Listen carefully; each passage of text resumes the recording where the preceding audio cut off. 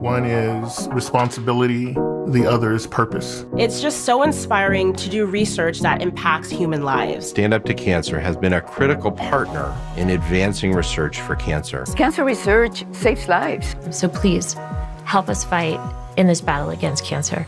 Be a part of the team that ends cancer at standuptocancer.org. At a time when children are in crisis, the Kids Mental Health Foundation envisions a future where mental health is a vital part of growing up. And support starts with all of us. At home, at school, at practice, everywhere kids are. The Kids Mental Health Foundation is the leading organization promoting mental health for children in the U.S. and has free tools and information developed by experts. Having those resources is the same as the CPR class to me. We're trying to save a life here. Check out kidsmentalhealthfoundation.org to get started. For those who have loved ones serving in the military, waiting is a way of life, whether it's by the phone or by the computer.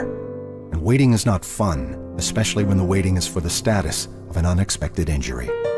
Fisher Houses give families of wounded warriors receiving care at military or VA medical centers a home away from home, so they can focus not on waiting, but on being together at a time of need.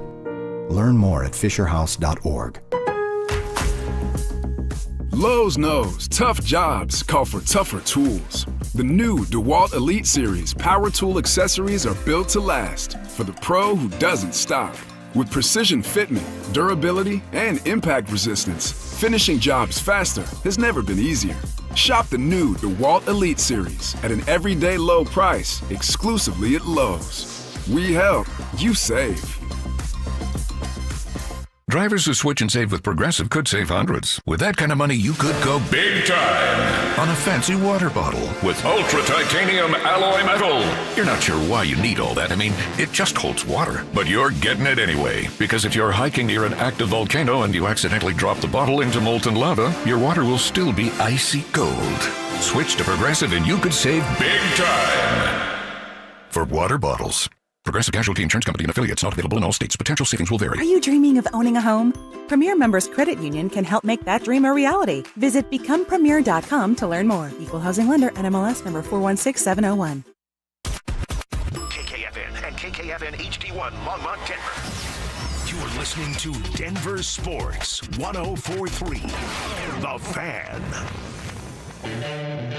Music history. I've now baptized you in the glory of Led Zeppelin. Brutal honesty. Today's just been a bad day for you, Mike. I don't know how else to put it. And some questionable taste. I do not heat up leftovers. Oh, my I only God. eat leftovers cold. It's Stokley and Evans with Mark Schlereth on Denver Sports 104.3. The Fan.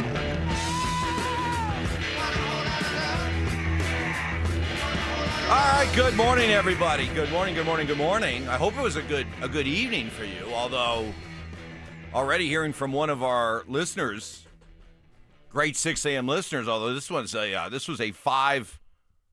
5:58 listener. Brandon Stokley said, morning, boys. I'm up before the sun, but feeling a little groggy today. Evans, I tossed and turned all night after hearing you say the Broncos and keep 6 receivers or 4 running backs. The cuts you want to make give me nightmares. Yeah, you were a little bit off yesterday. What do you mean off yesterday? Well, because I want to. No, you were talking be about strong up the middle defensively. We can do both. Lines of scrimmage, LOS. We can do both. But you were creating an issue that probably is not going to be an issue. Right, they're going to keep, like, if you have a stud defensive lineman that you love, you're not cutting him. You'll find a way to keep him, and you can still keep 6 wide receivers. So, like, you were panicking about something that I don't think is going to be an issue for the Broncos. Okay. I think they're going to be fine. All right. So I don't want you to lose any sleep over that. All right. They cut a defensive lineman or a front 7 guy who immediately gets scooped up by somebody. And then he turns out to be Aaron Donald. Then, look, I will tell you, hey, Mike, you were right. Thanks for saying the bar low. Aaron Donald. I will tell you, you were correct. They screwed up. Okay. But I don't think that's going to be an issue. I'll keep the receipts on that one. How you doing today? I'm doing great, Mike. How you doing? Big day today. Bittersweet day. Big day. Yeah? Moving my son into college. Oh, look at you. Getting ready to be an empty nester. But, going up to CSU today. Baby Ram. Moving my son in. Ambassador. And, Part two. Yeah. I mean, this is going to be different because I have a daughter who's all the way across the country. So we never see her, So it's like, hey, we'll see you at the holidays type thing. But having a kid now go to school basically up the road, what's that like? What kind of advice? What kind of advice can you give me and my wife? Yes, she exists. She's real. She is real. Well, I still haven't gotten confirmation on that. I'm still going off of what you're telling me. Stop the cap. I'll take some pictures up at CSU today. Well, it's that Photoshop. Could be a creepy. That could be a stand-in. Right. Could be paid. Wife for hire? Yeah. One day. I need you for the day. Pretty woman takes on CSU.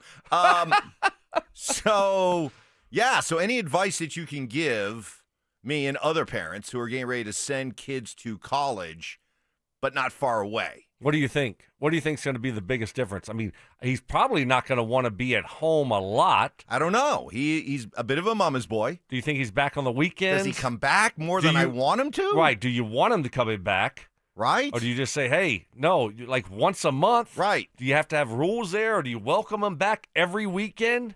Questions. Lots of questions. I need answers. I need advice. Ramslaw.com text line, 303-713-1043. Here you go. Stoke, this one's for you. Ground ball up the middle. This should do it. Around third. Here comes Tovar. Ball game over. Portobello's won it. The Rockies 4, the Dodgers 3. The 10-game losing streak is history. Drew Goodman with the call. As the Rockies win again, they snap a 10-game losing streak to the LA Dodgers. Always sweet to beat the Dodgers. Yes. They continue to play good baseball. What's that? 4 in a Yeah. 4 in a row and 6 out of 7. 6 out of 7? How about that? How about that? Look at our Rockies. How are we feeling about that? Well, I mean, we got to give you some credit. You went to the game. Like you got them going a little bit. Little bit. Feel good. I mean, I don't know if this is sustainable. I mean, they were on a 9-game losing streak before that, something like that. But hey, to your point, Mike, you were mad and upset that because it's such a great place to go watch a baseball game. If you have a competent team, a good baseball team, people will show up and support that team. And now they're winning, so a little bit too late. Times W. Right? Well, that's my point. But in order to get to the point where you're competent, unless you think this is a sign that things are turning around and this is the way it's going to be moving forward, I still subscribe to the idea that I felt at the beginning of the season that you can't be just bad. You got to be historically bad to create major change. And is this... They're screwing it up? Are they screwing it up? Oh, yeah. They probably won't be mentioned with the 1898 Spiders anymore. Right. They'll just be, with the 2024 White Sox. Exactly. Or a we bad don't want that. Tigers team. Or, yeah. I need something historical. I mean, I'm with you. 1911 type stuff. Yes. I mean, the Holy Grail is the 1899 Spiders. I mean, we can only hope for that, but that might be asking too much. We got a chance to hear from some of the young Bronco players following their really good preseason showing the other night against the Cardinals. How about Jonah Ellis, who continues to play really well coming off the edge? It's just exciting to go out there and feel more comfortable than I was last year. Not out there overthinking and just playing my game. And I feel like it's just a big step for me just to go out there and feel comfortable. He looks like a stud in the making. Yeah, and you could have not told me who that was, and I said, "Oh, is that Troy Franklin?" Okay. I mean, because I guarantee that's how Troy Franklin feels. Yeah, I see where you're going. Going into his second year, just feeling comfortable. Yep. Not overthinking things, and that's the difference between your rookie year and your second year. You just go out there and now you're playing football. Like those guys know they're NFL players. They know the system, know the scheme, know they belong. And you're just so much more comfortable. You're not overthinking everything. Jahdae Barron, the most under-the-radar Bronco first-round pick in recent memory, I mean, it's human nature to kind of always worry about what's going on over here, what's going on over there. But at the end of the day, it's all mental focus. Is just to try to stay mentally prepared as much as you can. But this whole unit, offense, special teams, defense, we all do a good job of just kind of doing our job. We kind of work and just keep working to do that and try not to make the same mistake that we made last weekend or whether we did in practice. So, again, this is what preseason's all about. This is what training camp's all about. Is he going to start? Yeah. He is. So who's out? Jaquan? Yeah. Barron in the slot? Yeah. I mean, that's, yeah. McMillan make the team? Oh, yeah. Oh, yeah. He's too good of a player not to make the team. He's got to make the team. The guy is a ball hawk. But I think Barron ends up starting, and but you got a great, capable backup in Jaquan. Coming up next, we'll hear more from Jonah Ellis, also Jarrett Stidham. Mike Klis is going to join us coming up at 6:45. By the way, you can't ask me a question and then right away tell me it's time to break.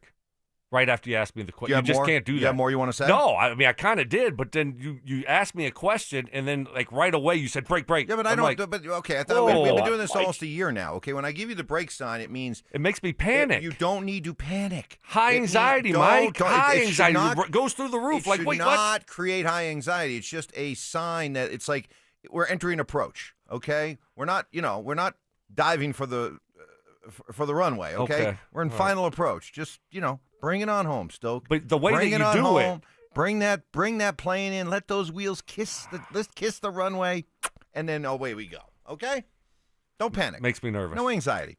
Coming up, has the Broncos preseason, what you've seen to this point, change your expectation for the regular season, good or bad? And I have a Lone Tree new stadium update for Stoke. Is he going to like this new information? That's next. Join us for the Fan Golf Tournament benefiting the Arthritis Foundation Colorado. Monday, August 25th at 1:30 p.m. at the club at Inverness. Don't miss this 4-person scramble, followed by dinner, awards, and a live auction with all proceeds benefiting the Arthritis Foundation Colorado. Book your foursome now at DenverSports.com/club. Denver Sports 104.3. The Fan.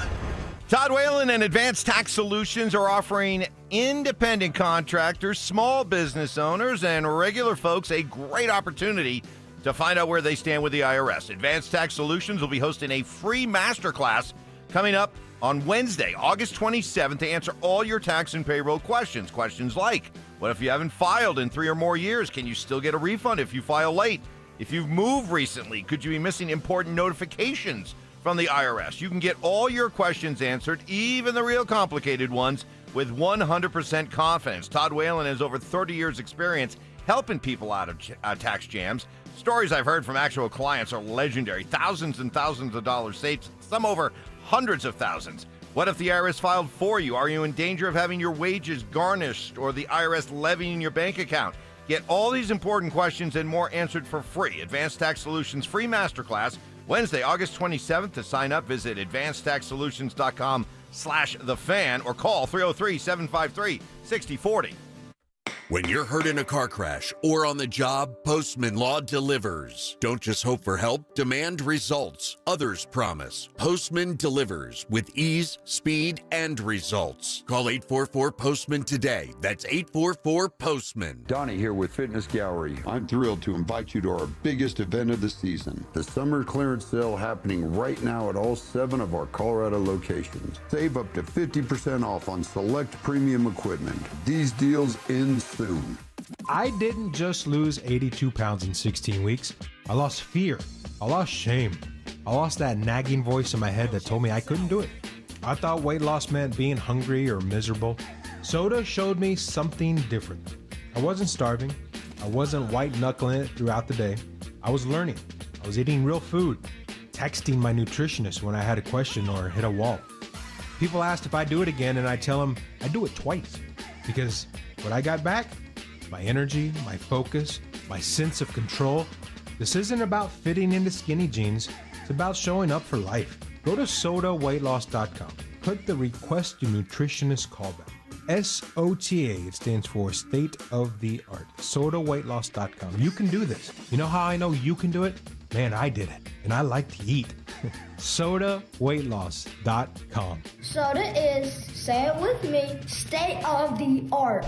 The right financial strategies can make a huge difference, especially if you're nearing retirement. Adam Mueller talks retirement strategies with Mile High Money. Saturday mornings at 8 on Denver Sports 104.3, The Fan. If you're considering sedation dentistry and want to learn more about it, Clarkson Dental can help. When it comes to your health, you want to make sure you know all the details. The highly trained professionals at Clarkson Dental have your answers. Learn more at coloradosedation.com. Excel Energy loves that the tree you want to plant is for birding. But before you start identifying warblers or digging up the perfect spot, you need to call 811 to ensure your project doesn't hit any underground utility lines. But while we've all mixed up a brown-headed cowbird and a gray catbird, you don't want to get shovels and utility lines mixed up together. Contact 811 at least 3 business days before you dig to ensure your projects avoid any underground utility lines. Learn more at excelenergy.com/811. Hey guys, Stokley here from my friends at 5280 Waste Solutions of Denver. Are you unhappy with your current trash removal and recycling company for your home or business? Do you have a project and need a temporary dumpster? Then call 5280 Waste Solutions. They're located right here in Colorado. So Colorado isn't just where they work, it's a place they call home. 5280 Waste Solutions guarantees your residential or commercial business trash pickup will be swift and on time. Go to 5280waste.com. 5280 Waste Solutions, your hometown brand. Right now, your customers are making buying decisions. The question is, will they choose you or your competitor? If you're not advertising, you're invisible. Or even worse, you're advertising but not getting results. You're wasting money. If your marketing efforts, or lack thereof, aren't delivering the results you need, go to DenverSports.com and click on the Advertise With Us button. Through audio, video, or online marketing, the team at The Fan connects customers with businesses every day. Head to DenverSports.com and click on the Advertise With Us button to start growing today. Your air duct cleaning experts, Ductworks. Hey guys, Mark Schlereth here. During these intense summer days, your air conditioner is working overtime to cool your home or your business. But did you know that dust and debris in your ventilation system can decrease airflow and make your AC work even harder? Clean Ductwork helps air conditioners run more efficiently, saving you money and keeping your indoor air fresh. Dirty ducts can cost you more in energy bills and repairs. Give Ductworks a call at 303-425-0985 or visit ductworks.com for a free commercial or residential estimate. Keep cool, save money, and breathe easy with your 5-star air duct cleaning expert. That's Ductworks. 303-425-0985. The Tree Farm's 50-cent tree sale starts Thursday, August 21st. Buy the first tree at regular price and get a second tree for only 50 cents. Choose from thousands of carry-out size shade trees, flowering trees, evergreen trees, and more. Buy one 8 to 10-foot tall Cleveland flowering pear for $299.50 and get another tree for 50 cents. That's 2 7-gallon trees for $300. Come see. I-25 to exit 235, then 5 miles west to the Tree Farm. Listen up, Denver. This hour's keyword is offsides. OFFSIDES. Text offsides to 303-713-1043 right now. And you could win a $50 Amazon gift card and qualify for the $1,000 grand prize. That's offsides to 303-713-1043. By texting, you agree to receive an automated marketing message from Denver Sports 104.3 The Fan. Message and data rates may apply. For complete rules or to enter the keyword online, visit www.denversports.com/keyword. Food critiques. I love chicken. I hate chicken salad. What? If you put chicken salad in front of me, I'd gag. Hard-hitting analysis. I took an Ambien on accident before practice, and that's what he looked like out there. And some constructive criticism. Reminded me of the show that Mike had yesterday. Just a little off, not completely there. You were like, Mike, are you going to take control of this show? Like, how many times did you have to say that yesterday? It's Stokley and Evans with Mark Schlereth on Denver Sports 104.3 The Fan. That was from a show long ago, but it sounds like you believe that would apply to how I was yesterday. No, I wasn't. You weren't. You were just panicking for no reason. You were just making something big out of nothing. The Broncos are going to be fine. They're not going to let go of a great defensive lineman or a guy that's going to be a great player to keep a sixth receiver. If anything, Mike, they're letting go of a special teams guy that you never heard of. They're fine. When you get to some of these, we were talking about Jaquan McMillan, you said that you think Jahdae Barron will start in the slot, but you'd still hold on to McMillan. But what if some of these guys who get beaten out, what if they still have trade value? Do you hold on to these guys because, hey, injuries happen, depth is important, or do you take advantage of their value still being high? Well, yeah, that's a great question, especially somebody like Jaquan. He's played in a lot of games. He's made a lot of big plays. I mean, he just makes plays. It seems like, okay, yeah, they throw a ball over his head for, a big play, but then, a series or two later, he's making an interception. So what kind of value does he have? And would you rather keep him for depth, or do you just move on? I mean, is it worth trading him for a 5th-round pick? If that's what you would get, no. 4th? Ooh. Probably depends on who the team is. Is it somebody that figures to pick earlier in the 4th round?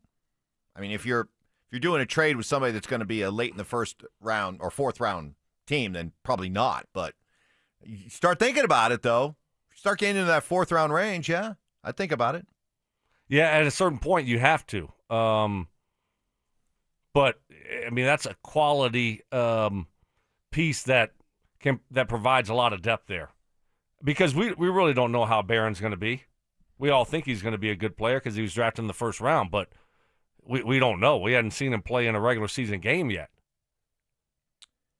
Mike Klis is going to be joining us coming up at 6:45. He put out a story yesterday on Twitter. He has this. Lone Tree Mayor Marissa Harmon, quote, conversations with the Broncos have been exploratory and productive. Went on to say the team's vision, an activated year-round destination integrated with transit, walkable streets, and first-class mobility, aligns with the long-standing plan for the Lone Tree City Center near I-25 and E-470. Why are you smiling when you're saying this? Because this is like to hear that. This is your worst nightmare. It really is. It really is. Look, I mean, I think what you're seeing here is if downtown and the politicians don't wake up, downtown Denver, and don't get their stuff in order, then guess what? We'll go to Lone Tree. Right? You got leverage. You got leverage here. Obviously, Lone Tree sounds like they really want the Broncos and probably making things really easy for the Denver Broncos. Whereas downtown, it seems like it's a little bit more difficult, Mike. Mm-hmm. And so it's like, okay, if you don't want to play ball with us, we're going to go to the Tree. Is the Tree being used as leverage? Well, do you think that they would rather be downtown? But if you're talking about a big-time, sprawling entertainment complex that is year-round accessible and features all-purpose sports stadium, not just a football stadium, but an all-purpose sports stadium right in the middle of it, Tree might be the place to go. Yeah. A lot of room to work with out there. Exactly. And, at a certain point, I think you just get tired of all the hassle. Sure. And if you have somebody in a different place that is willing to work with you and help you out as much as possible, I mean, doesn't that make sense?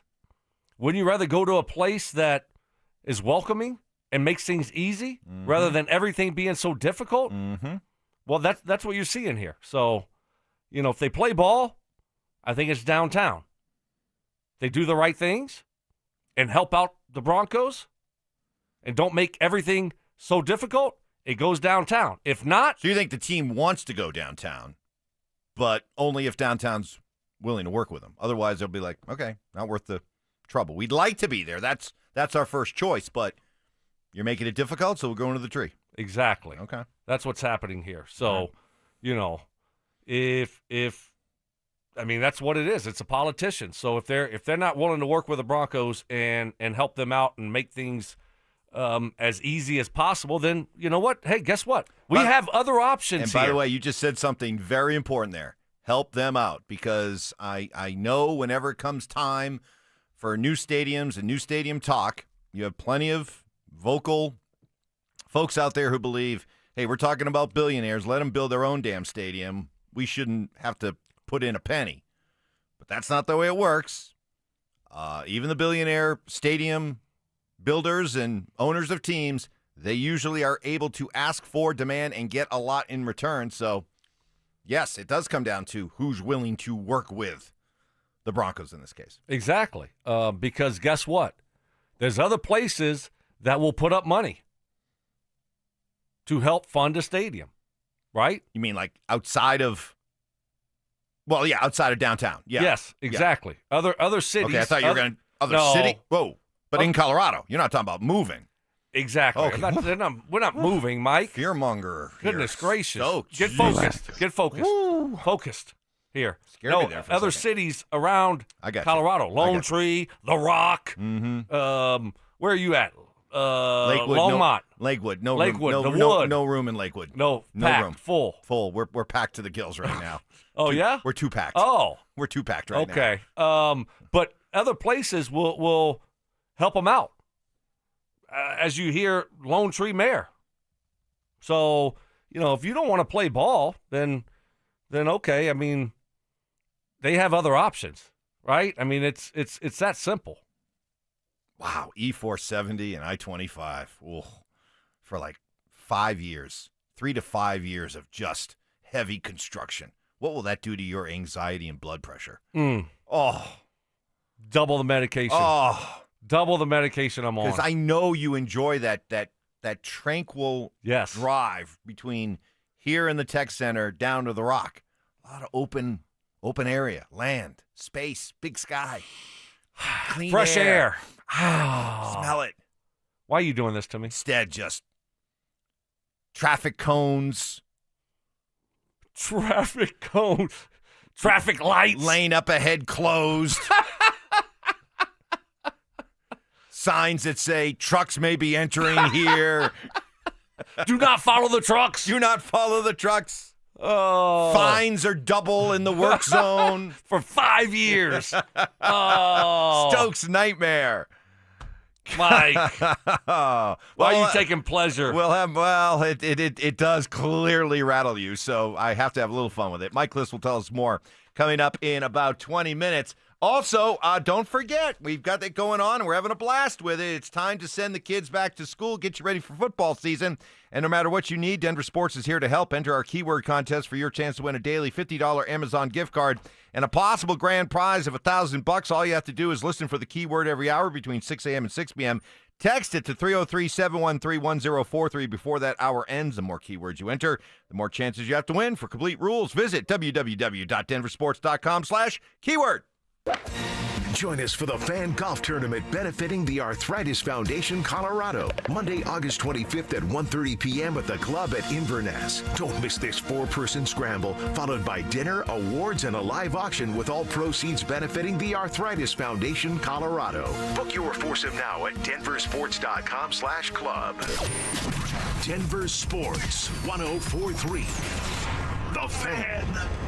All kinds of potential plumbing problems out there lurking in your home or business. Copperhead Plumbing here to help you out of any jam. Leaky faucets, clogged drains, malfunctioning outdoor water features, sprinkler issues, water softeners, water heaters, main sewer lines, sump pumps. Whether it's residential or commercial, emergency services or routine maintenance, Copperhead Plumbing has been reliably serving Colorado since 2007. Now's the perfect time to take care of that plumbing work you've been putting off. Avoid the fall scheduling crunch. Schedule your service now. And as someone who once came home to unexpected water damage, I highly recommend the Moen Flow Smart Water Shutoff System. Monitor and protect your home from unexpected and costly water damage right from your phone. Hey, with Copperhead Plumbing, you get a fleet of licensed technicians who go through thorough background checks and continue their education with monthly training. So call today and make that appointment, 303-552-3491, and at CopperheadPlumbingInc.com. They plumb different. They plumb custom. You still have 40 million plus vehicles globally that are driving around with a potential ticking time bomb, a grenade in either their steering wheel or their dashboard. When we look to what injuries may have transpired from a defective airbag, we generally see loss of vision in an eye, or we see facial lacerations. We also see hearing loss. Unfortunately, we started seeing death after death after death. When that passenger airbag exploded, it basically degloved his entire face. He lost his nose, he lost his right eye. The type of catastrophic injuries that one is more accustomed to seeing in a Hollywood movie, and not something from a device in an automobile that's supposed to protect you. Morgan & Morgan has a national reach in terms of handling and prosecuting cases. Notwithstanding the team of lawyers that we have collected that focus only on product liability day in and day out. Morgan & Morgan. Visit us at badairbags.com for an office near you. Prior results do not guarantee a similar outcome. A noisy garage door is a cry for help. Hi, I'm Tommy Mello, owner of Don's Garage Door Service. Most repairs are simple, but if left untreated, they can turn into costly repairs. Your garage door works hard every day, and a little maintenance goes a long way. We fix garage doors fast with quality parts designed to last a lifetime. Over 90,000 five-star reviews don't happen by accident. They happen by putting people first. Fixing your garage doors is what we do. From repairs to upgrades, call Don's Garage Door Service today. Why wait for the weekend? Twin Peaks is serving up scratch-made food and pouring cold drinks every night after dark. Come experience the best late night in the league any day of the week, only at Twin Peaks. Eats, drinks, scenic views. I'm the happiest man in Colorado today. Yep, that's an actual quote from Alan, a 303 Law 4040 client, when he picked up a settlement check after we settled his case for $125,000. You know, the funny part is, at our first meeting, Alan actually said, Dan, I don't even know if this case is worth your time. Now, Alan's like a lot of people who call us at 303 Law 4040. He wasn't looking to get rich, but he was in pain, and he didn't know where to turn. You might be like Alan, not looking for $1 million, but you were hurt, and it wasn't your fault, and you have no idea what to do.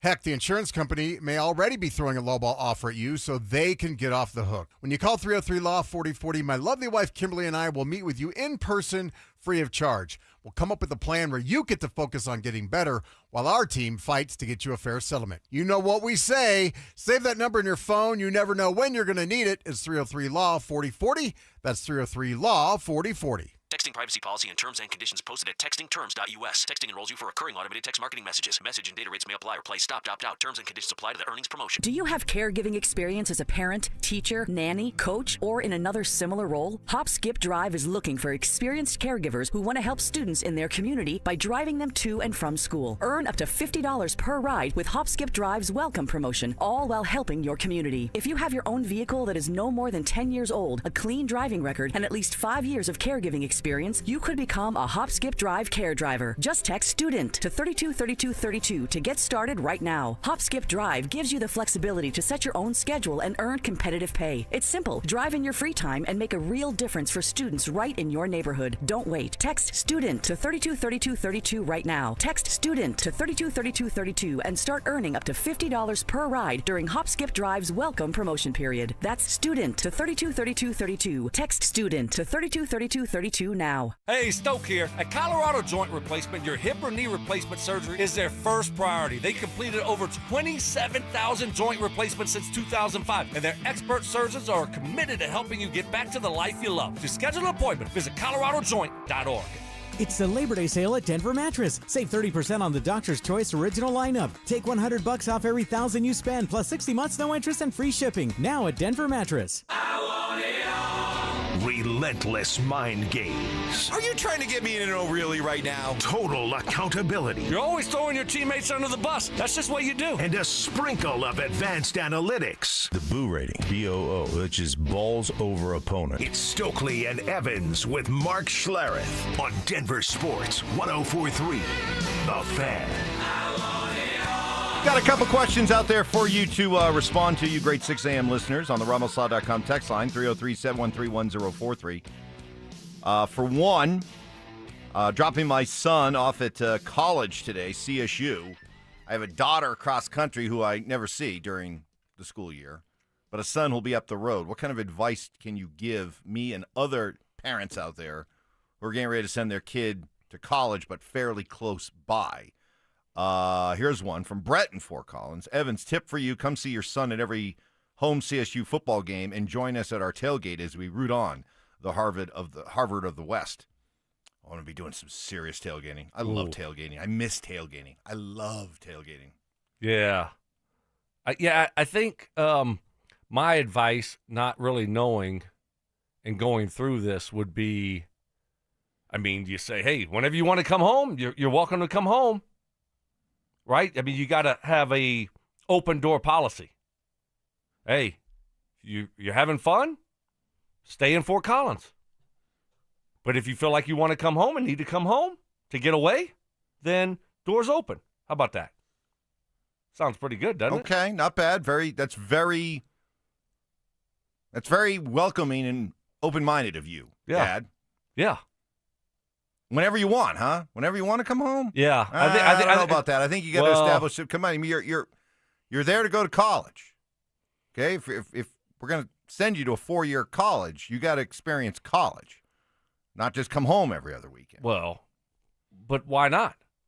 Then go to school right around our house and live at home. If you're that determined to be at home. Well, here's the other thing that you need to remember. This is first time being away. So, you don't want to say, hey, no, you have to stay there. You can only come home once a month.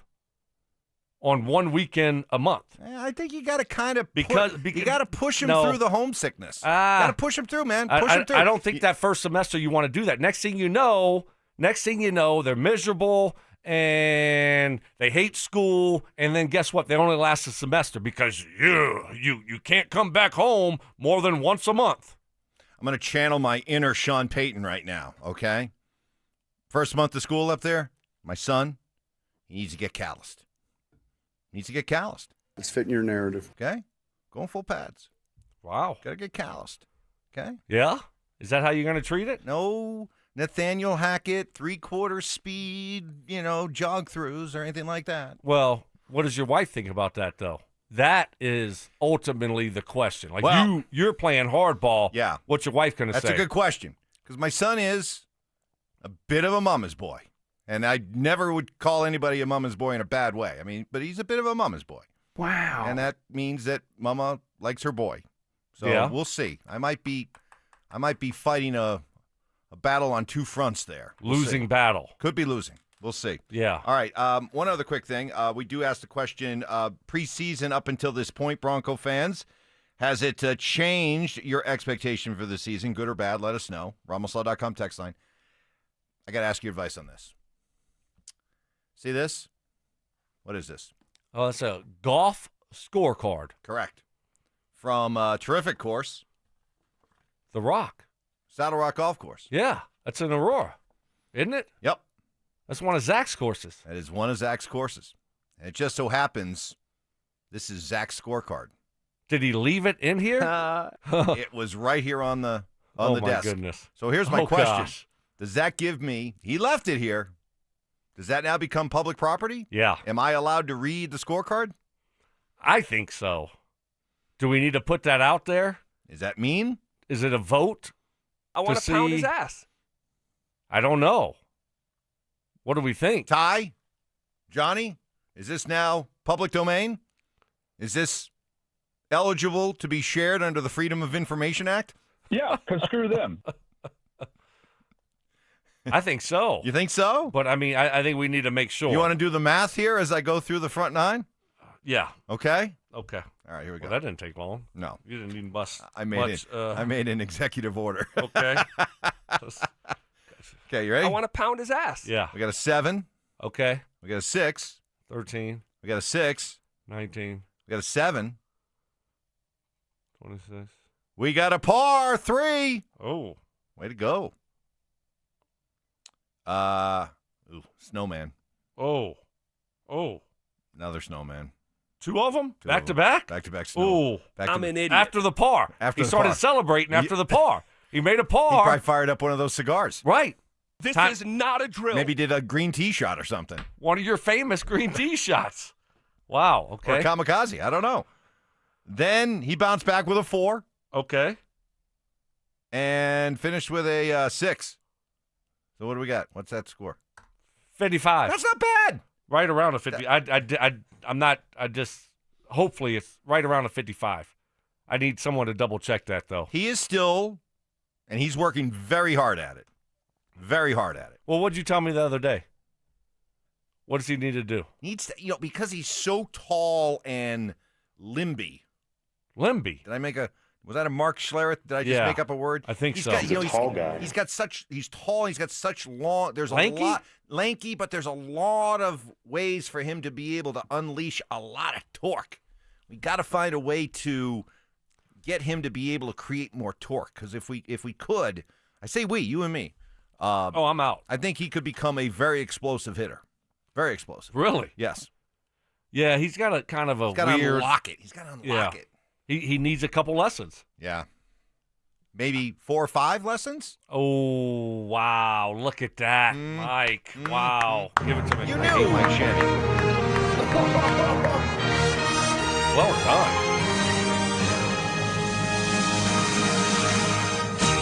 Come on, you knew how this was going to finish. Some variation of it. Is that all he played was 9? Well, maybe he thought after 9 that was enough. That was it. Yeah. But hey, I think he'll be the first to admit he's trying to become a break 100 golfer. So yeah, 55. He's gotten a lot better. 55 on the front. So not to keep working at it. Oh yeah, he will too. He's very, very determined. I respect that. Yeah, but I think you're right. He needs a couple lessons. He does. Because if you get that down, then you can make a big jump, big leap. Yeah, you big can't. Leap. For anybody who's taken up golf, you can't try to do this self-taught. You just can't. No, you can't. Take the lesson. Suck it up. Treat yourself. Birthday, whatever. Take the lesson. It'll help. Yep. Speaking of golf, who would like to golf with me and Mark Schlereth? Here's your chance. This is going to be awesome. We are auctioning off an exclusive opportunity for you and a friend to golf with us at the Fan Golf Tournament benefiting the Arthritis Foundation Colorado, coming up on Monday, August 25th at the club at Inverness. I've played in this tournament before. First class, great golf course. You're going to have a terrific time. Plus, hang out with us, talk sports. Mark will tell you all his stories that you've heard many times. No doubt you'll hear about, who is this coach at Washington? The Regal guy? Oh, Joe Gibbs. Joe Gibbs. You'll no doubt hear about Joe Gibbs. Oh, 3 or 4 Joe Gibbs stories. Arnold. Schwarzenegger, Chris Hemsworth, his soap opera days. Mouse nuts. Tighter than mouse nuts. That will be something that will at be some brought point. Up. Yeah, that will be said. And we'll talk about now the new one. The new one, Evans, is the running backs need to. They haven't hit the. Not angles. Entry points. Yes, entry points. That's a big one for him. How many times did he mention entry points today? Hit the tight end's hip. Yes, right on the tight end's hip. Entry point. Harvey. Yes. It just wasn't entry point. If he hit the entry point, it would have been in touch. So we'll see entry points. Big topic of discussion. Play the entry point drinking game with us starting at 8 o'clock. Head to DenverSports.com/bid to enter the silent auction. Hurry up. You have a limited time to enter as the auction closes on August 20th at 6 p.m. Mike Klis joins us coming up next. Join us for the Fan Golf Tournament benefiting the Arthritis Foundation Colorado. Monday, August 25th at 1:30 p.m. at the club at Inverness. Don't miss this 4-person scramble, followed by dinner, awards, and a live auction with all proceeds benefiting the Arthritis Foundation Colorado. Book your foursome now at DenverSports.com/club. Denver Sports 104.3. The Fan. Stoke here for my friends at Rocky Mountain Men's Clinic. Fellas, this is the time when you should feel your best rested, sharp, full of energy. But if you feel like you're missing a gear lately, low testosterone might be to blame. Rocky Mountain Men's Clinic, they're experts in treating low testosterone and other men's sexual health conditions. They successfully treated men for low T. And the best part about it is the difference that those treatments can make in your life, fellas. Most men wait a year or longer to get treated. Don't procrastinate. Start taking your health seriously again. And did you know early to your mid-30s, fellas, you start losing 2 to 3% of your testosterone production every year. And it happens gradually. And before you know it, you just don't feel like the same person that you did in your 20s or 30s. My friends at Rocky Mountain Men's Clinic, they serve the Front Range of Colorado for nearly a decade, and they successfully have treated tens of thousands of men. They have 5 locations right here in Colorado to serve you. Fort Collins, North Denver, Central Denver, Castle Rock, and Colorado Springs. Call 720-440-7900. That's 720-440-7900, or you can find them online at RockyMountainMen'sClinic.com. This is Rob Wilhite of the Wilhite Law Firm. If you've been injured in an accident, you want Wilhite. Colorado drivers know that when they're hit, we hit back harder. Get your free case review right now. Just call 303-GOOD-LAW today or visit WilhiteWins.com and win big with Wilhite. Hey, it's Zach here. This August, revamp your home with free gutters when you replace your siding with premium James Hardie products. No payments and no interest for 24 months or 0% interest for 5 years. 5280 Exteriors, a President's Club elite contractor. 5280 Exteriors, the altitude of quality. Actual price will depend on product and subscription plan. Featured products are compounded drug products, which the FDA does not approve or verify for safety, effectiveness, or quality. Prescription products require an online consultation with a healthcare provider who will determine if appropriate. See website for details, restrictions, and important safety information. Want a boost in and out of the bedroom? Hims has you covered. Introducing a new 2-in-1 approach to level up your game. Tadalafil for better bedroom performance and zinc for testosterone support. Put it all together and you've got what you need to turn things all the way up. Getting started is simple. Just go to hims.com/joy to start your free online visit. Through Hims, you can access ED treatments including pills, chews, and more. 100% online.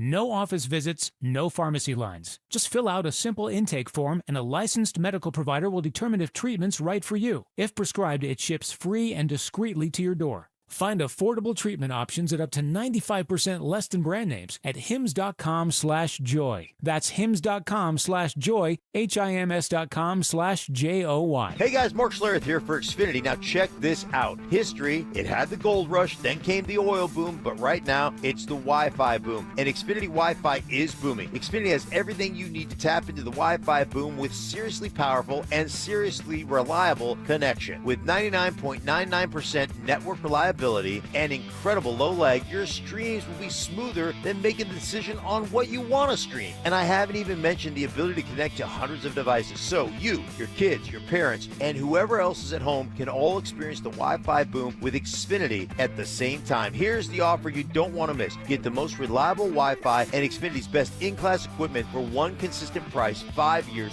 guaranteed. It also includes unlimited data with no annual contract, all with 5-year price guarantee from Xfinity. So go to Xfinity.com, call 1-800-XFINITY, or visit a store near you today. Restrictions apply. Not available in all areas. New residential customers only. Select plans only. Xfinity Gateway with XFi complete required for unlimited data except in certain areas. Most reliable Wi-Fi based on Open Signal Awards USA. Fixed broadband experience report August 2024. Actual speeds vary. Delusional confidence. I'm tougher than Mark. Strong detective work. Something was way off with him, like some kind of bad gummy bear or something. I don't know. It was just Gummy bear. And personal hygiene. Holy Moses. You guys excited about showering. It's Stokley and Evans with Mark Schlereth on Denver Sports 104.3 The Fan. All right, we got a lot of ground to cover with our 9 News Bronco insider, Mike Klis, brought to us by Fitness Gallery. He joins us now. Mike, good morning. I'll jump right in. Any updates? Anything set to happen with a new contract for Nick Bonito? The last I heard, I got feedback in my ear there, guys. The last I heard was no, nothing, no update on that. They continue to talk. I think they're not that far away. Benito's been real professional about it. He's going about his business. I think he'll be on the practice field today. Maybe not in pads, but I'm not sure about that. But I still think it's going to get done at some point, and I wouldn't be surprised if it's done before the start of the regular season. Yeah, that would be good news. Mike, stadium update. What's the latest on Broncos possibly their new stadium? Yeah, there's basically two in the running. I do think Burnham Yard is definitely the front runner, the preferred site. But there's a lot of hassles involved with that. It's owned by the state. You've got Denver Water, which is the city. You've got some people that maybe don't want to sell their parcels there, so it's complicated. That is the preferred site, but it's there's politicians involved, and so the Broncos and they have checked out Aurora. I think Aurora is definitely running third out of if it's a 3-horse race, and then Lone Tree. Lone Tree's got a lot to offer. A lot of land out there. It's not a bad place to put it. I know it's debatable. If you put it in Lone Tree, I've seen the comments. It seems like it's 50-50. People would hate it there, and people that think it would be a lot better than going to the heart of downtown.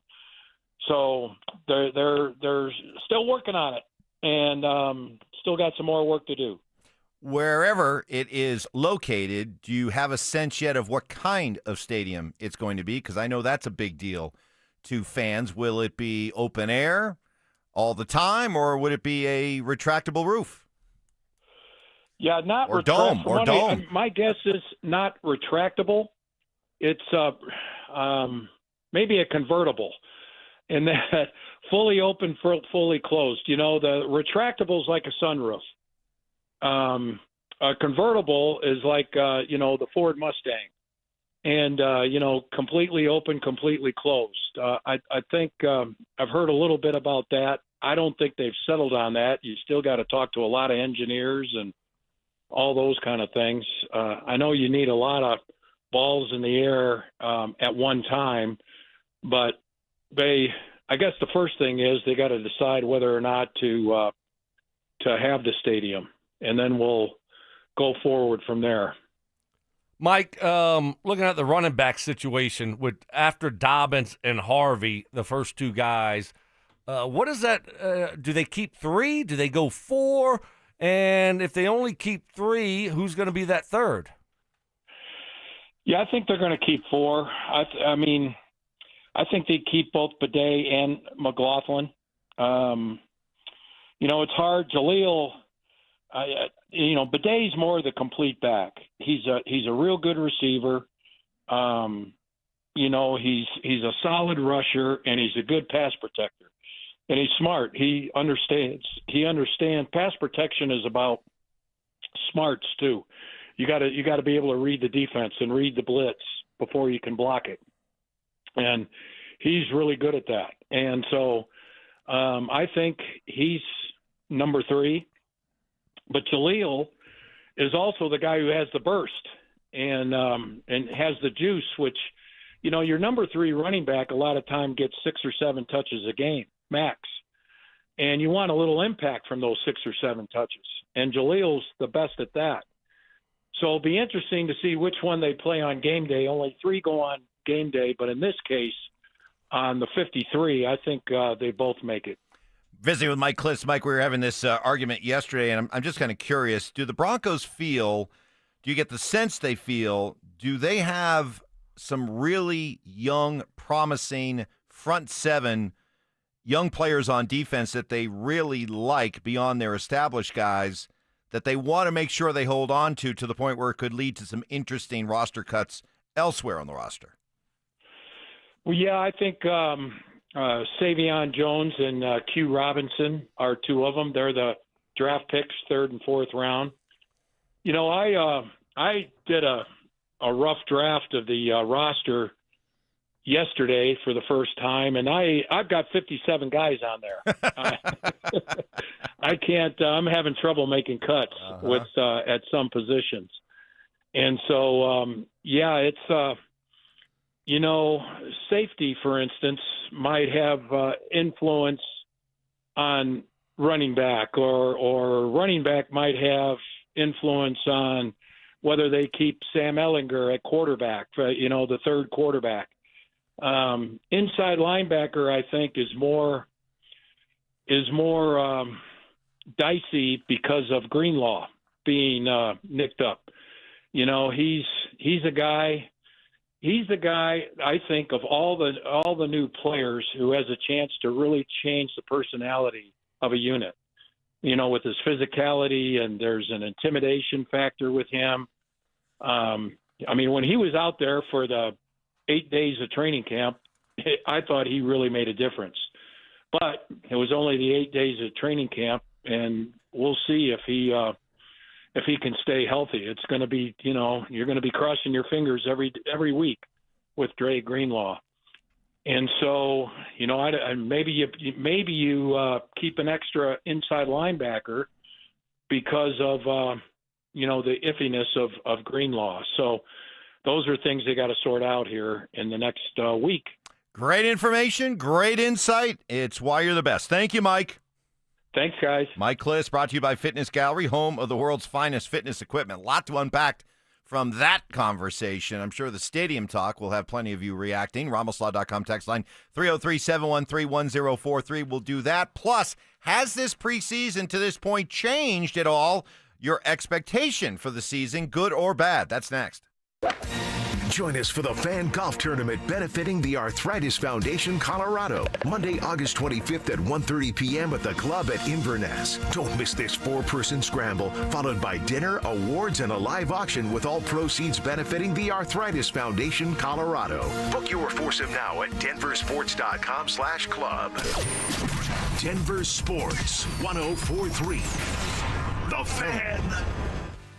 Fellas, what is happening? Stoke here from my friends at Embers Golf. You got to get over there and try the new Srixon irons. They're the #1 iron, making the most waves right now in the golf season. They're taking over the tour. Hideki Matsuyama, Seb Straka, Ryan Fox, they're all playing it. So are J.J. Spahn, Keegan Bradley, and Andrew Novak. All winners this year on the PGA Tour playing the new Srixon irons. They got the ZXi5 and the ZXi7 irons. They're perfect for mid-handicappers and better players also. You can get a full fitting over at my friends at Embers Golf right there in Westminster. I went down there, and I'm telling you, it's the absolute best. Trevor and Tate, they're going to get you taken care of just like they did for me. I got a full fitting of clubs, 3-wood, driver, all my irons. And what separates Embers Golf from every other golf shop is it's a small family-owned boutique-style golf shop that has everything you need from all the major and smaller brands also. So make sure you stop by Embers Golf for all your custom golf fitting needs from top to bottom of the golf bag. So to book a fitting just like I did, go online to embersgolf.com. That's embersgolf.com.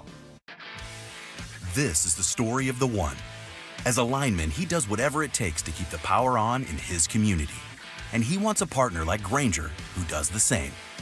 Grainger offers the professional-grade products he needs, from voltage detectors to harnesses to hard hats, plus fast, dependable delivery, so he can rise to every challenge. Call 1-800-GRAINGER, click Grainger.com, or just stop by. Grainger, for the ones who get it done.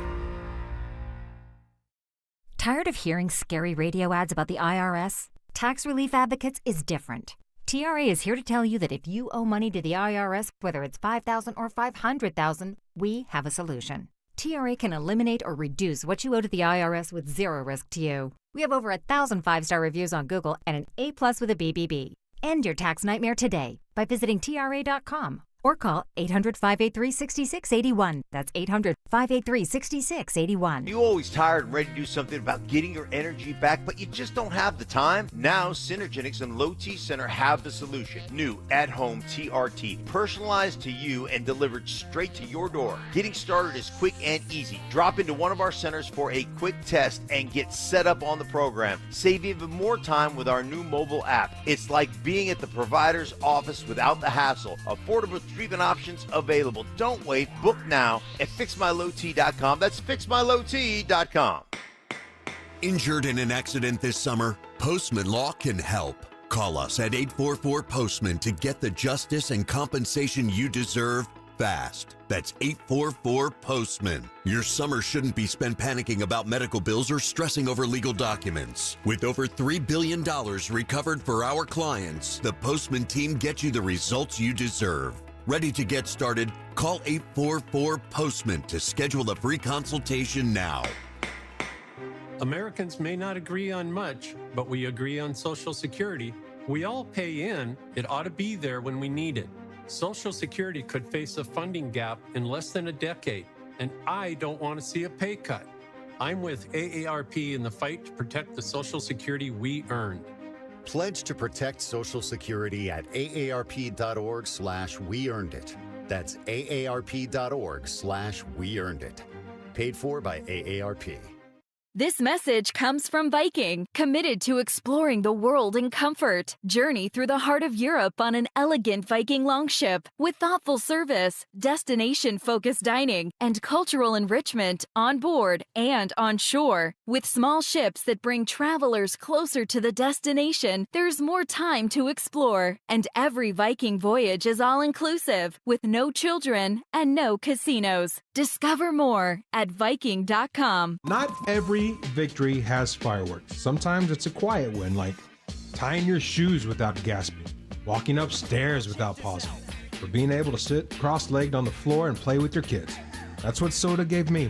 I lost 82 pounds in just 16 weeks. And with it went the weight, the aches, the excuses. But what I gained, confidence, energy, time, and a version of myself I thought was long gone. Soda didn't overwhelm me with rules or leave me starving. I ate real food. I learned what my body needed. And the personal nutritionist, game changer. They were there with answers, encouragement, and real solutions. If you're looking for your own quiet win, this is your moment. If it worked for me, it will work for you.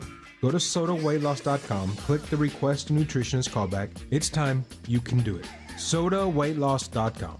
SOTA, sodaweightloss.com. Soda is, say it with me, state of the art. Texting enrolls you in a recurring automated marketing text messages. Consent not required to purchase. Message and data rates may apply. The team's looking good this season. I think so. Man, I miss playing football. Being young with unlimited energy to burn. Ever since I turned 40, I just can't find that fire I used to have. Think it could be lower testosterone? What do you mean? All guys lose their edge when they turn 40. The body has less testosterone. That's why I take Nugenix Total T. I've heard about Nugenix. That really works? Since I started taking Nugenix, I'm lifting like when we played for Coach Carter. I feel more energized at work. It's even spiced up things between me and the missus. Are they still giving out complimentary bottles for people to try? Yep, send a text. It's that easy. Text FORCE to 42424 right now for your complimentary bottle of Nugenix Total T. It's the #1 selling testosterone-boosting brand at GNC and Walmart. Do it now, and they'll also send you a bottle of Nugenix Thermo X, their newest, most powerful fat burner ever, absolutely free. Text FORCE to 42424. That's FORCE to 42424. These statements have not been evaluated by the FDA. This product is not intended to diagnose, treat, cure, or prevent any disease. It's the Labor Day sale at Denver Mattress. Save 30% on the Doctor's Choice original lineup. Take $100 off every $1,000 you spend, plus 60 months, no interest, and free shipping. Now at Denver Mattress. KKFN and KKFN HD1 Longmont, Denver. You're listening to Denver Sports 104.3. The Fan. Give me fuel, give me fire, give me that which I desire. Bold takes. I would put my fajitas up against any Mexican restaurant. Active listening. You weren't listening to a word I just said. Plus, a little number crunching. What's 12 minus 1? I mean, 12 minus 11. 1. This is why math confuses me. It's Stokley and Evans with Mark Schlereth on Denver Sports 104.3. The Fan. Math confuses me, too. It's why I have Johnny Fever working on a math problem for me. Hopefully, he'll have the answers here in just a couple of minutes, because I'll need it. I want it. Good morning, everybody. Welcome in on this Tuesday morning, right after 7 o'clock. Beautiful morning. Mark will be along an hour from now. He's out in New York City cleaning out his apartment that he's been living in the last year. How long does it take to clean out an apartment? Can't be that long. Can't have that much stuff Especially there. when you have Mrs. S there. Right. Taking charge. Yeah. I mean, you're not all day. You're just, that's what you're doing. How much stuff does he have there? He said he gave away a lot of furniture. It's got to be a quick process. Think he's milking the week in NYC? Yeah. I wonder if he's just taking time to hang out. Say goodbye? Yeah. Visit all his old haunts? Right. That he's become familiar with the last year? All his old diner stops. Ooh. We'll have to get a Save the Button challenge. Oh, that's what you said. You told him if he comes back the same, it's a win. In this case, playing for the tie is good. That's right. But I'm not sure. A week in New York, some good restaurants there. Probably some places he got real friendly with. Yeah. You know what I mean? Yeah. That's going to be tough. We'll see. We'll get an update later. He'll join us coming up right after 8 o'clock. I'm curious. This is actually a question that Stink proposed, and I'll throw it out there to you and everybody else. Has this preseason, based on what you've seen to this point, changed your expectation for the season at all, good or bad? Let me go first because yours is the answer that I think most people are curious about. Mine hasn't changed at all. I went into this thinking that the Broncos were an 11-win football team and that they would challenge and beat the Chiefs in the AFC West. Nothing has changed when it comes to that prediction. I'm still with it. 11-6, win the AFC West. What about you, Brandon Stokley? Because I think when we started this, you were 9-8, 10-7? I think 10. 10? Yeah, 10-7. But you were okay as if they didn't make the playoffs but went 10-7 because you'd still probably feel like they were going in the right direction. Has this preseason changed your expectations at all? No, not at all. It's preseason. We're watching a lot of backups, which the Broncos have very quality backups, but most of those guys we're not counting on to win us football games. So, no, I still have the same expectations and the same thoughts when you look at preseason. Obviously, you can't put too much into what happens in preseason games. We see teams do great in preseason, terrible in the regular season, and vice versa. So it shows the Broncos' quality depth, but that doesn't win them football games during the regular season. So what have you seen for the starters? Not a lot. I mean, defensively, I've liked what I've seen, but again, we didn't see anyone in Game 2. Game 1, we saw, 3 drives from the defense. They gave up 1 touchdown, and then they were fine after that. Offensively, 0 for 3. Field goal, that was it. We didn't see them last week. So I haven't seen enough from the starters to say, oh, my gosh, yes, I'm definitely thinking this is going to be much better than I thought when training camp started. So incomplete grade, too incomplete to be able to change I still have your questions. preseason opinion one way or another. Yeah, I still have questions about the passing game. Still a little bit of a concern for me. Specifically? Explain yourself. The passing game. Well, just give me a little bit more nuanced answer. Come on. Go dig deep for me. What else do you want? I don't know. It needs to be more consistent. I like these wide receivers. I like Franklin. I like Bryant. Obviously, Cortland Sutton. I think Ingram's going to help, but has it taken enough of a jump, enough of a step forward from last year to be a little bit more consistent? Running game also still a little bit, incomplete, right? Haven't seen enough of it to say, yes, I think it's going to be a great run. It's going to be better, but I haven't seen enough to say, oh, yes, this is going to be a really good running football team. And offensive line. So there's a lot of questions for me offensively that I think they'll be fine, but until I see it and until I see them go out there and do it, I'm a little bit nervous about it. Just had Mike Klis on, our 9 News Bronco insider. We asked him about the stadium update, and he said that the downtown destination, which is right off I-25 and 8th Ave exit, is the Broncos' preferred spot. They've bought up a bunch of land there, but a lot of hurdles, a lot of red tape, a lot of bureaucracy to deal with. Sounds like the fallback, and perhaps being used as leverage on downtown, is Lone Tree around the E470 I-25 area, much to Brandon Stokley's chagrin, because that's a whole lot of construction upsetting his tranquility. Yeah. But the other thing that came out of that was interesting. Mike seemed to think that as of right now, it's either a open-air stadium all the time, permanent open air, that's the way it's built, like right now, or permanently domed, closed. That retractable roof doesn't really seem to be in play right now. Ugh, I don't like that. Daddy don't like. I want the retractable roof. I want the option on a beautiful day. Let's have it open. Beautiful night. Let's have it open. But I do like the idea that, if you're playing a playoff game in late January against the Baltimore Ravens and the wind chill is, 10 below, I'd like to be able to close the roof so that my quarterback can feel his fingers and throw the football. Thanks a lot, Mike. Yeah. Sorry to bring up a painful memory, but it's No, true. you're not sorry. Look, you're not sorry. No, I'm not sorry.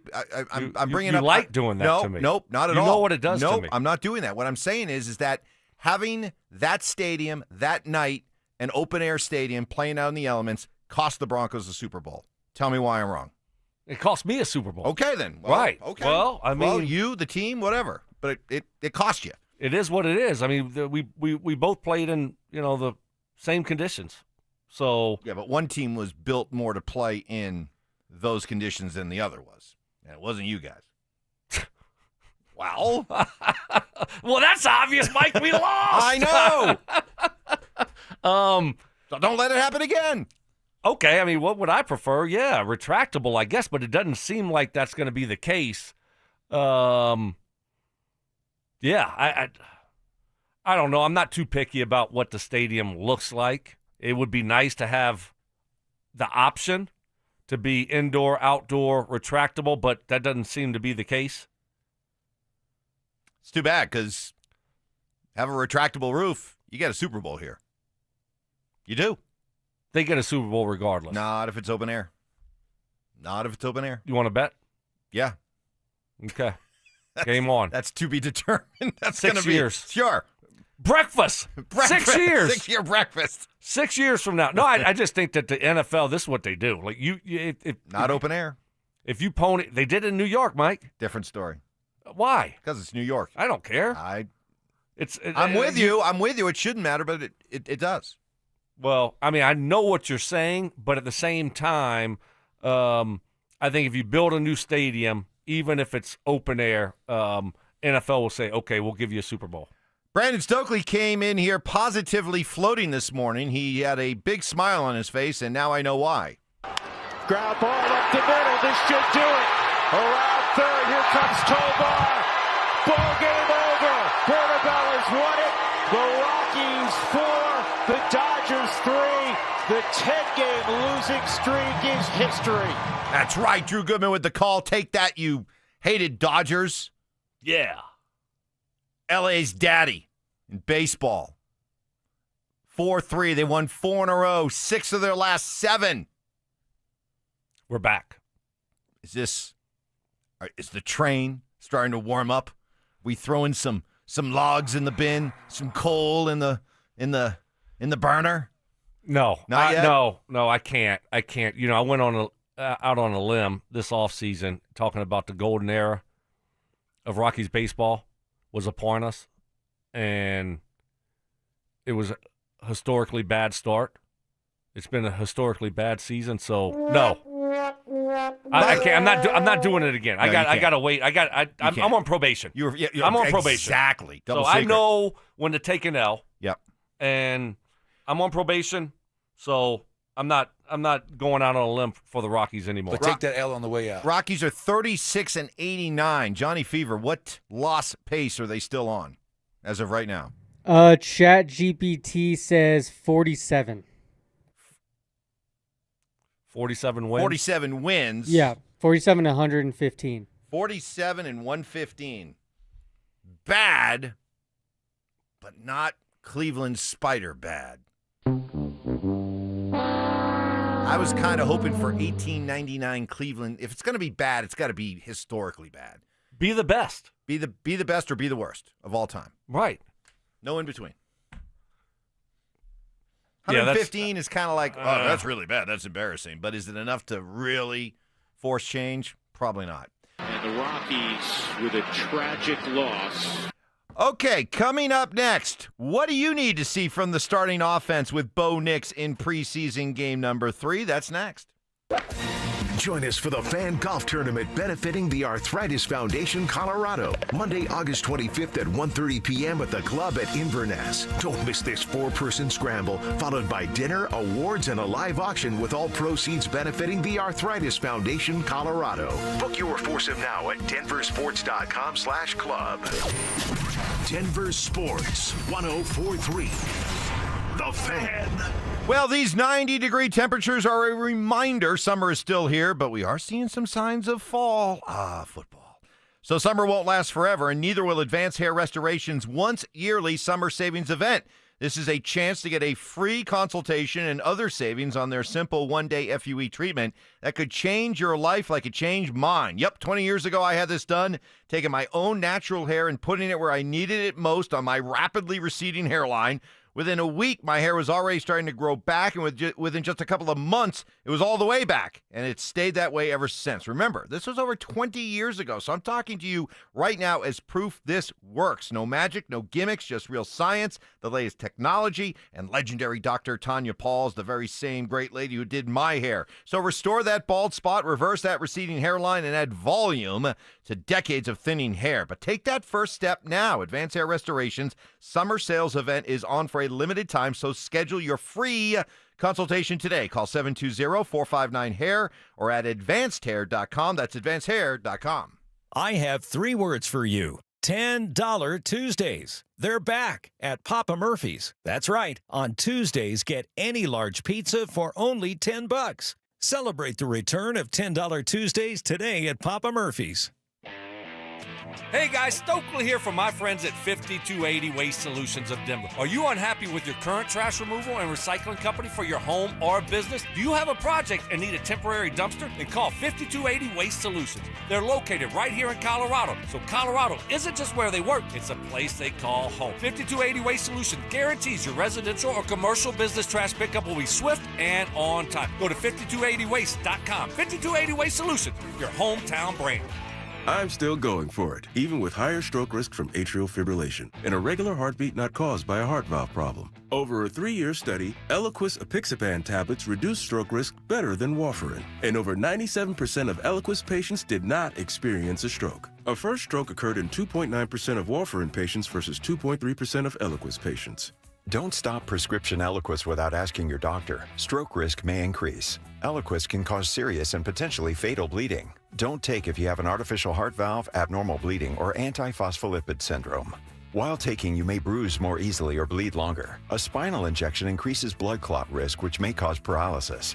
Get medical help right away for unexpected bleeding or bruising, or back pain, tingling, numbness, muscle weakness, or incontinence. Aspirin products, NSAIDs, SSRIs, SNRIs, and blood thinners increase bleeding risk.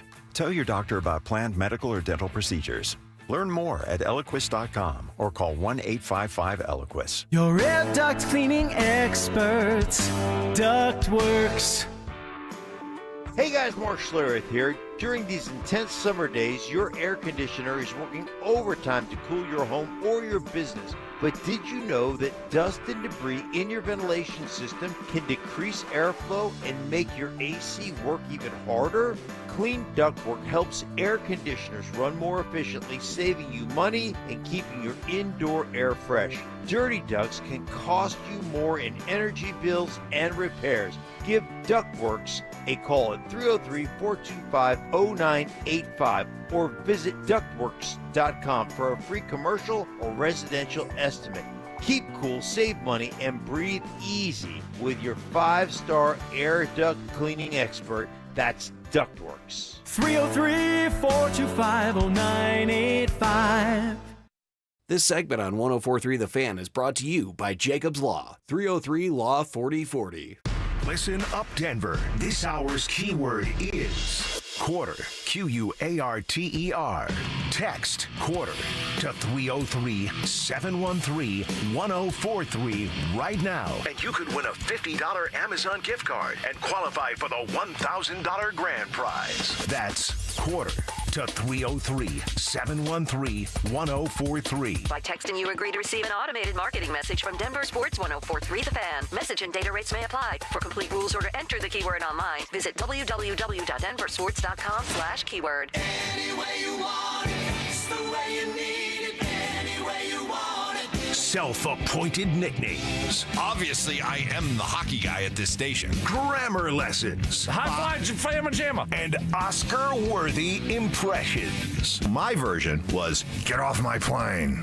Okay. yours was, Get off my plane. It's Stokley and Evans with Mark Schlereth on Denver Sports 104.3 The Fan.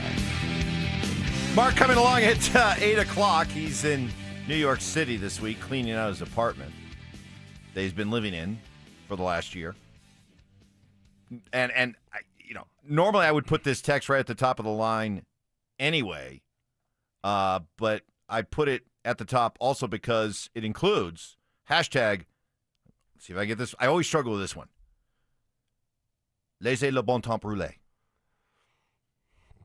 Did I have trouble with the temp? Yeah. What is it again? Laissez. Why can't I say it? Laissez les bons. Struggling. Temps. Temps. Not temp. Right. Temps. Laissez le bon temps rouler. Let the good times roll. Yes. Okay. I can't even pronounce it now. You got me all screwed up. Holy cow. Anyway, the texter says, hey, I want to ask Evans, are you getting 4 or 5 more pieces of slightly used furniture for podcast compensation? That's good. That's good. That's good. I already got a slightly used snowblower out of the deal. So I think he wants it back now. He might need it. I think he does. He doesn't want to, be that guy that gives you something and, I don't know, 2 weeks later says, can I have it back? Right. But he's kind of hinted at he has the fact that he might need it. He has. But at this point, we may have to settle for shared custody. Rotate weekends. Yeah. And just hope that you don't get dumped on. But you already have a snowblower. No, I don't. You never had one? No. What would you do? I get out and shovel, baby. Shovel? Oh, yeah. Good workout. It's badass. I love shoveling snow. No, I don't know about that. And by the it's not. And by the way, way overrated. And by the way, I would only use the snowblower if it was a big dump. Right. Otherwise, I'm out shoveling snow. Yeah. That's no. That's not fun. I thought I was going to be doing that. Shocking. On Mount Crumpet. Shocking you say that. And I did it one time, Mike, and it broke my will. It did. Well, you have a long driveway. Yeah, exactly. I want to pound his ass. I thought the same thing. I said, okay, I like to get outside. This was when I was done with football. I had time. I wasn't working. And so I said, you know what? Okay, yeah, that's fine. I can just do it myself. Oh, no. You get that wet snow, and my wrist, my neck, and my back destroyed it. Destroyed it? I said, and I'm sweating profusely, and it's freezing, and I'm just sweating. I said, never again. Soft. That's when I bought the snowblower. Go shovel, get all banged up, get sore, and then we'll send you over to the cryogenic. The cryo. The cryovac. I want to try the cryovac at Broncos HQ. Do you think that's still an option? I think they'd welcome you back. If you came in and go man, really banged up right now. Tried to shovel some snow. A lot of aches, pains. Can I get in 3 minutes? Can I get in the cryovac? For 3 minutes? Yeah. On a day off? Yeah, a Monday or Tuesday? Yeah, exactly. No one would even see me. Exactly. I feel very awkward, though. You felt awkward being out on the field. Imagine going in the building into the cryo. You're right. You'd be. I would have to be on medication. Give me some Valium. You need some more of that Ambien. Yes. Get you nice and sleepy. We've got the third preseason game coming up this weekend against New Orleans, and the starters are going to play. So what do you need to see from Bo Nix in the starting offense to feel good, confident? Because you just said last segment that you still have a lot of unanswered questions when it comes to this offense. Preseason, it's not going to matter. It doesn't matter, Mike. Good or bad. Yeah. I'm not going to overreact to preseason offensively. Because how many? 2 drives? At the most? I mean, maybe one? If the first one's a good one, they're probably coming out. Right. If you have an 8 to 10 play drive, you score a touchdown, that might be it. So 8 to 10 play drive and score a field goal, that may be it. That may be it. Exactly. So is that going to make me all of a sudden ease my fears? No. So I need to see it in the regular season. I need to see it when it matters. Because I do. I think we're going to see an offense this year that's a little bit up and down. Might this make a difference? Jarrett Stidham, who played real well the other night and is having a terrific camp. This is his third year in the Shawn Peyton system. And is there something about that third year where things really start to click? Yeah, I mean, I think it definitely helps. It's one of those things, once you're in a system long enough, it's not so much about, okay, what are we doing on offense? It's, okay, here's the play, and now what is the defense doing, and how can I manipulate the defense in order to have a successful play? And, I was very fortunate my first 4 years to be under Josh McClain in that system, and now this is my third year, under Shawn. So being able to just kind of understand the play call and the intent behind the play call just helps me kind of relax behind center and kind of figure out what we're doing and trying to get accomplished. We'll overlook the fact that he brought up. Do not mention that name. He who shall not be named. Did they not give him a heads up? Don't say that name in the state of Colorado. You should know better. Come on, Stid, man. Come on. Gotta know better. That name is off limits. Exactly. No bueno. No bueno. But the idea of the third year, and I know it's the second year for Bo, but Shawn being here with the third year, I remember Mike Shanahan, who I love, saying this. I hate Mike Shanahan. That when he had Jake Plummer, and Jake was going into his third year, and he said, Mike did repeatedly, that a quarterback doesn't really truly hit his stride in an offense until the third year. Do you buy that? Yeah, I could buy that. I think it takes quarterback position is tough. It's a lot. I mean, you got to know what everyone's doing. Everyone. Protections, where are they going? Where am I hot? And then all of a sudden, you got to look at the defense. What are they doing? And it's just a lot. So yeah, I could buy that. To really slows down for you, and you feel really comfortable. Now, Bo's going to tell us he feels more comfortable this year than last year. We know that. I mean, that's obvious. And he should. And things should slow down for him. He should feel a lot more comfortable. But next year, yeah, I could see how quarterbacks feel. Maybe it takes 3 years to grasp everything, but also then to take that next step. And now you're not just worrying about your team offensively and what your guys are doing, but now you start taking it to the next level and you start looking at the defense and being able to, figure out what they're trying to do to you. Well, Jake Plummer played 4 years in Denver, and that third season, that was the year that they went 13-3 and went to the AFC Championship game before they ultimately ran out of gas and ran up against a much superior Pittsburgh team. But in that third year, he completed 61% of his passes. He completed 62% his first year with the Broncos. He threw for 3,400 yards that third year. He had thrown for 4,100 the year before. His touchdowns were down from 27 to 18 in year 3, but his interceptions were dramatically cut down. And maybe that was the best indicator of a guy who's feeling comfortable in the system. He threw 20 picks the year before. He threw only 7 in that third year in Mike's offense.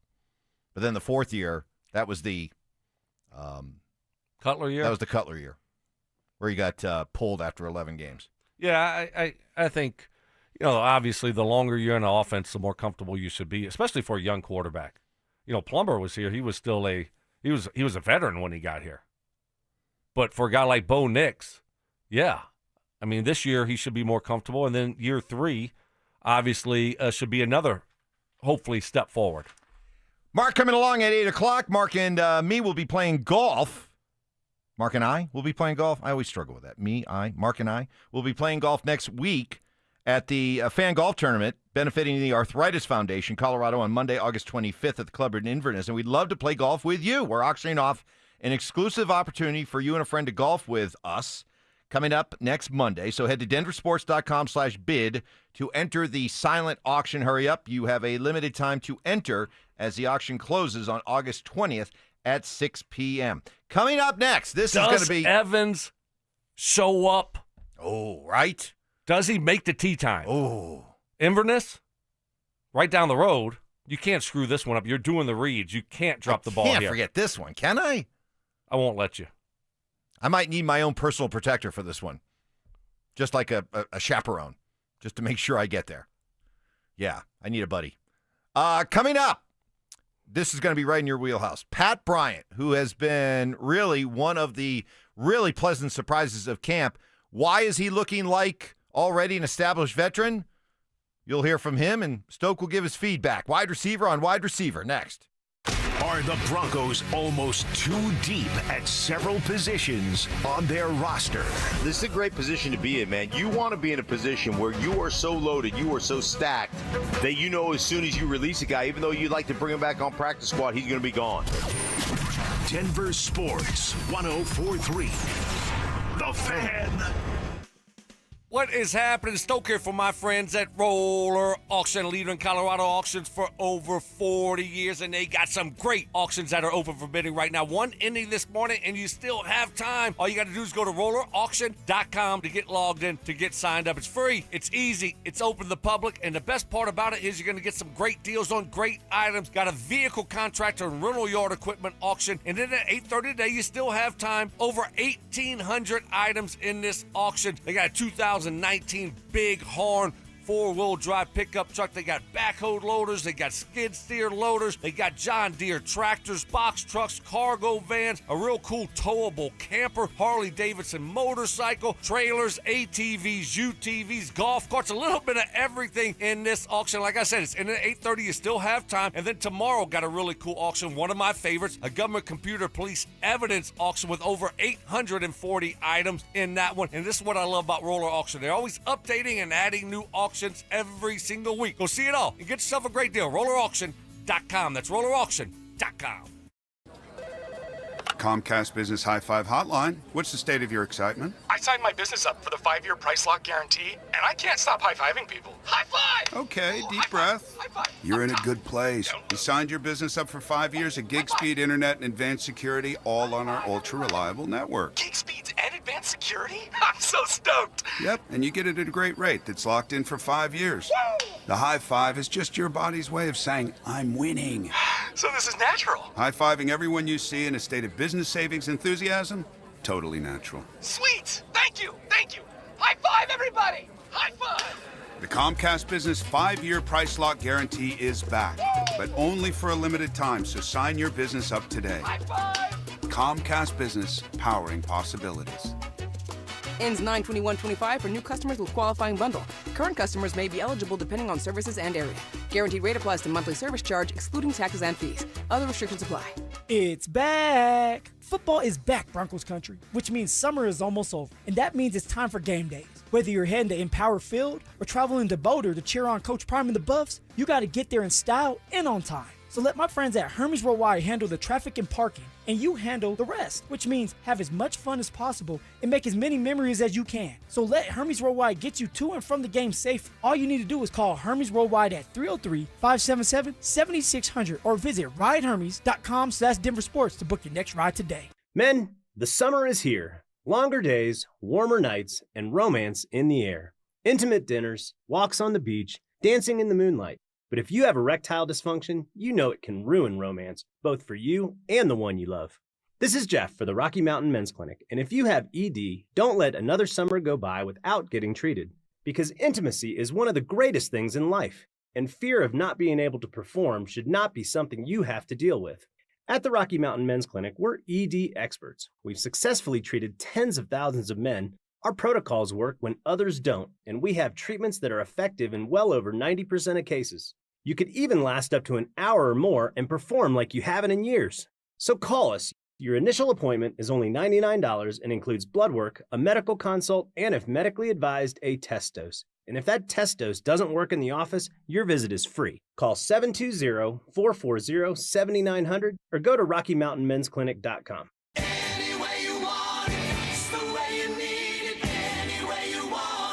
self-appointed nicknames, Obviously, I am the hockey guy at this station. grammar lessons, High five, Flamma Jamma. and Oscar-worthy impressions. My version was, get off my plane.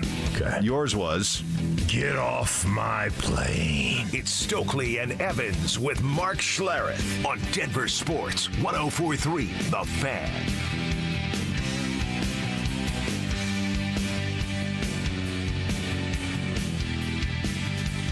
By the way, it was brought up. We were talking about the Jake Plummer year, 13-3, AFC Championship game, lost to Pittsburgh. Did you guys with the Colts lose to Pittsburgh the week before?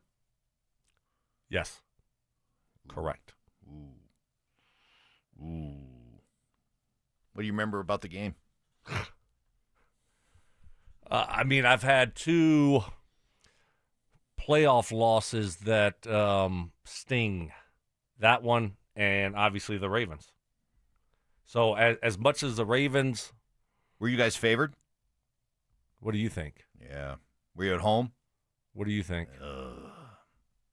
Yeah. Not good. No. Yeah. Bad loss. Because we were going to roll the Broncos. So I remember the Broncos beat the Patriots the night before we played Pittsburgh. Yeah. So you're already thinking. So this was this, wait a minute, hold on. Was this this was the 2003 season, but No. It was the 2002 season. No. 2003 season, but the playoff game was in 2004. 2005 season. 2005. Wait Goodness a minute. gracious. Am I all over the block here? Yes. You're right. It was 2005. So it was the 2005 season played in 2005 season. Let's find that game. I want to find that game here. Ooh, 21-18. You guys came in 14-2. You lost 21. You're enjoying this. A little bit too much. A little bit. I can A little bit. I see that smirk on your face. Little bit. Let's see what our guy Brandon Stokley did in that game. It's the second most painful loss in his career. Brandon Stokley. Ooh, never mind. What did I do? You can say it. I mean, you already got the knife in. Just might as well just twist. 1 catch for 13 yards. Wow. Not a good game. Payton was 22 of 38 for 290 yards and a touchdown. Guys couldn't run the ball. Edge only 13 carries, 56 yards. That's not bad. What is that? 4.3. All right. We'd take that. 21-18, though. You guys are probably a high-powered offense. You got held to 18 points at home. Oof. Anyway. You're a jerk. All right, Pat Bryant, who has been definitely a real, and I guess do we need to call it a surprise? I guess not. He was a third-round pick, so they liked him.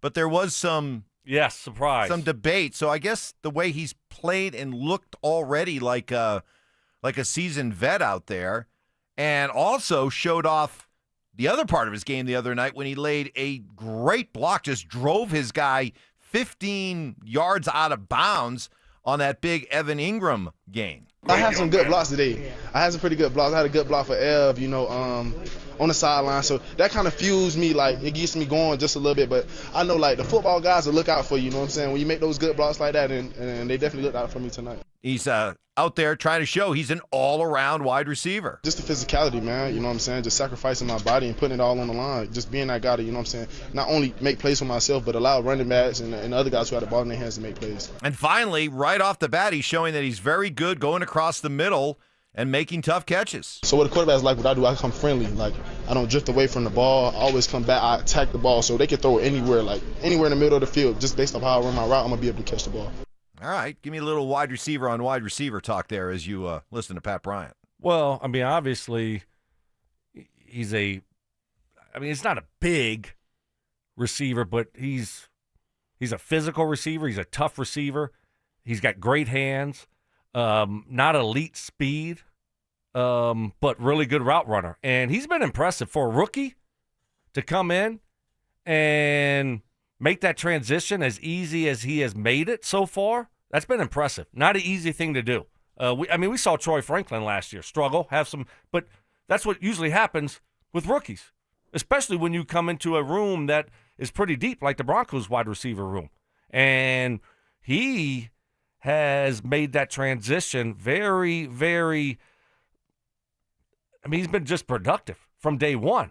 And it doesn't seem like the moment's too big for him. And you never quite know when you watch them in practice. And then how are they going to do it in a game? Are they going to be able to make that transition when the lights are on and the stage becomes a little bit bigger? And he's been great. I've been impressed because, you hear the quote-unquote draft experts, they drafted him 2 rounds early, should have been a 5th or 6th. And then you watch him play, it's like, looks like he should have been a 2nd rounder. So he's been a pleasant surprise. He's going to be a guy that's going to be hard to keep off the football field. Even more impressive because he is doing a lot of his damage, a lot of operating in the middle of the field. You made your living in the middle of the field.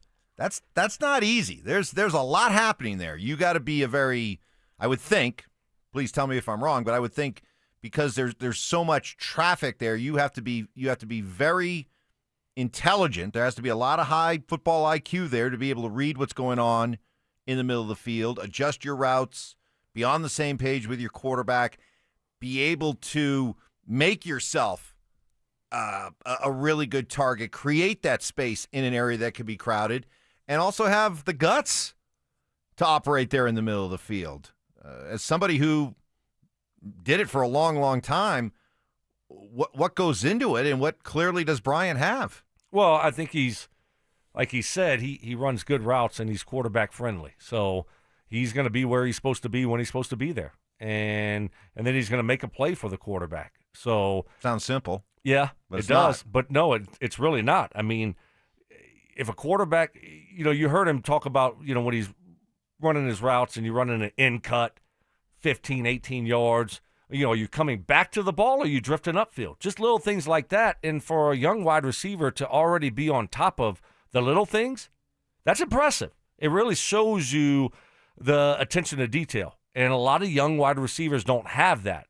He's been impressive. I don't remember a day where I walked away and said, that's a bad day for Pat Bryant. And then you watch him in the games, and all he does is go out there and make plays. Great hands. Great hands.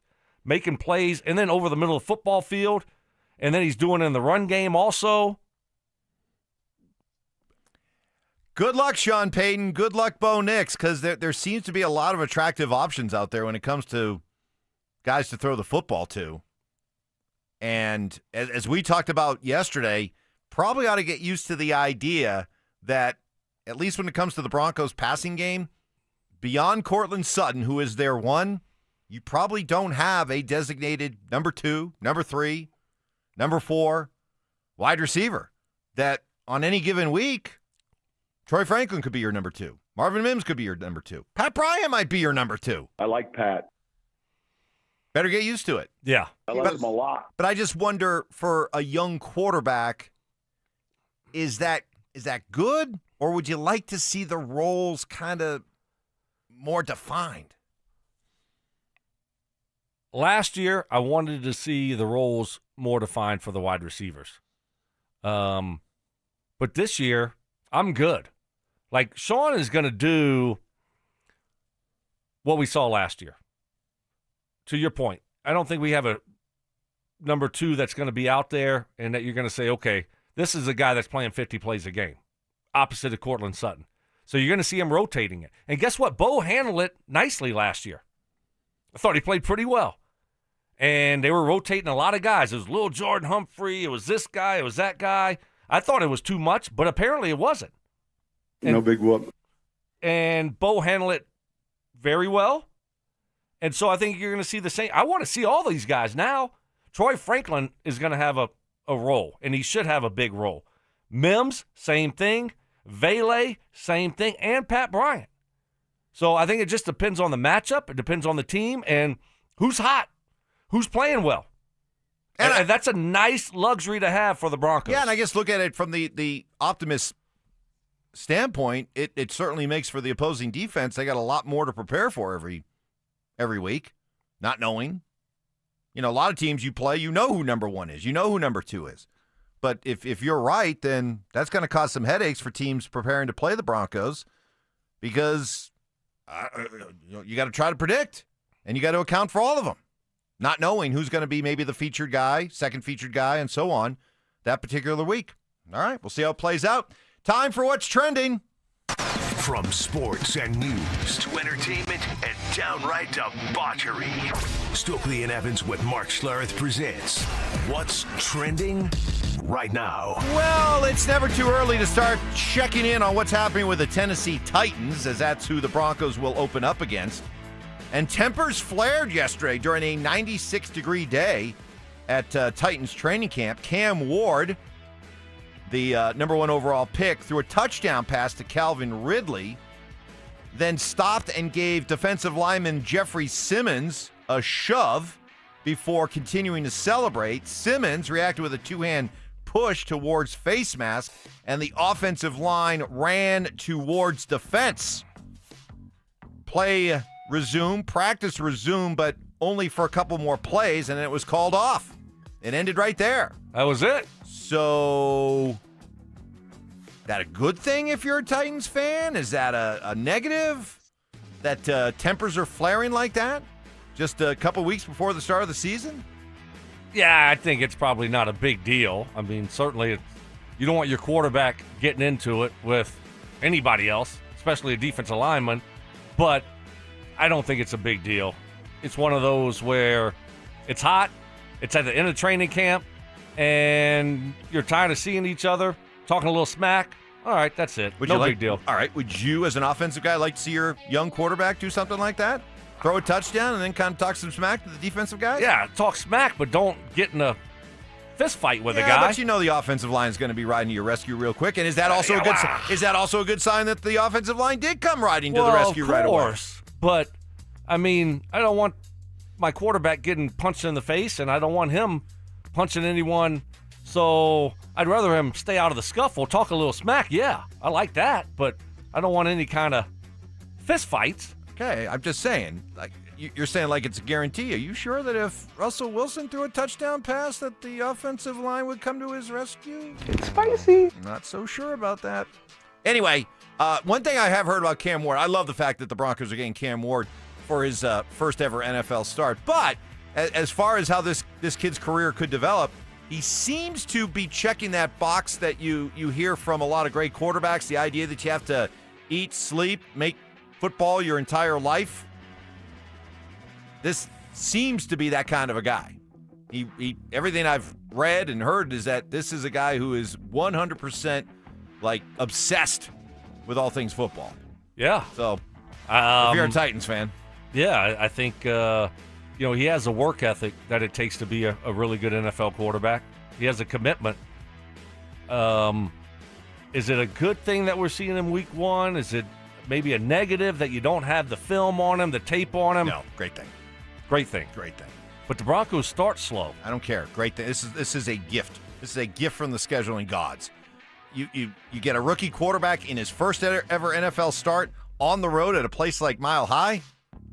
Wouldn't you rather play like Jinx? Juicy. The Eagles the first week of the season? No. For a team that needs to get off to a fast start, you have a tailor-made game. And play the Titans to get off to a fast start. So Jinxie, now you knock off the rust. You're able to kind of get going, play a tougher opponent early. Hey, get film on Cam Ward? No. Does Alabama usually start with a tough opponent, or do they play the Citadel in week 1? I rest my case. That's different. That is much different, Mike. This should be the NFL version of the Citadel. We see it all the time. Or Wofford. We see it every single year where there's a big upset week 1. Or could they be Appalachian State? Whoa.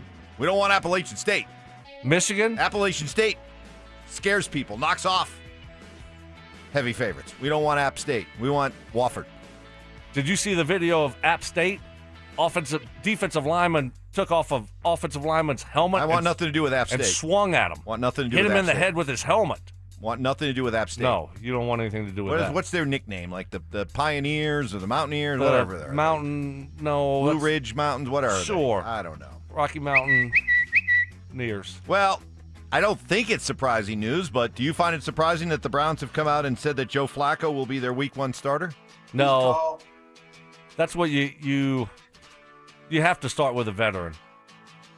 That's where you start. And then if he doesn't perform and they're not winning games, then you go with one of the younger guys. So, no, it's not surprising at all. No, it doesn't matter whether or not you think that eventually it'll be Shedeur Sanders or Dylan Gabriel or Kenny Pickett, whatever. But I think everybody understood there's a reason why Joe Flacco's on the team, and that is to be the Week 1 starter, bridge guy. Ride Joe as long as you can, and then hand it off to whatever rookie or young quarterback that you feel is ready to take over. But absolutely no surprise. I don't read into anything when it comes to Shedeur Sanders. I think Adam Schefter said that he's hearing, which means it's probably going to happen, that the Browns might be carrying 4 quarterbacks, which means Shedeur has a spot. Do you believe? Well, after he did what he did, I mean, you're not going to cut the guy. I mean, what do you mean? Well, he is a 5th-round pick who's played in 1 preseason game. He played well. Most 5th-round quarterbacks who play well in the first preseason game are still fodder for being cut and ending up on a practice squad. But yeah, not in this situation when they have no quarterback, and he probably was drafted later than he should have been because of a lot of different reasons. Would he pass through waivers, you think? I think someone would pick him up. I don't think he would. No? For the same reason he dropped to the 5th round. Why wouldn't they have drafted? I think someone would. I do. After what they saw, I think someone would pick him up. It'd have to be with a team that has a meddlesome owner. Because I don't think the football people would sign up for that. Again, for the same reason, is that unless you think he's going to be your starter, you don't want to bring the circus to town for a guy who's going to be a backup, 3rd string, 4th string quarterback or practice squad quarterback. You just don't want it. Does he start any games this year? Oh, I think there's a very good chance he starts. Yes. Because if you believe that Joe Flacco has a expiration date, expired. Do you believe? Aren't Joni expired? Then it's Shedeur, Dylan Gabriel, or Kenny Pickett. I'd like my chances with Shedeur having a chance to beat those other 2 guys out. Here's great story yesterday. This is why Brandon Stokley's in such a good mood today. Ground ball up the middle. This should do it. Around 3rd, here comes Tobar. Ball game over. Portobello's won it. The Rockies 4, the Dodgers 3. The 10-game losing streak is history. Drew Goodman with the call. That actually sounds, really sounds like a big-time crowd, big-time reaction. Sounded big time. Sounds fun. Sounded a lot of fun. Yeah. The Rockies are hot. 6 out of 7. Yep. A little bit too little, too late. Obviously. Disappointing season. I guess it's kind of, if you're going to be bad, be really bad. Be historically bad like you were. Don't go on this 6 out of 7 run here. But, hey, I don't know. I just, I went out on a limb and said that we're about to start the golden age of Rockies baseball, and that hasn't been the case. So I'm very disappointed. Yeah, it's a nice little streak of baseball, but they're still on a 115-loss pace, which is awful. But it's not necessarily historically awful because you're not flirting anymore with the 1899 Cleveland Spiders like you were for most of the season. That was cool. But, is 115 losses going to be enough to force Dick Monfort to make radical changes? Probably not. Now, does 125 losses or more force drastic changes? What do you think happens? Much better chance. What do you think happens? I think a whole lot of nothing. I think they'll continue to push the narrative that the kids are all right, the kids are coming, prospects are on the way, and just hang with us. GM back? New manager or keep? Who is the manager? Schaefer, do they keep? I bet you if they're playing hard and he's loyal, heck, guys have stayed on the payroll for decades. being hardworking, loyal. Do you think he's back? I think he's back. No. Yeah, I do. Oh. I think look, Mike. I think they make him the full-time manager. Yep. Dick's got a clean house. I mean, I'd love it. You got to clean house and start over. That's your what you have to do. From your lips, man. I'd love it, but I doubt it. You don't think so? I doubt it. Status quo at Stan, Pat, and Blake. This one's interesting. Commissioner Rob Manfred the other day really hinted strongly that Major League Baseball could be expanding, which could also lead to realignment of the divisions and basically an obliteration of the American League and National League as we've known them. Really? Yes. So the proposal is that there could be 2 new expansion teams in let's say Charlotte and Nashville, okay, are 2 of the cities that are being proposed, okay? And there's talk of realignment that would be wild. All right, the American League East, for example, would be the Yankees, Mets, Phillies, and Red Sox. Gone. American League and National League. Wow. How about for the Rockies? They would play in the Pacific Coast Division with the Oakland, the Sacramento, soon-to-be Las Vegas A's, Seattle Mariners, and San Francisco Giants. I like that. But they, get out of the Dodgers division. Get out of the Dodgers division. Yeah, I'd be all for that. The A's, Mariners, and Giants. Sure. But yeah, a lot like the American League North. Well, the North. It wouldn't even be the American League. It'd just be the North. The Reds, the Guardians, the Tigers, the Blue Jays. Again, obliterating National League, American League. Interesting. Midwest, Cubs, White Sox, Brewers, Twins. What are the Dodgers in? Dodgers would be in the West with the Padres, Diamondbacks, and Angels. Okay. So you like it? Yeah. Well, at this point, there have been so many changes to baseball. You got to continue to try to move forward. Trying to cling to your past is not going to help a sport that needs to inject new life into it and actually has made some rules changes and changes to the game that has upset a lot of the traditionalists, but I think have worked. The wild cards, the pitch clocks, shortening the games, the bigger bases. I even don't mind the 10th inning California rule, putting the ghost runner on second. I don't have a problem with that. And so if it means they got rid of the DH, they got rid of the pitcher hitting, which was a blessed move. Thank you. That was well past its due date. So, should I freak out if they got rid of the American League and National League? Not really. Wouldn't bother me. And I'm a seam head. I love the history of baseball, but I'm not going to die on that hill. Yeah, no, the rule changes have made the game better. It's faster, it's quicker, more action. You can't, no more shift. Right? You can't have 4 guys over on this side of second base. So that's been a nice change. Like you said, the runner on second, the DH. Yeah, who wants to see the pitcher hit? Right. No one. Nobody. So the rules, they've done a really good job of embracing change, and it's been better. So Certainly keep going. been better. Keep going. How do you do so you have no leagues, how do you do the playoffs? Yeah, I don't know. Maybe it would be Eastern Conference, Western Conference, like you do in NBA, NHL. I suppose you could still have an American League and a National League, but it would just look dramatically different. Whatever. But they're going to make sure they keep. But in this case, you put the Cubs and the White Sox in the same division. You put the Red Sox and the Yankees in the same division. Mets also. Mets too. In that division, that's.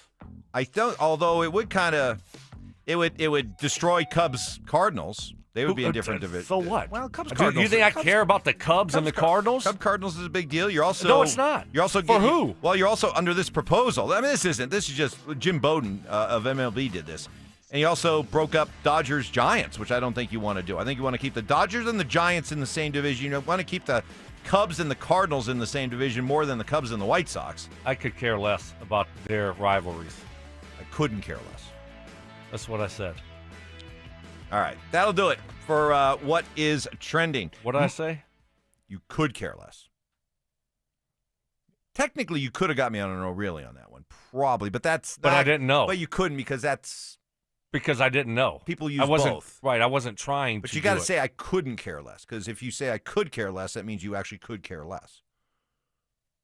I couldn't care less means you can't care less. Boom. Okay, I follow you. I got you. There's a topic I wanted to bring up that I know is going to get some reaction from you out there, Broncos country, on the Ramslaw.com text line, but it's not my topic. It's Mark's topic. So we waited until Mark joins us for him to bring up this topic and what he's going to demand of some of you. That's next. Is Pat Bryant ready to make a splash in his rookie season? I think he's one of those receivers that has great hands, and he's strong, and he's physical, and he's tough, and he's a really good route runner. Man, he does a lot of things really well, and to be doing it at this level right now as a rookie, very impressive. Denver Sports 104.3. The Fan. Celtar Motors of Broomfield is making it so easy to get you into an electric vehicle. If you've been considering an EV, Siltar can plug you into performance. You're probably aware the deadline for the $7,500 federal tax credit is now September 30th, so Siltar Motors is making it easy for you. They have multiple all-electric F-150 Lightnings and dozens of the Mustang Mach-E's available right now. Get the style and color you want. Buy a new F-150 Lightning or Mustang Mach-E and get 0% interest for 72 months, or lease and get credits up to $11,000 off. Got another reminder of why Siltar Motors has been locally, family, and successfully owned for over 60 years now. They had their charity golf tournament this past weekend. Great turnout, huge support from all sorts of local businesses, a great testament to a place that truly values their place in the community. Do your shopping at sthmotors.com and conveniently located at Highway 36 in Wadsworth with the biggest electric vehicle selection in Denver and the most competitive pricing in Colorado. Siltar Motors is where you always get everything you want from a dealership. The Wilhite Law Firm handles accident cases differently. If you're injured, we'll drive to your home, return every call, and keep you updated. After an accident, you want Wilhite. Get your free case review right now. Just call 303-GOOD-LAW today or visit WilhiteWins.com and win big with Wilhite. Hey, Brandon Stokley here. Colorado Joint Replacement is part of Advent Health, one of the nation's largest healthcare providers. They offer innovative hip and knee replacement surgery with expert, compassionate care. To schedule an appointment, visit coloradojoint.org.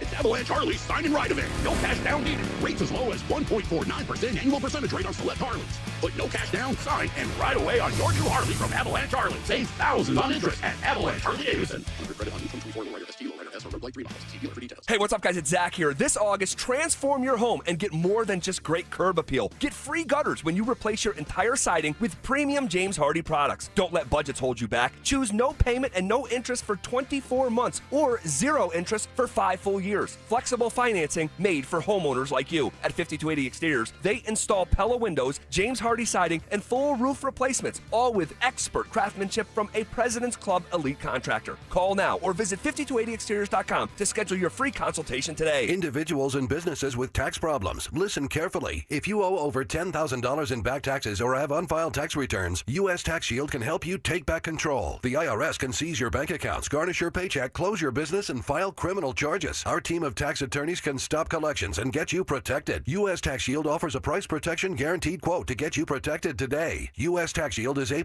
rated with the BBB, so call 800-494-6139. U.S. Tax Shield, 800-494-6139. Need assistance with door and window projects? The Home Depot can help. From inspiration and materials to ordering and installation, our free Millwork virtual apron service can get you moving and doing. Plus, we speak Spanish too. Our associates can help you tackle complex jobs without you leaving the job site, saving you time and money. Call us at 1-833-HD-APRON or visit homedepot.com/MVA. The Home Depot, how doers get more done. Men, summertime is here, and that means vacations, summer barbecues, outdoor parties, camping, beaches, and so much more. This is Jeff for the Rocky Mountain Men's Clinic, and if you're like many men, you may not be feeling like yourself this summer. Perhaps your energy is low and you aren't sleeping well. Maybe your workouts aren't as good as they used to be. And if what I'm describing is you, it's very likely you're suffering with low testosterone. But low T doesn't have to affect you anymore. Just call Rocky Mountain Men's Clinic, get treated, and see how it changes your life.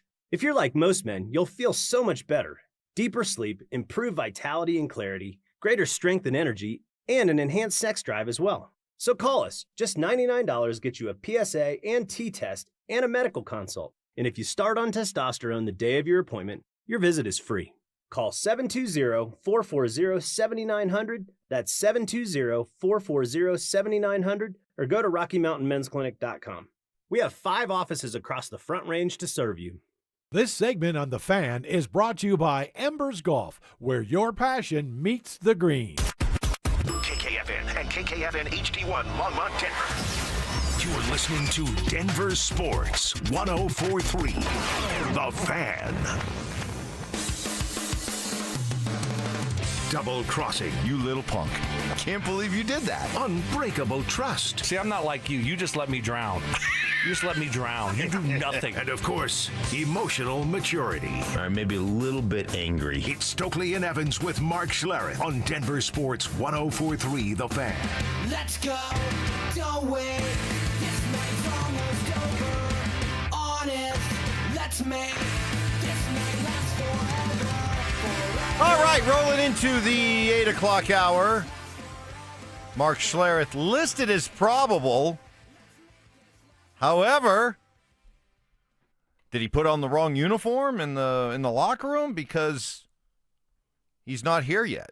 Oh. He is in New York, where he's packing up his apartment, where he's been living the last year, while he was gainfully employed by FS1. Circumstances have changed. And so he's moving on out. But set to join us. Supposed to be joining us. Supposedly. So he might have tapped out. I don't know. We shall all see. That moving, all that packing might have worn him out. Maybe. Or maybe he went out last night to one of those restaurants that he was trying so hard to stay away from to keep up the Save the Button challenge, and maybe he ate himself to the point of exhaustion. He can't wake up. Can't roll out of bed. It's 10 o'clock. I know, but it might probably nap time for him, maybe. Maybe he got up early. Yeah. And he's taking a little nap. Little brunch lap or something like that. Yeah. All right. Well, we'll look to get Stink on here in a second. In the meantime, just to kind of bring you up to date with what we've been talking about so far today, with the play of this team so far through the first 2 preseason games, has it done anything to change your expectation for the regular season? All the practices, the 2 preseason games, the joint practices. Has anything happened, Stoke, to sway you from where you originally were coming into camp? No, I still feel the same. I like this football team. I think they're a good football team. I'm still a little bit nervous offensively, what it's going to look like. I don't know anything about this running game with Dobbins and Harvey. I want to see a little bit more consistency in the passing game. I like our receiving core. I like Evan Ingram. But I need to see it before I can really, truly believe it. But I do. I like this football team, and I do. I believe in this defense. I think it's going to be a really, really good defense, and I think they're going to be a good football team, a 10-win team. So, no, I'm right where I was. So you went into this thinking 10-7, probably compete for a wild card spot, but wouldn't be crushed if they missed the playoffs. I don't want to get you wrong here.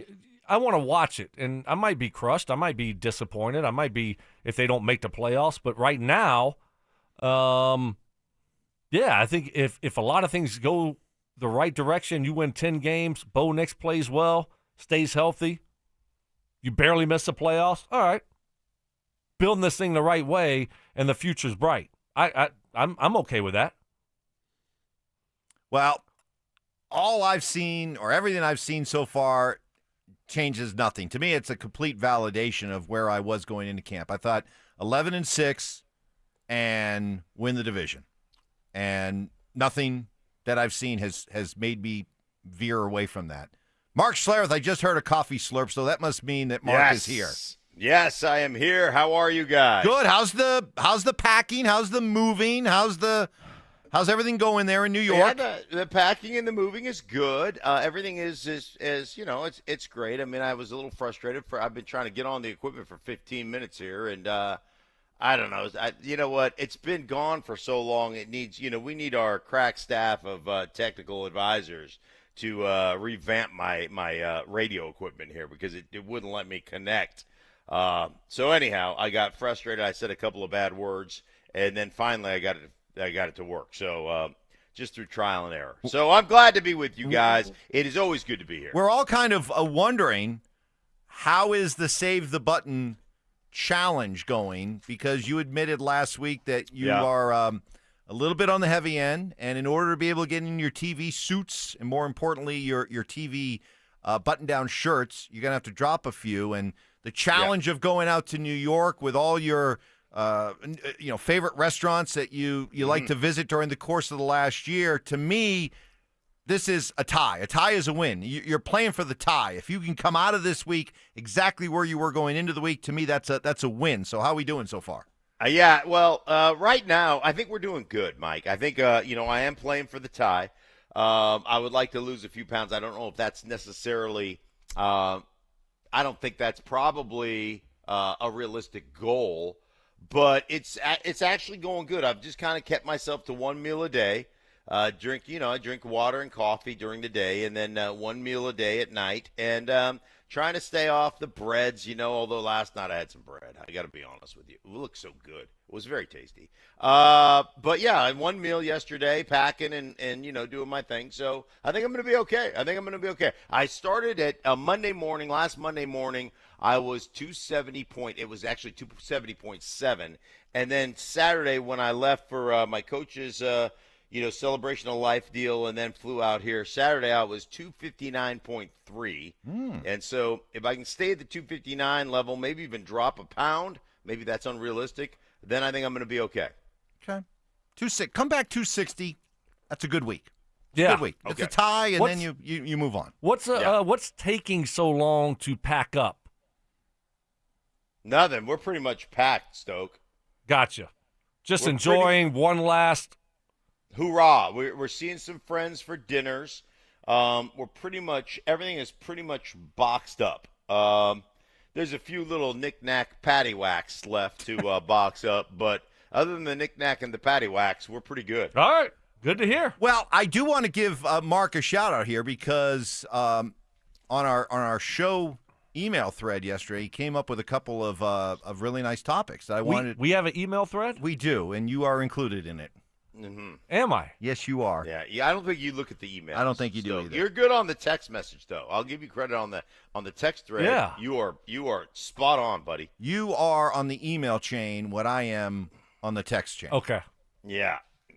I've never seen it. It's there. Okay. Yeah. So Mark came up with some good topics, one of which was have you seen anything yet in this whole training camp, joint practices, preseason that has changed your expectation for the season? Both Stoke and I are both still where we were at the beginning. What about you, Mark? Have you changed anything, good or bad? Not really. I mean, I thought I had them around 11 wins. I think I'm keeping them right there. I was encouraged that I got confirmation from a guy that I have a lot of respect for in Jonathan Gannon that he thought that Bo Nix was one of the reasons they'll be a playoff team. Not the defense carrying this team to the playoffs, but Bo Nix being a reason. And I think we're all kind of on board with that, to varying degrees. We all have, probably a higher opinion of Bo Nix than a lot of people nationally have of Bo Nix. That, the narrative out there is, well, he kind of got carried, to the playoffs by a great defense last year. And I think we all feel like that's not really what went down as we watched all the games and the national kind of media didn't. But I think I'm right kind of where I was. I'm pleasantly surprised with how they played in camp, and I feel pretty good about kind of 11-6, maybe 12 wins. I might be able to go up to 12. But yeah, I think they're going to be a really good football team. I guess where I'm probably more bullish on them than I was before the season, if I really think about it, was depth. Yeah. Like I had question marks running back position, question marks at the wide receiver position. And I think those question marks have been answered, Stoke. Like I was thinking, hey, man, let's go through this training camp and see how these wide receivers kind of play, and then maybe go out and get a veteran wide receiver at the end of camp or whatever. And I don't think there's any reason. I don't think you need it. I think they've acquitted themselves quite well. I think Troy Franklin's, second season, he looks like he's ready to take that leap. So I think we're in pretty good shape. Mark, what about the offensive line? Any concern there with the offensive line? Depth would probably be a concern for injuries, after Palcho or whatever, however we say that guy's name. Palczewski. Do you have? Yeah, but I don't think call him Pal or Palcho or something like that. Isn't that his nickname, Palcho? Sure. Yeah, you're right. Yes, you are right. Yeah, good. Okay, see, I mean, you guys think I don't pay attention? I just, you know what? I play the role of big dumb idiot really well. But Ty, tell me you got that. I'm sneakier than you think. So beyond Palcho, I'm not that concerned, Stoke. I think that offensive line play it's really interesting. Part of it is endemic on how the quarterback plays, how the people around him play, and how you call plays. I'm watching Monday Night Football last night, and they're complaining, and this is Troy Aikman and Joe Buck complaining about, the protection for Joe Burrow. Well, when you're in shotgun 97% of the time and you're throwing it most of the time, there's no offensive line in the world that can hold up. So how bad are they? I don't know. I don't know how bad they are. I know that, if I played in that offense, I'd be dog cussing the coach because it's an untenable situation they put them in. So as long as your play calling is really good, this offensive line is going to be really good. If you got to drop back 40 times, they'll suck. Yeah, I still feel the same as I did before training camp. I think it's a good football team. I think it's a 10-win football team. I like this defense. I think they're going to be a really good defense. Offensively, I still have concerns with the passing game. I like this wide receiver group, but just the consistency that you need in the passing game, I haven't really seen it yet, especially when it matters.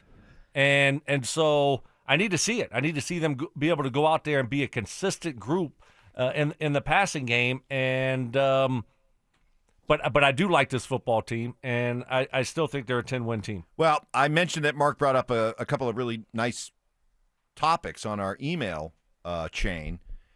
Mark, I chose not to bring this up until you were on because this is your topic. This is what you suggested, and the way that you presented it on the email chain, I need you to throw the question out there to Broncos Country because it sounds like you're demanding something of some members of Broncos Country. So here you go. Floor's yours. Oh, wow. Well, you're going to have to prompt me on what I came up with even so know many what great he ideas. Said. I came up with so many great ideas. Sean, are you ready? Sean. Are you ready? I can't remember exactly how I worded it, Mike, but are you ready to admit that you were wrong about Shawn Peyton? For all of you that thought, hey, we should get a young head coach. Hey, man, Shawn Peyton is not the right guy for this. Have you changed your opinion, and are you ready to come on here and sack up and apologize? Because what he has done in the last 3 years, completely revamping this roster, creating depth with the partnership of George Payton. A lot of you thought that he should just fire George Payton. Are you ready to admit that you guys don't know what's going on and that you're ready to say, I was wrong about Shawn Payton. He is the right guy, and he was the right guy for the Penner Group, the Walton Group, to hire. And this is exactly what Stink wrote. Quote, is it time for the anti-Shawn Payton crowd to apologize? This team is deep, and this team is talented. Okay. Yeah. Who are you calling out? I said it better. I said it better last night. Yeah, you certainly did. Yeah. Last night on the email chain, I was in a zone, Stoke. I was in a zone last night. So, is that, I said it a lot better. Are you calling out James Marilat? Is that a? Yeah, Chicken Little. Yeah, I think he's one of them. He has to be at the front and center of that probably. There was a lot of people that wanted to go young, first-time head coach. A lot of people wanted that kind of that youth and what we've seen with like the Kevin O'Connells of the world or the Mike McDonald out there in Seattle. They wanted the Broncos to go in that direction, kind of like what Houston did with DeMeco Ryans, and those people were all wrong. Well, I mean, it's pretty obvious that Shawn's done a great job. I mean, look at where the Broncos are right now.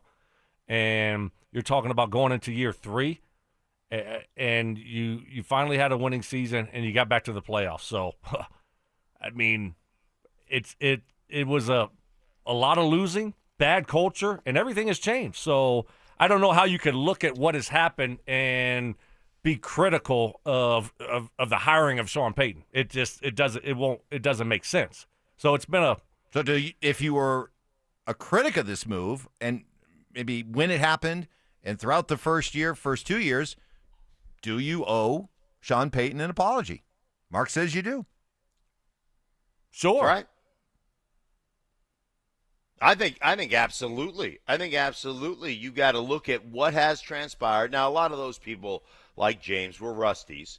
But are you willing to really give the Broncos, Shawn Peyton, George Payton, credit for what they did, what they have done, the depth this team has?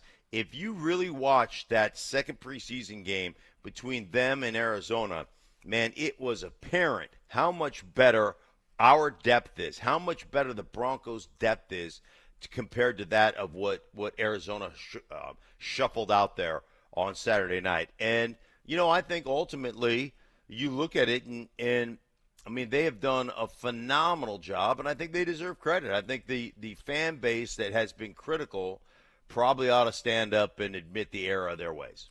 Yeah, I mean, I think if you watch the last couple of years, it's been pretty good, and especially last year. So if you didn't want Shawn Payton, I think you look at the situation and say, yeah, okay, hey, I was wrong. How can you not give him a grade A for what he's done through the first 2 years? He's clearly, to anybody who's a Broncos fan, there's a different vibe around the team. You can't help but notice that the roster has been not only completely turned over, but has been, built deeper and stronger.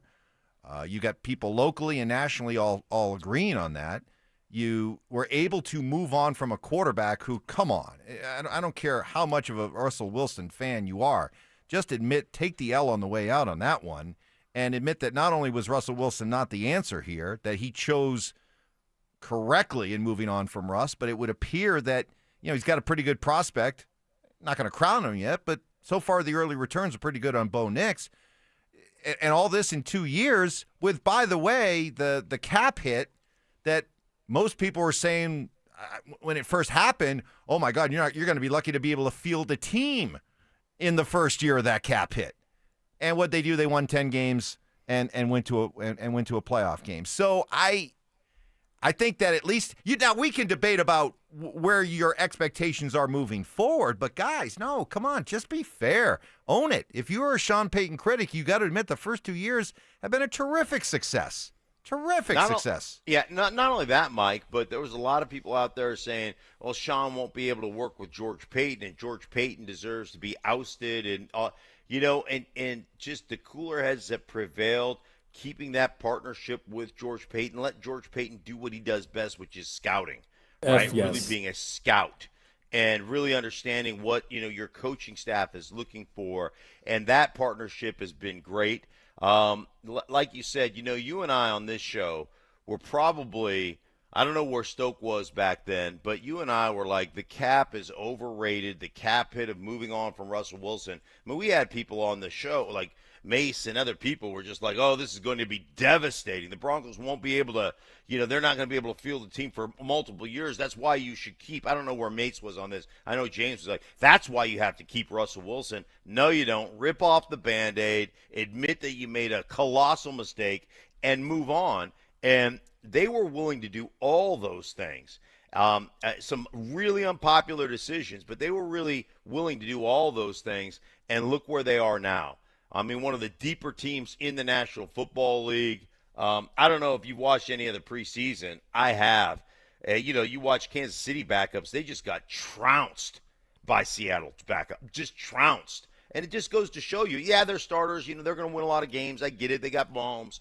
But they're backups. You get a couple injuries there in Kansas City. And I think, I think there's reason. There's a reason where people are going, hey, man, maybe this is the final, the first kind of phase of the demise of the Kansas City Chiefs. Let's hope so. From my lips to God's ears, I hope it is. But, you could see the difference in depth. This is a quality – the Broncos are a really quality football team that has a ton of depth and are going in the right direction, man. This is exciting. Yeah, it's been impressive the last couple of years, obviously, and you see a football team that's well put together. They've drafted well. They developed well. This is what you get when you have consistency on the coaching staff, the front office, same schemes, year after year, and you can build off the previous year. And now all of a sudden you look up and you're like, wow, we got a complete, deep football team. So it's been a quick turnaround. So you got to give those guys obviously a lot of credit. Shawn and George have done a great job. So Mark is calling out all the anti-Shawn guys throughout the first couple of years that Shawn's been here. Are you willing to apologize? That's what Mark is asking. And I guess I would follow up on that and say if you are or have been at any point an anti-Shawn guy, I guess I'd have to ask, who do you think could have come in here and done better? Who is it? And what, I guess, what's your idea of better than what we've seen in the first 2 years that he's been in charge? I'm kind of curious how you think it could be done better than it has been in the last 2 years. And we might still be stuck with Russ. Gosh, could you imagine? Might still be stuck with Russ. And if we were stuck with Russ for this year or last year, we wouldn't have had Bo, and we would have been stuck with Russ again next year. Limited. So, okay. Yeah. So what I really want to Chills hear, running Mike, down my spine. Yeah, go ahead. I want to hear the apologies, but what I really am fishing for is we were right, you were wrong, we're smart, you're dumb, and you're just gonna have to admit it. That's what I'm really looking for. I'm really looking for our listeners who were anti this move to come to the forefront, to sack up a little bit, to drop a set, and to admit the error of their ways, and that they will adopt our opinions from this point going forward. I can't wait for to check the Ramslaw.com text line. Yeah, that's what I really think. Like you guys were right, because Mike, you and I have nailed this thing from day one. Day one, I'm patting ourselves on the back. I'm patting you on the back as well, Mike, because you followed my lead. You acted like I was Joel Klatt. There was a time there you acted like I was Joel Klatt, and you just jumped on my wave, my vortex, and you rode the wave. And I'm proud of you for that. Well, in this case, you were elite. Yes. Well, Mark is out there peacocking everybody, and you know who you are. You know who you are if you're an anti-Shawn or been an anti-Shawn guy. So Mark's demanding an apology from you. Are you prepared to give it? Let us know. Ramslaw.com text line 303-713-1043. Speaking of Mark, speaking of me, how would you like to golf with the two of us?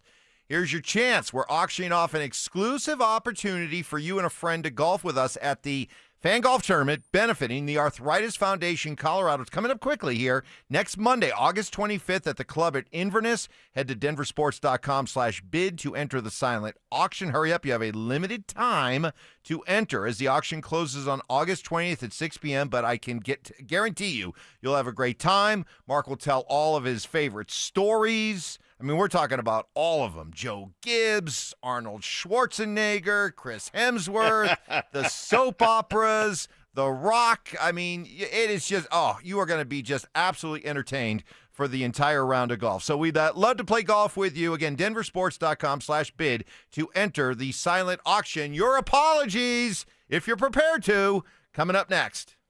Is Shawn Peyton about to make some tough cuts on offense? This might be unpopular. You can't carry 6 wide receivers. Somebody's going to have to be out. You can't carry 6 wide receivers at the expense of cutting a defensive front 7 guy that you know is going to get scooped up by another team.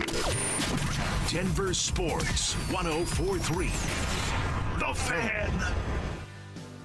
Hey guys, you already know that Low T Center's been changing lives of men across the country for over a decade, guys. Testosterone replacement therapy has helped men get their energy back, regain their confidence, saved marriages, helped overcome symptoms associated with depression, and a whole lot more.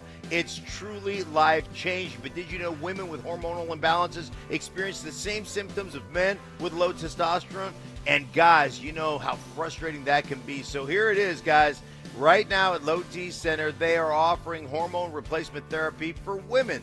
Low T just doesn't affect guys. In fact, testosterone can benefit women as well, guys. So you can make it a group effort. You can both go to Low T Center and get your lives back. So if you're feeling tired, grumpy, lacking energy, you just don't feel yourself, Low T Center has some answers to help get you back on track, guys. They are absolutely awesome. You can check them out on their Centergenics Health app, guys.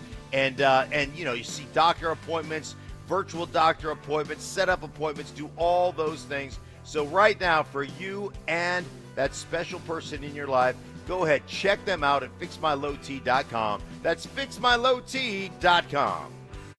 Excel Energy wants to remind you, if you see a downed power line, think of it as a sleeping cat. One that will definitely scratch you if you wake it up. But it's more dangerous than that, so maybe a sleeping tiger. You know what? Just imagine any downed power line you see is a sleeping T-Rex and stay at least 30 feet away. Or, well, maybe more than 30 feet. It's a T-Rex. Always stay 30 feet or more away from downed power lines. Learn more at excelenergy.com/safety. Stoking from my friends at Trajan Wealth. Let's talk about retirement. Whether it means exploring the world, spending quality time with your grandkids, teeing off every morning, or finally launching that dream project you've had in mind. Whatever your retirement vision looks like, it's uniquely yours. And that's exactly how Trajan Wealth approaches retirement planning. Their fiduciary advisors understand that no two retirement plans are alike. That's why they take the time to learn about you, your goals, your lifestyle, and your comfort with risk. Then craft a personalized strategy that fits your future. They're not here to push products. They're here to help you build a retirement you can feel confident about. Trajan Wealth offers complimentary consultations, and you can meet in person at their convenient offices in Broomfield, Greenwood Village, or Loveland, or schedule a virtual appointment from the comfort of your home. Call my friends at Trajan Wealth today. 720-405-3300. That's 720-405-3300. Or you can find them online at TrajanWealth.com. That's TRAJAN Wealth.com.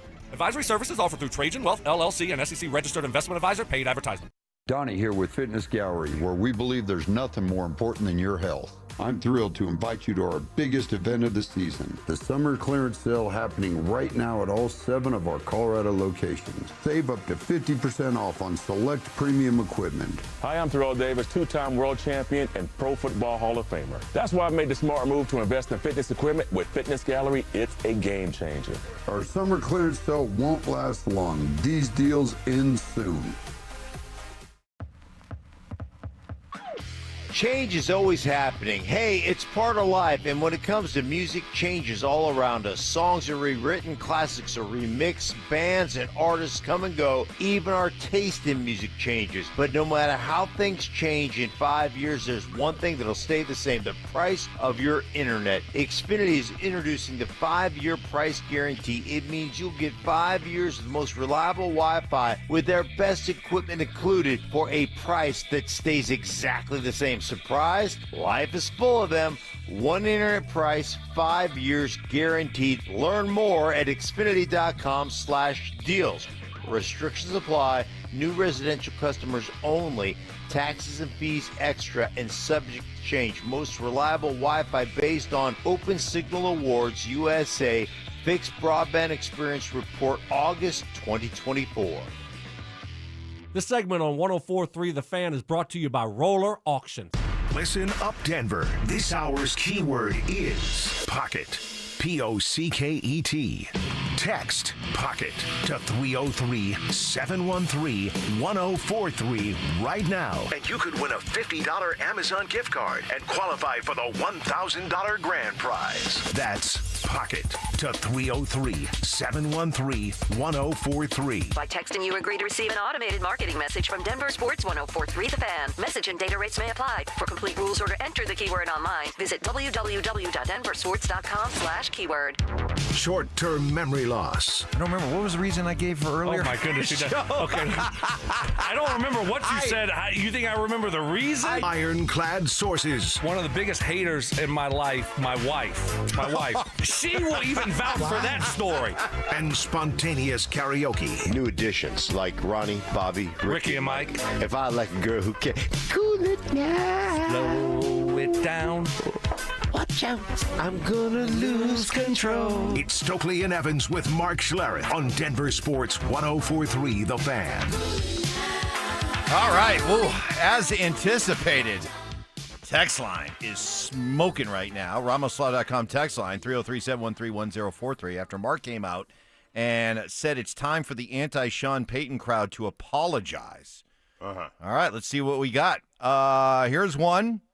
This is a mighty fine tasting crow, because I sure did not believe in Shawn Peyton when we chose him. It looked like he was our third option, and we weren't patient, and we just settled. He was also on the decline in New Orleans, so I didn't think he would bounce back like he's done. But again, this is mighty fine tasting crow. I am glad I am eating it. I'm glad that he proved me wrong. Followed by this one. Literally came in exactly the same time. One idiot wants an apology on an early victory lap. Another idiot wants to give the coach a freebie year. The only somewhat level-headed one with expectations is the dude in the mom's jeans that sits outside the circle and gets made fun of all the time. Ah, the irony. Wow. Who's one idiot? Who's the other idiot? And who's the guy in the mom jeans? Well, I mean, you're in the mom jeans. Well, but then what you was his two. compliment? Well, then you two are the idiots. What was his compliment to you? Because I'm the one with the expectations that make the most sense. You're the one that said they're going to win the division and win what? 12 games? 11. Didn't you say 12? No, you keep trying to get me to go full Ferguson and get to 12. It's not going to happen. 11. Well, I mean, so you're smart because you said 11, and I'm an idiot because I said 11. Well, no, you didn't say 11. You said this. I'm actually going to go with the Chargers. Yeah, well, I was going to go with the Chargers, but I've got new information now. Oh, okay. Now that I've watched the preseason and I've seen some Charger injuries, Slater out for the year. I mean, Jim Harbaugh said it. Tip of the spear, man. O-line, tip of the spear when it comes to weapons. They've lost one of their best weapons. So, maybe, just maybe, I'll wait till after the third preseason game in the cuts, but maybe I'll just change my pick. What do you think about that? You're allowed to do that. Mm-hmm.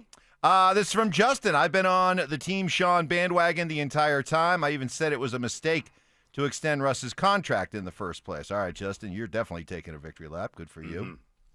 Here's another one. Guys, Jim Harbaugh would have done exactly what Shawn has done to this point. Tell me why I'm wrong.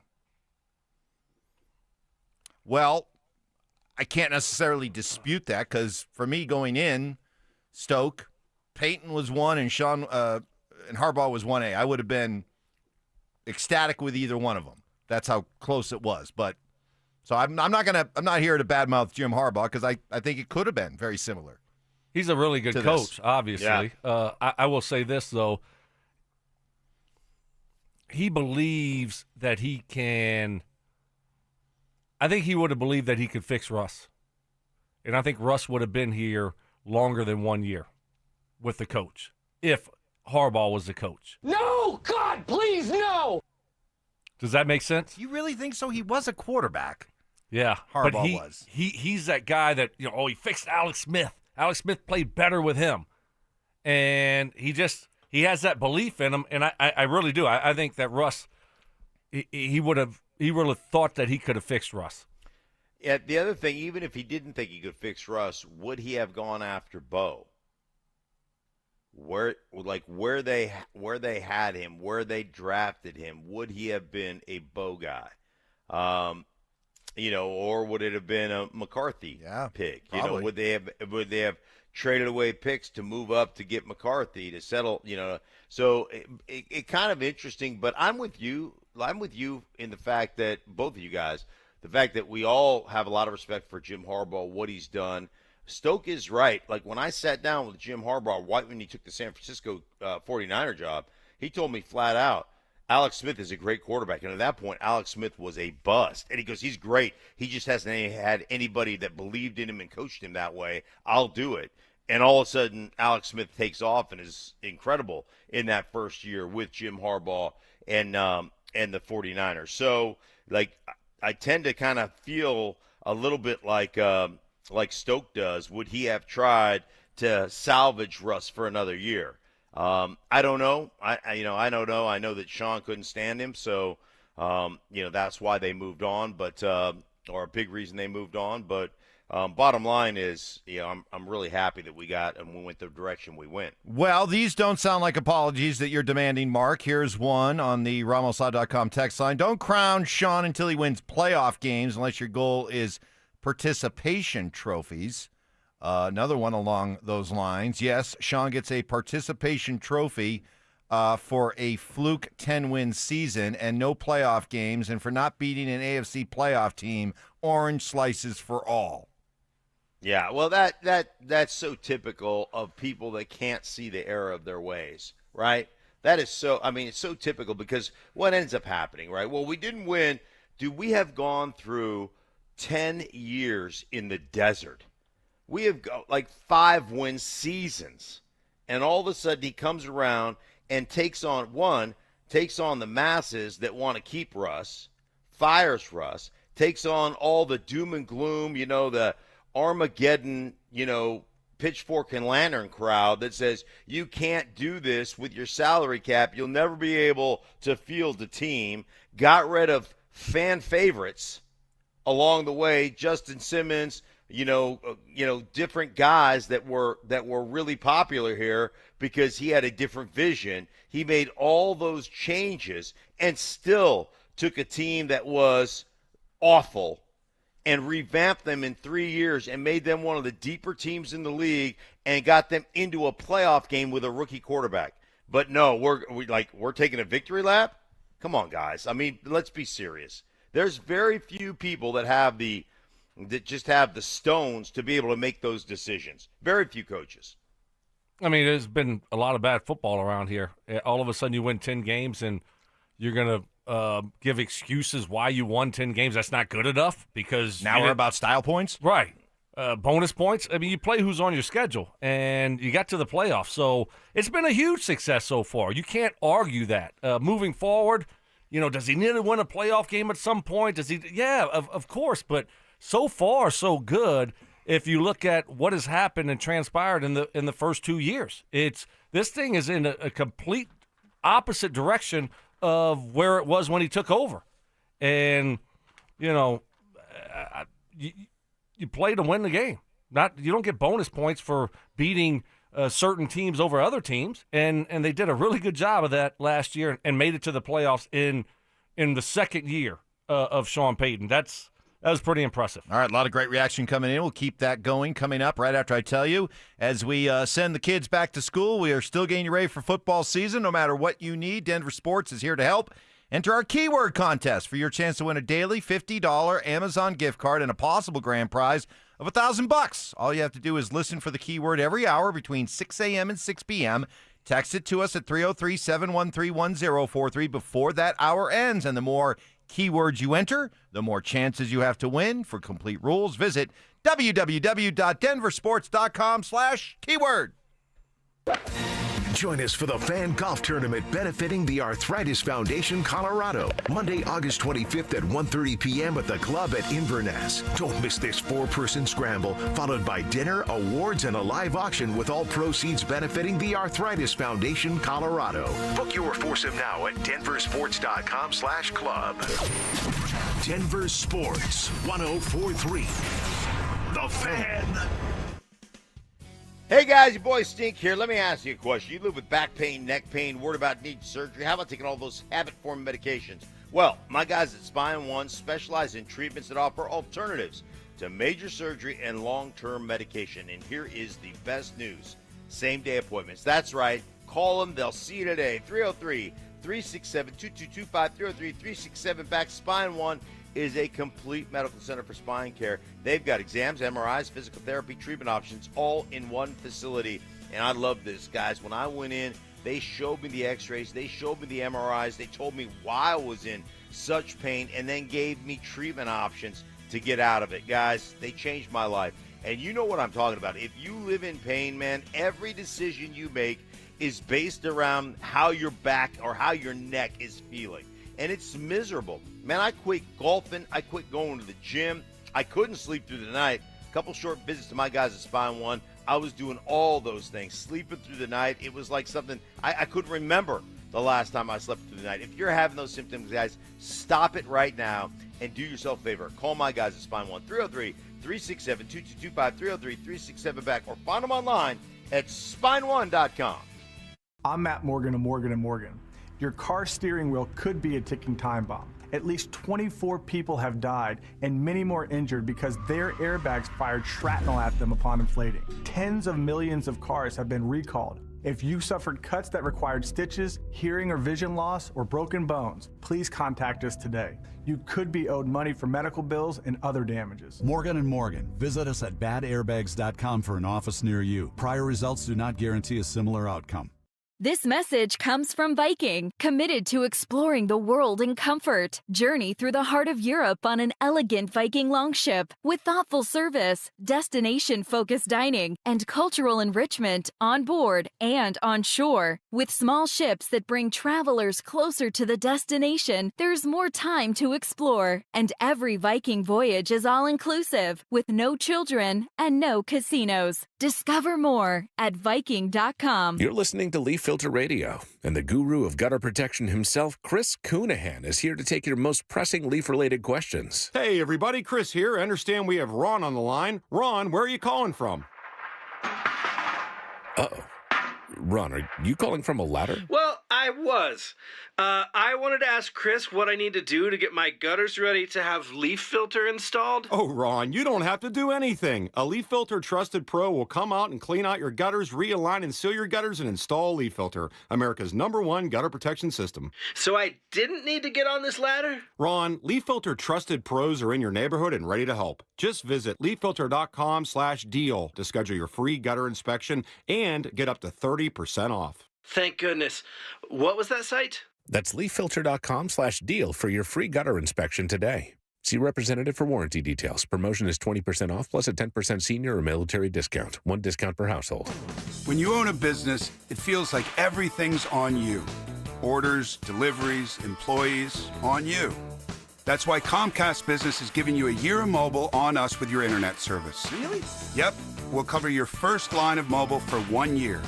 So calling customers, getting directions, texting Janine and shipping, on us. The broken coffee maker? That one's still on you, which means you'll save hundreds for your business and get the fastest mobile service with 5G cellular and Wi-Fi hotspots, on us. But hurry, this deal won't last long. Get a mobile plan and free up the budget to maybe, I don't know, fix that coffee maker? Get mobile on us for 1 year, you guessed it, on us.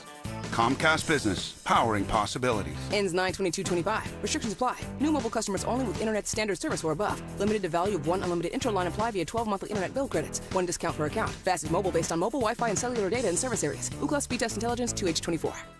It's time to plug into performance at Siltahar Motors in Broomfield. Drive the all-electric F-150 Lightning or the head-turning Mustang Mach-E with 0% interest for 72 months or lease credits up to $11,000 off. Check out their vast selection of EVs at sthmotors.com and chat directly with a sales rep to get you into the perfect EV. Siltahar Motors has got the best location, the biggest EV selection in Denver, and the most competitive pricing in Colorado. Siltahar Motors will deliver everything you want out of a dealership.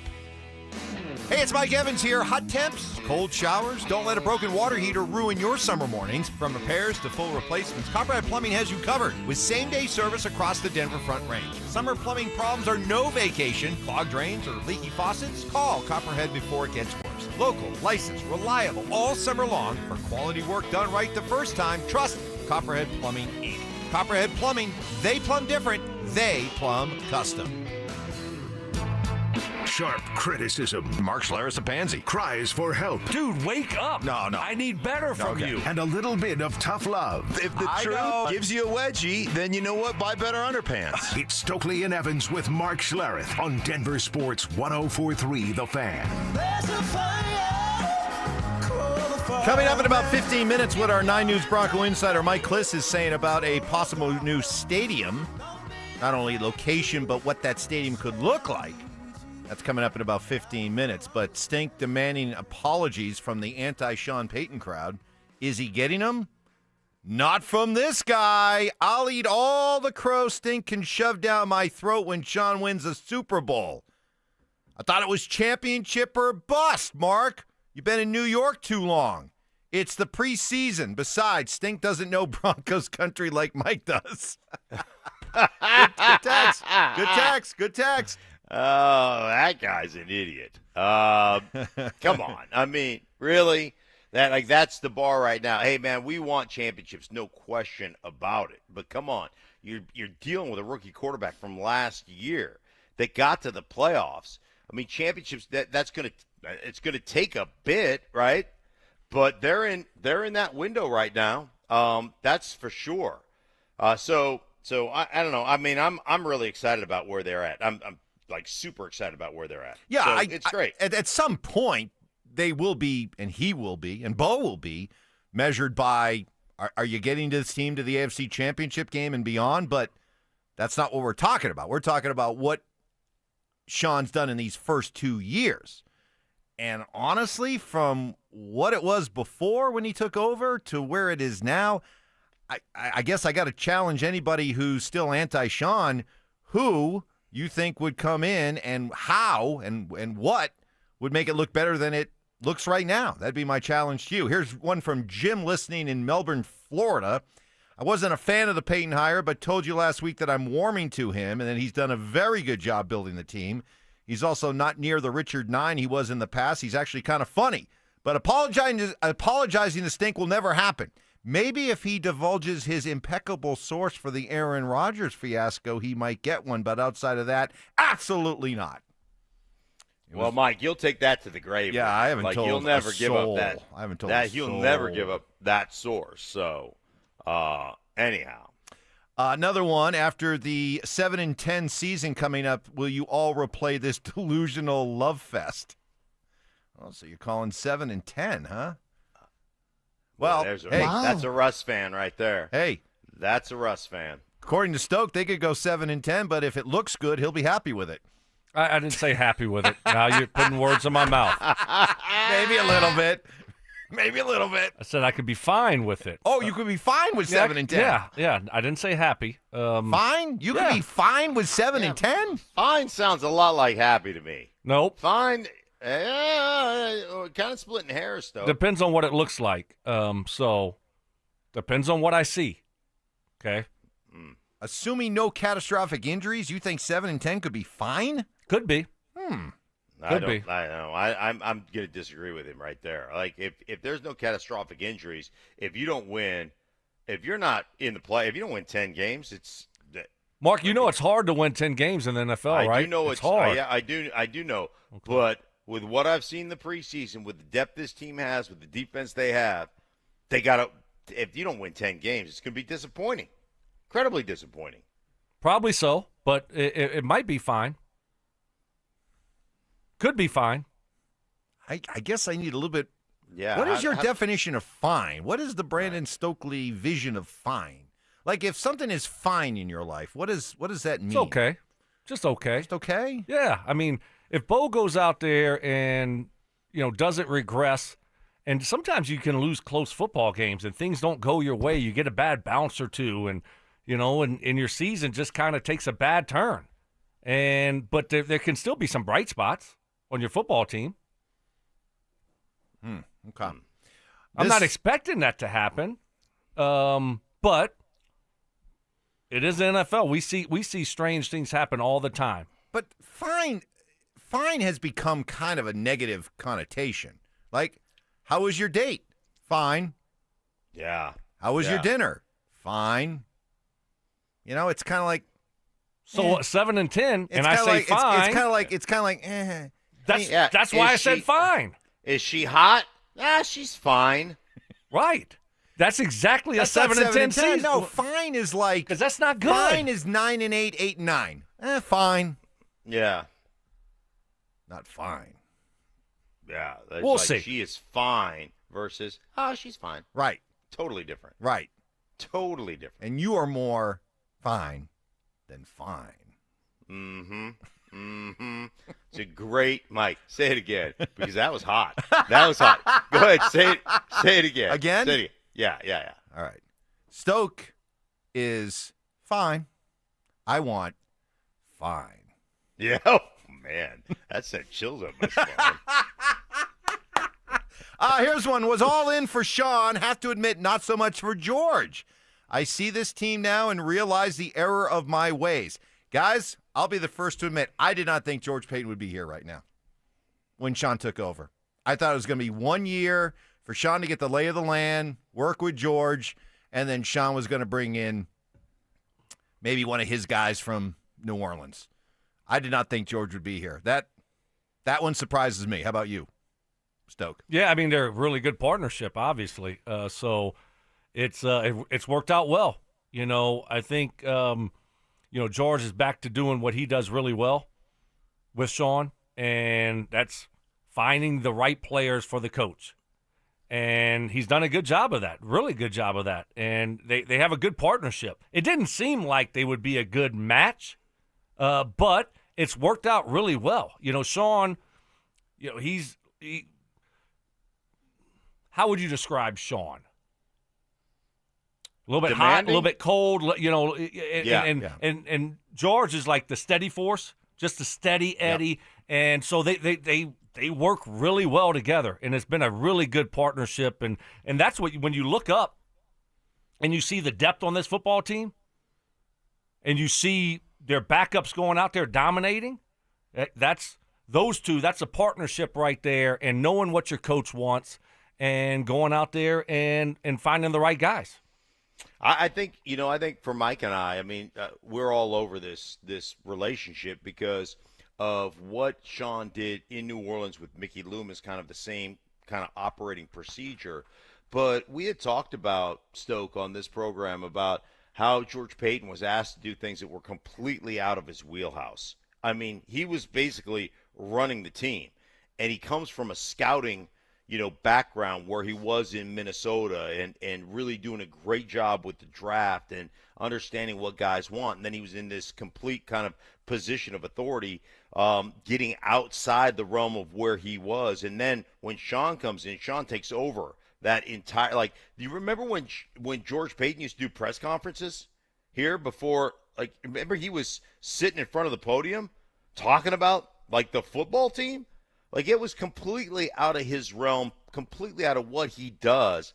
And now all of a sudden Shawn comes in. That partnership's been great. He goes back to doing, the scouting part of being a general manager, really, doing what the coach wants. And then the coach takes over and is in charge of the organization. And it's been seamless. And Mike and I talked about it a bunch when Shawn came in, that this was going to be a good partnership. And it's turned out to be that. Yeah, I think you're spot on, Mark, when you look at what George was asked to do, right? When they were in a ownership was changing hands, and all of a sudden George, from being just general manager scouting players, now he's hiring coaches and he's doing all these other things. Right. I mean, his strength and what he does great is evaluate players and picks the right players. So I think it got a little bit out of whack there because of the structure of the organization. Once Greg Penner took over, and then you had George just being able to do what he does, his strength, and then you added Shawn Peyton, and it's been a great combination of all three of them, and it really has. It's been a good partnership between the two of them. Obviously, they've done a really, really good job, and it's evident when you go out there and you watch and you see these preseason games, and you see the Broncos playing as well as they've been playing. It's because of those 5th-round picks, 6th-round picks. It's because of the free agent pickups and the undrafted guys that they've also. I think they'll have a couple undrafted guys make this football team. Good text to wrap up this topic. Forgive me, Stink. I apologize. Not only will I eat crow, I'll eat it mixed with some of your expired green chili that you give Mike. Rome and Loveland. Good stuff. Yeah. Coming up next, we got some breaking NFL news that probably directly affects the Broncos. We'll tell you about it next.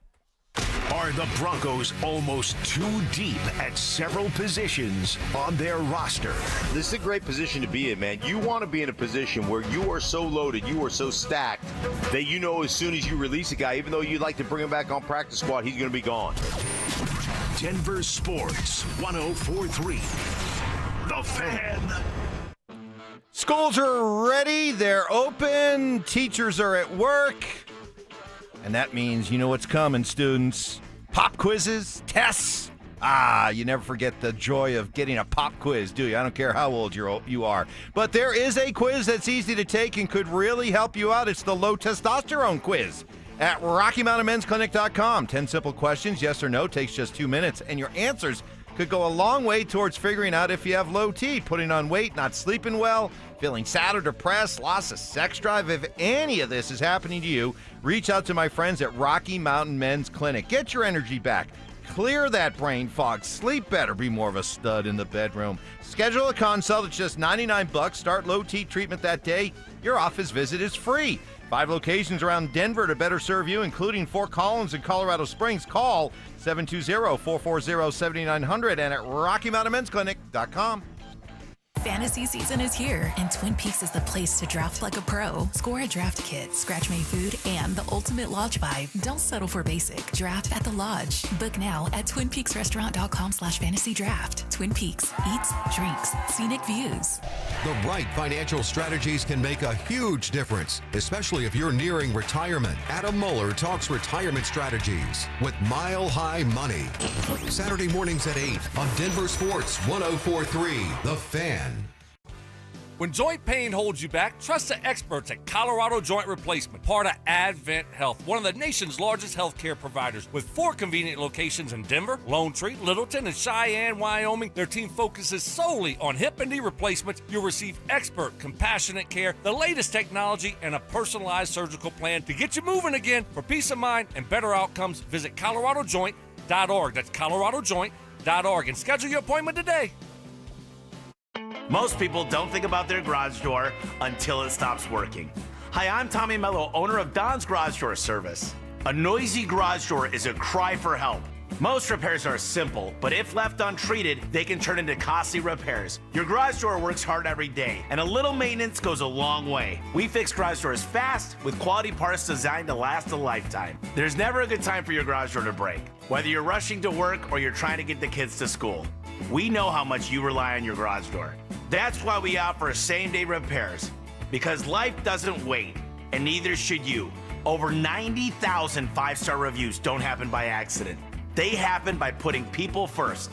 Fixing your garage door is what we do, but making your life easier and your home safer is why we do it. Families trust us because we deliver, and we'd be honored to earn your trust too. From repairs to upgrades, call Don's Garage Door Service today. I'm the happiest man in Colorado today. Yep, that's an actual quote from Alan, a 303 Law 4040 client, when he picked up a settlement check after we settled his case for $125,000. You know, the funny part is, at our first meeting, Alan actually said, Dan, I don't even know if this case is worth your time. Now, Alan's like a lot of people who call us at 303 Law 4040. He wasn't looking to get rich, but he was in pain, and he didn't know where to turn. You might be like Alan, not looking for $1 million, but you were hurt and it wasn't your fault and you have no idea what to do.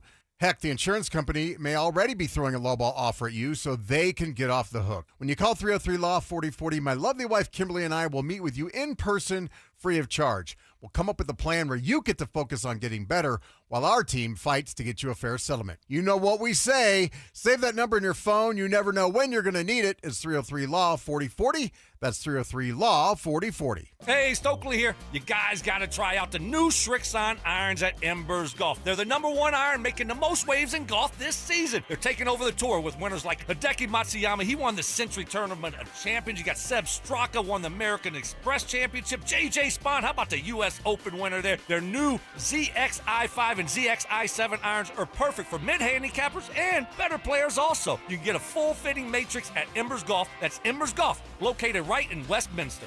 Are you dreaming of owning a home? Premier Members Credit Union can help make that dream a reality. Visit becomepremier.com to learn more. Equal housing lender, NMLS number 416701. KKFN and KKFN HD1 Longmont, Denver. You're listening to Denver Sports 104.3. The Fan. Passive aggression. Oh, Mark. Sweet, naive, childlike Mark. Culinary techniques. So you got the crawfish, you got the tail, you pinch, twist, and some people like to slurp it. You're a slurper. And backhanded apologies. You know what? I would like to officially apologize to you, Mike. You were right. I was wrong. You're smart. I'm dumb. You're skinny. I'm fat. It's Stokley and Evans with Mark Schlereth on Denver Sports 104.3 The Fan.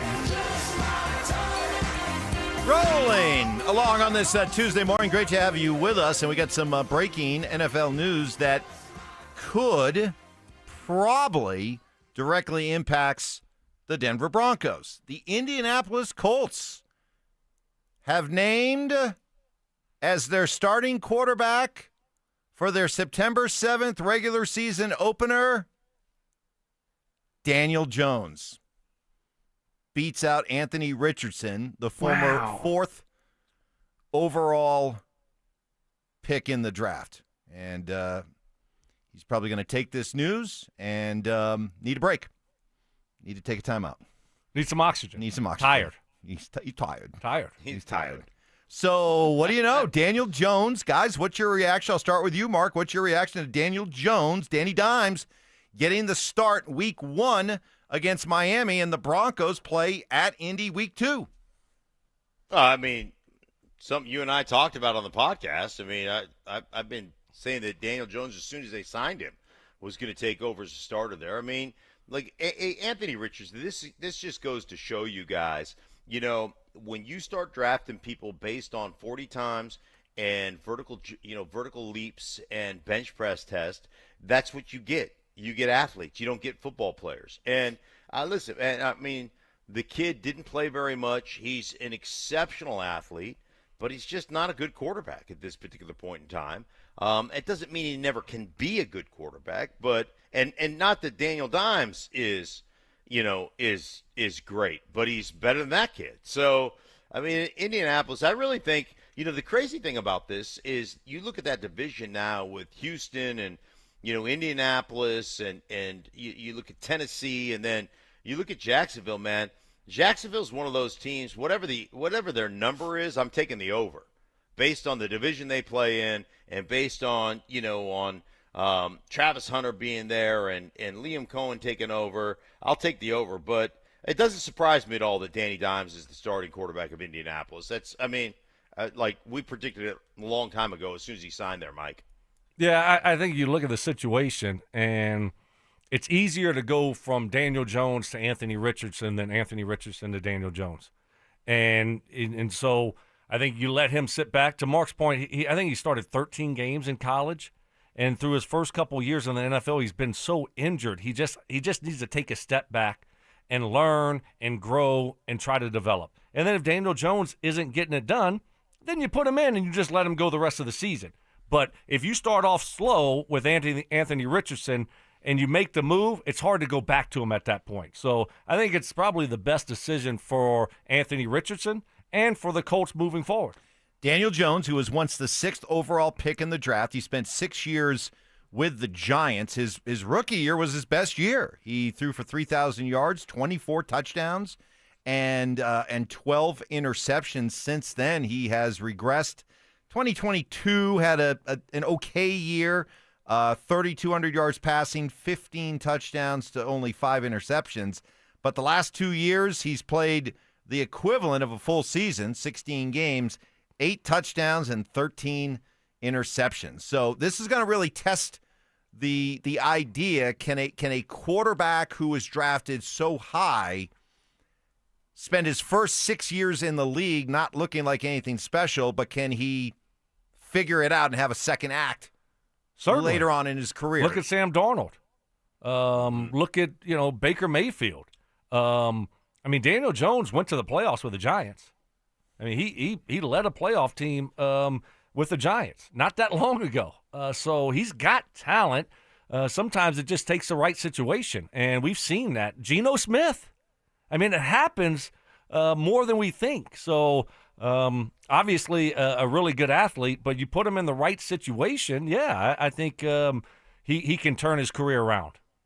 Shane Steichen is the head coach there and the offensive coordinator, and Shane Steichen has done a phenomenal job. Where he's been, he was with Herbert and with the Chargers. Really did a good job, I think, of simplifying things to make it, just be like for the quarterback to really have easy reads. And then he went to Philadelphia. Under he's the guy that took over for the head coach when the head coach was just like they were 2-5 and said, "Man, I can't call plays." Shane Steichen took over, started calling the plays, and that offense took off a little bit, and they made a nice run. And so he's had that kind of success with quarterbacks. So it'll be interesting to see how he does that. Obviously, it didn't work with Anthony Richardson, but how he implements those things with Daniel Jones. And remember, that year they went to the playoffs, Stoke, that you just talked about, that's the year that he threw 15 touchdowns versus 5 interceptions. And so, there's a lot of people out there saying, like, is he a franchise? 15 touchdowns is not a franchise quarterback make. But he did a great job running the ball, a lot of designed QB runs. Like, if you take some of that pressure off him, I think he can be okay. I think he can be decent. And so it'll be interesting to see exactly what he becomes under Shane Steichen. Stoke, I'm going to tell you, when the schedule first came out and I saw the Broncos at the Colts week 2, I'm thinking path of least resistance. That's what I want. And I was hoping it would be Anthony Richardson as the quarterback. I'm not saying I'm scared of Daniel Jones, but I think that week 2 game got a little bit tougher now with this quarterback decision. Yeah, I agree with you. I think Daniel Jones right now is a more complete quarterback, a more competent quarterback than Anthony Richardson. So, I agree with you. I think it would have been better for the Denver Broncos week 2 to see Anthony Richardson and not Daniel Jones. That said, you still better beat him. You still should win. You still should win. I mean, it is on the road. It's first game on the road. Road games early in the season, Broncos have gotten off to slow starts the last couple of years. It is your first road game, so not easy to win on the road in the NFL. Yeah, not easy to win on the road. Not easy to win 10 games. Not easy to win 10 games. It's just hard. The whole NFL is just hard, isn't it? It is. Yeah. It's a good point, Mike. It's a really good point. It's very hard. It's very difficult. You guys are amazing. All right. We might have to hand the Chicken Little title over to you two. It's so hard. Winning 10 games in the NFL is so hard. It is hard. Not Mike. once you become a winning team. I think history has shown that it becomes quite easy to roll out 10-win seasons. Why are you cackling like that? Spoken by the guy who's done it.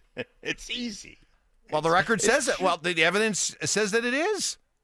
It's not easy. It's still hard. You just got a good team. No, it's still very difficult. No. And I know I'm getting ready for the text. I love it when Evans, the guy who didn't play, tells the two guys who did play what's right and what's wrong. But I'm going to do it again. Here you go. So you guys talk all the time about how more games in the NFL are lost than won, right? Mm-hmm. Okay. So once you become one of those teams that knows how to win, then not only do you know how to win, but you know how to sit back and let the other team lose. And that's how you get to 10 wins easier than most once you figure out how to win. It's not that hard. Boom. Lesson. Thus ends the lesson for both of you. It's hard because human nature says when you become a good team, you let off the gas and you relax. And so to have guys all pulling in the same direction, no, it's hard. Like winning oftentimes just makes it that much harder to keep guys pulling in the right direction because guys get, the human nature of it says, man, we've arrived. Everything's good. Stoke, you want part of this? You want some of this smoke? No, I made my points. Stoke knows. I'm setting you guys both up to look bad here. Hold on a second. Let me just bring it up really quick. Mark, what years did you play in Washington? I played in Washington 89 through 94. 89 through 94. Okay. 1989, 10-6. 1990, 10-6. 1991, 14-2. Won the Super Bowl, and then you guys fell upon some tough times, but made it look pretty routine for 3 years. What was 1992? 9-7. But let's go. And went to the playoffs and lost in the playoffs. We won a playoff game that year, and then what? But proof that there was life before Mark Schlereth, by the way. Let me go back a little bit more here, just to show how easy it actually was for you guys. So this was during the time that you guys won a couple of Super Bowls, all right? So let's see here. Let's start in 1983, 14-2, 11-5, 10-6, 12-4, 11-4, then 7-9, then 10-6, then 10-6, and 14-2. Not that hard. Stoke, what years did you play in Indianapolis? What years did you play in Indy? I forgot. No, you didn't. Come on, really quickly. Tell me the years, really quick. I don't. 03 to 06. 03 to 06 here. 03 to 06. Yeah. Let's see. What are we doing? 03, 12-4, 12-4, 14-2, 12-4. It's not that hard once you figure it out. What Mike Klis has to say about a new Broncos stadium. That's next. Is Pat Bryant ready to make a splash in his rookie season? I think he's one of those receivers that has great hands, and he's strong, and he's physical, and he's tough, and he's a really good route runner. Man, he does a lot of things really well, and to be doing it at this level right now as a rookie, very impressive. Denver Sports 104.3. The Fan. Hey guys, Mark Schlereth here from my friends at Comcast. Well, spring has sprung, and you know what that means. It's officially moving season. A time filled with hours of packing, unpacking, and so much bubble wrap. But the first thing you should do when moving is make sure the Wi-Fi is booming with Xfinity. It's super quick and easy to set up. Then, boom, you'll have your new home hooked up with the ultimate Wi-Fi experience faster than the time it takes to parallel park a moving truck. Then, you'll be back online with the most reliable Wi-Fi and the best in-class equipment from Xfinity. So you can just kick back, relax, and stream your favorite movies and TV shows while someone else deals with all those boxes. Because with Xfinity, the only thing you'll have to worry about is remembering where you pack the remote. Make it right, make it easy, and move with Xfinity. Learn more at Xfinity.com/move. Restrictions apply, not available in all areas. Most reliable Wi-Fi claim based on Open Signal Awards, USA, Fixed Broadband Experience Report, August 2024. Lowe's knows tough jobs call for tougher tools. The new DeWalt Elite Series power tool accessories are built to last for the pro who doesn't stop. With precision fitment, durability, and impact resistance, finishing jobs faster has never been easier. Shop the new DeWalt Elite Series at an everyday low price exclusively at Lowe's. We help, you save. Progressive knows if you have to choose between everyday life and your RV, RV wins. What, are you going to take the RV to the mountains or go pick up your dry cleaning? RV wins! Are we cleaning the gutters or taking the RV camping? RV wins! Are we getting a new passport or cruising up the coast? RV wins! Don't forget, you got that trip to Sweden coming up. Oh, yeah, passport, then RV. With Progressive, you can bundle your RV with your home or auto and save with a discount and spend more time enjoying those savings in your RV. Progressive Casualty Insurance Company affiliates and other insurers. Not available in all states and situations. Americans may not agree on much, but we agree on Social Security. We all pay in. It ought to be there when we need it. Social Security could face a funding gap in less than a decade, and I don't want to see a pay cut. I'm with AARP in the fight to protect the Social Security we earned. Pledge to protect Social Security at aarp.org/weearnedit. That's aarp.org/weearnedit. Paid for by AARP. I'm Matt Morgan of Morgan & Morgan. Your car steering wheel could be a ticking time bomb. At least 24 people have died and many more injured because their airbags fired shrapnel at them upon inflating. Tens of millions of cars have been recalled. If you suffered cuts that required stitches, hearing or vision loss, or broken bones, please contact us today. You could be owed money for medical bills and other damages. Morgan & Morgan. Visit us at badairbags.com for an office near you. Prior results do not guarantee a similar outcome. It's the Labor Day sale at Denver Mattress. Save 30% on the Doctor's Choice original lineup. Take $100 off every $1,000 you spend, plus 60 months no interest and free shipping. Now at Denver Mattress. This segment on 104.3 The Fan's brought to you by Fitness Gallery, selling the world's finest fitness equipment. Listen up, Denver. This hour's keyword is play. P-L-A-Y. Text play to 303-713-1043 right now. And you could win a $50 Amazon gift card and qualify for the $1,000 grand prize. That's play to 303-713-1043. By texting, you agree to receive an automated marketing message from DenverSports 104.3 The Fan. Message and data rates may apply. For complete rules or to enter the keyword online, visit www.denversports.com/keyword. Conspiracy theories. Well, in this case, AI got it wrong. Yeah. So, hey, maybe Skynet's not taking over anytime soon. Firm beliefs. I'm very easily swayed. If you keep talking, I might be at 70 here in about 30 seconds. And a few sucker punches. It was the complete motivator for me, the failure thing. Mark, when did that stop? Not letting your teammates down after you finish playing? Because it seems like it. You let us down a lot. Oh, man. It's Stokley and Evans with Mark Schlereth on Denver Sports 104.3 The Fan. Easily my favorite one right there. Oh, really? Oh, there's a surprise. Judas. On the Ramslaw.com text line, is it just me or is the best part of the show when Stokley starts saying, I mean, what are we doing here, Mike? Texter, he only says that when he knows I got him. And he's trying to deflect. I got him. I got both of you. The whole, it's so hard to win 10 games. No, you don't. Debunk that myth right there. Again, breaking news in the NFL today. Daniel Jones named the starting quarterback to start the season for the Colts. Why does that matter here? Because the Broncos play at Indy week 2. So it'll be Daniel Jones and not Anthony Richardson. They'll be playing that game at Lucas Oil Stadium, which is a dome stadium. Right? Is that a dome? That's not retractable, is it? Lucas Oil? Yeah, no, it's retractable. Oh, it is? It's retractable. Yeah, the roof will be open. Okay. The windows will be open on the end there. Yeah, it'll be a nice breeze blowing through. What a there. great It's gonna idea. be gorgeous. Retractable roof, right? Don't they get Final Fours at that place, too?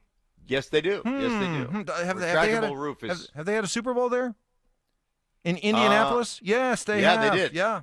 What a great concept. Indianapolis, of all places, gets the Super Bowl. We have Mike Klis, our 9 News Bronco insider, on earlier today, asking him about not only where and who is the front runner to get a new Broncos stadium, but what it may look like. There's basically 2 in the running. I do think Burnham Yard is definitely the front runner, but there's a lot of hassles involved with that. It's owned by the state. You've got Denver Water, which is the city. You've got some people that maybe don't want to sell their parcels there, so it's complicated. That is the preferred site, but there's politicians involved. And so, the Broncos, they have checked out Aurora. I think Aurora is definitely running third if it's a 3-horse race. And then Lone Tree's got a lot to offer. Much to Stokley's chagrin there, because that's E470 and 25. That is prime Brandon Stokley in his happy place, tranquil ride between the Rock and Denver, and that would all be disrupted. I mean, can you just see it, Stank? You love construction. You're corduroy and everything. I mean, can you just see it? 1 lane, 2 lanes down to 1, cone zones. For years. Cone zones, be alert to trucks rolling into the highway, fines are double in the work zone. I mean, all this stuff going on for years, just ruining Stokes' life. Mike, Stokes' life. I live in the tree. I live in it. Like, I was okay when I thought I was going to be living in New York. I was like, the tree, yeah, that's a great place for it.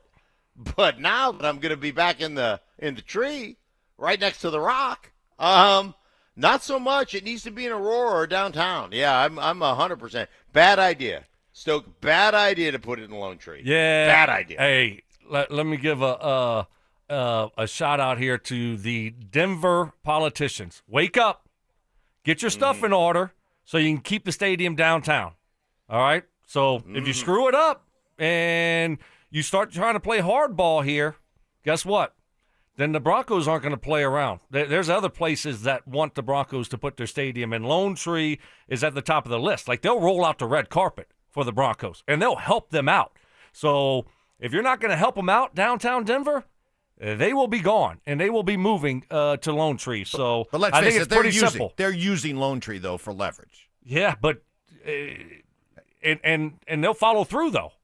Yeah, I mean, I think you got a situation downtown where it's just a lot of politics.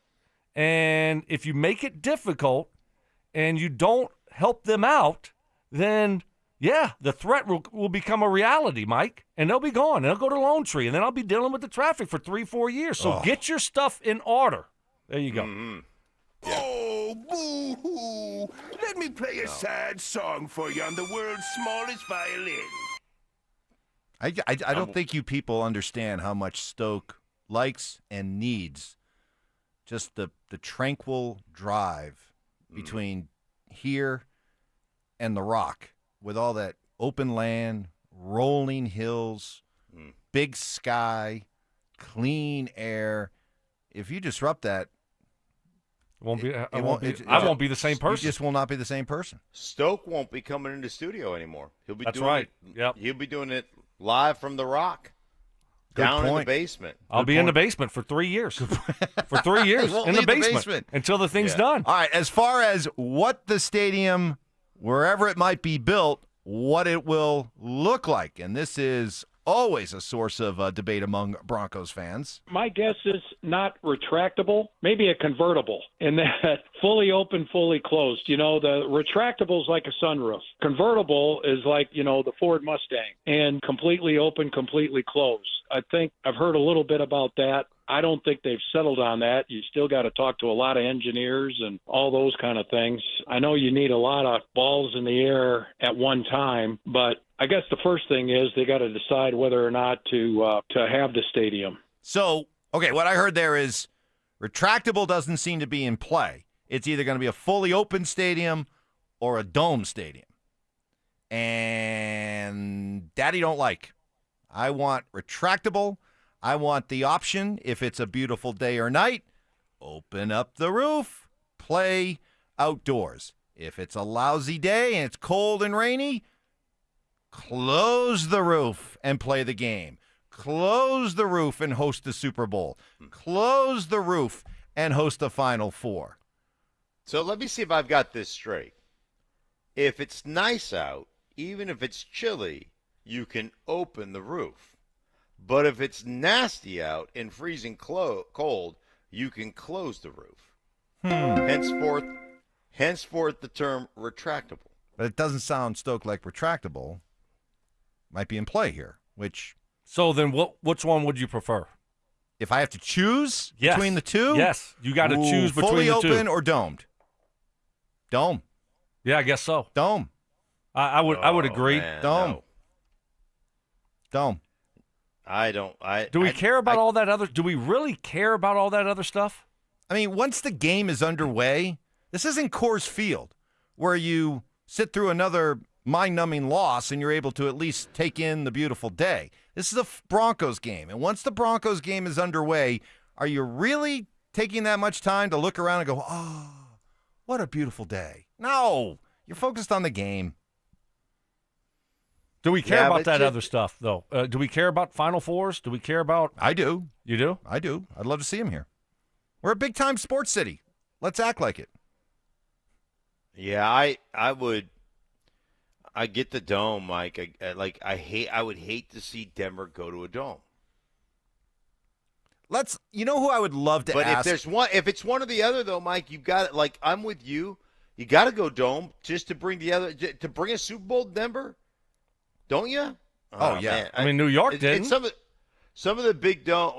Yeah, but it's New York City. They're not giving an open stadium Super Bowl to Denver. No way. And they would never give one to Indy either. But they do, because they have a dome they have a retractable. But and then there's the other part of this too, is you guys win a world championship. You win a Super Bowl the year that you guys ended up losing to Baltimore in that playoff game. You win the Super Bowl that year. You do. And the reason you did not win a Super Bowl that year is because you were forced to play a playoff game in terrible conditions that did not favor your football team. Fact. Thanks for the reminder. Well, it's the truth. And so, for all the talk about, oh, hey, as a fan, we get to earn our badge of honor. We sat through a snowstorm. I mean, okay. But should that be more important than your team being given the best opportunity to win a game? And in this case, it cost you a Super Bowl. So I say build a dome. You know what I'd love to hear from? I would love to hear from Minnesota Viking fans. Because, you want to talk about a fan base who for decades earned their badges of honor. It was Viking fans who sat outside for a lot of those games. Yeah. Now, they play in a dome, right? I would love to know from Viking fans who used to sit outside in all the elements and now sit indoors to watch your Vikings play. What do you think of the experience? Is it terrible, or does it make being a fan and going to games better? I'd love to hear from Viking fans, because I think what the Viking model might be is a great idea of how the Broncos should follow. Mike, I will say this, having called a bunch of games in that stadium, when you get in it, it feels like you're part almost outdoors. Like the lighting is so great. It is a really cool stadium to be in. So I guarantee you Minnesota Viking fans love their stadium and love being indoors, the way that thing has been constructed. That's the question. How important are all those other things also? Where's that on the priority list? The other events? Yeah. And is this going to be you heard the Lone Tree Mayor. Is it going to be a big, I don't know how much room is downtown at the Barnyard, whatever it's called, to make an entertainment district and have everything else around the stadium like you probably would have in Lone Tree. More space, more room to be able to do a lot more things. How important are those other factors? So all right, hold on. We got people saying that we're hearing Klis wrong. I don't think we are, but do we have time? Yeah. All right. No. No. All right, we'll carry this over because we have people texting and saying, no, Klis is saying that retractable is still in play, which I didn't hear that. So anyway, all right, we'll get to the bottom of this, and we'll maybe hear from some Viking fans as well, because I think this is the model to follow. We'll do that coming up next. Is Shawn Peyton about to make some tough cuts on offense? This might be unpopular. You can't carry 6 wide receivers. Somebody's going to have to be out. You can't carry 6 wide receivers at the expense of cutting a defensive front 7 guy that you know is going to get scooped up by another team. Denver Sports 104.3. The Fan.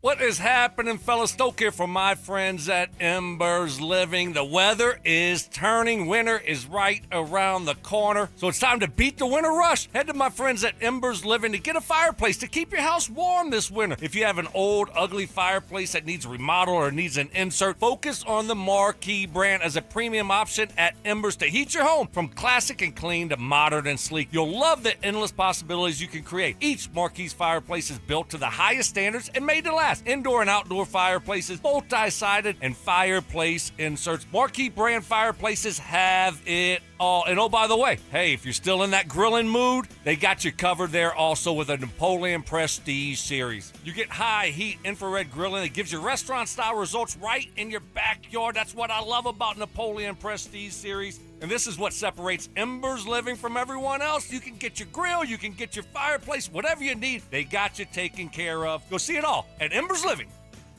I have 3 words for you. $10 Tuesdays. They're back at Papa Murphy's. That's right. On Tuesdays, get any large pizza for only $10. Celebrate the return of $10 Tuesdays today at Papa Murphy's. It's time to plug into performance at Siltahar Motors in Broomfield. Drive the all-electric F-150 Lightning or the head-turning Mustang Mach-E with 0% interest for 72 months or lease credits up to $11,000 off. Check out their vast selection of EVs at sthmotors.com and chat directly with a sales rep to get you into the perfect EV. Siltahar Motors has got the best location, the biggest EV selection in Denver, and the most competitive pricing in Colorado. Siltahar Motors will deliver everything you want out of a dealership.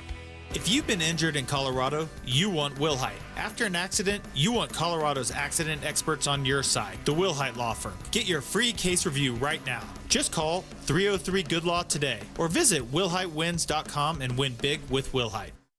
Dental phobia? Consider sedation dentistry with Clarkson Dental. Their highly trained team will lead you through an exceptional dental experience from that first fearful call all the way through to aftercare. Call the most experienced sedation dentist and staff. Clarkson Dental, coloradosedation.com. Guys, are you always tired and ready to do something about getting your energy back, but you just don't have the time? Now, Synergenics and Low T Center have the solution. New at-home TRT, personalized to you and delivered straight to your door. Affordable treatment options tailored for you. Book now at fixmylowt.com. 1-877 Cards for Kids.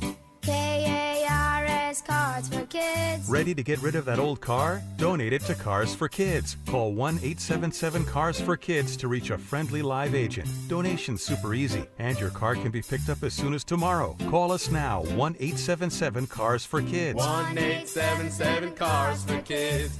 Donate your car today. Did you know you can donate real estate too? This segment on 104.3 The Fan is brought to you by 5280 Exteriors, the altitude of quality. Candy shaming. I don't know how anybody can eat that. Black licorice? Ugh. Ugh. Ugh. Gross. Fact checking. I think we have another candidate for the Mike Evans Big Board of BS. No way. In the spirit of giving. Mike is getting an almost new but slightly used snowblower. Oh, is that his compensation, Mark? No, that's just out of the goodness of my heart, Stoke. It's Stokley and Evans with Mark Schlereth on Denver Sports 104.3 The Fan. Well, somebody told me you had a boyfriend who looked like a girlfriend that I hadn't met you. All right, let's go back and listen to it. Johnny, maybe you can do me a quick favor. Text Mike, Klis, and just confirm, did he rule out retractable roof? Or at least express doubt of a retractable roof. So, because we got a bunch of text. So the question was posed to Klis. Mike, when it comes to the kind of stadium, is a retractable roof in play, or would it be totally open air? And people are saying that we misinterpreted what he said. So that was the question. Here was his answer. My guess is not retractable, maybe a convertible, and that fully open, fully closed. You know, the retractable is like a sunroof. Convertible is like, you know, the Ford Mustang, and completely open, completely closed. I think I've heard a little bit about that. I don't think they've settled on that. You still got to talk to a lot of engineers and all those kind of things. I know you need a lot of balls in the air at one time, but I guess the first thing is they got to decide whether or not to have the stadium. That's retractable. A convertible is you can take it down or take it back, right? You can be enclosed or you can be open air. Right. But he said not retractable, so I'm a little confused because because the definition of what he just said is that it's because retractable. If you have a retractable roof, it does not mean, Mark, that you're only partially open. If you have a retractable roof, you can open it so it's fully open. Yeah, I don't think Mike Klis knows what retractable is. I think that's what I came away with. That's what I've come away with. He doesn't know what retractable is. Exactly. It doesn't sound like he does. I think you're spot on, Mark. I think he's confused. I think Mike Klis, went with the whole convertible sunroof. Sunroof and the whole thing. Like, he's confused. He's actually saying, I think the texters are right. He's actually saying retractable, but I don't know what retractable means. That's what he's saying. Yep. Okay, then retractable is in play. Sure. Well, then I'm happy. We want it in play. It's in play. Then I'm happy. At the barnyard. Yeah. It's at the barnyard. Yeah. Go to retractable barnyard spot. We're all happy. Happy. Everybody. Everybody wins. You don't Everybody wins. You don't have the option of a roof that moves, and the farthest it will open is just halfway, right? Right. No. It opens all the way. If you want it open, it opens all the way. And closes all the way. And closes all the way. It's science. It's an open-air stadium today. Tomorrow, it's a dome. That's retractable. Yes. Exactly. Okay, then Exactly. Then listening to it again, it sounds like retractable's in place. So you agree with me then? Mike Klis doesn't understand the concept of retractable. Well, it would appear so. All right, good. I'm glad. It's okay. I mean, that's a little. There's a lot going on. Because the sunroof, Klis is doing a lot of work. He's breaking a lot of news. He's doing a lot of work. He did not really research retractable versus convertible. That's not his fault. Because the sunroof, you're right, is not fully open to the sky. It's partially open to the sky, but I've never seen a stadium built with a retractable roof that's only opens partial. Correct. Isn't that AT&T Stadium? The Cowboy Stadium? It's kind of over. Well, it's like over kind of like field. the structure's still there, but it's open all the time, isn't it? No, they can open it over it's over the field, but it still covers part of the fan base in the seat. I see what you're saying. So that's what you know I think. I'm saying? That's what Klis is referring to when retractable. When he's saying convertible, it's a completely like the structure is no longer over any part of the stadium. So it's either fully open or fully closed. Okay, well, I don't want that. I don't want a retractable roof that only opens over the playing surface. I think that's what he meant when he thought retractable roof. Because I don't want that. I mean, because he said sunroof. Why, Mike? Because if it's a nice enough day to open up the roof, why do I want it open over just the playing field? Open it up so that everybody's enjoying the day. If you're gonna do it all the way. Don't go halfway with the convertible. I think that's what Klis meant. Yeah, I think that's what Klis meant too. So he's saying it would be what? Tell the people in the background to shut up. To be quiet. Shut up. Close the door. I mean, I'm always being told by everybody, oh, you guys got to be quiet. We got serious business going on back here. Yeah, who's back there? Yeah, that was Richie. Richie pontificating about things. Richie. All right, so we're saying it's not going to be. All right, help me out here because I'm confused. I'm out. You're I'm out? out on this conversation. Yep, y'all tap me back in when we get because until we get clarity on it, I'm tired of going back and forth with not even knowing what the hell's going on. But all these stadiums that open, they don't open. It's not complete like the whole roof comes off. It's like there's always going to be some area that's going to be a little bit covered, right? Yeah, but we're talking about like, all right, you've been to Arizona Stadium, right? Correct. That opens to the point where like most of the crowd is sitting outside. Correct? Okay, yeah. And the Dallas one is one where it open, but when it's open, the playing field is in the open sky, but the crowd is basically under still a roof. And I want it fully retractable so that it's fully open for everybody to enjoy or fully closed. Right. And I think that's what Klis was referring to. Well, then let's do that. It's just a bigger, you're like in Atlanta, the whole thing kind of, slides open, but there's still always going to be a little bit of the stands that are covered, but for the most part, it's open. Yeah, I see what Let's not overthink this. Build a stadium where there is a roof that can open to enjoy a beautiful Colorado day or night for everybody, players and fans included. And if it's a lousy night, a lousy day, or we're having a big-time sporting event like a Super Bowl or Final Four, close the roof entirely, and everybody enjoys it too. Shouldn't be that hard. We just made it way harder than it needed to be. Convertibles and moonroofs and sunroofs. Just you know what? I think that's all on Klis. Yeah, let's blame Klis on this one. I blame Klis. This is why he's a journalist and not an engineer. And there's nothing wrong with that. I couldn't be an engineer either. Mad respect for engineers. I don't know how you do it.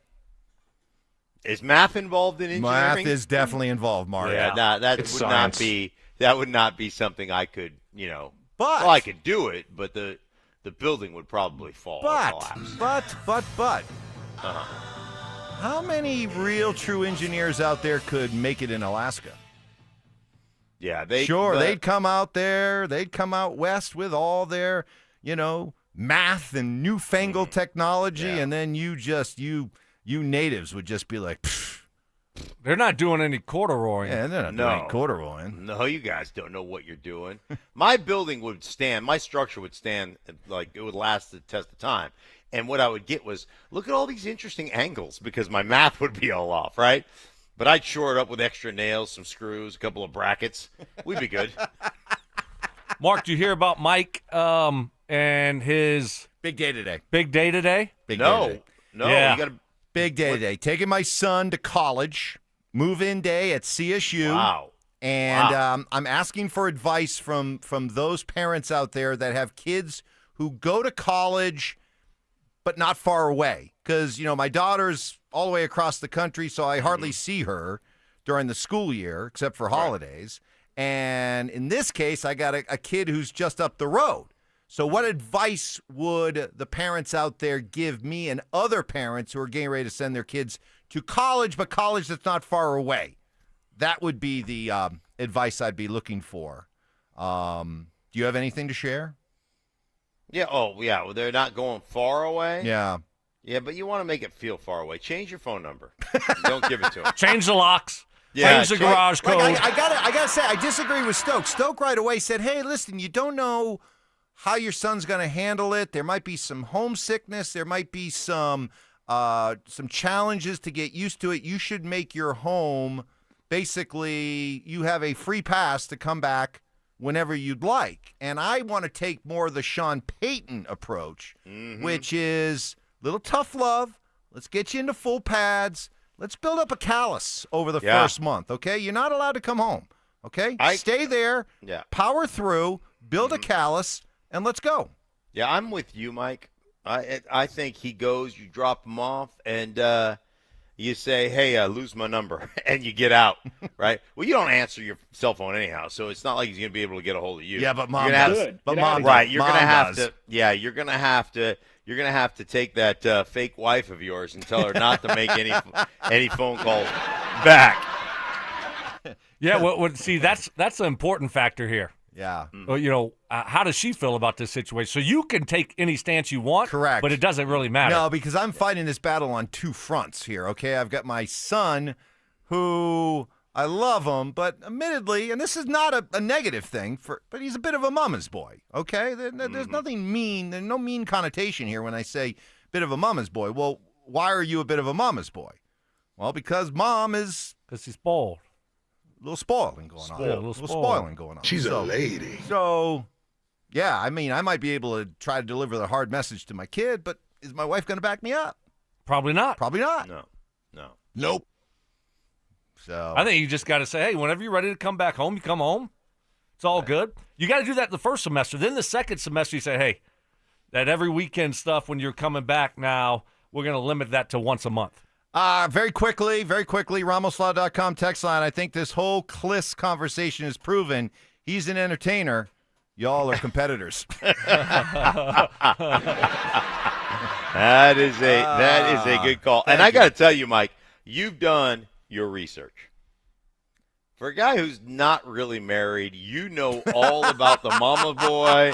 You know you have done your research, touche to you, because you've got it all down. Is she going to support me? Yep. Is she going to have my back or not? I don't know. Hey. It's good. Hey. It's good. Manti Te'o could learn a lot from me. Too soon? Too soon? Speaking of the Cleveland Browns quarterback situation, we got a little bit of clarity there, and also a reset of the big quarterback news today that directly affects the Broncos. That's next. Join us for the Fan Golf Tournament benefiting the Arthritis Foundation Colorado. Monday, August 25th at 1:30 p.m. at the club at Inverness. Don't miss this 4-person scramble, followed by dinner, awards, and a live auction with all proceeds benefiting the Arthritis Foundation Colorado. Book your foursome now at DenverSports.com/club. Denver Sports 104.3. The Fan. Hey guys, your boy Stink here. Recently talking to my buddy Troy Hansford about the housing market. Told me over the last year it's gone from one of the hottest it's ever been to prices declining.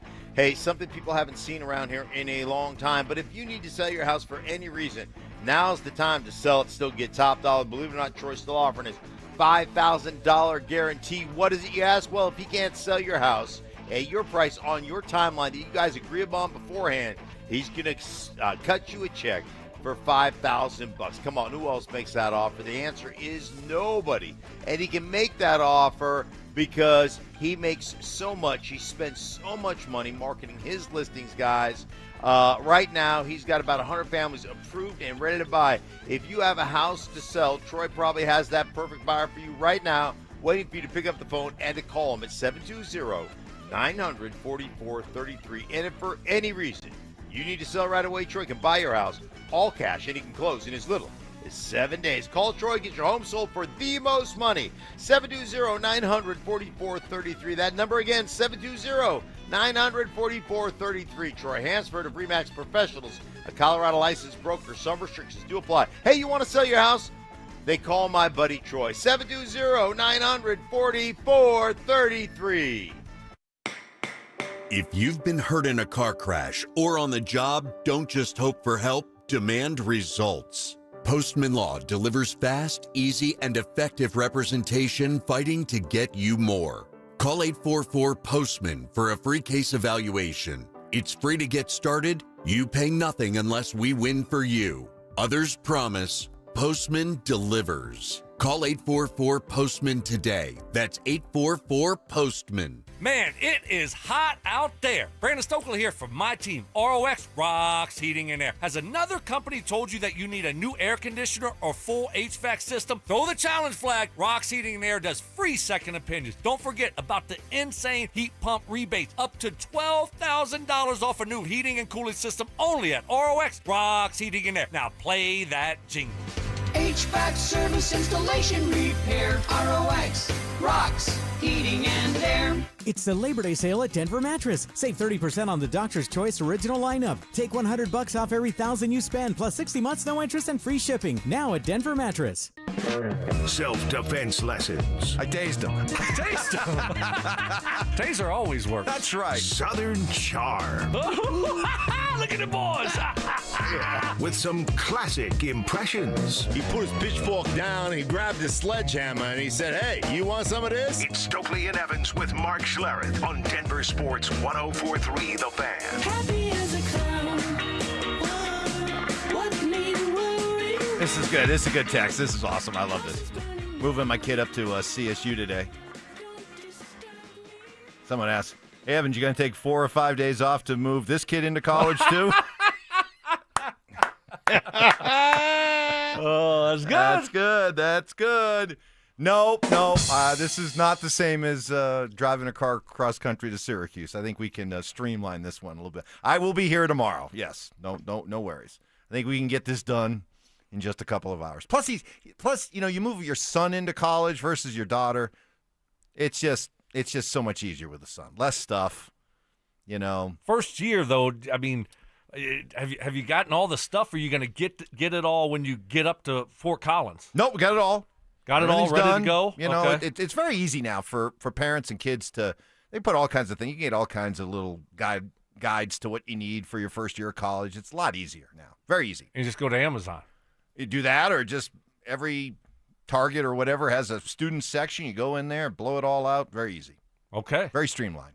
All right. So is he staying in like a traditional dorm, yes, or is it one of those fancy he's in a common room? He does have it's like a little suite with three roommates. Yeah, like does he know the roommates? He knows all the roommates. Yes. Oh, that's good. That is good. That's a positive. That's good. So they have like a living room. It's like area? 2 bedrooms, bathrooms on each side, and then a common area in the middle. So I don't know if I should give out the dorm. Yeah, you should. What's the dorm? Is it? What do you think? People are going to go charge into the dorm? I don't want him to be bothered. He has to focus on his studies. Oh, Corbett Hall. I think it's Corbett. So why would they be scared? There you go. So I'm going to start looking forward to it. I'm really looking forward to diving into the Fort Collins college life. Do you Are you gonna eat at the cafeteria today? Not today. Are you going to shotgun beers with your son's friends and have a competition? I hope to. Yes. Today. Not today. No, I'm talking about today. No, not today. That's how you. No, that's a little much. That's how you Christian the dorm room. No. Get him a pony cake, Mike. No. Get him a pony cake. Bring a keg in Show him there. show him how to tap a keg. No. You're Right. a professional. As a dad, that's a little bit too much. But trust me, first You got to set the tone for your tip. kids. That's how you do it. You want me to? So I should show up with a pony keg? Or just show up with a case of beer and just say, "Hey, who wants a shotgun against me? Yeah. Who wants some of this? Who wants some? Corbett Hall, bring me Big your Evans best in the house. Bring That's me your right. best. Hey, boys, you're not here to go to school. You're here to party. Hell yeah! Lessons. Teach him to do laundry. That's the most important thing. Amen to that. I did not know how to do laundry when I got to college, and what do you think the first thing I did? Colors and whites together, hot water. Everything came out pink. Oh. But see, that's a good thing, Mike. He's not too far from the house, so he'll be bringing his laundry home. That's right. Yeah, he probably will. I have an issue with that laundry idea. I do colors and whites all the time together. In cold water. Yes. Yes. I didn't know that. You did it in I hot did it in water. hot water, yes. Hot water. Yeah. No, I'm not. I'm not separating whites and colors. Oh, you don't? No, you just wash them all in cold water. I separate. I mean, I separate. I'm not afraid to do it, but if it gets to the point where I haven't done laundry in a while, yes, I will separate. It'll be all colors in cold and all whites and hot. Yeah, no, I always separate. Yeah. I don't do laundry. Lana doesn't do your laundry? Nope. I do my own.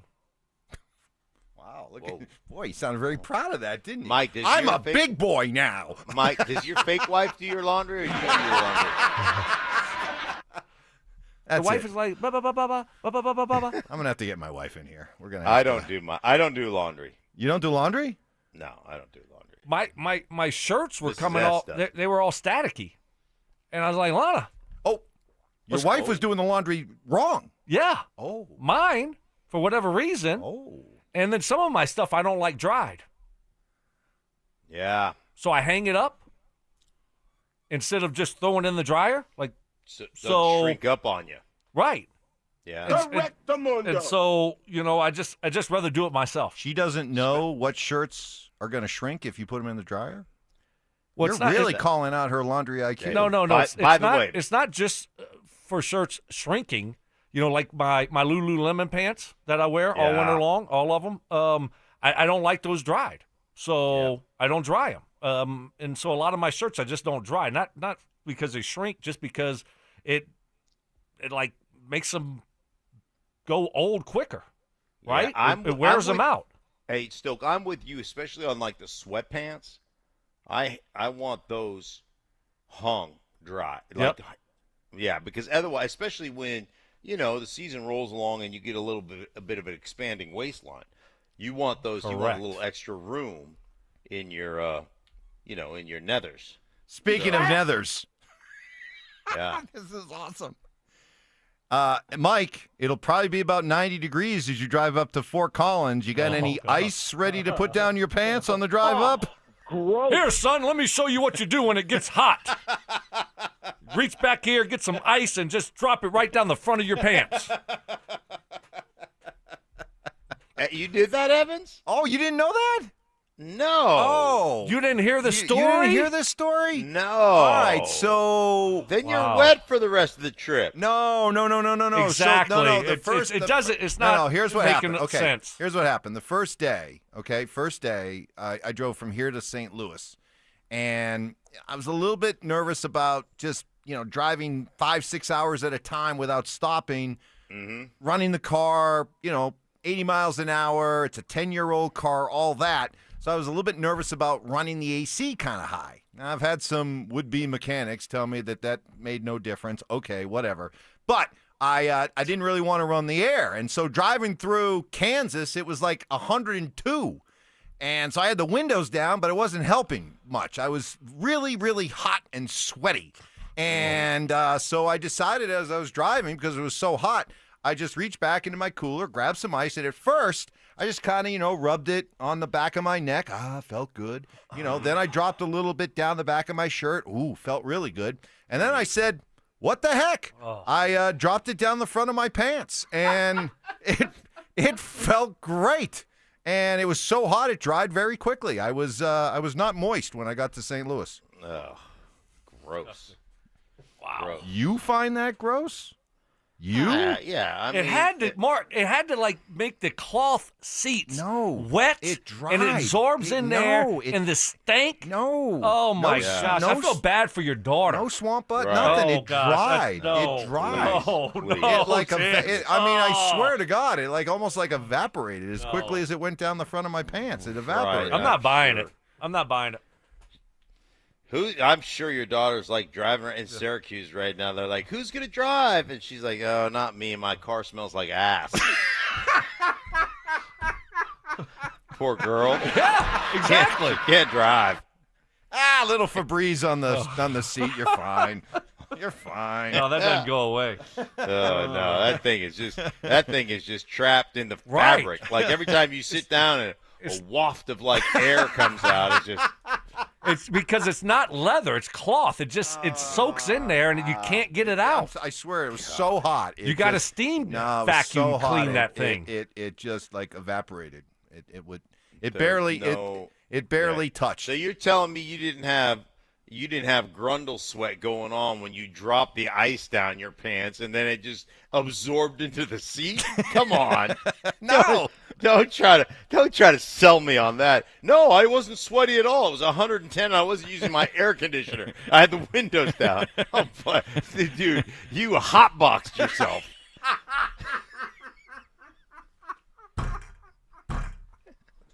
Unbelievable. This guy is unbelievable. On that note, we are done. All right. Good luck to all the students everywhere going back to school, kindergarten, high school, elementary, college. Good luck to all the kids out there, and good luck to all the parents as well. Dover and Cecil coming your way next. Are the Broncos almost too deep at several positions on their roster? This is a great position to be in, man. You want to be in a position where you are so loaded, you are so stacked, that you know as soon as you release a guy, even though you'd like to bring him back on practice squad, he's going to be gone. Denver Sports 104.3. The Fan. You worked hard for your 401k, but if you've left your job, your money might be sitting in the wrong hands. I'm Jeff Jr. with Trajan Wealth, and it's very possible that the 401k that you have had for years has hidden fees and limited investment choices. But if you're no longer with the company, that 401k may be at the mercy of your former employer. All of these things could be costing you thousands. Rolling over your 401k into an IRA can provide better investment options that align with your long-term goals. At Trajan Wealth, we're fiduciary advisors that are held to a higher standard with no hidden agenda and no hidden fees. Don't let your retirement dollars sit in an old plan, and don't roll it over to your new plan without consulting Trajan Wealth first. Call Trajan today at 720-405-3300. That's 720-405-3300. Advisory services are offered through Trajan Wealth, LLC, an SEC-registered investment advisor. Hey guys, Mark Schlereth here for Xfinity. Now check this out. History, it had the gold rush, then came the oil boom, but right now it's the Wi-Fi boom. And Xfinity Wi-Fi is booming. Xfinity has everything you need to tap into the Wi-Fi boom with seriously powerful and seriously reliable connection. With 99.99% network reliability and incredible low lag, your streams will be smoother than making the decision on what you want to stream. And I haven't even mentioned the ability to connect to hundreds of devices. So you, your kids, your parents, and whoever else is at home can all experience the Wi-Fi boom with Xfinity at the same time. Here's the offer you don't want to miss. Get the most reliable Wi-Fi and Xfinity's best in-class equipment for one consistent price, 5 years guaranteed. It also includes unlimited data with no annual contract, all with 5-year price guarantee from Xfinity. So go to Xfinity.com, call 1-800-XFINITY, or visit a store near you today. Restrictions apply. Not available in all areas. New residential customers only. Select plans only. Xfinity Gateway with XFi complete required for unlimited data except in certain areas. Most reliable Wi-Fi based on Open Signal Awards USA. Fixed broadband experience report August 2024. Actual speeds vary. This is Rob Wilhite of the Wilhite Law Firm. If you've been seriously injured in a truck or car wreck, you want Wilhite. Get your free case review now. We've been voted best personal injury law firm for the last 3 years in a row. Visit WilhiteWins.com and win big with Wilhite.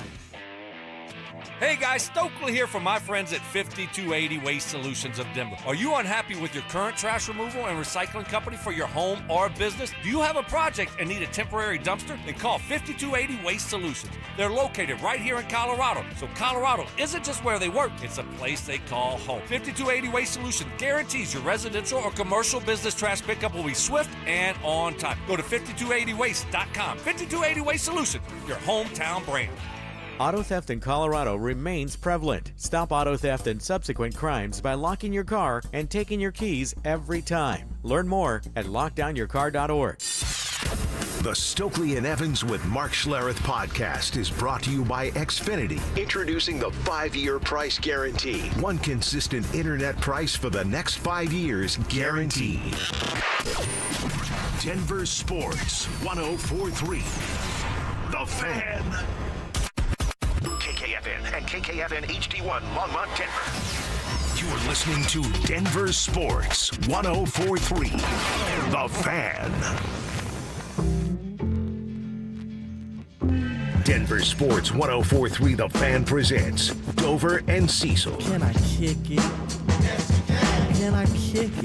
Yes, you can. Can I kick it? Yes, you can. Can I kick it?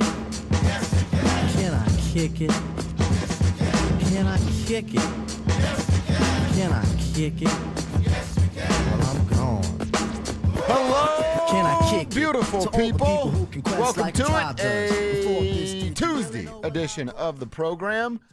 Dover and Cecil rocking with you 10 to 2. It is what we do, and we appreciate you guys being a part of the show. Want to start it like we always do. A little tribe roll call. Who are you? Where are you? What are you doing for a buck today? Send that information into the RamosLaw.com text line so we can give you and your company a shout out on the show. Cecil back in the seat over there after a day off. Cecil, glad to see you. Glad you're back up in here Good today. to be here. Good to crack a first Mountain Dew. Boom. And I will say There you this. go. I'm not going to talk about my health status, but I will warn everybody. On Sunday, I did not drink Mountain Dew. On Monday, I was out. That's all I'm saying. Uh-oh. That's all I'm saying is Mountain Dew is such a key part of my life that Sunday, because Saturday is a mess because the Broncos play so late. I do a post-game show that goes after midnight, right? I saw it was like an hour and a half. And I'm like, okay, maybe had a little bit too much caffeine. Not that I don't always stay up that late most of the time, but it's usually working. It's not like broadcasting or whatever. So then Sunday, I'm like, hey, let me just go like without caffeine. No. Weird. No. What was that like? No. My body did not respond well. So maybe I drink too much caffeine. Maybe I don't drink enough. Either way, I'm here. I'm ready to go. All right. Fired up that you are back. Shout out to Richie. Did a great job yesterday sitting in for you. I was just telling you, had the Bulls jersey, glasses, was cracking Mountain Dews, brought us breakfast burritos. No way. It was almost like you were here. Did he go to Roxborough? No. We asked that. We didn't go, but. Okay. Wow. Didn't That's get to nice. give the shout out to Craig. That's but nice. It was very nice of him. We have a to nice jump in. ecosystem around here. Yes, you know we what I do. mean? Yes, we do.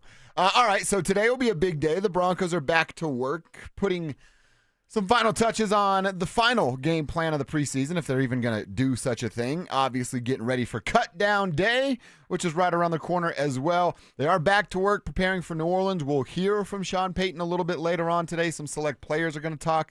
We'll try to bring you that when it comes, but didn't get to talk to you yesterday, so we can revisit some of those things we learned from Saturday's preseason game. And first and foremost, I know you talked about it on the Broncos post-game show. That Evan Ingram play, huge. Troy Franklin, 2 touchdowns. And really what I want to ask you, Cease, is what did you see out of R.J. Harvey, who I know you had your eyes on because none of us were impressed with what he did in his first chance in the preseason game versus San Fran. Go back and watch that touchdown from R.J. Harvey. The gap is incredibly small, but he stays inside and he scores the touchdown. You know, you trust the players around you. You trust that they're going to do their jobs and they're going to get their job done. And R.J. Harvey did just that. That play alone, not just that game, but that touchdown run. Go back and watch, and I know people have taken the stills from the game. Yeah. And like, look, there's not a hole. Exactly. You got to trust that gap's going to be there by the time you get there. It's not going to look real good sometimes when you take that handoff. but you must maintain the trust in your players up front. And that play, one play, has me thinking if that guy's healthy, Stink had said 1,000 yards with us out of training camp. We're like, whoa, 1,000 yards rushing? Yeah. Like 1,000 on purpose, that's easy, right? It's like people saying 11 wins. That's easy. That's already going to happen. But I'm talking 1,000 rushing yards and showing the capability. We had seen it, I believe that was Wednesday's practice. And they were a little bit lighter day, but there was an emphasis on the inside ground game. And during that day, we had seen the coaches, we can't say what they say out there, but we had seen them like kind of cheering on when RJ made those inside runs. You were the first to observe that. Yeah. Like, hey, did you see that? RJ went inside and everyone's like, yeah, that's the way to. You saw that in the game. It's almost like he was doing it to prove a point. It's almost as if he was kind of conditioned and commanded from on high to do those things, which is stay inside as a runner, make sure to break outside if you can, but don't get cute, don't dance. You know what they had to do? This is all they had to do. I don't know if they did it, but what they could have done is just went and showed him Javonte film from a year ago. It's like, see this dancing? Mm-hmm. See this? Because they ran wide zone. Wide zone isn't new for them. They ran it over 50% of the time last year. They're just going to run it a little bit more and introduce counter because of J.K. Dobbins, and that's his favorite play. Don't at me, bro. So with R.J. Harvey, I feel like there was like, you're going to stay inside, right? You're going to go inside, right? You're going to trust your guys, right? Yep. And then he did just that, and that's why he had that sort of game. And on that one play, again, it's one play. I don't want to be hyperbolic, but I'm emotional and opinionated, and I got a lot to say about R.J. Harvey, and it's all good, baby. It is all good. If he's a 1,000-yard rusher this year, because J.K. Dobbins on a one-year deal, I can see the future being R.J. Harvey having a Clinton Portis type impact for this team. Oh, wow. That's a big comp right there. Big-time playmaker. And, yeah, it's what R.J. Harvey should have done because they were hammering that point home. Yeah. It is, here's the instruction. Can you now go and use that and show us that you're listening to us with our instruction? And that is exactly what he did. So it was great to see R.J. Harvey doing so. It was great to see Troy Franklin doing what he was doing. You and I have been talking a lot about Troy Franklin, what we were seeing out at camp from Troy. Very disappointing rookie year. That goes without saying. And then bounce back and is figuring out not just one, but now multiple positions at the wide receiver spot. And we saw it pay off in a big time. I told Richie that second touchdown to me shows so much about Troy's growth. First of all, the route is perfect. He's keeping that defender on his left hip, knows the ball is going to come on the backside of his body, jumps, turns in the air to almost like he's like boxing out in the air and still comes down with the football, wherewithal to put both of those 2 feet down, tap him for a touchdown.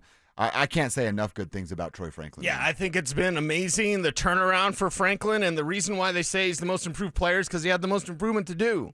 You're right. And I know, our guy, Oregon Trey, and everybody, I told you, Troy Franklin. You didn't see this last year. Stop. Yeah.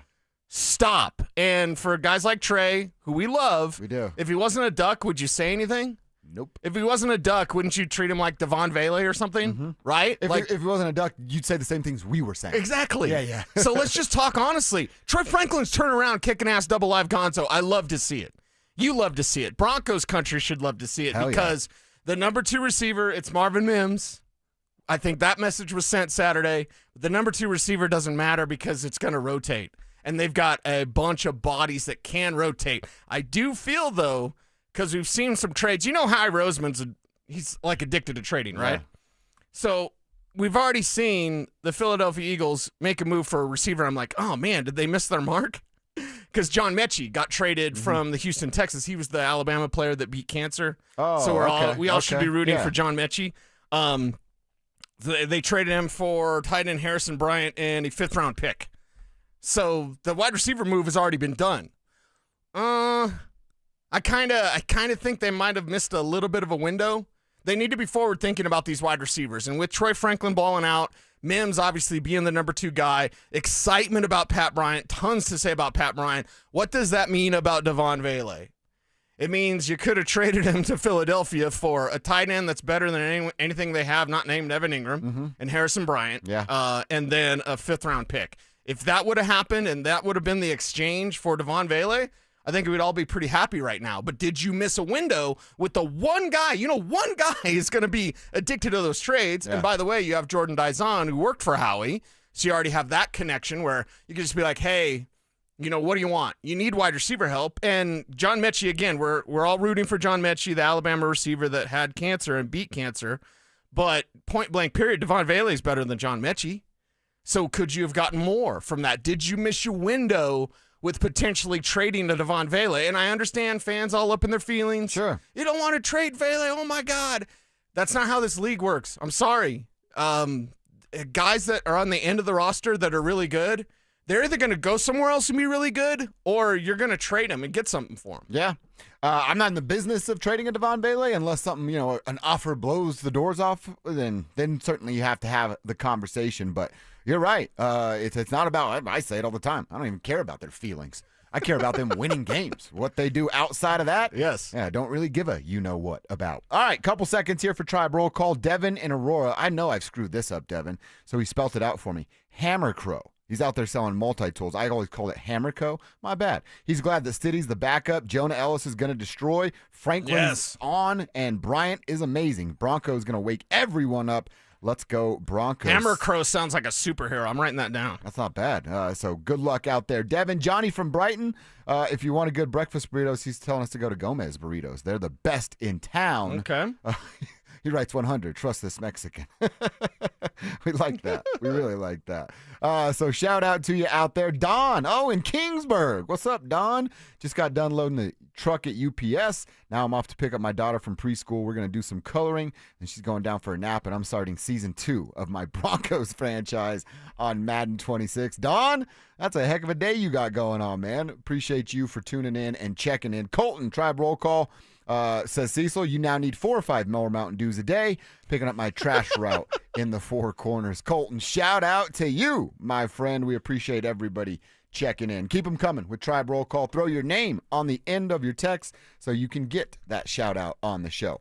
All right, Cecil, I want to continue talking about Saturday. We saw Jaleel finally pop a big run and it not get called back for a penalty. Pat Bryant led the team in receiving, and like our texter just mentioned there, Jonah Ellis was dominant again. Those 3 players are certainly on the team, but is there a roadblock in front of them that won't let them really contribute the way they can? Let's talk about that next. Is Pat Bryant ready to make a splash in his rookie season? I think he's one of those receivers that has great hands, and he's strong, and he's physical, and he's tough, and he's a really good route runner. Man, he does a lot of things really well, and to be doing it at this level right now as a rookie, very impressive. Denver Sports 104.3. The Fan. This is Jeff for Rocky Mountain Men's Clinic, where our testosterone therapy can help you sleep better, improve your sex drive, give you better gains in the gym, and more. Please take a moment and listen to how we help Brad. My name is Brad. I've been a patient of Rocky Mountain Men's Clinic for over 3 years now. I just turned 50, and over the last couple of years, I've frankly just been tired. I've been more lethargic, didn't have the energy levels that I normally had when I came into Rocky Mountain Men's Clinic. These guys are absolutely phenomenal. Losing weight, having more energy, all that's been a tribute to the testosterone therapy. And frankly, that's been a game changer for my life, my family, and my business. I am a huge fan, and I recommend it to all my friends. If you're feeling like I've been feeling, I would get in here, see these guys right away. Don't wait. Call Rocky Mountain Men's Clinic and change your life. Thanks, Brad. Low T therapy will likely change your life. Call 720-440-7900. That's 720-440-7900. Or go to RockyMountainMen'sClinic.com. The new and emerging industries apprenticeship tax credit can save you money and boost your workforce. Take the first step to develop skilled apprentices in IT, healthcare, and more at apprenticeship.colorado.gov. Brought to you by the Colorado Department of Labor and Employment, the Colorado Broadcasters Association, and this station. Sure, the starters might only play a drive, if that, but NFL preseason is still football, and man, have we missed it. And if you're hunting for those late-round fantasy sleepers, there's no better research than watching every snap. So grab your crew and head to Twin Peaks, where every game is on, the beer is ice cold, and the food is scratch-made.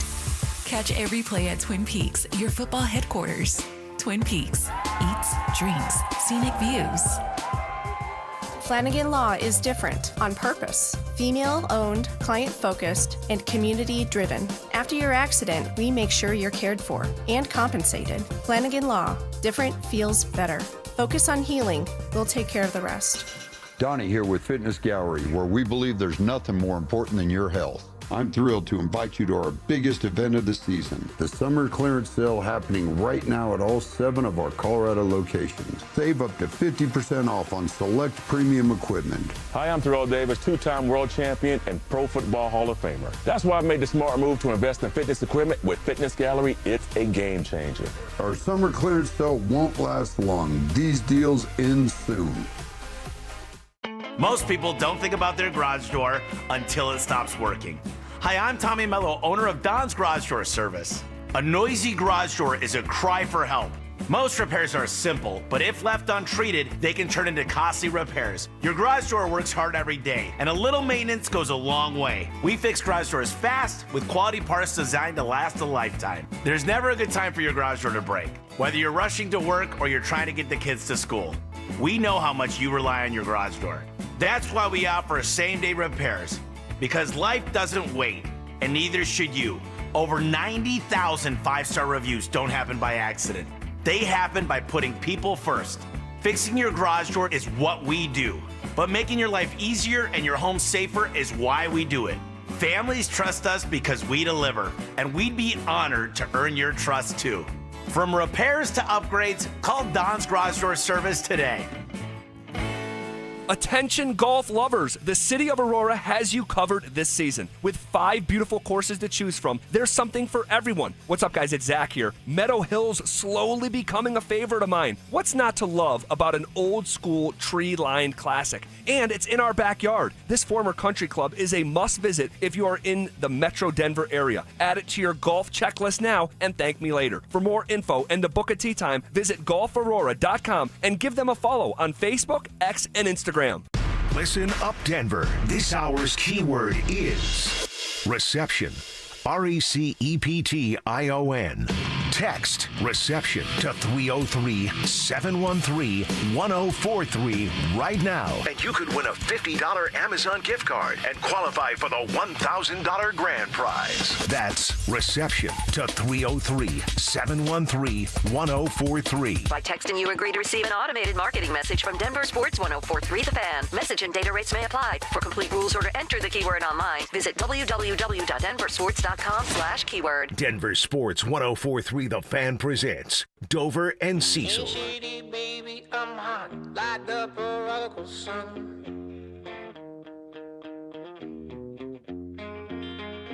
Big up Bartolini, Mini, Money, Mo, and Flower, you're the chosen one. All right, we're off and rolling here in the 10 o'clock hour, first quarter, as we call it. Don't forget you can keep your text coming in for some tribe roll call. Ramslaw.com text lines always open, 303-713-1043. Appreciate you guys joining the show. Tell your friends. Join the program.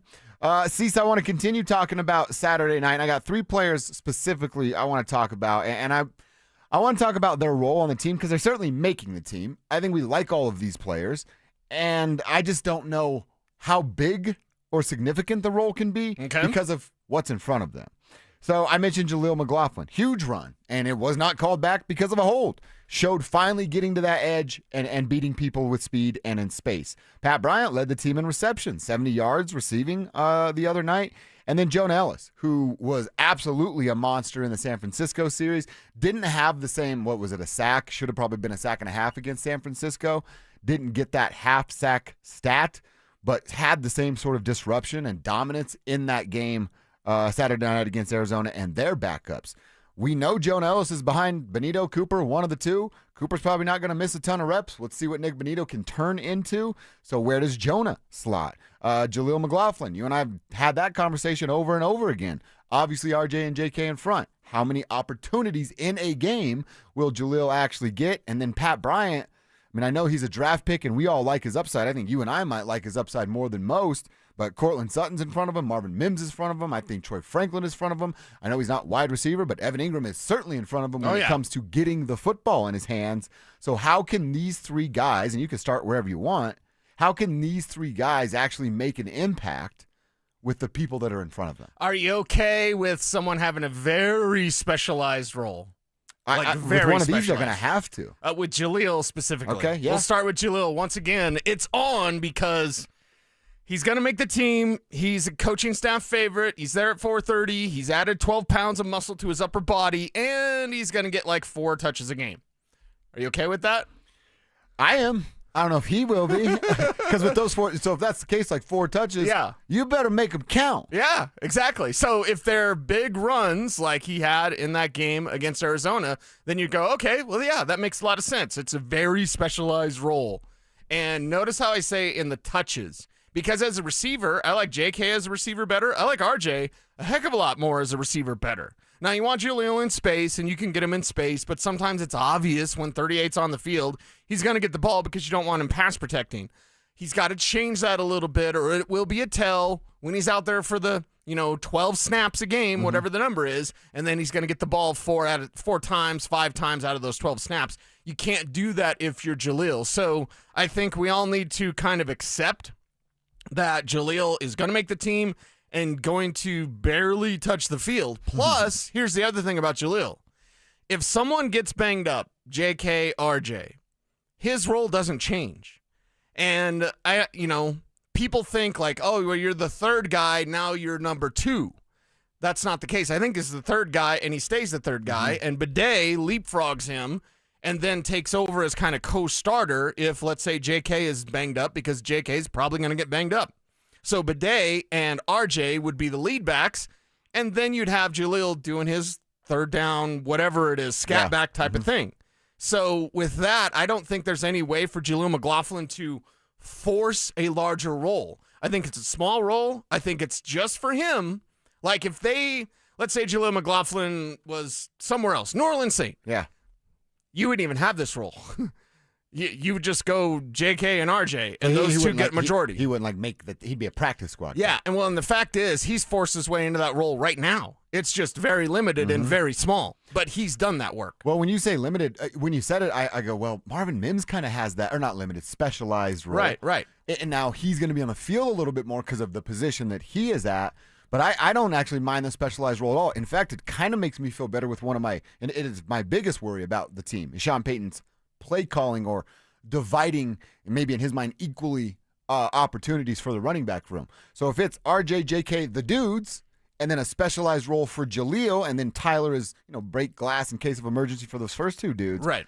I actually like that. It takes a little bit more off of Shawn's plate because there's this, all right, Jaleel has this specialized package, and it's 2nd and 8, it's 3rd and 5. You know what I mean? It's these certain moments where you've seen Shawn's play sheet where you go right down to the little directory and, 3rd and long plays. When we're going to still run the football, there's a guy like Jaleel, maybe leaks out as a pass catcher too. I think that makes Shawn's job a little easier, and I'm interested in that for Shawn. Yeah, I think Shawn is interested in that too. Like, hey, I know that this play will work every time, right? It's like the Sex Panther of the Broncos playbook. 60% of the time, it works every time. So might as well, right? It smells like pure gasoline. I think that little gasoline on it, roll around. I think a little gasoline on this offense could be Jaleel McLaughlin's role. Okay. He's like the accelerant, literally the accelerant for this team. I like that. I like that. And then the other one, well, I want to go to Jonah Ellis here because he is a guy that, again, you've been high on him since coming out and getting an opportunity. What he was able to do with spot duty a year ago, I think, was outstanding. I think he's gotten better in this year. He's talked about, and we're going to hear from him at 11:30, talked about the game slowing down for him a little bit more and learning multiple pass rushing moves. I really think Jonah Ellis could be, of the second-year players, if we took Bo out of the equation, I think he has a really good chance to pop the most, but I still think it's limited reps, and what can he do with that opportunity? Yeah, what can he do with that opportunity? And with him on the field, you know that you're stout against the run. Look at the very first play, and I know it's guys like Amari DiMercado, who I actually like, and liked him in college, by the way, but if you watch Jonah Ellis as a run defender, what did he do? He kept contained. He turned the play inside of him. He allowed his teammates to make those plays. The hustle that you saw from Ellis and D'Andrea Tillman, lots to get into because they're doing starter moves. Like both of them would be starters if you didn't have Cooper and Benito, who are awesome starters. Benito's on superstar level, and Cooper's on star level for sure. And I did the whole Zach Bye thing. If you're an alien, you came down here, and you saw Ellis and D'Andrea, you'd be like, oh, those are your best pass rushers, right? No, those are the backups. Yeah. Yet they play, perform, and have the mannerisms of starters in what they do on the field. Again, Arizona backups, I know, but still, really good games from both. So with Jonah, man, if you could specialize Benito, and it would make Benito even better because he'd stay fresher. And you'd keep him out of that, like, hey, you got to stuff the run. Maybe you don't. Would that hurt his payday? A little bit. Yeah. Yeah, because he wouldn't be seen as the full-time Max Crosby guy. He'd be seen as the part-time rusher. And I think my speculation, the Broncos are kind of down to play that game. I believe so, yeah. The snap count stuff Yes. is exactly because of that. Right. And, well, honestly, because here's the thing. We can say he's number 64 or whatever. Was he 64 on the top 100? Benito? Yeah. No, he was higher than that. Was he higher than 64? 30? Whatever the number is, we know that George Payton's like, holy, you know what, 64. 38, I think he was. Okay. Unless we get blown away, we're going to take Benito. Nick Benito, 64. Holy. He's higher than 64, Yeah. George, on that list on NFL 100. The thing is, all right, what about your snap count? They'll be down to play that game because, honestly, you have better run defending options. And if it's an early down, and I know they're not passing, do I really need Nick Benito out there to get banged up, to risk further injury, when I've got a talented edge guy like Jonah Ellis, like Andrea Tillman? Go to week 5. Does Nick Benito need to be on the field any other down besides third? Yeah. Because you got Saquon, and Yeah. we know what they're going to do. Yeah, they're going to run it down your throat. Go to week 4 when you have Cincinnati.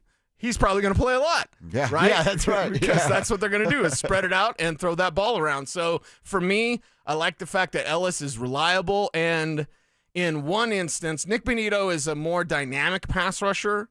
Ellis has those moves, isn't quite as dynamic as Benito, but he's clearly a better run defender in my eyes.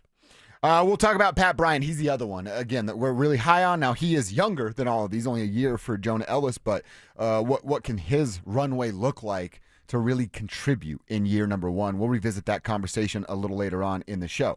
I want to keep talking football, but I want to talk about college football. And, in fact, some conversation, a really strange idea to me, about expanding college football's playoff setup. Now, they want to talk from 12 to 16, but this conversation is jumping from 12 to 28. How the heck would that work? What would that look like? Let's break it down coming up next. Bonneville International Radio Station contests are open to participants at least 13 years of age and older that are residents of the state of Colorado. Unless otherwise specified, employees or agents of the station, Bonneville International Corporation, other area radio stations, or an entity associated with the contest may not enter. Full general contest rules are available at DenverSports.com. I have 3 words for you. $10 Tuesdays. They're back at Papa Murphy's. That's right. On Tuesdays, get any large pizza for only $10. Celebrate the return of $10 Tuesdays today at Papa Murphy's. This is Rob Wilhite of the Wilhite Law Firm. If you've been seriously injured in a truck or car wreck, you want Wilhite. We've been voted Best Personal Injury Law Firm for the last 3 years in a row. Call 303-GOOD-LAW or visit WilhiteWins.com and win big with Wilhite. 1-877 Cars for Kids. KARS Cars for Kids. Ready to get rid of that old car? Donate it to Cars for Kids. Call 1-877-CARS-FOR-KIDS to reach a friendly live agent. Donation's super easy, and your car can be picked up as soon as tomorrow. Call us now, 1-877-CARS-FOR-KIDS. 1-877 Cars for Kids. Donate your car today. Did you know you can donate real estate too? Hey, what's up, guys? It's Zach here. This August, transform your home and get more than just great curb appeal. Get free gutters when you replace your entire siding with premium James Hardie products. Don't let budgets hold you back. Choose no payment and no interest for 24 months or 0 interest for 5 full years. Flexible financing made for homeowners like you. At 5280 Exteriors, they install Pella windows, James Hardie siding, and full roof replacements, all with expert craftsmanship from a President's Club elite contractor. Call now or visit 5280exteriors.com to schedule your free consultation today. Donnie here with Fitness Gallery, where we believe there's nothing more important than your health. I'm thrilled to invite you to our biggest event of the season, the summer clearance sale happening right now at all 7 of our Colorado locations. Save up to 50% off on select premium equipment. Hi, I'm Terrell Davis, 2-time world champion and Pro Football Hall of Famer. That's why I made the smart move to invest in fitness equipment with Fitness Gallery. It's a game changer. Our summer clearance sale won't last long. These deals end soon. There's a photo my wife took of me. sitting crisscross on the floor playing Legos with my boys. Might not sound like much, but back in 2020, I couldn't get down there without pain, let alone enjoy it. After 16 weeks on soda and 82 pounds gone, that picture means everything. It's proof that I'm not just present in my kid's life, but I'm active, engaged, and I'm healthy. Soda didn't just give me a plan. It gave me a partner, a personal nutritionist who helped me every step.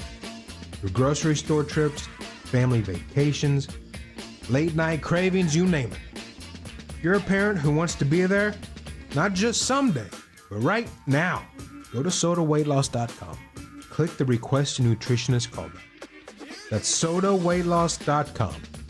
SOTA stands for state of the art. sodaweightloss.com.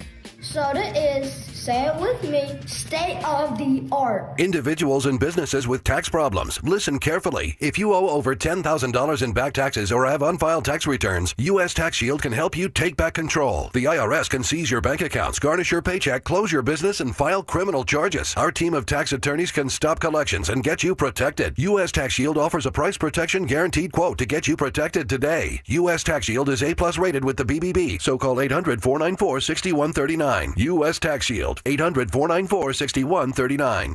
Adam Schefter here for Vivid Seats, your ultimate destination for all your sports and concert needs this summer. With a game-changing rewards program and an unbeatable selection of tickets, they make it easy for every fan to watch their favorite teams and players in action. Catch every home run and thrilling comeback in person from your favorite seat. Plus, every ticket is backed by a 100% buyer guarantee, giving you peace of mind with every purchase. Visit VividSeats.com or download the app today. Vivid Seats, the official ticketing partner of ESPN. You're listening to Dover and Cecil on Denver Sports 104.3 The Fan.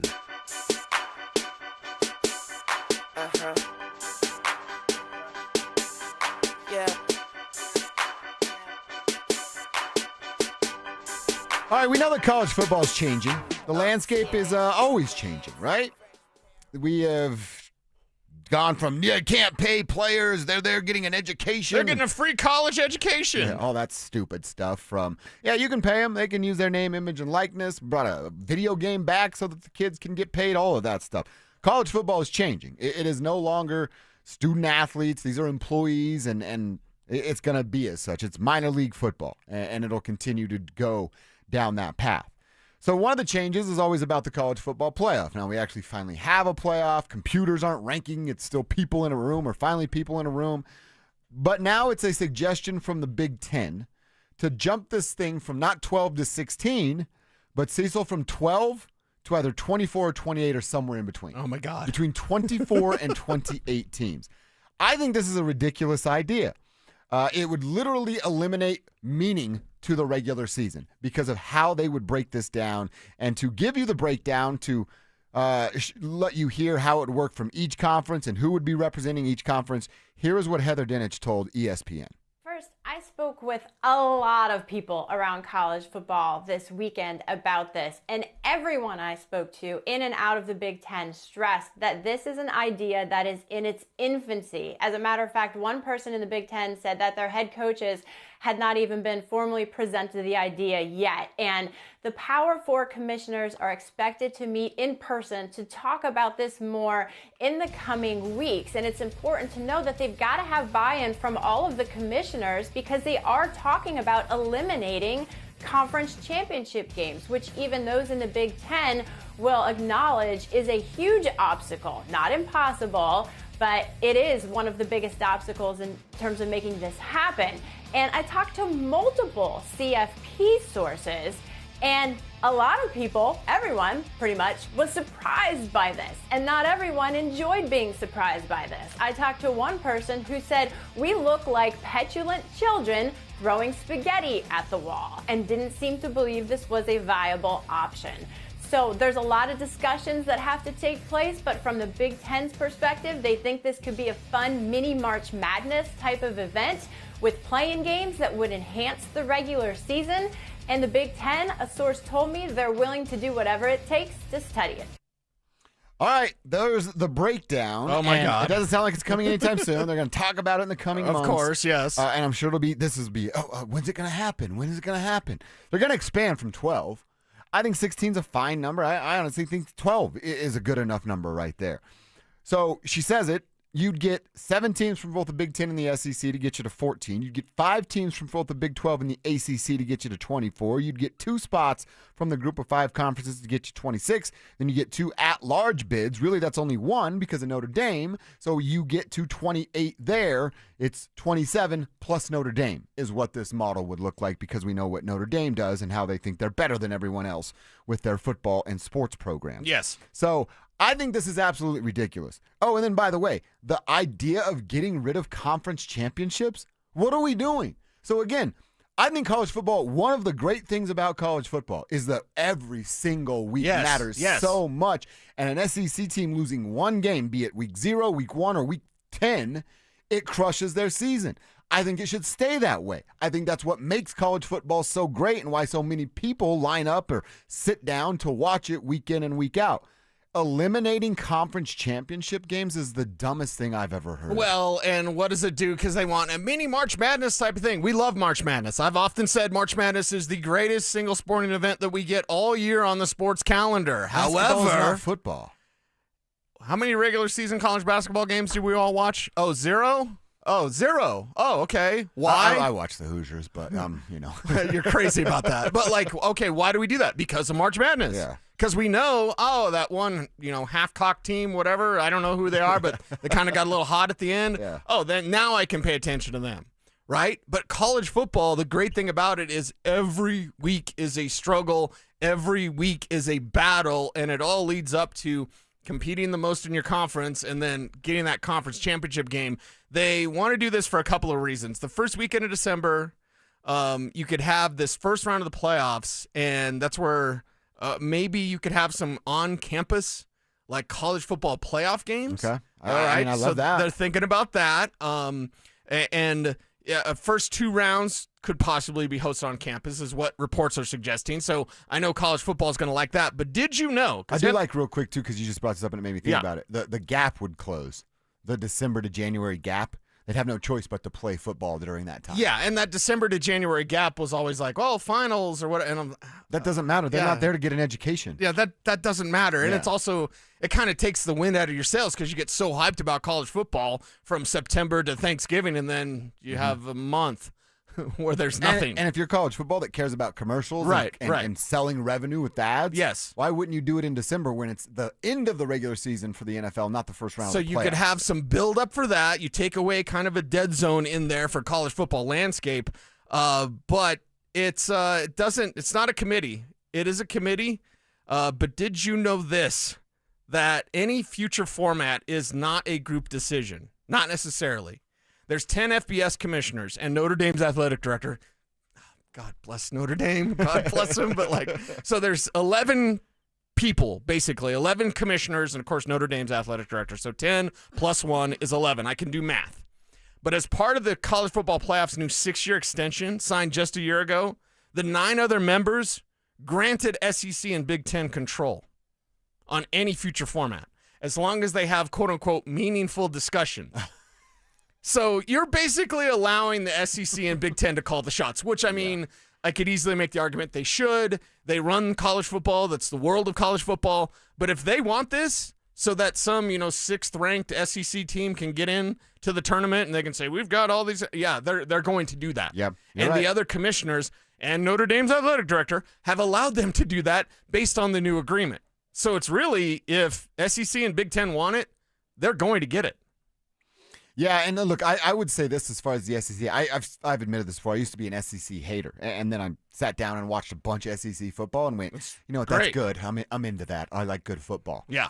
Without the SEC and the Big Ten, no chance college football is as popular as it is. No chance. The Big 12, which is it's our conference, right? It's what we root for. It's not as good as football. That's just the truth.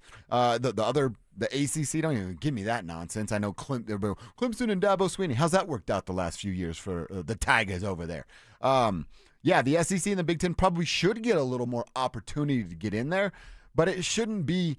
I mean, what if the 7th team in the SEC is 4-6, 5-5? Yeah, and there is a group of 4 that's 10-0 or 9-1 and has 2 good wins on their resume.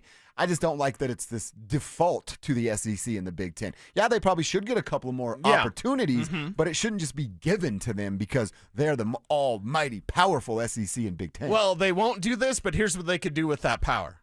We're just going to have our own tournament. After the college football playoff agreement is over, it's like, well, no one really watches for any other team. No other team from out of our 2 conferences has won the championship. We're just going to do our tournament, and you guys figure it out.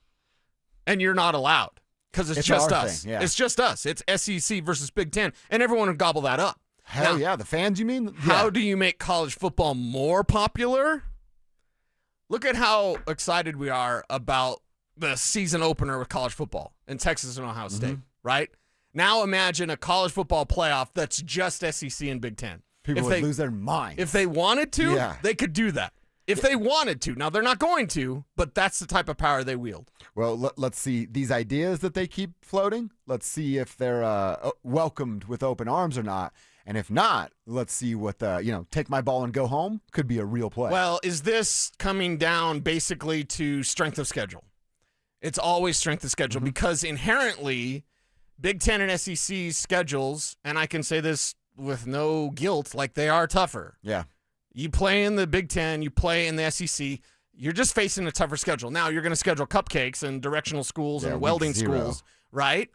But I think now that the college football playoff kind of formula is going to weigh in a little bit of that strength of schedule, SEC and Big Ten are just watching their own backs. Yeah, which, it's CYA. With the power that they have, doesn't that make sense? Again, I don't like the idea. I wanted 12. I think we're about ready to see the perfect playoff system. There aren't 12 teams in any year of college football that can win a national championship. There aren't 12. Right. There damn sure aren't 28. Right.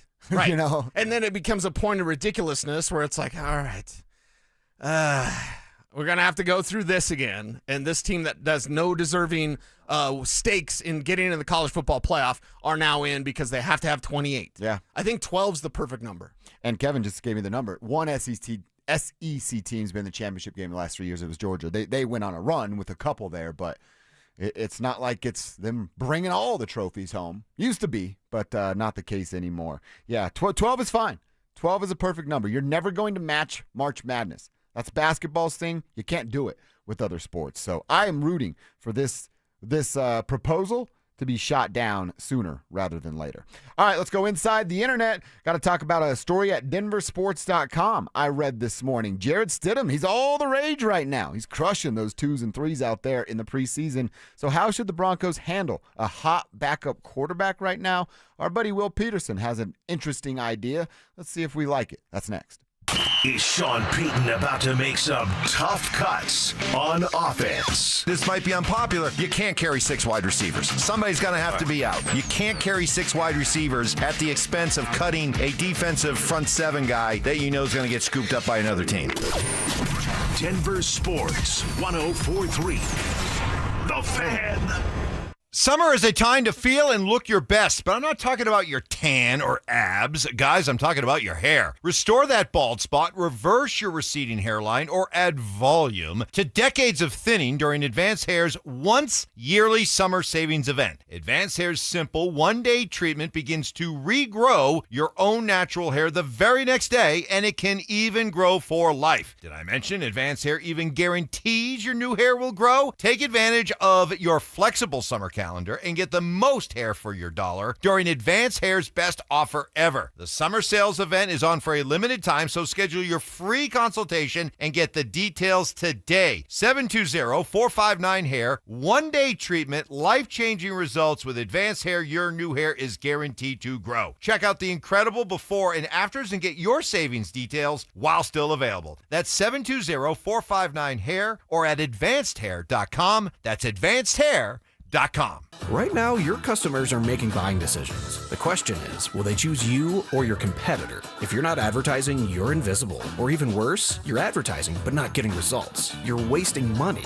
If your marketing efforts, or lack thereof, aren't delivering the results you need, go to DenverSports.com and click on the Advertise With Us button. Through audio, video, or online marketing, the team at The Fan connects customers with businesses every day. Head to DenverSports.com and click on the Advertise With Us button to start growing today.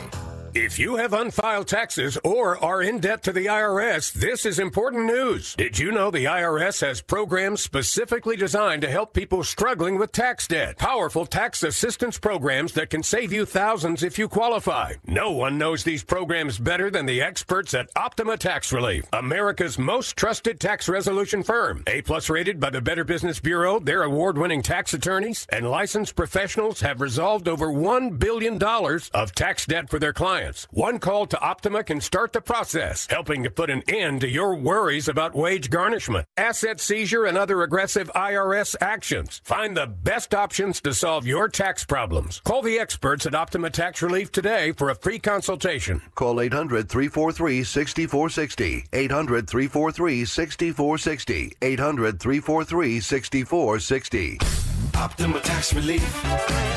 Some restrictions apply. For complete details, please visit OptimaTaxRelief.com. It's back! Football is back, Broncos country, which means summer is almost over. And that means it's time for game days. Whether you're heading to Empower Field or traveling to Boulder to cheer on Coach Prime and the Buffs, you got to get there in style and on time. So let my friends at Hermes Worldwide handle the traffic and parking, and you handle the rest, which means have as much fun as possible and make as many memories as you can. So let Hermes Worldwide get you to and from the game safe. All you need to do is call Hermes Worldwide at 303-577-7600 or visit ridehermes.com/DenverSports to book your next ride today. If you've been injured in an auto accident, Dr. Joseph Ramos is both a doctor and a lawyer, combining legal and medical expertise. He can help. Ramos Law, the official injury law firm partner of the Denver Broncos. RamosLaw.com.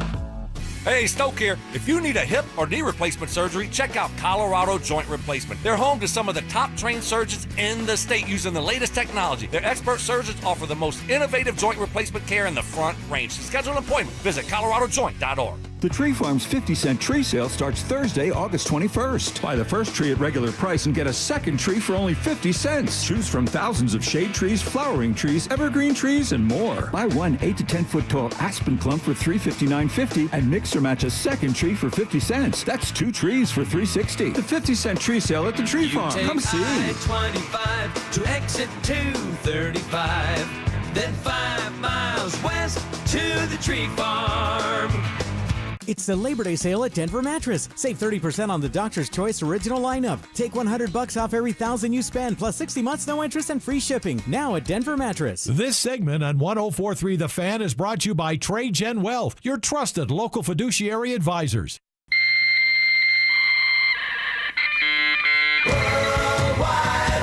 From conspiracy theories to cat videos, the World Wide Web can be a terrifying and beautiful place. So strap in and follow Dover and Cecil down the wormhole as they take you inside the Internet. This, Jen, is the Internet. All right, what's happening inside the Internet? A couple stories, actually, at DenverSports.com. Then I want to have a quick Avs conversation with you, Cease. Up first, at DenverSports.com, the headline reads, the Broncos should trade quarterback Jarrett Stidham while his value is this high. It's our buddy Will Peterson writing about it. He's just wanted to trade people a couple weeks ago. He's trade Peterson. Yeah, he wanted to trade running backs when their stock was a little bit higher. Now, he's spot on here with how high the stock is of Jarrett Stidham. I think Richie was calling him like the preseason MVP yesterday. I don't feel any Jarrett Stidham coming in to save the Broncos. If Bo Nix goes down, the season's over. There's not a handful or even 2, 3 backup quarterbacks that you go, they're going to be okay if something goes wrong. Jarrett's not that either. He's been good in this preseason. He's looked good out at camp with some certain reps, but I don't know that the team is going to trade him because of how Shawn Peyton feels about him, loves his little quarterback backup projects.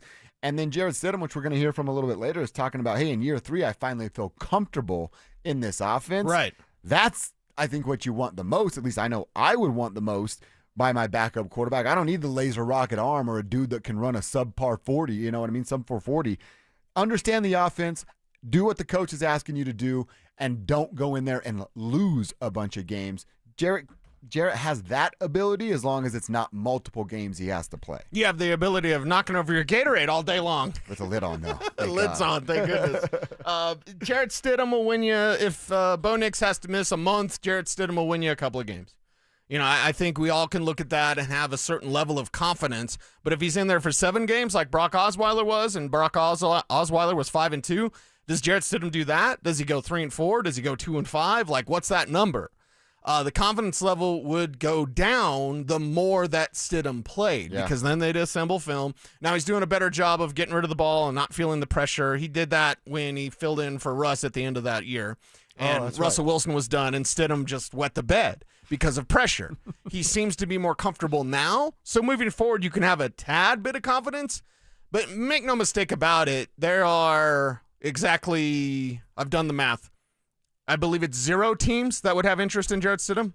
That's what I was going to ask you. Like, what do you get for a guy? Nobody's calling, and then you have to call, and then you look desperate, and you're like, all right, I'll give you a 7th.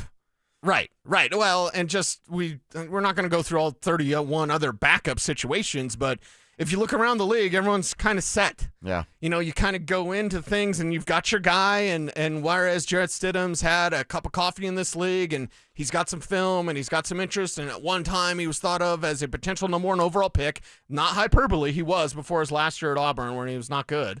Then you go, okay, but no one's riding on that. You've already got your guy.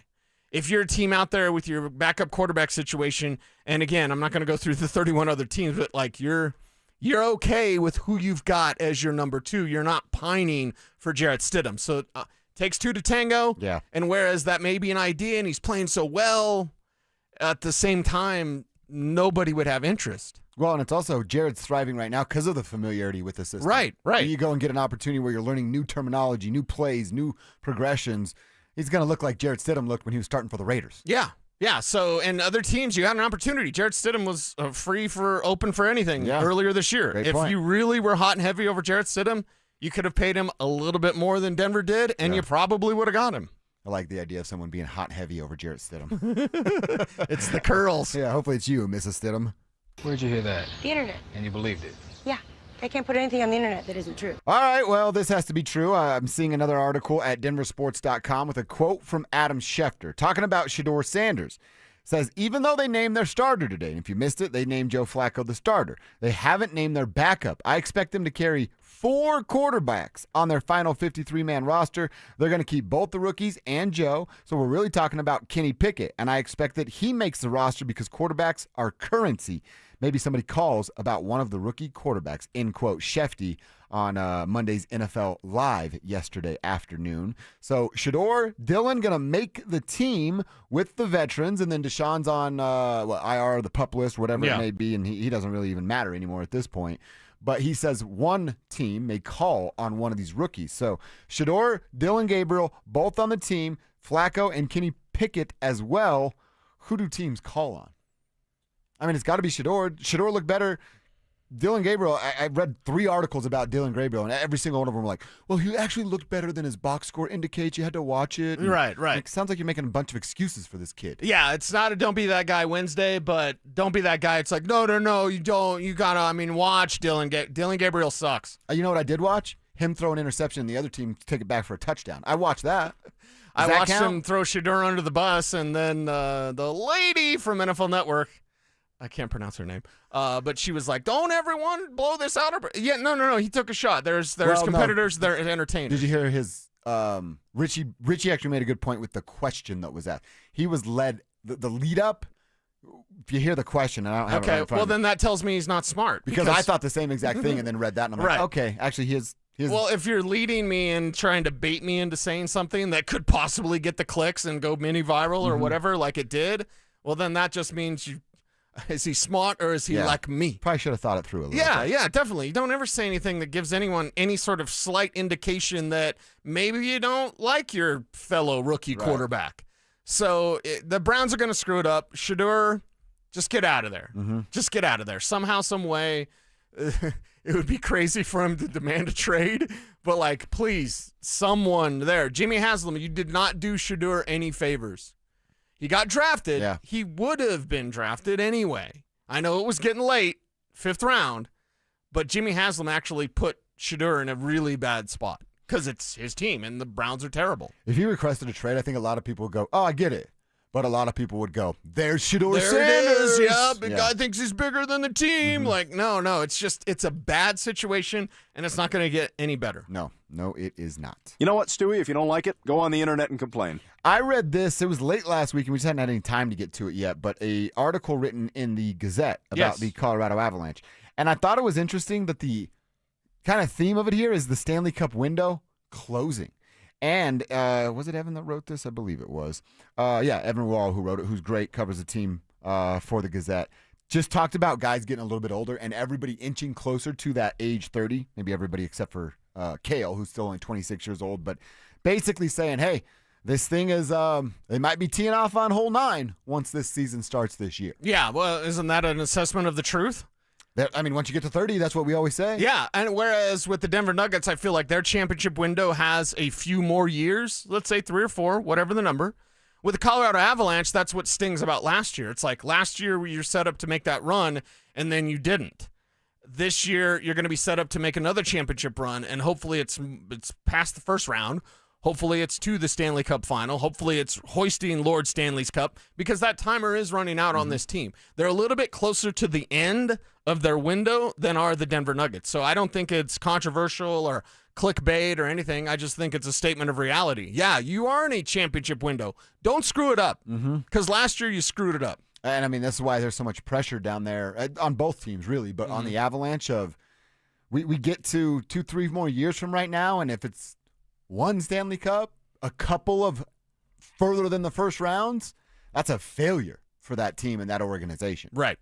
And I have confidence that that's not going to be the case. But, yeah, it's going to get late quick there for the Colorado Avalanche, who have to succeed right now. All right, hour 1, done. Just like that. Let's get into quarter number 2. Going back to the Denver Broncos. We saw Evan Ingram flash in that Joker role, but kind of what we're talking about with the Avalanche there. At 31 years old and only on a 2-year deal, did George Payton still need to be on the look for the next Joker? Or is one already on the roster? If he is, how long will it take for him to be ready to fly with those Joker wings? Let's talk about it next.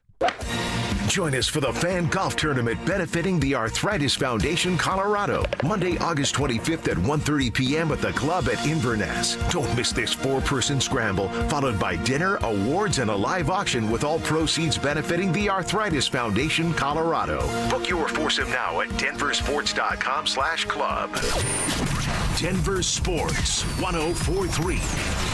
The Fan. Donnie here with Fitness Gallery, where we believe there's nothing more important than your health. I'm thrilled to invite you to our biggest event of the season, the summer clearance sale happening right now at all 7 of our Colorado locations. Save up to 50% off on select premium equipment. Hi, I'm Terrell Davis, 2-time world champion and Pro Football Hall of Famer. That's why I made the smart move to invest in fitness equipment with Fitness Gallery. It's a game changer. Our summer clearance sale won't last long. These deals end soon.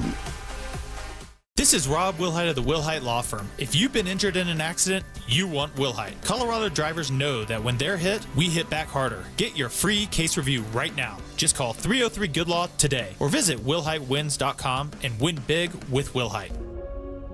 Haven't filed your taxes in 3 years or more? You're not alone, and you're not out of options.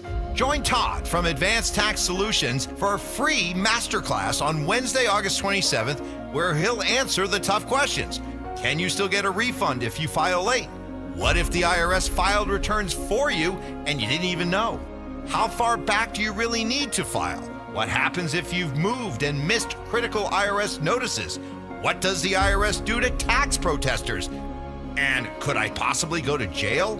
Todd will walk you through how to get back into the system, understand where you stand, and how much trouble, if any, you're actually in. Don't wait for a wage garnishment or bank levy to find out. Reserve your spot now at advancedtaxsolutions.com. The Fan? That's advancedtaxsolutions.com/The Fan. Apprenticeships allow workers to earn while they learn and provide businesses with a pipeline of talented employees. Colorado employers in emerging industries can earn tax credits for apprenticeship programs. Learn more at apprenticeship.colorado.gov. Brought to you by the Colorado Department of Labor and Employment, the Colorado Broadcasters Association, and this station. No one does happy hour like Twin Peaks. Whether you're into local craft brews, adventurous cocktails, or ice-cold 29-degree drafts, they've got your drink. Pair it with scratch-made favorites from their special menu. And you've got the perfect way to wind down or turn up. Whatever your vibe, Twin Peaks is your go-to for the best happy hour in the league. See you tonight at Twin Peaks. Twin Peaks. Eats, drinks, scenic views. Oh, no. Ah, that's the sound of someone who's misplaced My debit card. their debit card. Where did I leave that thing? Not at the gas pump, or the checkout counter, or the roof of your car. Now, if he has the Chase mobile app, he can use Card Lock. Wait, I could just lock my card. Yep, just a few tippy taps on his phone, and that sound? That's peace of mind from Chase. Chase mobile app is available for select mobile devices. Message and data rates may apply. JP Morgan Chase Bank N.A. member FDIC. The John Deere Gator XUV lets you cut, pack, drive, scout, weld, stack, feed, pull, load, tow, spray, and haul, all in a single day.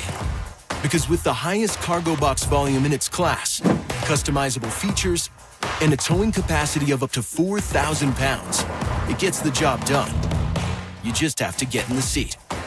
Learn more at your John Deere dealer or visit johndeere.com/GatorXUV. 1-877 Cars for Kids. KARS Cars for Kids. 1-877 Cars for Kids. Donate your car today. Call 1-877 CARS for Kids to reach a friendly live agent. Donation's super easy, and your car can be picked up as soon as tomorrow. Call us now. 1-877 Cars for Kids.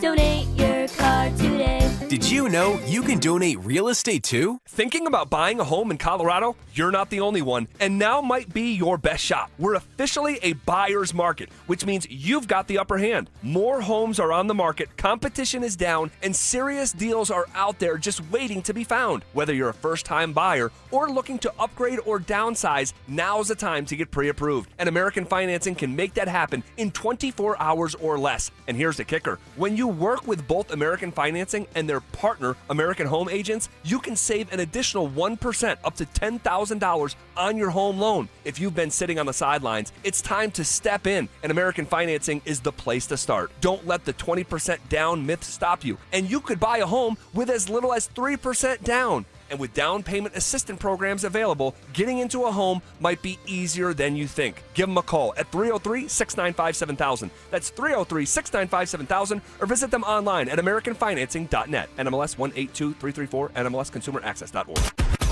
KKFN and KKFN HD1 Longmont, Denver. You're listening to Denver Sports 104.3 The Fan. Denver Sports 104.3 The Fan presents Dover and Cecil. Can I kick it? Yes, you can. Can I kick it? Yes, you can. Can I kick it? Yes, you can. Can I kick it? Yes, you can. Can I kick it? Can I kick it? All right, hour two, quarter number Can two. I kick it? We're going to continue talking about the Broncos. Going to talk a little bit about the Joker situation. You want to get in and be a part of the conversation, hit us up on the text line, 303-713-1043. Put your name on the end of your text so that we can give you a shout out here on the show. We'd love to hear from you. I want to talk about the Joker with you, Cease. One, you had to love the 58. It was play 2 of the preseason, and we wanted to see a little bit more of Evan Ingram. Saw that, and I was like, all right, I'm good to go now. Yep. Check the box right there. It was an outstanding play. The block from Troy Franklin was even better for it, and then Evan giving a bunch of love to Troy for that block after was pretty cool, too. And Evan giving a bunch of love to Davis Webb. Davis Webb calling those plays. All I know is Joe Lombardi called the plays against the 49ers, and Davis Webb called the plays against the Cardinals. Yeah. I liked one better than the other. Take that information and do whatever you like. But Evan Ingram, with his buddy Davis Webb, the respect that he has for that guy was like, yeah, I got to play. Davis Webb, he's calling the plays? Like, yes, that's my guy. And you saw it backed up. So when it comes to Evan being that Joker, and we all feel good about what Evan can do, you and I saw it literally our first day out there, how much influence he will have on this offense and specifically towards the defense. But he's 31 years old. he's on a 2-year deal. I did a deep dive into Evan Ingram yesterday on Dover on Denver on the YouTube side of he's had 3 seasons of over 700 yards receiving. I think he's about to have another one of those seasons here with the Denver Broncos and feel a lot better than that about that because of what I saw on Saturday night. But like I said, at 31 years old and 2 years left on his deal, even if he does shine, I doubt the Broncos are going to be anxious to break the bank for what would then be a going to be 33-year-old tight end at the time. Right. So is the search still on for the Joker, right? Now, I'm sure George Payton absolutely loves that. Going to have to continue finding another Joker. You got me another Joker, George? Yeah. You looking for that other Joker, George, right? Yeah. Okay. Hey, George, you remember that? Yeah. Yeah. There's a lot of that going on. Oh, but yeah. Shawn has said it, and it was, you just brought it up during the break there, it was Kay Adams, right? Like, hey, talk about the Joker. Who's the Joker? You finally got Evan Ingram. You've drafted R.J. Harvey. Shawn's words, well, he doesn't have his Joker wings yet, end quote from Shawn. Okay. So a couple questions here. Should George still be out there on the search? I have a couple names we can kick around that's way down the road because it's still after this football season. Or do we really need to consider R.J. Harvey getting those wings? But what's that timeline look like? I know you've brought up Kamara, and he was like a plug-and-play type of Joker. Yeah. Do we feel that same way about R.J. Harvey? Is it? I thought about this when I was writing the question down for us to talk about on the show. I'm like, maybe it's that 6-week sample size or that period that Cecil's giving him to be ready at the NFL level. But then I'm like, well, that's kind of the ready to be a running back role. Then do we add the Joker responsibilities on his plate in week 7 when he's just got comfortable being a running back? Yeah, now Kamara a 3rd-round pick, R.J. Harvey a 2nd-round pick, so it's not really with draft status. Kamara, an aggressive, dangerous, physical runner. R.J. Harvey, a different runner, squattier, perhaps quicker, great vision as well, like a Kamara. Kamara, a better receiver out of the backfield. So can we say Joker in week 6? Probably not. That was my default answer. It was like, oh, it's week 6 again. No, not really. Not for that role. Because that role is so specialized in terms of runner, receiver out of the backfield. He should be the runner that you need him to be. He should be the starter. He should take over in the backfield by week 6. That's what Clinton Portis did. That's what R.J. Harvey should do. It's going to take you a while to learn pass pro. But being the Joker is different. Being the Joker is understanding. Sometimes we may see R.J. Harvey lined up in the slot. Are we going to see that in week 6? Probably not. That seems like an eternity away right now. Yes. Now, do I want to punt and say, like, next year he's the Joker? Okay. You can have multiple Jokers. There are 3 Jokers, by the way. But, like, okay, so you can have multiple Jokers at the same time. It only makes your team better. But the problem with Evan Ingram was he's got a couple of years. And you don't have an answer behind him at all whatsoever. Caleb Lohner, I was texting with Mace the other day about Caleb Lohner because Ja'Cory Krosky-Merritt, the 7th rounder, he looked pretty good last night. He's probably starting for the Commanders, and they're going to deal Brian Robinson. I thought they would move Austin Eckler. They went above him. They went to their number 1 back, and it's like, we don't need him because we got the 7th rounder. Mace said Caleb Lohner's a year away, and I will talk to Mace today on Orange and Blue Today, and if that subject gets brought up, I couldn't disagree anymore. Yeah. He's like 3 or 4 years away. He might not ever be a guy. Exactly. Yeah. Right. When you had a guy that, by the way, has Joker capability as well, in Ja'Cory Krosky-Merritt, he could be a running back Joker, and you just let it go because you needed a project tight end. You still need help at the tight end position. It's not Lucas Kroll. He's not the future there. It's not Caleb Lohner. I do like Caden Prescorn because he's an actual tight end. Feel bad for him. Did that fumble cost him his job, though? Yeah, probably. His body language said it did. Yeah, I mean, you need everything. Yeah. If you're a guy like Prescorn, you need everything. I do like the fact that he is a real tight end. He's not learning. He knows where to line up, unlike Caleb Lohner getting all those penalties. So I legit felt bad for Prescorn. Well, and here's the thing. We just had this Joker conversation, right? When's Shawn going to get a Joker? And, the formula for last guys, they didn't have a Joker. They're about ready to not have one again. Do we really want to do this all over again? Or do you need to find a guy that you could have been developing, that you could have been taking time with, that you could have seen what you got? Again, back to the Eagles trading for John Mechie. They gave up Harrison Bryant. I wouldn't mind seeing Harrison Bryant in a Joker role, and then you'd have a guy with some experience, a younger cat that maybe you could kind of bring up and see what he can do in this team. You have one tight end of note that's dangerous, and that's Evan Ingram. Mm-hmm. Outside of that, you don't have a future at that position. You don't have a future Joker. Maybe it's R.J. Harvey, but I can't say assuredly that Harvey would be ready for a Joker role this year. See, I'm not even comfortable with saying it this year. I kind of looked at it as, is it to start next year where you've got Evan Ingram in his last year of his deal at 32 years old and, hopefully still the same player that he can be throughout this year, but hope's not a strategy. Right. Yeah, I think it's still something that's out there. And Marvin Mims, I know that was the, what do we call mini joker, and you've used the term Riddler before. Shawn always says it has to be a tight end or a running back with elite catching ability. Yes. That's in my mind, that's why you saw Shawn use Marvin in a different role so that he can fit the Joker mold, but he's not really the Joker dude. No, he's not a Joker. He's not.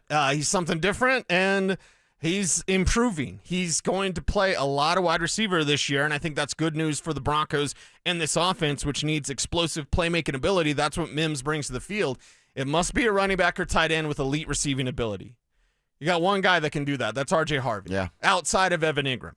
Outside of Ingram. And I said this is, again, after the season type of stuff, but I was just like, man, who is, if they have to go find another one, drafting one means it's this timeline that we're talking about, and that's a scary situation to put the Broncos back in after now we're going to see what it looks like with a Joker. Mark Andrews, also going to be super old. Kyle Pitts was one that I thought of, but I'm like, well, everybody considers him the B word, and that's a bust right now. Could Shawn save him? Perhaps.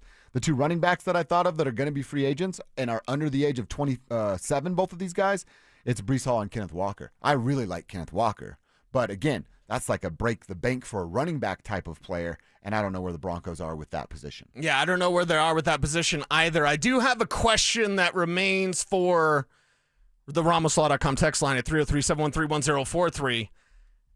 Can you get too many ducks? You can definitely get too many ducks. You think so? Mm-hmm. Do they have too many ducks? Did they get the wrong one because they didn't get Bucky Irvin? Because here's what people are projecting. It's time for way too early mock drafts. Yeah. Kenyon Sadiq, the Oregon tight end, who isn't an F. He's a flex. He's a movable tight end. He's a chess piece. He's a joker. Would you take a tight end in the first round and feel confident next year? Do you have the luxury to do that? You might. Because honestly, tight end in the first round kind of feels like a luxury pick. Yeah. And with Garrett Bowles wrapped up and McGlinchey's staying, whatever, you definitely need to consider what's happening at the guard position with Ben Powers. Yep. First round, though, and where you're going to be picking, 32, am I right, Kev? They're going to be picking there. I mean, would you think a tight end is kind of a luxury at that point? And do they answer their tight end of the future problem by taking a guy like Kenyon Sadiq next year in the first round? Yeah, like I said, I know it's a little further out, but something I started to think about because Evan Ingram's age and the timeline to develop a new Joker, it's going to take some serious and time. Tight end takes 3 years. Mm-hmm. You're learning two positions because you got to block a little bit. I mean, Evan Ingram is mainly a receiver, but he's not you're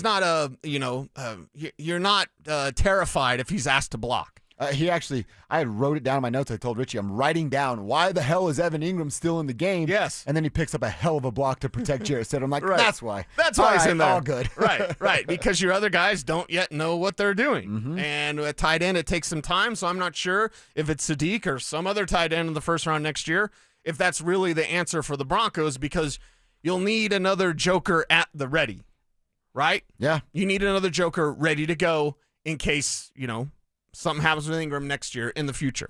All right, we'll get back to the Broncos, hear from a couple of the guys at 11:30. Want to talk a little Buffaloes. Man, we are less than 2 weeks away from opening night for the Buffaloes against Georgia Tech. So let's talk about the big questions ahead of the season opener and 2 reasons Buffs fans should be worried about that Georgia Tech game in week 1. That's coming up next.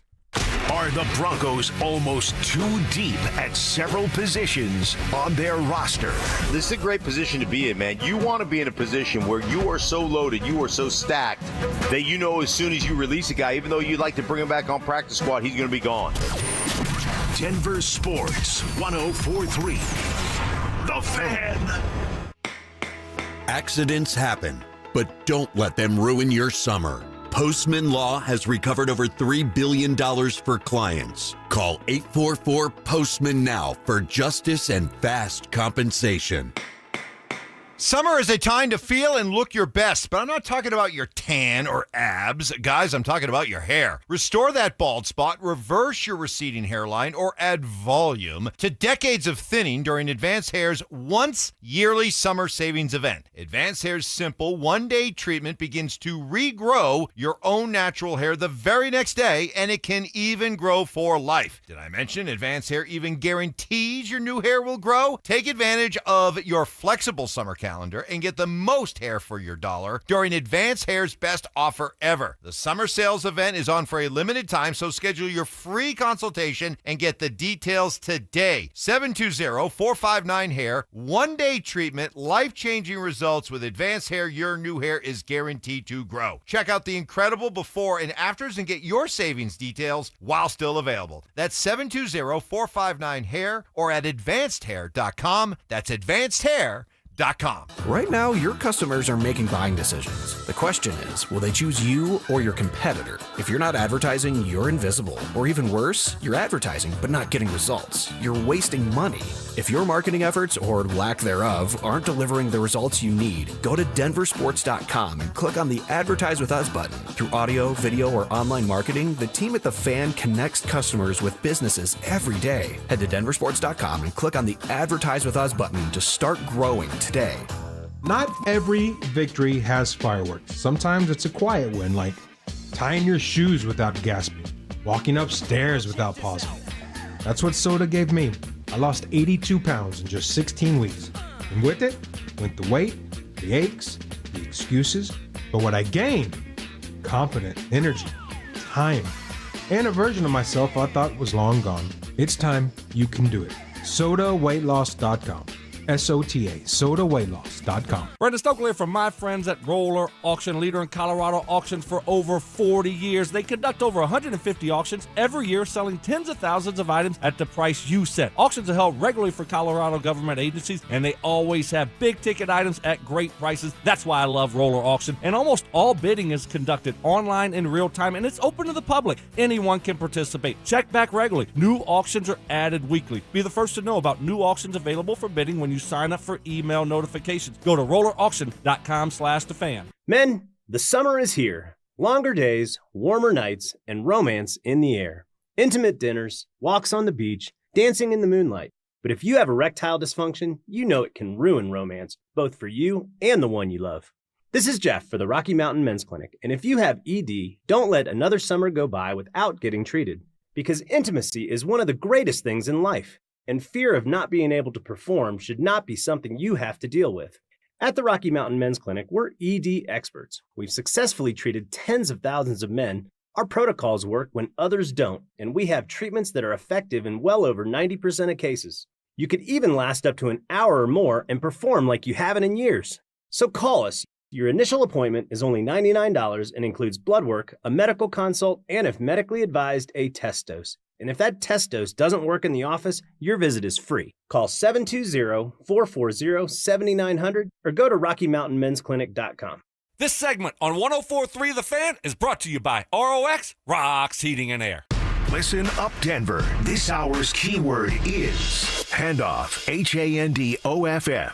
Text handoff to 303-713-1043 right now. And you could win a $50 Amazon gift card and qualify for the $1,000 grand prize. That's handoff to 303-713-1043. By texting, you agree to receive an automated marketing message from Denver Sports 104.3 The Fan. Message and data rates may apply. For complete rules or to enter the keyword online, visit www.denversports.com/keyword. It's Dover and Cecil on Denver Sports 104.3 The Fan.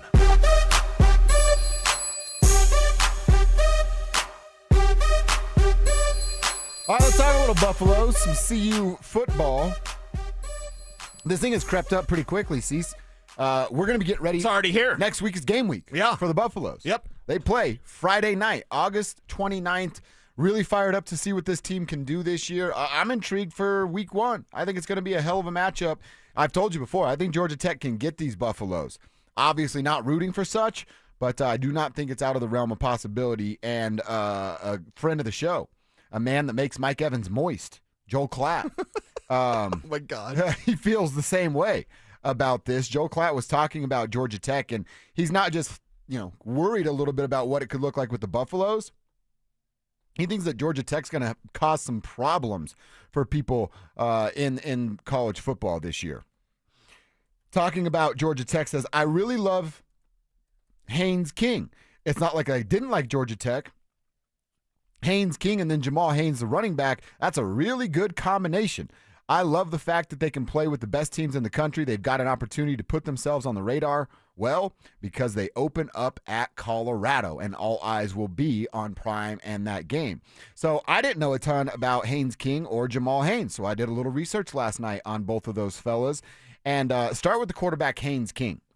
Now, this guy hasn't got a ton of opportunities. Now is transferring to Georgia Tech. But the resume speaks for itself here for Haynes. Yep. An Under Armour All-American in high school at Texas playing quarterback. I've heard they take football pretty serious down there. Yeah, that's kind of what they do. And he was the quarterback. Then goes to Texas Tech on a full-ride scholarship. Does not play as a freshman. Gets hurt as a sophomore. Misses an entire year. Doesn't get a chance to earn that spot back. Texas Tech has to move on and get a quarterback that can play right now. So he is now at Georgia Tech. And then you go into the running back of Jamal Haynes, a converted wide receiver who they will use all over the field. His numbers at running back a year ago weren't great, but he wasn't the full-time running back either. And he can be spread out, as I said, as the former wide receiver. I think those two dudes are going to present a major problem for Robert Livingston, Warren Sapp, and the Buffs on the defensive end. Now, it presents it in what people think of Haynes King and certainly what they think of Jamal Haynes. A lot of Haynes here. You're stopping a 1,000-yard rusher? You're going to be able to do that? Look at what the success, and now not Big 12, but look at the success that you see in this preseason from guys like R.J. Harvey, from Ollie Gordon. I don't know if you saw the Ollie Gordon play this weekend, but he's with the Dolphins. Yeah, Oklahoma State. Okay. So it's like, all right, they've faced some tougher competition. Where's my man Devin Neal? And by the way, Devin Neal ate against them in Kansas, Colorado last year in Kansas' homecoming at Arrowhead Stadium or whatever the hell they call it now. So that's a test, but it's a test on the side we feel better about. I don't know about you, but I have a feeling you and I feel the same. Like, the offense is my concern. What do you do if Georgia Tech if they're able to run the ball, which they should be, right? If you're having trouble stuffing the run, can your offense strike quick? Can your offense themselves come back? Because it might just be a slugfest. This is a team that last year in Georgia Tech, 44-42 against Georgia. Loss. But still, you're dropping 42 points on Georgia, losing the game, but still having that sort of offensive success. I'm not sure if this thing gets above 24 points, if Colorado's offense can hang like that just yet. If you see Georgia Tech just continue to run the ball, and now they're up, 21-7 at halftime. That's a worst case scenario. Then all they're going to do is continue to run the ball, and then the Buffs have to throw the ball. Yes, and then if it's Caden Salter at quarterback, we know that that's not the best part of his game. He can sling it a little bit, but he's mainly the runner at quarterback. Juju, the packages for Juju this year, if he is a package quarterback, should actually be passing plays, not running plays, as they usually are with like a replacement substitute quarterback. So the offense has most of the questions. We feel good about the defensive side of the ball, but do we feel good enough against potential firepower that Georgia Tech can bring to the field? Well, I'm glad you brought up the offense because there are questions there, and I have a big one that we're going to answer in just a second. I got to remind you about our keyword contest first. It's going on right now, and it's a chance for you to win your daily gift card to Amazon, $50 worth, in fact. And if you win one of those $50 Amazon gift cards, your name goes in the running for a $1,000 grand prize. All you have to do is listen for those keywords to be giving out every hour. Our big voice guy is giving them out, even telling you how to spell them. So spell it right, please. 303-713-1043 is where you sent that spelled right word to, and your name is in the running for it. So you can enter in as many keywords as your little heart desires, and it'll give you more chances to win. So I'd stay locked in and enter in as many words as possible. To get the full rules of the contest, go to our website. That's denversports.com/keyword. All right, back to this. The offense. We both hope that they're a run-first football team, right? You have Marshall Faulk there. You have a couple of running backs. The Taylor kid coming from Incarnate Ward should be a key player in this. They are going to be out one of their running backs. We'll get to that in a second. But a quote from Colorado offensive line coach Gunnar White. He says, I love everything I'm seeing, but we won't have a locked-in starting 5 unit on the offensive line until game week. That's not great, Bob, correct? That is not great at all. By the way, Georgia Tech has their own offensive line concerns, but we have so many questions that I feel excited about the future with Julian Lewis at quarterback, but I've got to see a ground game for that young quarterback. That should be their identity until Julian's ready to take over. Until Julian's ready to take over and be the guy where it's like just air raid football, right? That's something you need to have that emphasis, and I'm not sure if they have that right now. We hope that they do. The coaching is there with Marshall Faulk for them to do that. Now they must implement it, and much like the Broncos and Shawn Peyton, it's not just running the ball, but it's running the ball when it's not successful. Do you just abandon it? Because I don't want them to do that. It's college football. That's how they lose big and get embarrassed. Yes, that's how you get embarrassed if you just abandon something and you become one-dimensional. Make sure to maintain both of your dimensions of offense, running the ball and passing the ball, whether it's Salter or Juju out there. But don't stop running the ball. And then it's Dallin Hayden, who I was talking about. Yes. Hand injury for Hayden, and it looks like he's out at least through week 1, and they're hopeful that he can return for the rest of the season after that. Yeah, you can always bundle it up, but unlike a linebacker, you can't like club it up. Like with Alex Singleton, right? With a running back, it's all about ball security. Yeah. I guess like tuck it with one and just hit people in the face with your club. Just club them with the other. That's your stiff arm. Well, I was thinking in the other opposite way. If you're Audric Estime, next time you fumble, it's his hand. Must be broke. Yeah. Can you put a cast on that has like a little holder of the football for Audric Estime, please? That's his best chance to make this thing. We'll get back to some Buffs conversation. Like I said, man, this thing it's right around the corner. Next Friday night, we are going to get ready to sit down and watch Prime in year number 3 with these Buffaloes. All right, let's bounce around the Broncos locker room a bit here, Cease. Jarrett Stidham talked about what I mentioned earlier, year 3 of Shawn's offense being a bit more comfortable for him. Pat Bryant talked about taking pride in blocking, which you know Shawn Peyton loved to hear. And Jonah Ellis talked about the game slowing down in year number 2. You're going to hear from all of them next. Is Pat Bryant ready to make a splash in his rookie season? I think he's one of those receivers that has great hands, and he's strong, and he's physical, and he's tough, and he's a really good route runner. Man, he does a lot of things really well, and to be doing it at this level right now as a rookie, very impressive. Denver Sports 104.3. The Fan. The IRS finally caught up with Louie. I hadn't paid my taxes in 8 years. I owe the IRS a lot of money. Louie was in deep trouble. We're going to take your house, put a lien on your bank account, garnish your pay. They don't care. They're going to take your paycheck. Louie found out about Optima Tax Relief, the leading tax resolution firm. A+ rated by the Better Business Bureau, they've resolved over $1 billion for their clients. Optima Tax, they help me. They calm me down. They make me feel comfortable, and I trust them. Louie has a lot to be thankful for. I don't owe the IRS anymore, and I'm able to live a comfortable life, a lot better life. It was because of Optima Tax. For tax help you can trust, call Optima now for a free consultation. Take it from Louie. If you owe the IRS, don't go it alone.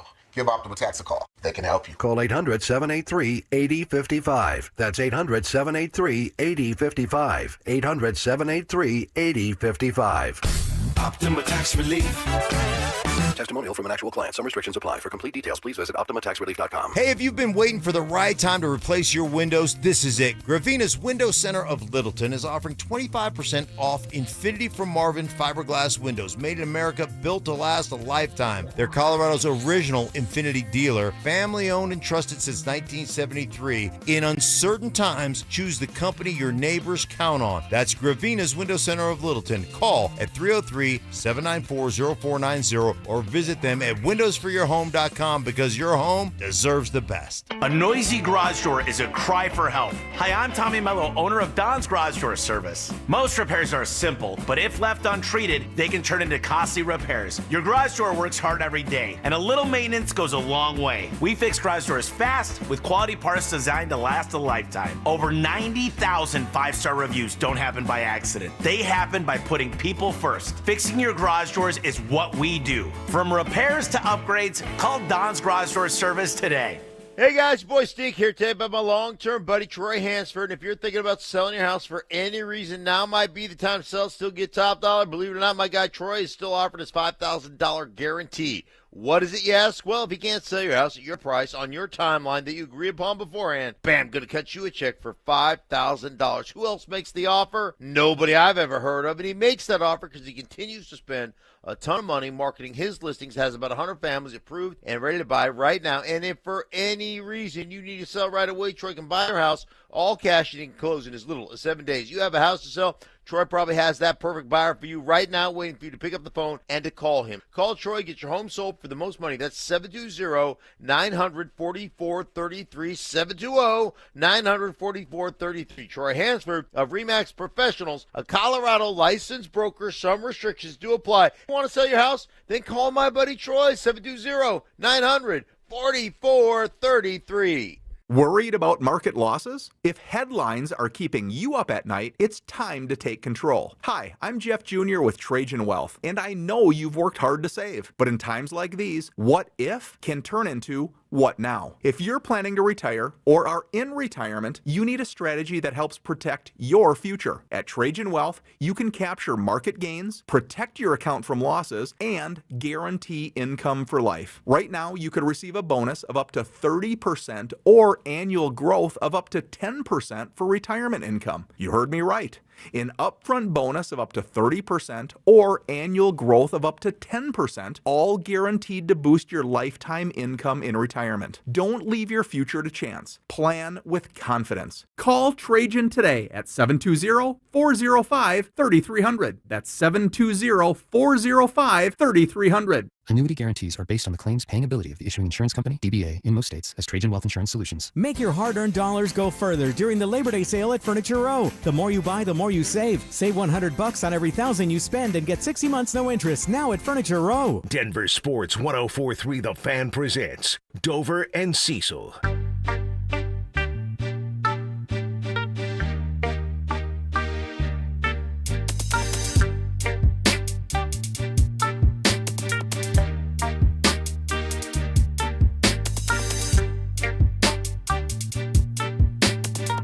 All right, let's hear from a couple of the players that made an impact in Saturday night's preseason game, talk about what their role could be moving forward.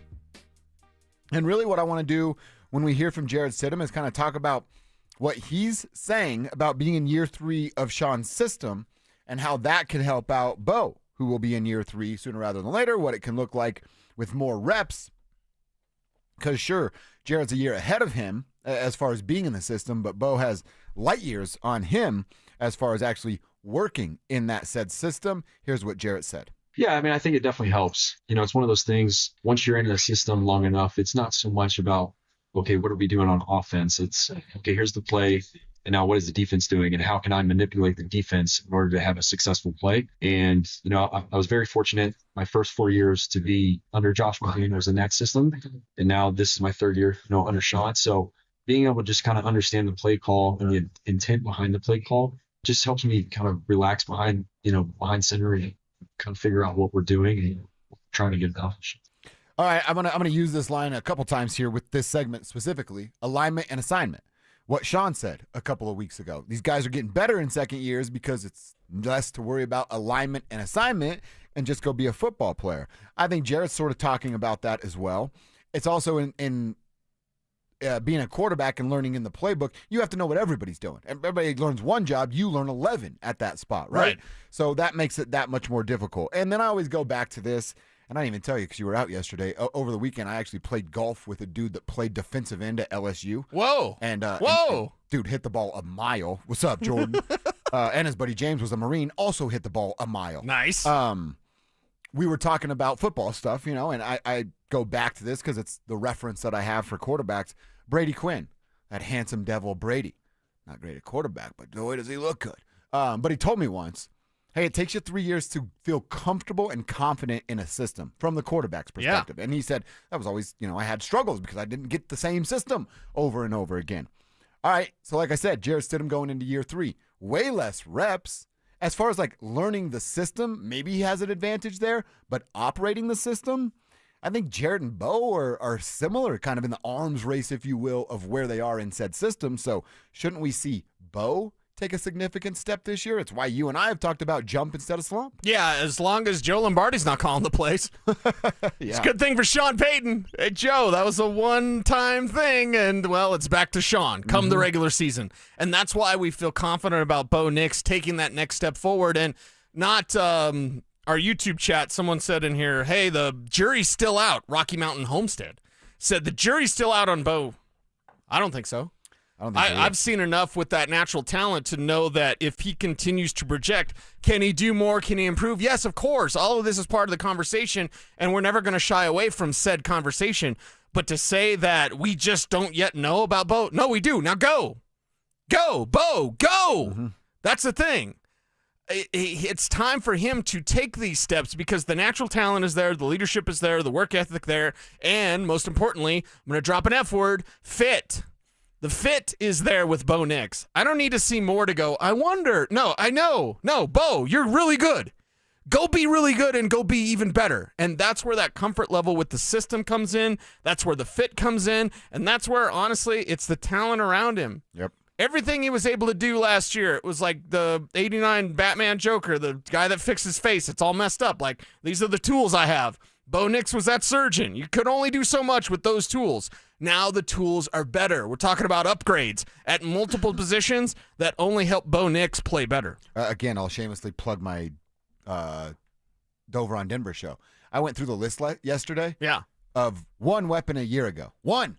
And then I said, hey, Cecil and I counted 9 different people he targeted at practice on Thursday. Yep. And he had one option a year ago to 9 at a joint practice against the Arizona Cardinals. Insanity. Yeah. It's a crazy difference. It's a crazy difference, and it should show up immediately on the field. And that's where preseason, I think there's false positives in football and in life, and I also think that there's false negatives.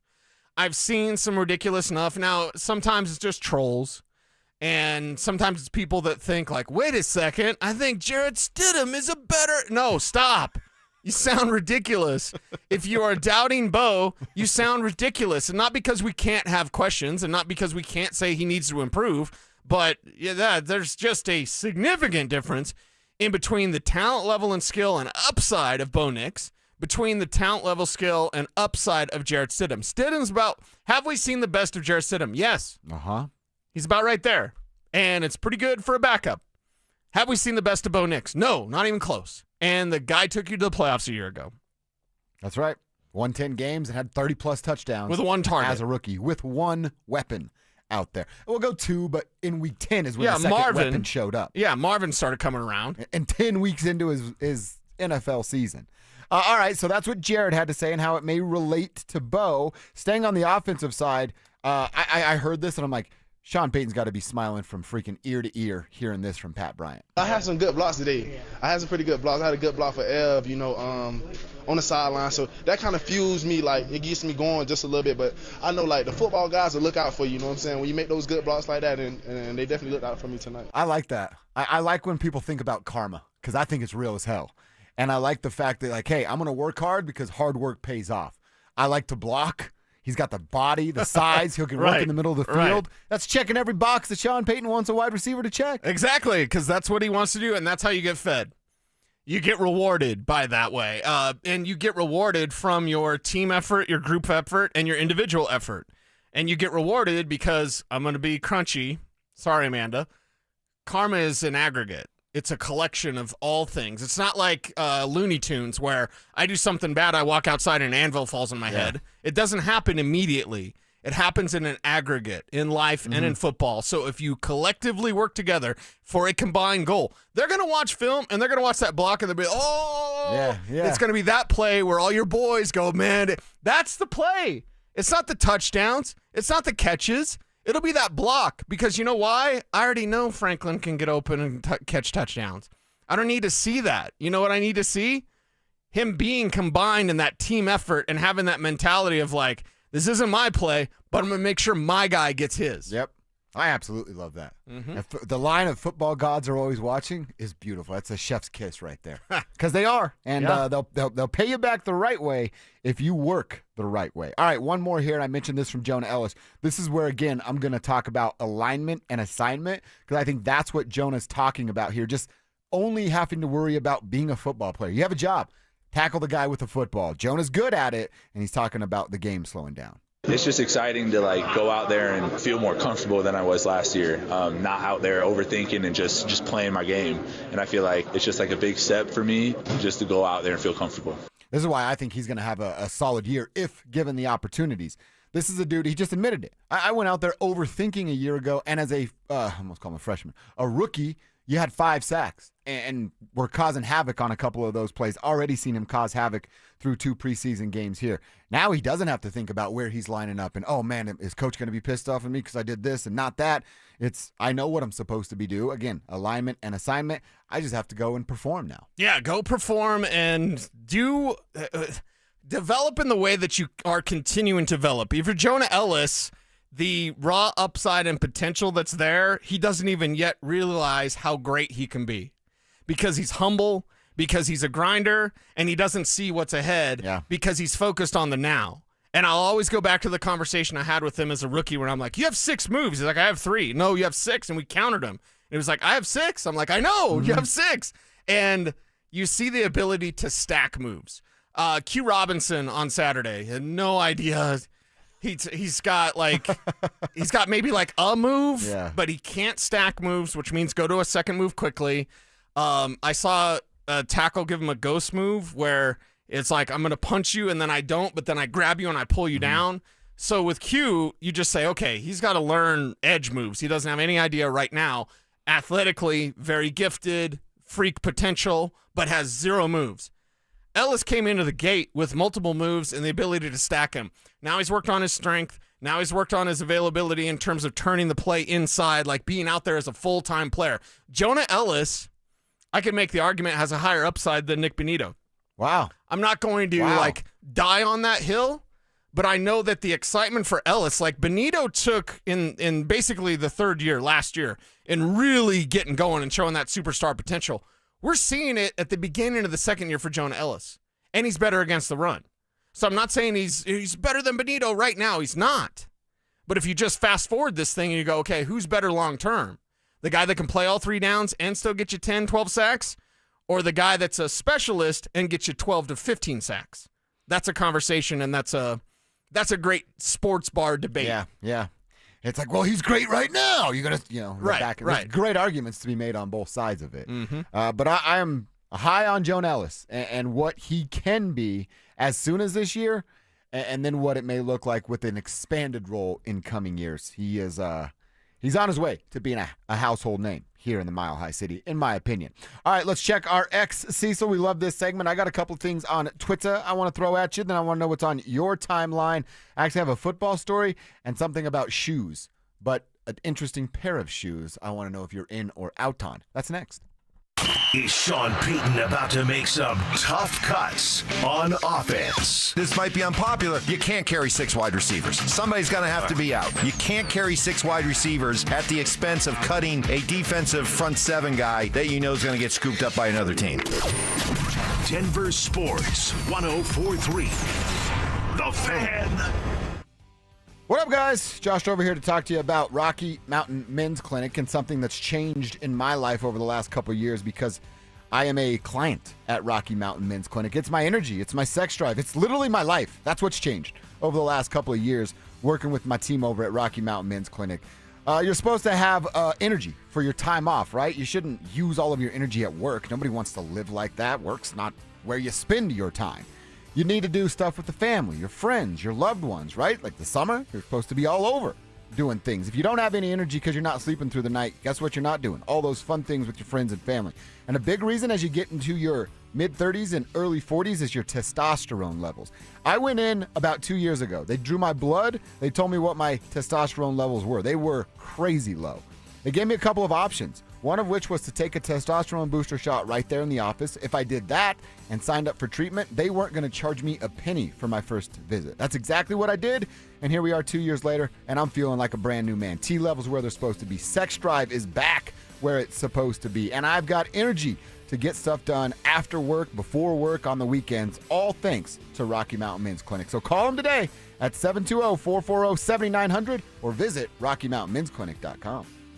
I have 3 words for you. $10 Tuesdays. They're back at Papa Murphy's. That's right. On Tuesdays, get any large pizza for only $10. Celebrate the return of $10 Tuesdays today at Papa Murphy's. The Wilhite Law Firm handles accident cases differently. If you're injured, we'll drive to your home, return every call, and keep you updated. After an accident, you want Wilhite. Get your free case review right now. Just call 303-GOOD-LAW today or visit WilhiteWins.com and win big with Wilhite. It's back. Football is back, Broncos country, which means summer is almost over. And that means it's time for game days. Whether you're heading to Empower Field or traveling to Boulder to cheer on Coach Prime and the Buffs, you got to get there in style and on time. So let my friends at Hermes Worldwide handle the traffic and parking, and you handle the rest, which means have as much fun as possible and make as many memories as you can. So let Hermes Worldwide get you to and from the game safe. All you need to do is call Hermes Worldwide at 303-577-7600 or visit ridehermes.com/DenverSports to book your next ride today. Donnie here with Fitness Gallery. I'm thrilled to invite you to our biggest event of the season, the summer clearance sale happening right now at all 7 of our Colorado locations. Save up to 50% off on select premium equipment. These deals end soon. Guys, are you looking for a simple solution to hair loss this summer? Get Advanced Hair's breakthrough one-day treatment during their once-yearly summer savings event. Your own natural hair begins to regrow the very next day, and Advanced Hair guarantees it will grow. Take advantage of your flexible summer calendar and get the most hair for your dollar during Advanced Hair's best offer ever. For details and a free consultation, call 720-459-HAIR or at advancedhair.com. What's better than a free meal? How about a free meal and a trunk full of free groceries? Yep, we've got it for you. It's the best free meal in all of Denver. It's every first and third Thursday of the month at Smoky Hill and Arapahoe Road in Aurora at Eastern Hills Community Church. You just pull up, pop the trunk, we'll put groceries in the trunk and pass you your meals through the window and you're off and running. There's no questions asked. So if you need it or you know somebody that needs it, it's every first and third Thursday, Smoky Hill and Arapahoe Road. There's a photo my wife took of me, sitting crisscross on the floor playing Legos with my boys. Might not sound like much, but back in 2020, I couldn't get down there without pain, let alone enjoy it. After 16 weeks on soda and 82 pounds gone, that picture means everything. If you're a parent who wants to be there, not just someday, but right now, go to sodaweightloss.com. That's sodaweightloss.com. SOTA stands for state of the art. sodaweightloss.com. The new and emerging industries apprenticeship tax credit can save you money and boost your workforce. Take the first step to develop skilled apprentices in IT, healthcare, and more at apprenticeship.colorado.gov. Brought to you by the Colorado Department of Labor and Employment, the Colorado Broadcasters Association, and this station. Don't at me, bro. It's time to check your ex. Why are you stalking me? No, not that ex. Twitter, unfollow. Here's Dover and Cecil to help you swipe, scroll, and screenshot your way through today's top headlines. Power of social media. I'm on Team Gets It.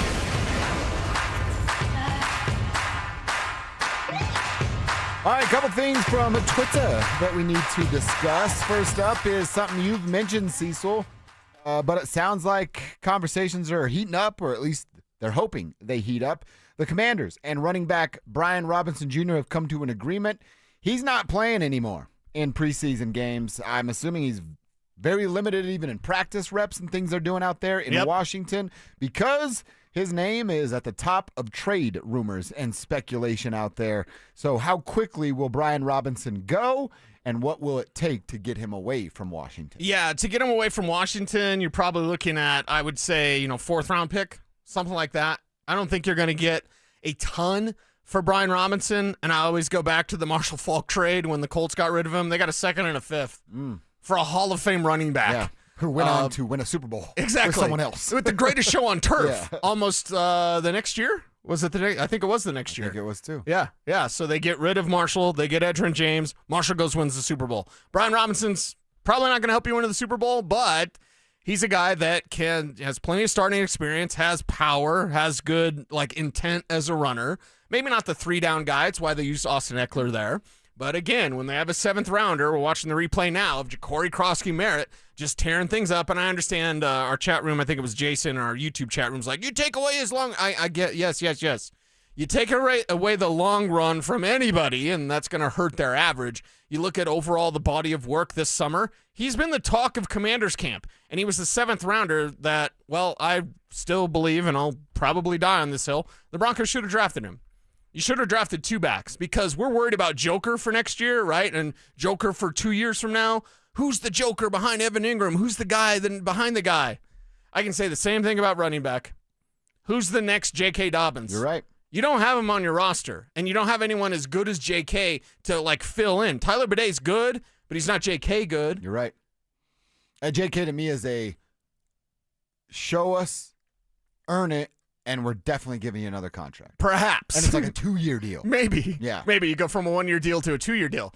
But you'd have drafted that guy in the 7th round, Krosky-Merritt, then you'd be fine. RJ, JCM, right? Ja'Cory Krosky-Merritt. Yeah, JCM. Think about that too. You'd have 4 years left before you have to pay them, and you still have basically 4 before you have to pay Bo. I think they'll do it before that, but right. You would have that timeline of 4 years to not have to really do anything. And you'd have a great duo that you could continue to build around. Instead, you got a tight end that had 4 catches and doesn't know how to line up. Yeah. Good job. And by the way, with the pick before that, they chose a punter. So there's a couple of picks that I think can be questioned if things do not work out. But we'll keep an eye on it. Brian Robinson out there in Washington. How quickly will he go? We will let you know as soon as it goes down. All right, I told you I have a shoe question before I ask you what's on your timeline. You and I are both shoe guys. Yes. How do you feel about Crocs? Obviously not like, hey, I'm wearing a Crocs out to a date or something. Right. The lady, but just to chill in. Are Crocs potential sponsor? They could be. They could be. I mean, I absolutely they love them. Always are, right? I love them. I'll say this. I know that my daughters love to lounge around in their Crocs. Yeah. I've been told they are very comfy. They are comfortable. I do not have a pair, and yeah, if Crocs was a sponsor, I would love to. Absolutely love them. Well, I do have a pair. They were a gift actually, and they're customizable. You can get little trinkets and stuff. And I was never like, oh, I got to get Crocs. Now that I have them, I'll always have them because they're super comfortable. And if you're going to a lake or something, they're the perfect lake shoe. Okay. Perfect lake shoe. Not boat shoes? They could be a boat shoe, too. Okay. They could be a boat shoe. All right. But check these out, dude. And I tweeted this out earlier at Joshua Dover if you want to see Ghostbuster Crocs. Whoa. Now, those are badass, right? They've got the Slimer on the front? Yeah, it's a little guy you could put in there like you're talking about. Nice. Ghostbuster Crocs. I'm into those ones. I do like that. And this is kind of like next level show off your fandom type thing? Yeah, exactly. Yeah. And now they're actually this year, I think they're coming out this week, are rolling out NFL-themed team color Crocs. So you can go get orange and blue Crocs with the Bronco head right on the top. Okay, yeah. I think that'll be a seller. It's all about, letting your freak flag fly. I got to slow down when I say that. So, yeah, if there's another way to show that association, here's the only problem with that. You better not be single and wear those. Oh, really? There was a study, and it has to do with comic books, but there was a study that recently came out, ranking hobbies for men. Oh, I saw this. And, comic books was the number one, least attractive. Yeah. It was above, collecting toys or whatever, and I was like, huh.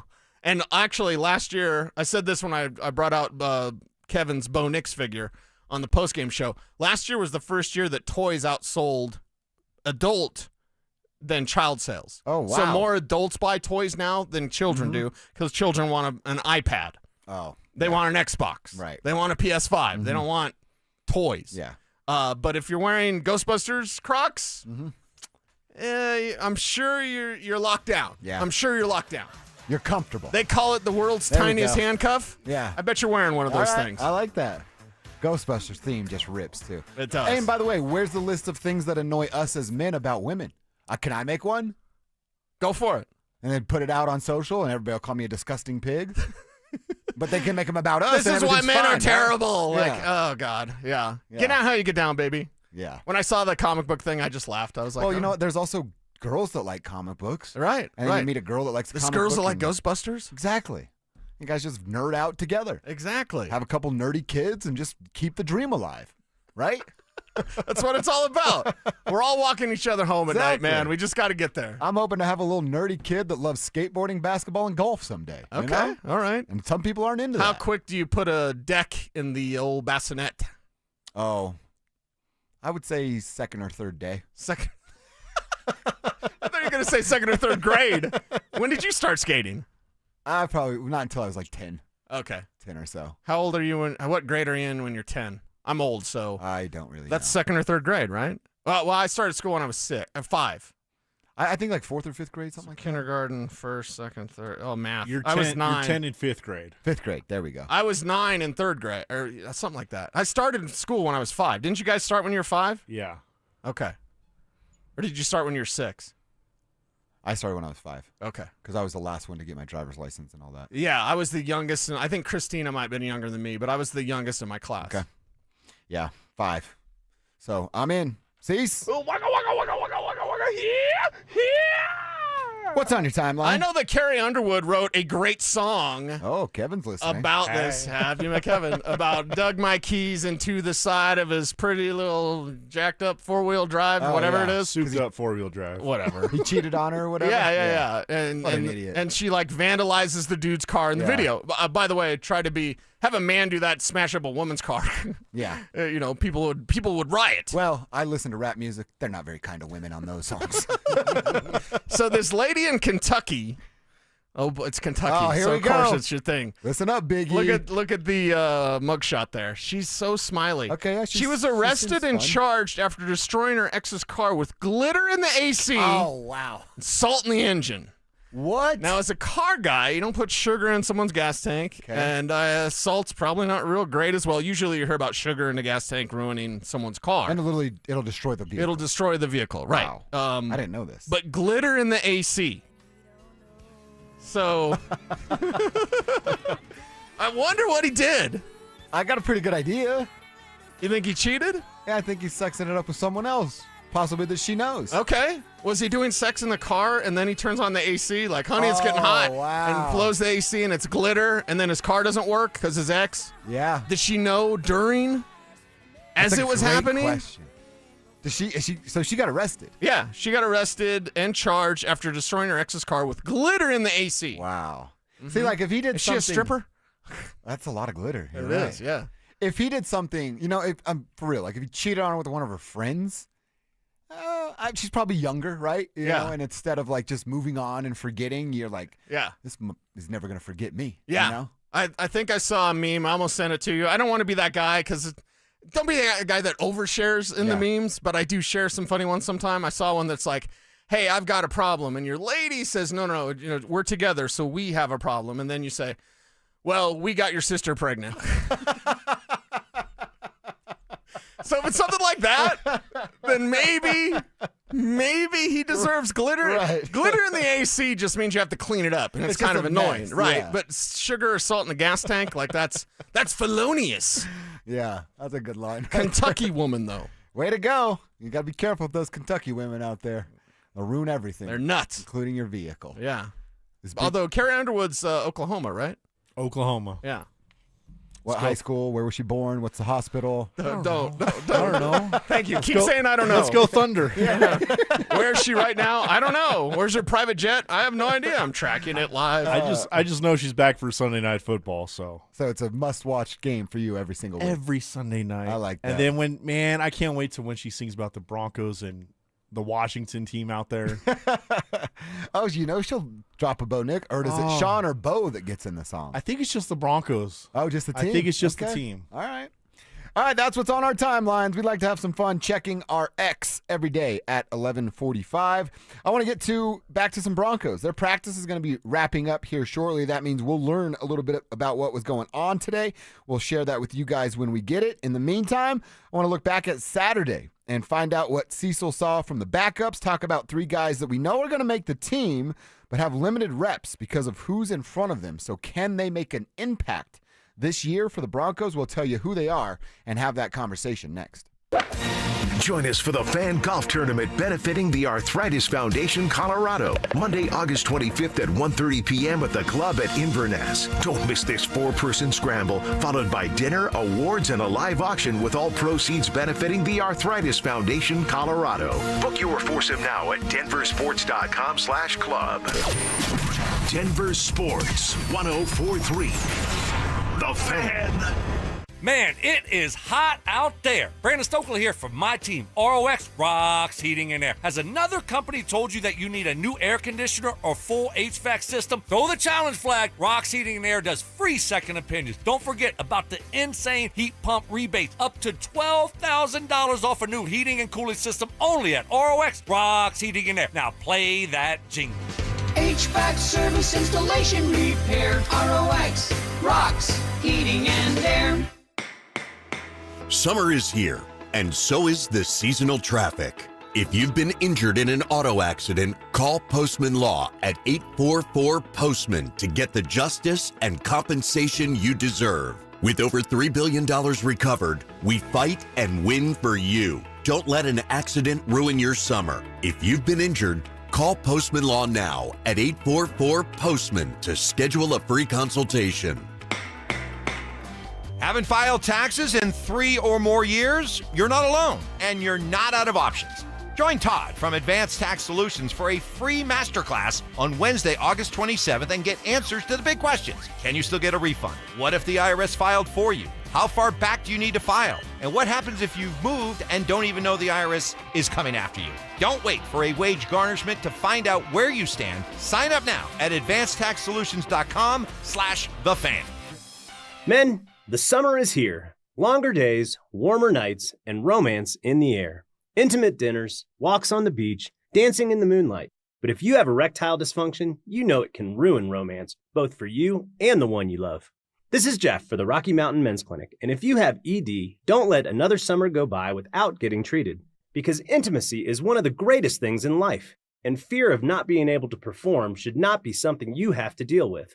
At the Rocky Mountain Men's Clinic, we're ED experts. We've successfully treated tens of thousands of men. Our protocols work when others don't, and we have treatments that are effective in well over 90% of cases. You could even last up to an hour or more and perform like you haven't in years. So call us. Your initial appointment is only $99 and includes blood work, a medical consult, and if medically advised, a test dose. And if that test dose doesn't work in the office, your visit is free. Call 720-440-7900 or go to RockyMountainMen'sClinic.com. Are you self-employed or a contractor and struggling to find a lender that can help you access the equity in your home to pay off your high-interest debt? My friends at American Financing have the perfect loan for you, the bank statement loan. They can get you qualified by using your bank statements, which many other lenders are unable to do. The credit card bills are going to continue to climb, so don't wait any longer. Call today. American Financing is saving their customers an average of $854 a month, and if you start today, you may be able to delay 2 mortgage payments, giving you greater savings up front. Even if you've been turned down by other lenders, give them a call. American Financing has been helping borrowers just like you with this new loan program. There are no upfront fees or obligation to find out how much you can save every month. Call American Financing at 303-695-7000. That's 303-695-7000 or visit them online at AmericanFinancing.net. NMLS 182334, NMLSConsumerAccess.org. KKFN and KKFN HD1 Longmont, Denver. You're listening to Denver Sports 104.3. The Fan. Denver Sports 104.3 The Fan presents Dover and Cecil. Can I kick it? Yes, you can. Can I kick it? Yes, you can. Can I kick it? Yes, you can. Can I kick it? Yes, you can. Lunchtime, hour number 3, starting right now. We're excited for you guys to be here with us. Appreciate you guys being here with us. Always want to hear from you on the RamosLaw.com text line. The number there is 303-713-1043. Put your name on your text. We also love hearing from you over on the YouTube chat room where, well, you don't have to put your name because you've created some sort of cool screen name for yourself. But Cecil's monitoring over there. If you want to weigh in on either side, we'll try to get there, get caught up, and hear what you guys are saying about our conversations. Broncos, going back to a couple things Saturday, and then talking about 3 players specifically. We wonder what their role is going to look like now after a couple preseason games. We're going to get into that coming up in a couple minutes. I do want to tell you about our fan golf tournament coming up on August 25th. Tee times is at 1:30, playing over at the club at Inverness. 4-person scramble that you do not want to miss. It's a big shout out to the Arthritis Foundation of Colorado. That's who this tournament is going to benefit. There'll be golf, of course, a little dinner afterwards, an award show, and then a live auction with all the proceeds going back to the Arthritis Foundation of Colorado. Get your foursome book now. This thing will fill up at DenverSports.com/club. That's DenverSports.com/club. Get there, get signed up, and then win and brag about how great you are at golf on our text line. We would absolutely love that. Nice. All right, Cease. Let's talk about the Broncos and really real quick go back to Saturday night's game. You were off yesterday and wanted to get your thoughts on a few of these stories from the game. Obviously, the first things that jump off on the screen are Evan Ingram's huge play, Troy Franklin's 2 touchdowns, and R.J. Harvey finally figuring out how to run inside the tackles. Yeah, R.J. Harvey is where you start because that was a huge difference. I go into games in preseason mainly of what am I going to see that I haven't seen before. You and I have seen R.J. Harvey run between the tackles in practice. Mm-hmm. We've seen him praised for that. That happened, I believe it was last Wednesday, where it was a lighter day, but they had an emphasis on making sure that RJ was going where the track was. The entry point is what Mark Schlereth says. And if I've learned a thing or two in 20 years of broadcasting, I'll do my Mike Evans thing. It's been 84 years. Listen to Mark Schlereth when it comes to what happens when they run the ball. Entry point needed to be right on the money. You need to enter where the play is meant for you to go and then make your choice of which lane you're going to bend, bang, or bounce to. You saw that. Go back and watch that touchdown run. I was watching it just during the break of look at him create something out of nothing. There's supposedly no hole in front of him, but if he trusts when it's going to be there, by the time that he's there, it's there and it's gone, but he's already to and through the hole. It's brilliant. It's a beautiful thing to see R.J. Harvey do that, because if he does that, that's how he takes over as the lead back. That's how, because there is a certain level of worry. Now, I am perhaps a little bit too laid back. I'll say that in my personal life and in my public persona. Sure. I'm pretty laid back. I just try to be, because when I was younger, you know what I did? I worried about everything. Worried about it all. I worried about it all, and then I usually would create something that I didn't want because I worried about, I think she's cheating on me, and then guess what? Yeah. Old Shannon was at my house when I was working at 7-Eleven. Damn it, Shannon. I hate Shannon. Stupid guy. Anyway. If this show ever sees Shannon or Linus Kleza again, it's on site, baby. It is. We don't even say anything. That's it, right? We just go to town. That's right. But I'm trying not to worry as much about things now as a senior. But I'll tell you this, kind of a little worried about what happens when J.K. Dobbins isn't here next year. If, in fact, that is the case. It's not forever. Well, they got Dobbins, and if he's good this year, then they just keep him forever. That's not the case. I want to see that confidence in R.J. Harvey that you're not just a part of a committee. You're the man, and then someone gives you a breather. I want R.J. Harvey to be like Alvin Kamara, where it's okay, you're the man, and someone else is going to get some touches too because you need a breather. And that someone else can be pretty good. J.K. Dobbins is really good. J.K. Dobbins at this current incarnation right now, today, August 19th, J.K. Dobbins is better than R.J. Harvey. I want by about week 6, we have that idea of no, RJ's going to be better, and it's not a little bit better. RJ's going to be a lot better than J.K. Dobbins. And then next year, your decision on Dobbins isn't really about Dobbins. It's about how good RJ is, because if RJ can take over and be that guy that gets 75% of the work, and you just need someone to clean up for 25%, yeah. Hey, Tyler Bidet, what are you doing, girl? Mm-hmm. You want a little more? Right? That's how the Broncos need to look at this thing. So for me with Saturday, and there's so much to get to, the hustle of Dondre Tillman, the hustle of Jonah Ellis, all these reserve players making plays, except Amari Mathis and Audric Estime. They're gone. Bye-bye. Mathis got beat by a tight end, bro. Yeah. And bad. Bad. It was bad. It was bad. I liked Amari, but yeah, it's really bad. I look at RJ, and his future is really good. So whereas Pat Bryant was amazing and Troy Franklin was amazing, I've seen them do that. Now, Bryant, not in a regular season game. Obviously, he's a rookie. But I had more worry about RJ and that track he was on, because in practice he was banging it inside, And then he'd get in a game against the 49ers, and he'd default to the wrong instincts. Exactly. He'd go back to the college game, and this ain't UCF. No. So well, more importantly, it's not Big 12 defenders chasing your ass down. Yeah. Do the Dan Hawkins. It's the Big 12. No, it isn't, Dan. It's the NFL. And, you've got to know that everybody's fast. Everybody's disciplined. Your dance moves, your juke moves aren't really going to work. Not like they did in college. No. So when you're facing flat-footed defenders that, are worried about going to class, if they are even worried, probably not. But, now RJ, now that I've seen it, I feel much more confident in RJ Harvey taking over in this backfield in week 6. I like what you said, too, about it's RJ's and then you kind of plug and play. Yeah. And like I said, you have that for 4 or 5 years right now because of the draft status and him being super young. You could, if things work out the right way with JK, you could think about this backfield for 2 or 3 years, and then you might have to replace JK and have a couple of more years left with RJ as the veteran at that point. It'd be 4 years of NFL experience as the veteran, and then you could start that process all over again where RJ's JK and you draft another guy and you have another 5 years, 4 years with that group as RJ starts to get out of the league. Yeah, Phil, cover your ears if you're listening. It's a running back's a young man's game. Heck yeah, and they're going to use you up, and they're going to move on to the next guy because for me, and maybe it's my coldness of just witnessing this league and how cold it is for the running back position, I'm not even thinking about JK next year. And it sounds really, really cruel what I'm about to say, but I feel it's true, and I feel that this is how all teams operate. Yeah, use them up. J.K. Dobbins, can he be healthy 17 games? Yeah, okay. Use him up. Mm-hmm. What about next year? I don't care. Yeah. Use him up. J.K. Dobbins is really talented. J.K. Dobbins is your lead back right now. But R.J. Harvey showed that potential to take over as the lead back this year. And what's that mean for J.K.? It means, well, if you do stay healthy, you're auditioning for other teams, and someone else will give you a one-year deal. You're at that point in his career. You're facing one-year deals really no matter where you go. So for me, the future of this backfield is all about RJ Harvey. And yes, it's one preseason game.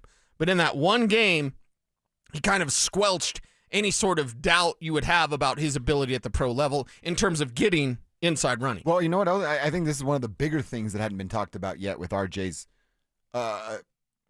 willingness to take instruction and then show it in a game.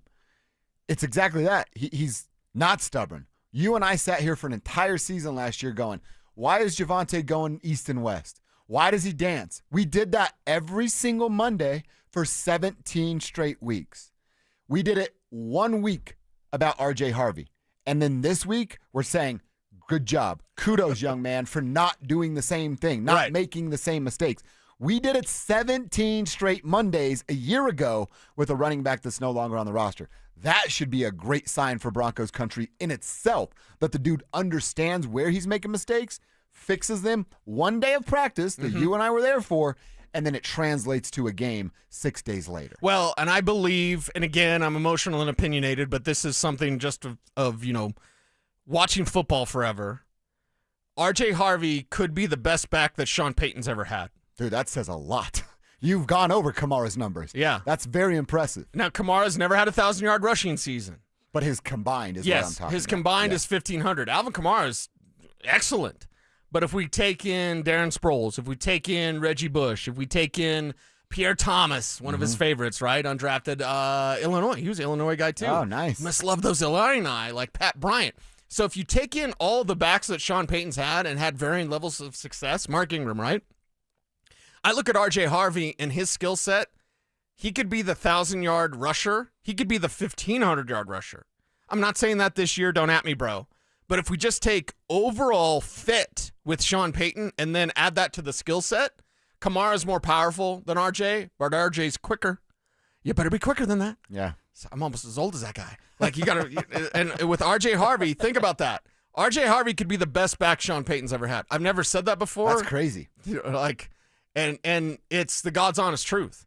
That's the upside that he's shown. And now with that discipline being there for sure, that could be the case. I'm rooting for that to happen because, one, it would mean great things for the Denver Broncos. If RJ Harvey, is Bo Nix ever going to be better than Drew Brees? Probably not. You hater. It's something where you go, okay, who's the best that Shawn Peyton's ever had, right? Is Pat Bryant ever going to be Drew better than Brees Michael was Thomas? a hell of a quarterback, Drew guys. Brees was a multi-year 5,000-yard Yeah. passer. 5,000 yards has only been done once in 1984 by Dan Marino. It wasn't done for like 30 years. Now let me correct this for you, Kevin.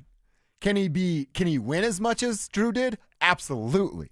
Can he put up the numbers that Drew did? That's where I have my let's wait and Well, see. and if RJ is the best back he's had, he won't need to put up the numbers that Drew did. Drew had to do that because they weren't as efficient at running the ball as they needed to be. But if we just look at Shawn Peyton's history and we merely ask that question, who's the best Shawn's ever had at quarterback? It's Drew Brees. Can Bo be better than that? I want to see that. That's a debate. I think that's one of those great kind of sports bar debates. At the running back position, Alvin Kamara, pretty good. Can R.J. Harvey be better than him? I believe the answer could be yes. With Michael Thomas or, Marcus Colston. We go down the list. Jimmy Graham. Who's the best tight end that Shawn Payton's ever had? So far, Jimmy Graham. It's Jimmy Graham. Well, they don't have a young guy because memo, everybody. Damari Mathis isn't making this team. Audric Estime's not making this team. And Caleb Lohner is not Antonio Gates or Jimmy Graham or Jimmy anybody. Like, he's just not. Not Jimmy Johnson, right? I'm just trying to think of the Jimmys that I can say on air. Jimmy likes Elaine. Jimmy likes Elaine a lot. That if we look at that way, kind of that point of view, can Shawn Payton have the best running back he's ever had in R.J. Harvey? I think the answer is yes. That's a bold statement. I love it. I absolutely love it. Well, isn't that yes? Yeah. We can't say yes about Bo. We just can't. Kev can, but Kev's crazy. We can't say yes about Bo. We can say, I want to see it. Like, is Bo Nix going to be a multi-year 5,000-yard passer? Probably not because of the entire team around him. They didn't have the defense the Broncos have. Never. Not once. And with that defense, listen, Drew Brees had to throw it a million times because they had to come back all the time. Because they had a defense that wasn't as good. This Broncos defense could be best in the league, number one in the league. They're going to suffocate teams, meaning you can win against the Chargers 21-17, 21-13, whatever the number is. You don't need to throw it for 5,000 yards. So statistically, I think that's where you say Bo's probably not going to have the same sort of stats as Drew Brees. That's not saying he's not going to be better, Kev. Yeah. Because he's better in your hearts. He's going to win. He's going to win multiple Super Bowls, right? Drew Brees only got one. Bo Nix wins multiple Super Bowls, but doesn't have the 5,000-yard seasons, well, then that's a conversation. But with R.J. Harvey, think about it. We love Alvin Kamara. This is no disrespect. I believe Kamara, this is really off topic, I think he's the first guy that I ever saw with a septum piercing. Oh, the bull ring thing? Yeah, because he was at the combine. I was like, and Kamara's always like beat of a different drummer guy, which I like. Yeah. I like the Arian Fosters. I like the Clinton Portises. I like the guys that aren't the robot. To quote George Lucas, you don't get that reference. But anyway, like. I know C-3PO. A robot? Yeah. All right. For me, like Kamara's been that guy, and this is no disrespect to him, but R.J. Harvey might have more upside and more potential. He might be that 1,000-yard guy plus having the 81 catches. Dude. And I know Kamara's been close, couple 900-yard seasons, whatever. I would rip that damn bull ring. That'd be my only goal, is to rip that out of your nose every time I play you. You'd be like when Ricky Williams had his dreads and everyone would just pull him down by the dreads. It's the only way you could attack Ricky sometimes. That's right.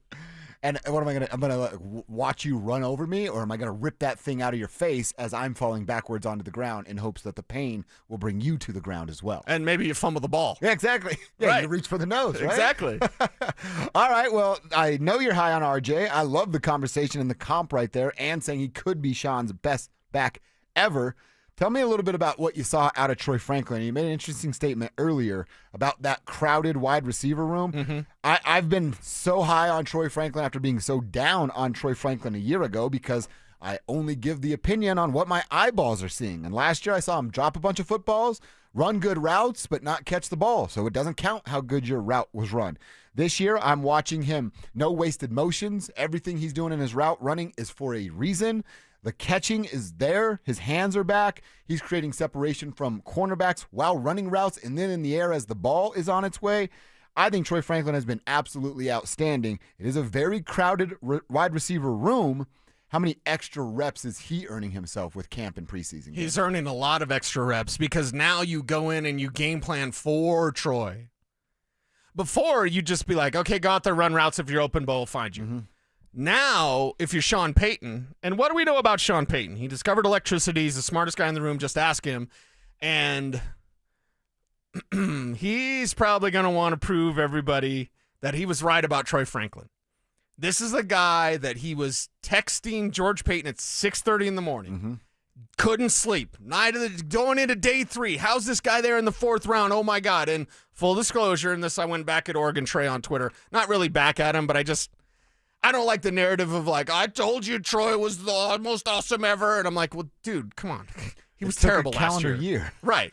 And now he's better. And full disclosure, a year ago, yeah, I would talk about how I had a 2nd-round grade on him, but I wasn't real proud of saying that. Why? Because he wasn't playing like that. And I know it's, 2nd round. Yeah, I mean, who's going to put him in the 1st? Nobody, unless you went to Oregon, apparently. Yeah. But it's like Troy Franklin, he's taken that from you're part of the team and, we'll see, to now you're part of the offense and I have to make stuff up for you.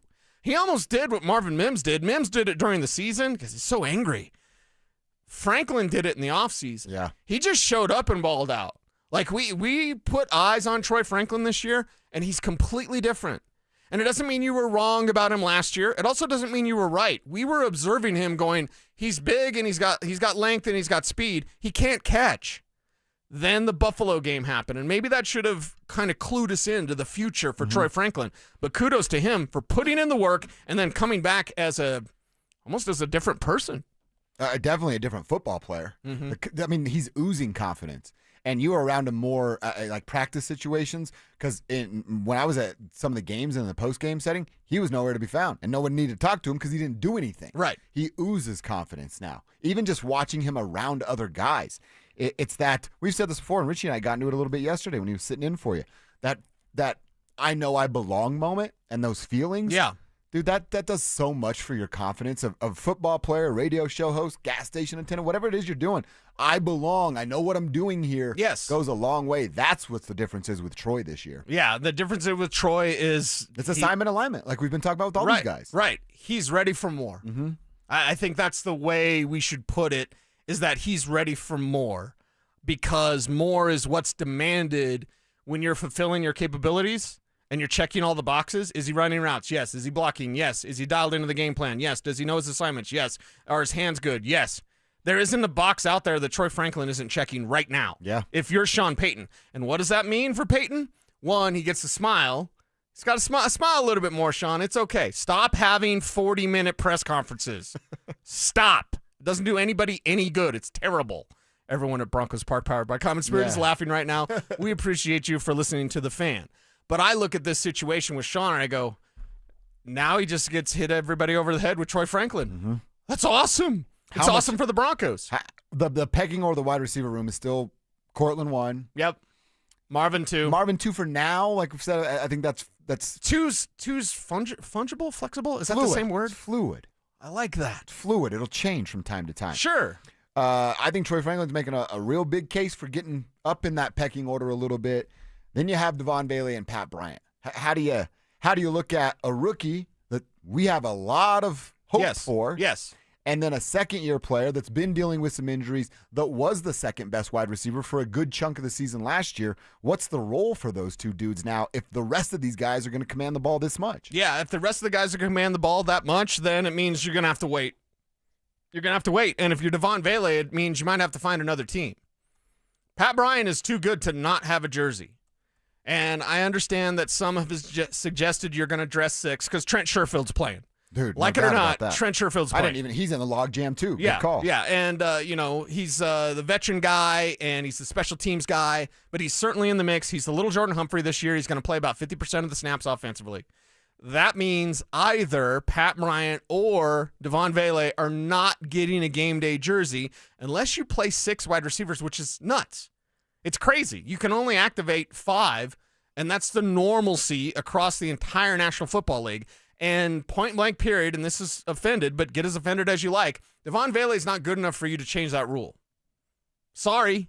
That's just the case. If we were to rank these receivers, Sherfield, granted, that's a special teams, it's a veteran, it's a different category. But if we just rank these receivers, Pat Bryant's better than Devon Bailey. I'd agree with you. This isn't. I just to the old John Foxy, what we like to do, the skins on the wall term. Right. I watched Bailey do it as a 7th round player a year ago. Yeah. I've watched Pat do it at camp and he's looked good in the last preseason game. It's just not to the same level. Now, I'm not telling you that Vele needs more time than Pat Bryant. I just, wide receiver, cornerback, you need as much depth at some of those positions as possible. Offensive line still in that same boat. Right. Have to be a pretty interesting offer for me to be in the conversation of trading Devon Vele. Yeah, I think that you're not actively shopping him, but Just if listening. someone were to call, you would listen. I'm down with that. Yeah. And if the Eagles are trading Harrison Bryant, a tight end, and a fifth-rounder for John Mechie, the Texans receiver. We'll remember him from Alabama. He beat cancer. We all should be rooting for John Mechie.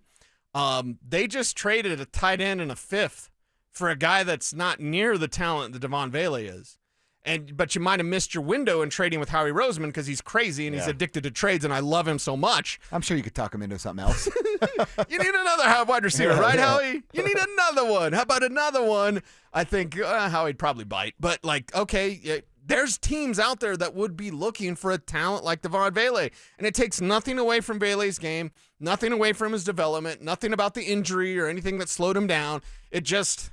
And I don't know if it's the blue ribbon thing. I don't know why everyone thinks everything needs to be the same. Yeah. You know what I mean? You can't say that Bryant's better than Vele. Yeah, I can. Because Pat Bryant's better than Devon Vele. And isn't that what you want? Don't you want competition? I'm not going to do the Dylan Gabriel thing. Don't you want competition amongst these wide receivers? You've got a hell of a group here. And it leads to a lot of tough decisions, like the tough decision of your first username. Do you remember your first username? Can you even say it on the internet? You brought it up because we have our YouTube chat going on right now. Yeah. Hi, YouTube. What up, YouTube? And some people have their regular names, like Mike Naylor. Mike's a regular. Mike, appreciate what's up, you. Mike? Donald's in here. Looks like Lawrence is in here as well. Victory Lap, though, is in here. Okay. And then Backyard Metal Man says we should call RJ and JK Venom and Carnage. It's a comic book reference. That's kind of cool. But I was thinking of your first username because you brought it up. Like my name on YouTube is Cecil Lammy 34. Hi there. So you used to be able to create your own, like when we first got emails, right? Yeah, yeah. And my first email, and I can't remember, I think it was LJ Rules, like 34, like Larry Johnson, like LJ Rules, but RULZ because I'm cool. Yeah. And you can still find, I think it was like a Bulls message board where my old username handle, LJ Rules, is in there arguing like the Knicks got screwed by the refs because David Stern wanted the Bulls to win the I love championship. that. And Yeah. then, Michael Jordan's awesome, but Larry Johnson and the Knicks. So, and I came across it probably, 10 years ago. I was just funning around or whatever. But your first username, do you remember what it was? I'm trying to think. Mine was LJ Rules. Like when I could have, what, email? That's a thing? And it's my name? And so message boards, I was LJ Rules. Email was like LJ Rules 34 at Hotmail or whatever. Because there was like chat rooms on AOL that were used for multiple things. And one of the things that I used it for was, like, this is before cell phones. Okay, I didn't have a cell phone anyway. That wasn't, everybody didn't have a cell phone. So, like, we'd watch, this is me in, like, we didn't get a computer in my house until maybe, like, 9th, 10th grade. And I didn't get a cell phone until I was in 11th grade. We'd watch, like, the Nuggets games. And then, instead of like calling your buddy on a landline, you'd go, hey, 15 minutes after the Nuggets game's over, everybody log on to AOL and let's talk about the Nuggets game. Okay. And so that's what we would do. I'm trying to remember. It was Nuggets related. I know that. Okay. I bet you my dad knows. I'll have to ask him. It's Nuggets related? It's Nuggets related. Was it Nug related? It might have been both. I'm sure like 69, 420 something is in there. You know what I'm saying? Something's involved in that for sure. Okay. Xbox will make you change your username now. Which If is it's weird offensive? because on Call of Duty, if you blow someone up, you got the weed gun, and then it'll be like a marijuana leaf. Yeah. And I'm like, wait a second. So you're going to promote a game and buy skins. They sold that guy. Yeah, they sold the skins that are the marijuana guy. Yeah. Yeah, you're going to ban my buddy Luke, who's got like smoke weed every day, 420 something, Colorado. Really? Yeah, and they made him change his username. That's ridiculous. So now I don't even know when Luke's on because I don't Got know. a new name. His new name is something. Yeah. And well, he also had Colorado, like CO Warpig 91. Oh, they made him that's the change one his I name. remember. Yeah, but they made him change the name. Really? Because of war. And I'm like, what? The You're game playing is Call about of war. Duty. You're playing as Shark Boy. Like, what's going that's on? a great skin right Kev there. had a smile, eating grin on his face. Super quick, Kev. You remember your first username, wasn't it? Well, Don't you? I think my email was involving Kevin Garnett, so it was like Garnett21 at MSN.com or something. And everybody's like, is your last name Garnett? Yeah, because I was Baby KG. And then I remember on Xbox, the 360, my username was Celtic5, so it looked like Celtics, but 5 Garnett Celtics. Okay. Yeah, I like that. So put that on the license All right. plate. Rome from Loveland. First username, Drunk Ninja Nuts 69. Rome, that's badass. Drunk Ninja Nuts 69. Only on this show. I think I actually want to change mine to that now. Only on this show. I know Mike Evans is going to be talking about Captain and Tennille and all that, and the Drive's going to be talking about what they talk about. Don't get offended. You're never going to get Ninja Nuts 69 anywhere but right here, Dover and Cecil. Tell a friend. If you ever get a hate tweet from Camaro Guy 69, that might be me from time to time. All right, we are off and rolling in our lunch hour. Let's keep the football conversation going, but get to the college level. College football playoff expansion is coming, but to damn near 30 teams, that's a crazy floated idea out there, and we'll discuss it next. Are the Broncos almost too deep at several positions on their roster? This is a great position to be in, man. You want to be in a position where you are so loaded, you are so stacked, that you know as soon as you release a guy, even though you'd like to bring him back on practice squad, he's going to be gone. Denver Sports 104.3. The Fan. This is the story of the one. As a lineman, he does whatever it takes to keep the power on in his community. And he wants a partner like Grainger who does the same. Grainger offers the professional-grade products he needs, from voltage detectors to harnesses to hard hats, plus fast, dependable delivery, so he can rise to every challenge. Call 1-800-GRAINGER, click Grainger.com, or just stop by. Grainger, for the ones who get it done. This is the story of the one. As a safety manager at a manufacturing plant, he does everything he can to keep his coworkers safe. From finding ways to reduce risks to keeping safety supplies in stock. And for that, he relies on Grainger. Grainger offers a broad range of quality products and next-day delivery, so he can always play it safe. Call 1-800-GRAINGER, click Grainger.com, or just stop by.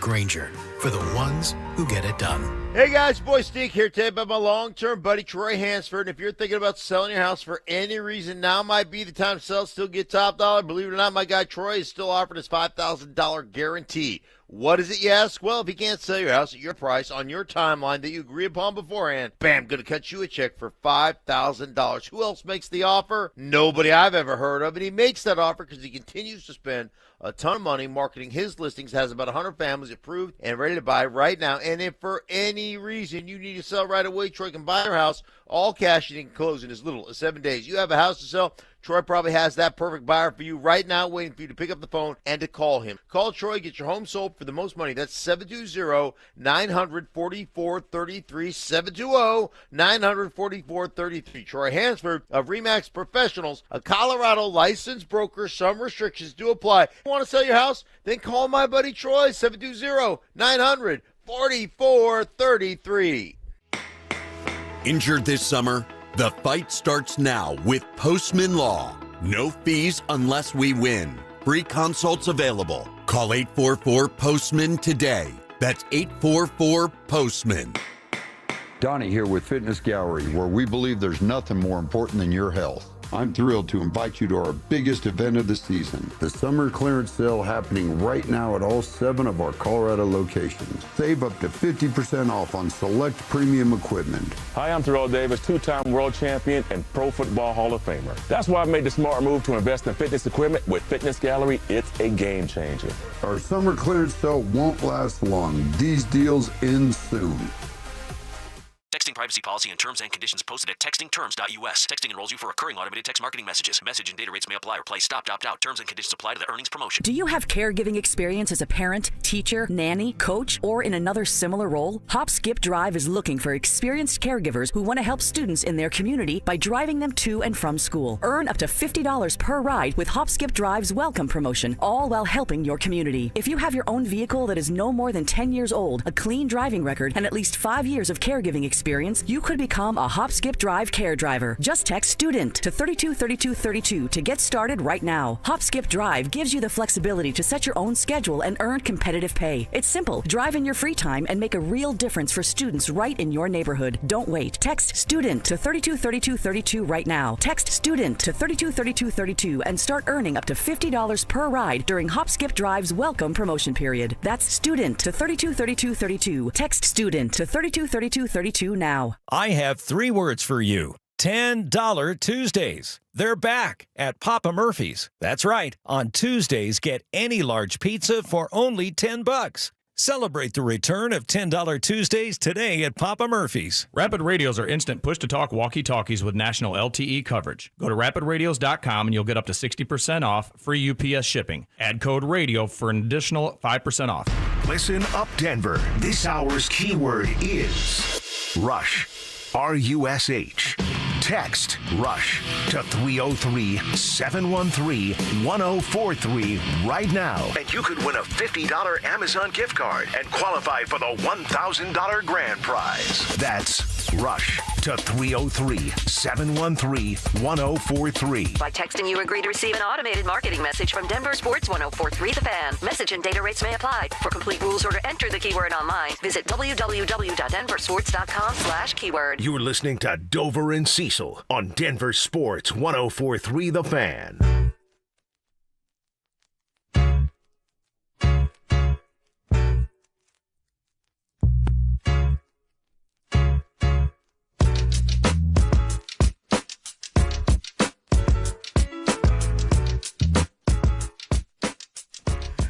We're getting some pretty cool usernames on the Ramslaw.com text line now. Oh, it was a big deal, man. I was just out there talking to Amanda. She wasn't ever on MySpace.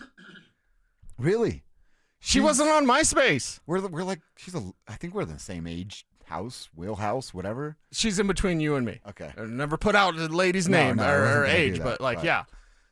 That's MySpace was never on like MySpace. the jam. Never on MySpace.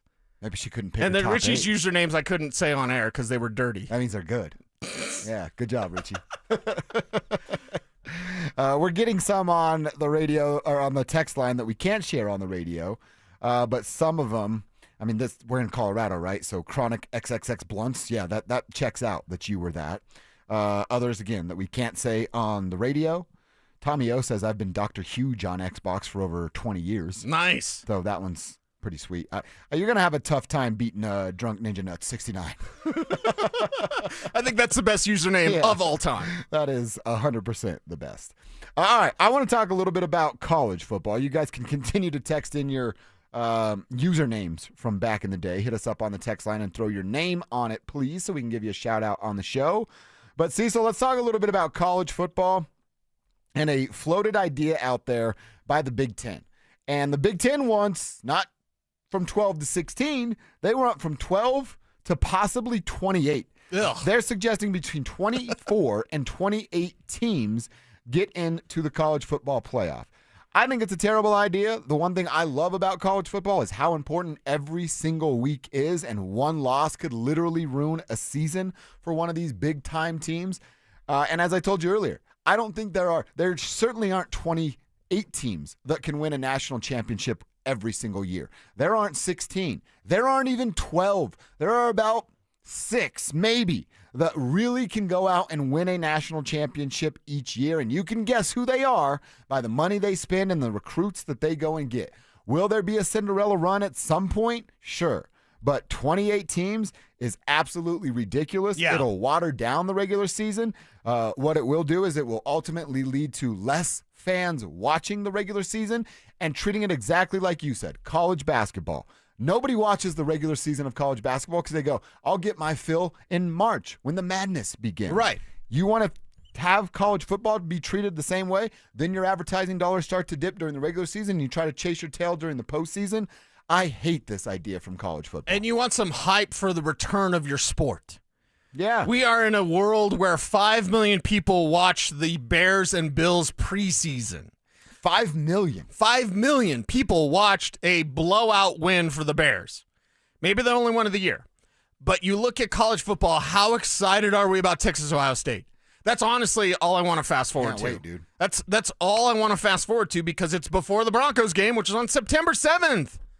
We still have a couple of weeks to go before we can preview Broncos Titans. Like, that's a hell of an opener. Hey, they're up against that rookie quarterback that won't know what he's doing against the league's best defense. How's that going to go? Evans called it week 0 for the Broncos. Okay. Well, with college football, we're looking forward to the regular season starter. We're looking forward to each and every week. We're looking forward to the conference championship games. Maybe some aren't. But this model would essentially eliminate that, and they're calling it the 7-7-5-5-2-2 model. And they have until December 1st to make a decision on the 2026 version of this. Wow. We might see this a lot sooner than people are thinking. Even with the new deal in place, and college football playoff has that agreement that basically allows the SEC and Big Ten to call the shot as long as they have a group discussion. We're going to make the decision. We're going to tell you about it in a discussion. Yeah. You can't object because you gave us the power based on this new college football playoff agreement. So, yeah, there's a deadline this year for the playoffs for next year that they have to reach and make a decision on any sort of change like this. I hate the idea. Like I said, just watering down your product that doesn't seem smart to me.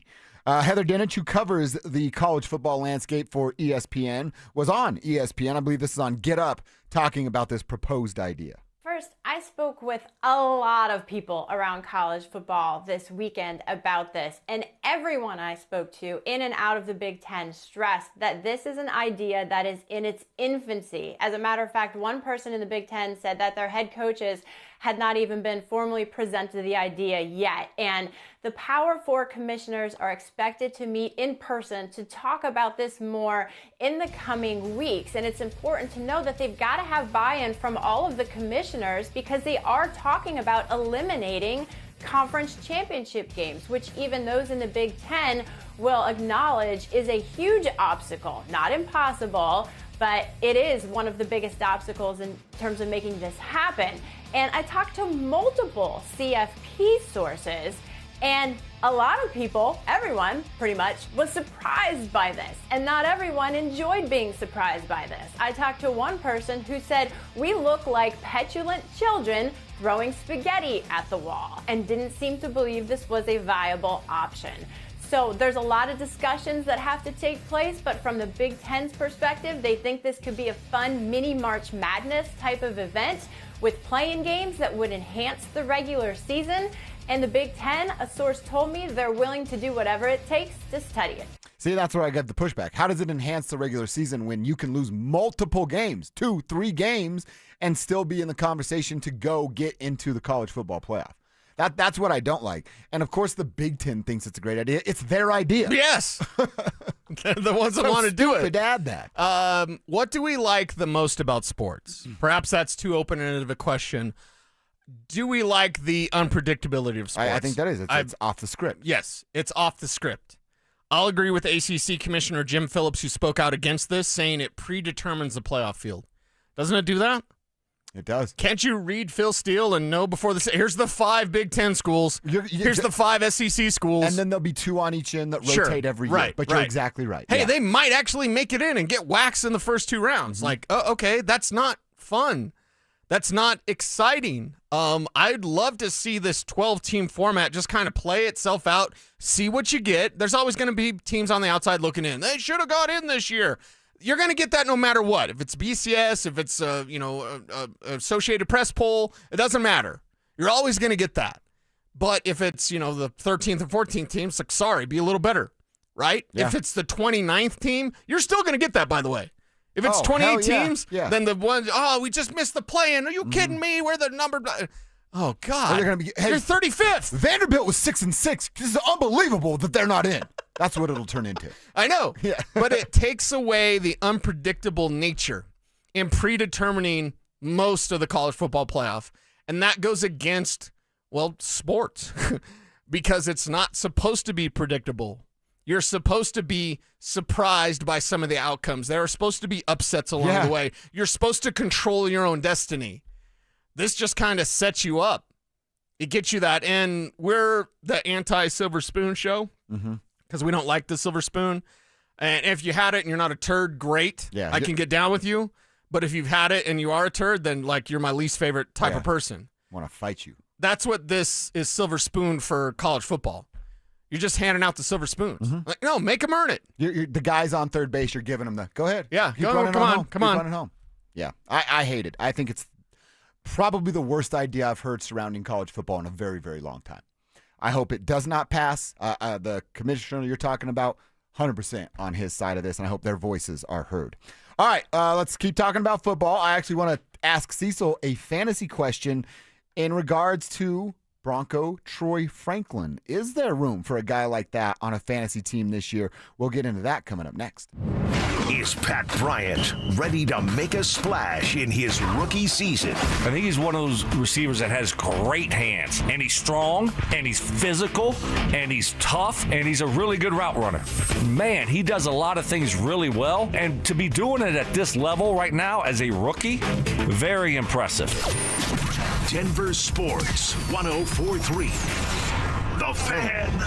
The IRS finally caught up with Louie. I hadn't paid my taxes in 8 years. I owe the IRS a lot of money. Louie was in deep trouble. We're going to take your house, put a lien on your bank account, garnish your pay. They don't care. They're going to take your paycheck. Louie found out about Optima Tax Relief, the leading tax resolution firm. A-plus rated by the Better Business Bureau, they've resolved over $1 billion for their clients. Optima Tax, they help me. They calm me down. They make me feel comfortable, and I trust them. Louie has a lot to be thankful for. I don't owe the IRS anymore, and I'm able to live a comfortable life, a lot better life. It was because of Optima Tax. For tax help you can trust, call Optima now for a free consultation. Take it from Louie. If you owe the IRS, don't go it alone. Give Optima Tax a call. They can help you. Call 800-343-6460. 800-343-6460. 800-343-6460. Optima Tax Relief. Testimonial from an actual client. Some restrictions apply. For complete details, please visit OptimaTaxRelief.com. Guys, are you looking for a simple solution to hair loss this summer? Get Advanced Hair's breakthrough one-day treatment during their once-yearly summer savings event. Your own natural hair begins to regrow the very next day, and Advanced Hair guarantees it will grow. Take advantage of your flexible summer calendar and get the most hair for your dollar during Advanced Hair's best offer ever. For details and a free consultation, call 720-459-HAIR or at advancedhair.com. At 303 Law 4040, we know getting into an accident stinks, and so does getting worked over by the insurance company or even your slick-talking made-for-TV lawyer. So if we can help, just give us a call. 303 Law 4040. Save that number in your phone. You never know when you're going to need it. That's 303 Law 4040. Phillip Lindsay here with Williams Jewelers. If you're like me, well, diamonds and fine jewelry were never on my radar before I met the love of my life. But gentlemen, there comes a time when it's time for you to step up, when it's time for you to get out that comfort zone and tell her exactly how you feel. And guys, nothing says I love you like diamonds from Williams Jewelers, my hometown jeweler. From one humble little store in Inglewood, they've grown into 2 locations and have become one of the largest fine jewelers in the country. Fellas, come shop the finest loose diamonds in Denver of every size, shape, and price range. And the largest selection of engagement ring settings I've ever seen. They'll share with you all the secrets of the business, then give you the best price in Colorado. Guaranteed. It's time for you to step up, fellas. It's time for you to shine. Go see my jeweler, Williams Jewelers. Williams Jewelers, Denver's first family of fine jewelers in Tree Creek North on 3rd Avenue and in Inglewood at Broadway and Beverly. And let them know that Phillip Lindsay sent you. Right now, your customers are making buying decisions. The question is, will they choose you or your competitor? If you're not advertising, you're invisible. Or even worse, you're advertising but not getting results. You're wasting money. If your marketing efforts, or lack thereof, aren't delivering the results you need, go to DenverSports.com and click on the Advertise With Us button. Through audio, video, or online marketing, the team at The Fan connects customers with businesses every day. Head to DenverSports.com and click on the Advertise With Us button to start growing today.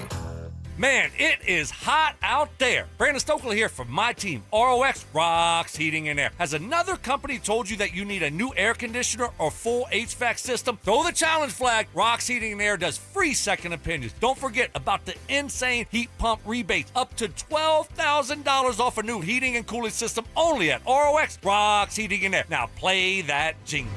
HVAC service, installation, repair, ROX, Rocks, Heating and Air. It's Dover and Cecil on Denver Sports 104.3 The Fan.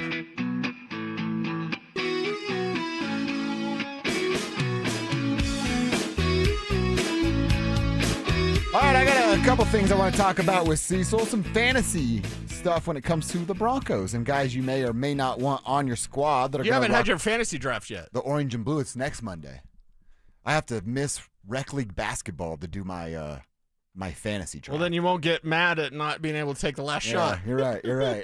Am I supposed to put your business on air? That's okay. Yeah. Okay. Yeah, it's all Okay. right. Sometimes you have to tell me, like, don't say this, because if you tell me something, I'm automatically go, oh, now I get to make fun of you for it. Yeah, I'm pretty much like open book, whatever. Okay, yeah. Whatever Well, I don't tell be you. that guy that doesn't pass to the guy with the hot hand. I was hot. That's basketball's. I was hot. That's street ball 101. Dale took the last shot. He's our best player, but still, like, I was hot. No, if you're feeling it, man, he's got to kick out, man. Yeah. Kick out. We'll get him next time. So, yeah, my fantasy draft is next Monday. So, Cecil, from about Sunday, starting at 8 a.m. until 1 in the morning, expect a lot of texts from me. I want to ask you about Troy Franklin. Put on a show this last Saturday, right? And I get it. It's against backups and everything, but we both expect Troy to have a much bigger role this year than he did last. Is Troy Franklin worth a draft pick in a fantasy league coming up here real soon? Yeah, he is. Really? He is. It's a changing narrative. It's at the end. Okay. It's at the end. Unless you're Oregon Trey and you take him number 2 in the second round because you took Bo Nix number 1. Yeah. But you're going to look at Troy Franklin and go, okay, that's a guy that I can get later in my draft and kind of stash. Now, you have to have enough bench space to do that, or you can stash a player, because the best thing about fantasy, everyone has fun at the draft. People might drink a little too much at the draft. You're going to have a good time. Yeah. And then hope all my guys get hammered. Some people are just going to kind of forget they even have a team. Yeah. Or what you're going to do is you're going to take that kitschy, cute pick, and then it's not going to work out, right? I told everyone a week or two ago, like, get Ja'Cory Krosky-Merritt with your very last pick. You're not going to be able to do that now. He might be starting for the Commanders. He is rapidly moving up the board. But if you look at Troy Franklin and his current average draft position right now, it's wide receiver 98. Damn. In most leagues, you're not drafting 98 receivers. No. Okay? You're going to draft probably 70, 80, depending on the size of your league. You should be in a 10 to 12-man league. I always love the 8-man league, guys. Man, I got this guy.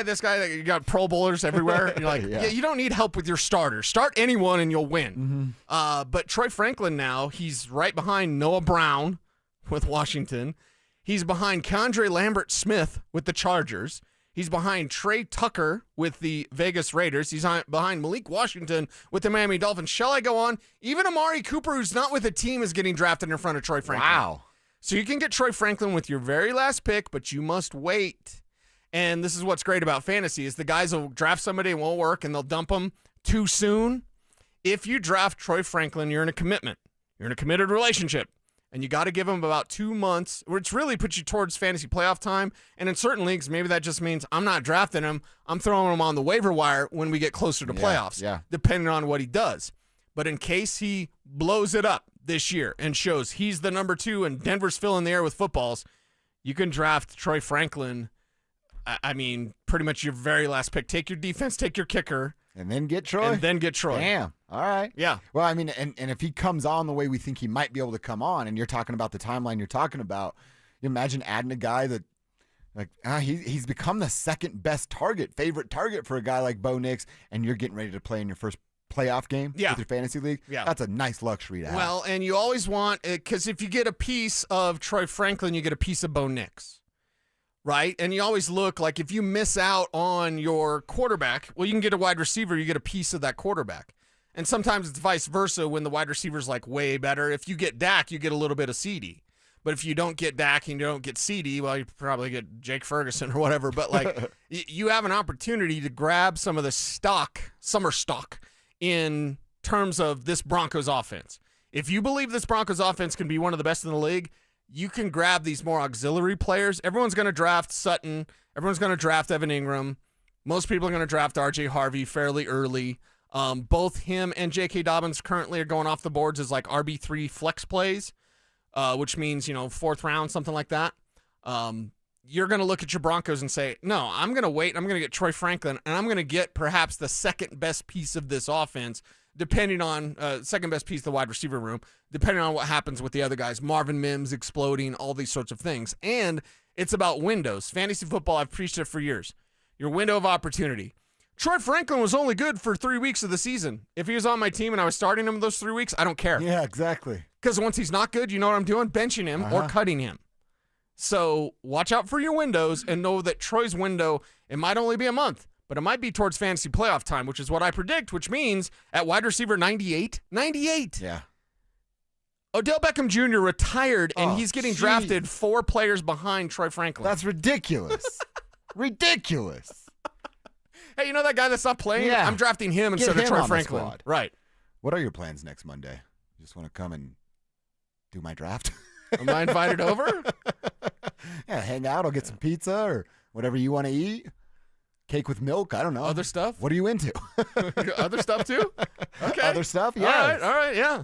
Yeah, maybe we have to set that up. Kevin comes over. Can I come? I was going to say, I'll bring the Mountain Dew. Boom! Whoa! We're having a party at my place. He's our Mountain Dew guy. Well, we got cigars. We need cigars. Oh, no doubt. I've been craving a cigar lately. I'll bring the cigars. Yep. Okay. Hell yeah. I'm in. All right. I ain't got nothing going on. JD and Ben, I'm going to kick y'all's ass this year. But you had to take Bo Nix was your first pick. First pick? First pick. What, Do you Kev, with not all these believe? rules? Yeah. Do you not believe? Maybe not my first pick. You don't believe? I'm really hoping like Jahmyr Gibbs, maybe Saquon. No, you don't need those guys. That's what I'm hoping for. Kev's fantasy expertise is like Bo Nix. With the friend. Oh, Bo Nix, right? Hey, guys, I'm up on the clock. Cecil, who should I pick? You give me a great name. Yeah, Kevin's Jamar like, Chase. I think you should pick Sutton here. Sutton here for sure. No, it's Bo Nix every round until you take him. 8th round. Bo for the 8th time. Speaking of quarterbacks, we do know, well, I guess we don't know what it will look like in week 2, but as of right now, the Broncos are in line to play Daniel Jones week 2. Daniel Jones is named the starter there in Indianapolis. Like I said, that could change week to week. That team's bad. Daniel Jones isn't going to be any good. Anthony Richardson is not a good quarterback, but he earns the starting job. Good or bad for the Broncos that it's more kind of a traditional type of quarterback. Although DJ can run a little bit. Yeah, DJ can run and he can scoot. It's good either way. They're going to kick the crap out of them either way. Actually, Anthony Richardson, I'd be a little bit more scared of, or nervous, really? I should say, just because he's an elite-level runner. Daniel Jones can run, but he's not elite-level runner. Richardson is, and then he gets hurt all the time. Richardson can't read a defense and can't throw accurately. That's bad, right? Yeah, that's not good. That's not what you're looking for. But he also can just take off and run. Jones can a little bit too. I'm not discounting his rushing ability. It's very well known. It's Daniel Jones, and there's no mystery here. But I think it's actually a relief for the Broncos because they get the lesser athlete. They get the lesser version when it comes to just straight up running the ball. And sometimes if your coverage is great, and Broncos coverage should be great, then you're going to have that quarterback that pulls the ball down and runs. And yeah, if your back's to the quarterback as a defender, that could be a problem. So Richardson as a runner is much more of a concern to me than Daniel Jones as a passer. The Colts have a threat. His name's Jonathan Taylor. Yeah. You got to stop that guy first. You can do that. You can be 2-0. Go out and beat Tennessee. Beat teams the right way. Don't start slow. It's the main thing for the Broncos. Did Shawn Peyton's press conference end yet? I just want to know. He's still going. Are we back? And the media, full disclosure, certain media members are allowed out there today. They get to watch the entire practice. However, it is regular season rules. Meaning, Sean's done. He's done. You can't report really what happens in practice. You can report something when coach talks about it, but you can report attendance because everyone loves taking attendance, although they forgot about Nate Atkins for a week. I don't know, nerds. Yeah. So if you look at it now, you saw something, you can't say anything. I'm going to talk to Andrew Mason later today, Orange and Blue Today, DenverSports YouTube. Hi. He won't be able to say anything from practice. It's regular season rules, although you get to see the entire practice, which includes some game prep. Yeah. I hate that stupid rule. Someone asked us on the text line if Kevin's username on YouTube is @BoNixThrowsTouchdowns. Actually, that guy's in the chat room right now. They think it's Kevin. Oh my God, is it Kevin? They think it's Kevin. Wait a second. I was having good conversations with that guy. Is that you? No. Oh, no, it is him. No, it's not me. I was going to say, because on Niners, Saturday, when I debuted your Bo Nix action figure that I got you, McFarland Toys, unpaid endorsement, or paid maybe. Possibly you. I said that on the show, and the Bo Nix throws touchdown guy was like, "That's awesome." But you said you didn't see me debut your action figure. That wasn't me. Okay. I was recovering from Maine on Saturday. How quickly are you going to show a lady when she comes over and you're like showing her the pad? You want to see my Bo Nix room? You got to to slow down when you say that. She's running away. You want to see my Bo Nix room, not my Bo Nix room. This is my John Elway wall. It's my Peyton Manning wall. And this is my Bo Nix wall. It's dodgeball. Wow, you really like unicorns. You really like quarterbacks. You really like quarterbacks that play for the Broncos. All right, let's get into our quarter number 4. I do want to talk about a couple of things that have been shared from Broncos practice and some things that we learned. Also, talk about this Joker role and what it may look like in just a couple of short years when Evan is a little long in the tooth. That's coming up next.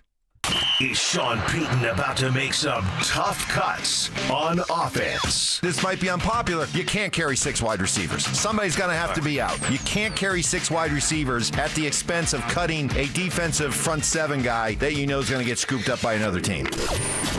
Denver Sports 104.3. The Fan.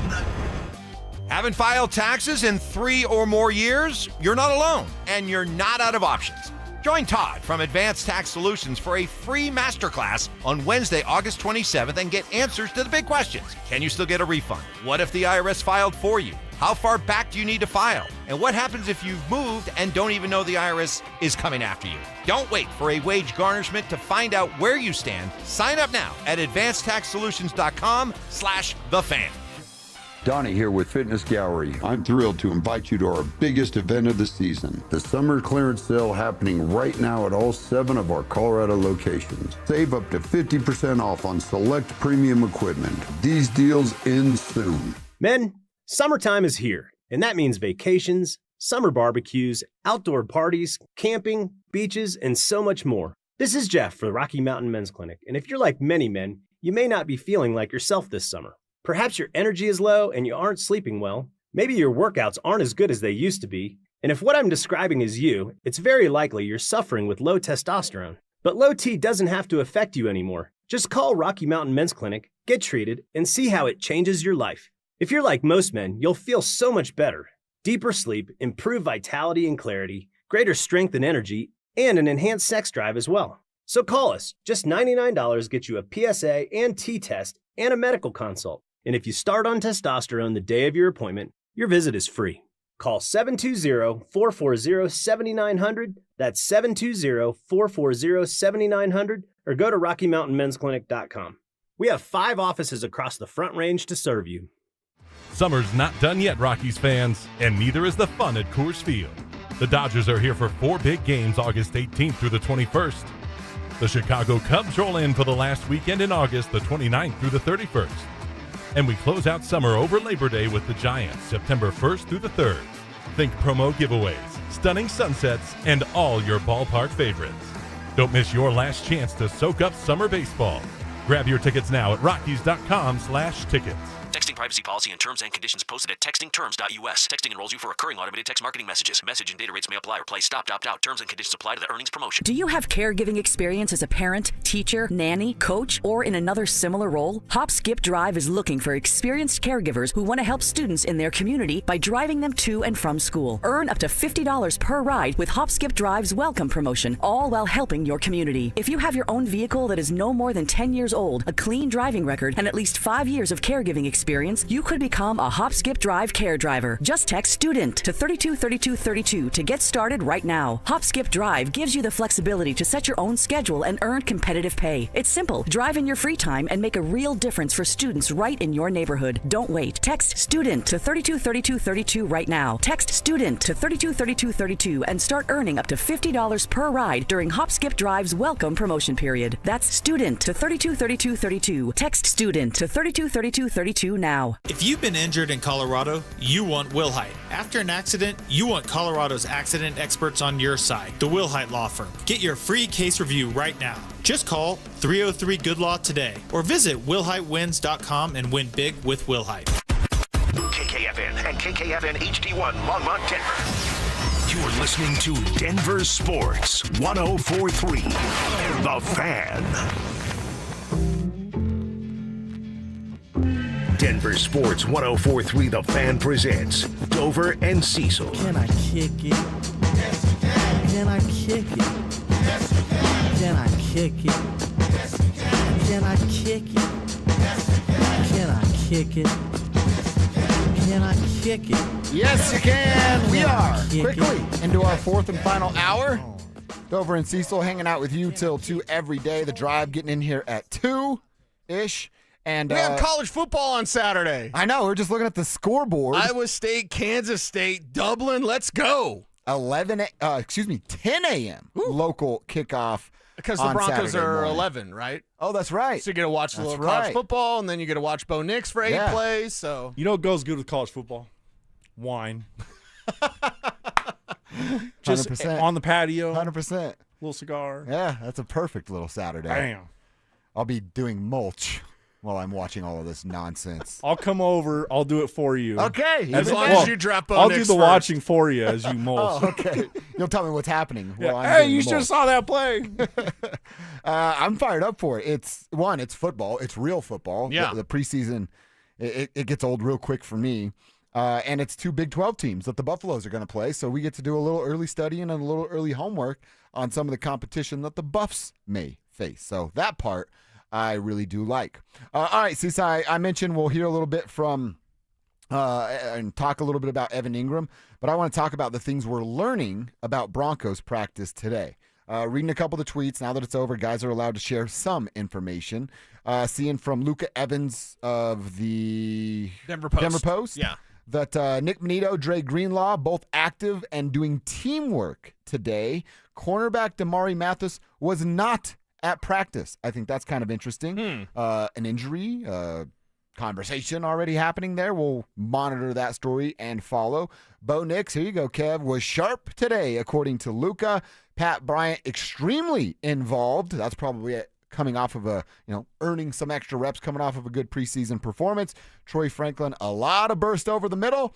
That tells me that we're right when we say, hey, he feels like he belongs, and now he's starting to accelerate a little bit. I love hearing that about Troy Franklin. And then Jordan Jackson, who is a guy we haven't talked a ton about, but has looked good in moments. Yes. With a big PBU, says Luca Evans. So, Nice. A couple of the stars that are showing out there, and apparently Jonah Ellis had an easy interception, but he dropped it. Oh, man. That was thrown by Bo That's Nix. why he plays defense. Am I right, ladies? Yeah, there we go.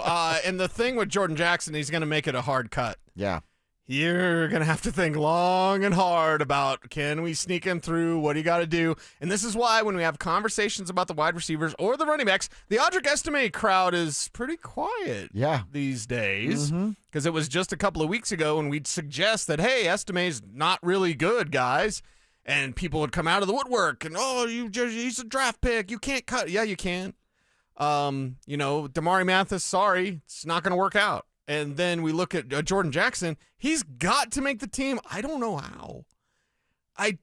how you have. I mean, if we said keep everybody that, we feel pretty good about, this would be a 70-man roster. Exactly. You have 15 decisions that are going to kill you. Well, and there are those guys that Sean's talked about of, man, you're going to cut this guy, knowing he's got talent, and then watch him go make plays for somebody else. Yep. And Jordan Jackson's one of those guys. He's exactly one of those guys. It's one of those guys that gets it done the right way, prepares the right way. He's great in the locker room, and he's a player that you don't regularly have conversations about, but then you think of, okay, could you go with Jordan Jackson and then surprise cut time, Malcolm Roach? Ooh. Surprise cut time, John Franklin Myers? It was it late in the week last week when Evans was talking about the crowded wide receiver room and defensive line, and the guys were giving him the business, right? The two ex-athletes jumping on the guy and all that. And I told Evans, I'm like, I actually agree with more of your point, because you think about, you want to play the long game a little bit. Of course, the coach has to worry about what's right in front of him. Guys like George have to play the long game. I understand that there's talent in the interior defensive line, but you go, man, we probably can't keep this guy right now. But then next year when JFM walks and a couple guys might be not around here anymore, right? You're going to go, damn, it'd be sure nice to have those dudes. Yeah, I wish we didn't have to move on from him, and then we did, and then someone else scooped him up, the Saints or whoever, and he made plays. I'm looking at JFM's contract right now, $10 million cap hit, only $3 million in dead money. So you have a $7 million savings if you were to move on. I'm not suggesting that. Don't at me, bro. I think he's playing in his last year because somebody's going to pay him a lot, and it won't be the Broncos. And it won't be the Broncos. Now, because of that, you think of, okay, is someone picking up the phone not only for Devon Vele, is someone picking up the phone for John Franklin Myers. Because of a Jordan Jackson, that conversation becomes more interesting, more of a conversation. Because previously, let's say Jordan Jackson wasn't balling out, and someone say, "Hey, JFM, what's it going to take?" And you'd be like, "Get out of here," You wouldn't take that call necessarily. You wouldn't take it seriously. No. Now you do, with the way that Jordan Jackson is playing. So you have to look at him. You have to look at the Malcolm Roach situation with this and say, okay, with so much talent all across this team, what could you possibly do to create space? Now, Malcolm Roach on the books for 4.2, a dead cap of 1.2. So there's a $3 million savings if you move on from Malcolm Roach because you kept Jordan Jackson. These are the type of conversations. And I know that Roach is a different player, but I'm talking about defensive linemen. These are defensive linemen, and you've got kind of different styles. JFM is more like Jordan Jackson, or should I say Jordan Jackson is trying to be like JFM, and JFM is awesome. I don't want that guy gone at all. I just know you can't pay him. Malcolm Roach is a bowling ball defensive tackle who also can scoot a little bit after the quarterback, so you love to see that. So it's a different, because Jackson's more like JFM where it's the length and the strength, and there's a lot of hustle plays there. Roach is just immovable. Mm-hmm. And a giant human. Yeah, Jordan Jackson isn't really that, but schematically, kind of like, do you need the power back that can't catch? You know who I'm talking about. Yeah. Do you need the defensive tackle that isn't out there on third downs? Like Jordan Jackson can be out there on third downs. He also can be out there on first and second down. And because of that, and because it's not my money, $1 million in dead cap. I'd take that, $1 million. Yeah, and you get a $2 million. You get a $3 million savings. So yeah, you're eating $1.2 million because you cut Malcolm Roach, but you're also getting $3 million back. It's just something to think about. Yeah. We think about all things. We talk about all things. Well, it's like I was saying there will be these conversations had between George and Shawn. Yeah. Where Shawn goes, "No, this is an impact player right now," and then George goes, "How much of an impact? Because we're going to lose that player next year, and I think you can start to develop the next guy there." And like I said, you're playing this tug of war game between coach has to win right now and general manager who has to build for tomorrow. Do you want to... And we know who wins that battle down there. Hey, George, I won another one on you. Can you believe it, buddy? Yeah. Do you want to cut someone too early or too late? You're too soon or you're too late? Probably too soon. Yeah. Too soon. You want to cut someone or trade them a year too soon rather than a year too... Oh, they went somewhere and they had a really good year. And then the next year, oh, they're done. Yeah, they hit that wall. Exactly. So these are conversations, and we will be at, surprise cut time. Who could be a surprise cut for the Broncos? There are some that won't be surprise cuts, Estime, Mathis, and there are others that will be because these are the tough conversations. I don't want to lose Jordan Jackson. And you're in a situation where you may have to expose him to the waiver wire where other teams can snag him, and that kind of sucks because you want the best talent. It's just that, see, this is where George can go back at Shawn because Shawn's up all night. He's all about these decisions, and then George can be like, yeah, it's because of me, buddy. It's because of me. It's like Jim Carrey when you let one rip in an elevator, like, it was me. Yeah, that's George Payton, except it smells great. Yeah. I love the elevator scene. The lady comes in. It's awesome. By the way, squeeze them. Cut down day, 1 week and 1 hour from right now. Whoa. 1 week and 1 hour from right now. And 1 hour. It is 2:00 next Tuesday. Okay. That's when teams have to be down to 53. So it will get here real quick. And they'll cut guys. And this is an early game Saturday. Yeah, there'll be guys getting cut Saturday Watch night. Kansas State. Watch Iowa State. I want to talk a little bit more about that game later in the week. Okay. Because I think CU has some important scouting for both those squads. And then Saturday, the game's going to be played. Guys will get cut Saturday night. Yeah, they will. We're going to start hearing about it. We're going to get to Tuesday, and it's almost all going to be done. Mm-hmm. Like, we're going to know Sunday and Monday's show, we're going to know a lot of guys that aren't making it. There's one guy that you really like that I think has to perform over the next 4 days, and I don't know what his game status will look like, but I think he'll play, and I think he's going to have to perform there as well. We'll kick that around and tell you who next. Join us for the Fan Golf Tournament benefiting the Arthritis Foundation Colorado, Monday, August 25th at 1:30 p.m. at the club at Inverness. Don't miss this 4-person scramble, followed by dinner, awards, and a live auction with all proceeds benefiting the Arthritis Foundation Colorado. Book your foursome now at DenverSports.com/club. Denver Sports 104.3. The Fan. If you're 55 or older and into that whole saving money thing, T-Mobile has an exclusive phone and internet bundle just for you. Right now, get 2 unlimited phone lines plus 5G home internet for just $30 each per month with autopay, plus taxes and fees. And with 5G home internet, setup is easy with just one cord and no technician needed, which is great if you're also into that whole keeping it simple thing. Switch now and experience the best mobile network in the U.S. Visit your local store to start saving. T-Mobile, it's better over here. Based on analysis by Ookla of speed test intelligence data Q4 2024 to Q1 2025. Ookla trademarks used under license. Unlimited on our network. Customers on voice plan may notice speeds lower than other customers and further reduction if using more than 50 gigs a month due to data prioritization. Video streams and SD on this plan. Home internet pricing after $20 and monthly bill credit plus $5 per line without autopay. Debit or bank account required. See 5G device coverage and access details at T-Mobile.com. Summer's here. If you're in an accident, call Postman Law. Over $3 billion recovered. We fight for what you deserve. Call 844-POSTMAN now. That's 844-POSTMAN. Brandon Stokley here from my friends at Roller Auction. Do you have items you're looking to sell? Since 1976, Roller Auction has been conducting commercial and industrial auctions for Colorado government agencies, Fortune 500 companies, small business owners, secured creditors, individuals, and more. They have a large marketplace to showcase your assets, so don't wait. Visit rollerauction.com for a free consultation and turn those items into some cold, hard cash. Again, go visit them at rollerauction.com. That's rollerauction.com.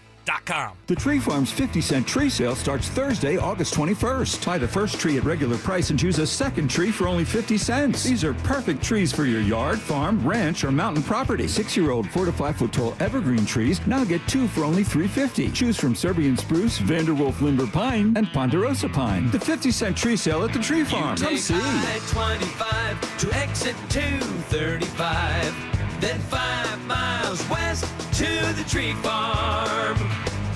I used to get overwhelmed at the grocery store. One minute I'm reading a label that says healthy. Next thing I know, it's packed with sugar and stuff I can't pronounce. That's when soda stepped in. When I started the program, I didn't just get a food plan, I got a lifeline. I lost 82 pounds in 16 weeks. But more than that, I learned how to eat smart, shop smart, stay on track even when life gets messy. I could text my soda nutritionist from aisle 5 and get instant help. That's support you don't get from a label. This isn't about being perfect, it's about being prepared. And with soda, I finally felt in control of my health and my habit. Go to sodaweightloss.com. Sodaweightloss.com. SOTA. It stands for State of the Art. Click the Request Nutritionist callback. Get to it. You can do it. You know how I know you can do it? Because I did it. Sodaweightloss.com. Sodaweightloss.com. Soda is, say it with me, state of the art. This segment on 104.3 The Fan is powered by American Financing. Listen up, Denver. This hour's keyword is safety. SAFETEY. Text safety to 303-713-1043 right now. And you could win a $50 Amazon gift card and qualify for the $1,000 grand prize. That's safety to 303-713-1043. By texting, you agree to receive an automated marketing message from Denver Sports 104.3 The Fan. Message and data rates may apply. For complete rules or to enter the keyword online, visit www.denversports.com/keyword. Denver Sports 104.3 The Fan presents Dover and Cecil. All right, talking about a couple of things we're learning from practice today. The Broncos are back out at work at Broncos Park, powered by Common Spirit. Seen a tweet from our 9 News insider, Mike Klis, at Mike Klis 9 News. He says, it's a long 2.5-hour practice in pads, lots of 11 on 11. The Broncos that returned to practice in pads on a Tuesday was Nick Benito. He was dealing with that foot injury. Dre Greenlaw who was dealing with the quad injury. Josh Pickett, who couldn't play in the game and had an interception the first week's got a left wrist and thumb injury, but he's got the club on there, so I had to assume he is full go here for the final preseason game, and he's fighting for a roster spot as well. And then Cease, your guy, A.T. Perry, back in pads and practicing for the first time for real. There we go. Getting some action 11 on 11. Now, the ankle injury that's kept him out, obviously getting back today, we saw him get back last week and do minor stuff. Individual stuff. Does that mean Saturday's a possibility for AT? I think he needs it. Yeah, for his own sake. And against his former team, the Saints. Oh, no, yeah, great point. So he gets to blow it up potentially against his former team. And there's been changes to the rules. Mason and I talked about this, and listen, I'm not rule keeper, right? And I know Mace keeps up on that stuff a little bit more than me. But I do believe that even though he was on PUP before the start of camp, they can't game the system and put him back on PUP. PUP. Once he's practiced, it's over. Yeah. Because the old rule was we could PUP you at the beginning of camp, practice you. Oh, you are still hurt. Wink, wink, nod, nod. PUP you at the regular season and then just kind of keep you around. Mm-hmm. That has been taken away. So that is not an option for the Broncos. Now, is practice squad an option? Of course, certainly. He's a Shawn Peyton guy. He's from New Orleans, and he's big and he's fast. Outside of Joaquin Davis, is there a receiver that's larger than A.T. Perry? No, there's not. Yeah. And he's got speed. Mm-hmm. So ankle thing, whatever, we'll see. He needs to stay healthy. That's been a problem for him. But clearly, as a player that was getting those first-team reps last year, practice squad spots probably in his future, provided that he plays well coming up on Saturday. I'm just intrigued to see him play. You spoke so highly of him, and I value your football opinion. I'd like to get eyeballs on him and see, because the body it's exactly what you're looking for. Right. Now, does it translate to being an impact player on the field? I would love for him to ball out so then Spivak stops making fun of me for being the A.T. Perry guy. Although I know what he'd say, like, it's just preseason. Yeah. It's just preseason. Okay, all right. Well, that's your guy, though. That is your guy, A.T. Perry. So I'm excited to see what that may or may not look like moving forward. We didn't get a chance to hear from Jahdae Barron. I want to do that here for a second because I haven't even asked you this yet. Richie and I kicked it around yesterday as he was sitting in for you.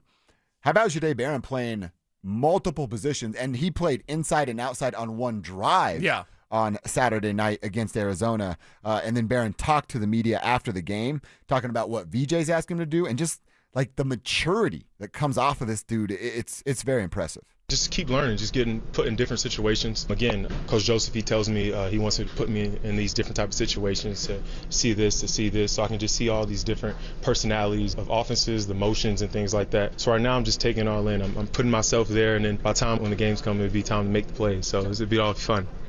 All right, fun, as he says right there. The first thing I noticed when I heard that, I'm like, this dude does not sound like a rookie. He doesn't even sound like a young man. Right. He sounds like a savvy vet that's been in this league forever, but we know he's coming in here for his first year. That's far from, I'm Phillip Lindsay, grew up in Colorado, went to Colorado, played for the Broncos. You know what I mean? Like, it's not the same. And I'm not saying that down on Phil. It's just like rookies tend to sound a little different. He just sounds like a vet, looks like a vet, and if it walks like a duck and it talks like a duck, it must be a duck. It's a duck out there, that's for sure. And it's a player that is getting a lot. They're throwing a lot on Jahdae Barron's plate. Now, he's capable of handling it, and that's the danger in football. Is like, are you going to give a guy a little bit too much too fast? I think Barron is the type of player is like, give me more. I want to learn more. Give me more. Because there are plays he needs to learn from. I trust that Kev went back and watched the pick play because we had our group text going around on Saturday night, and there was some blowing of bubbles. Mm-hmm. There was some blowing of bubbles about Jahdae Barron and like, he's the best ever, guys. And I said, Kev, watch him get picked. They picked him on purpose because he's a rookie and he needs to watch out for the pick. Mm-hmm. Now, they did it in a non-penalty drawing way. No contact, but an actual pick exactly. was thrown. But they were picking, and they were picking on him. So he's getting a lot. He's been given a lot. He's capable of that. Mm-hmm. But at the same time, the rookie has to learn. He's still the third corner. Somebody asked me the other day, like, who's going to be the third? Oh, it's Jahdae Barron. I saw the Post was debating about it this morning, an article, the debate article of, like, does he take McMillan's job from week one on? huh? Like, how has he not already done that? I think he has already done And McMillan is damn good. And there's just spot duty for J-Mac. Yeah. And that's what you want, your depth piece to be a starter if you have to. And Chris Abrams-Drain is fantastic. And he's the 5th corner on this team. He could be a starter. Exactly. He could be someone's number 3 right now. Right now, today, and he's the Broncos' number 5, and he's not going to play. All right. That's because of the talent that you have in the secondary. Somebody, and I'm sorry, I don't really like list radio. I know sometimes we have to do it, but somebody ranked. It's called July. That's what I'm going. They did rank the secondaries around the league. It was like PFF or something, and the Broncos were like 36. They weren't 36, but like they weren't first. They got Patrick Surtain, though. I know. So whatever ranking it was, some people have brought it up to me like, how could they be ranked 23rd or whatever it was? And I'm like, 1, I don't pay attention to that, and 2, you shouldn't either, because the Broncos should bottom be like top 5. They should be number 5. If we're just ranking secondaries, which I would include safeties, but even if you just include corners, Chris Abrams-Drain is a baller. J-Mac is a baller. And those guys won't play much because of Moss, Pat Surtain, and Jahdae Barron. Yeah, Riley Moss is a guy we haven't even talked a ton about, but looks to be, right back to where he was pre-injury in week 14, 13, whatever that was a year ago. I just like hearing the Jahdae's getting pushed by Vance in year number 1. And that's, BJ knows it better than anybody here. You can't put too much on a guy's plate, and especially a rookie, because then it's, brain overload, malfunction. Now they can't even do what they originally did good, because they're thinking about everything else that's stacked onto their plates. Barron's just a different breed. He's a different cat, a different kind of a human being, and a different kind of player that can handle all of that. I love the fact that you can throw him in game, in series, at different players and different looks. Do you know any old souls? Yeah. Okay. Yeah. Good. I believe Jahdae Barron is an old soul. See, I like that. And I love an old soul. Yeah. Because you're just like, wait a second, you're like young, but you totally get things, and you're ahead of like. We used to have a guy working here that has the oldest soul of all time. I love that dude. Love that dude. Yeah. So you run into those once in a while, and you just kind of you appreciate them, right? I think I'm a dumb soul. I had to learn everything the hard way. You know what I mean? Yeah. So it's like, hey, you're here to learn. Your mistakes? Exactly. You're here to learn. Why do I make all these mistakes? Yeah. Oh, because you dumb. You dumb. Like, you need to learn. I'm probably more of that as well. More of the dumb soul. That's fine. You know what I want Well, we learned, though, didn't we? That's right. That's right. Kevin, I know you watch some shows from time to time. I don't know have you guys ever seen this I forgot the name of it, but Amy Bradley was missing on the cruise thing. Amy Bradley is missing, I think it is. Did she fell off the side of the boat? There's like a 3-episode Netflix thing that I just watched and finished where everybody's trying to figure it out. Like, okay. She was there with her family. Yeah. Don't spoil it. I won't. I'll just lay it out. Like, yeah. She was on a cruise with her family. Sure. Went missing at some point. Okay. Was boozing it up, and somebody saw her like dancing with one of the band members, and then that guy got questioned a bunch, but was never convicted or even charged with anything. And there's all these different stories about whether or not she's still actually alive and out there. It's pretty interesting. She 100% didn't fall off the boat, in my opinion. Someone took her off, or she got off willingly. Somebody said trying to score some drugs, and then never made it back to the boat. It's pretty interesting, though. You watched it, Kev? Yeah. She's alive. Don't spoil it. She's alive, right? She's alive. I think so, too. Okay. And she didn't fall off the boat. No. She got off voluntarily, and then I think things went south. It's pretty interesting. That's fascinating. You should watch it. Okay. I think that's what it's called. Amy Bradley is missing. Yep. I'm going to put it on the long list of things that I need to do and probably don't have time for. It's football season now. You're not doing anything. It's football season. Big E's texting me every day about Battlefield 6. You got Game Pass now. You can play Battlefield 6? I do have Game Pass now. Okay, I believe you and Big E have been Xbox friends for 200 days. Okay. And haven't played a game together. That's not cool. We got to. You guys are going to play Battlefield 6 before I get to play Battlefield 6. Yeah, also, one of my really good buddies down in New Mexico just texted me last night and said, I finally bought the PlayStation. I got golf. I got Call of Duty. We're back.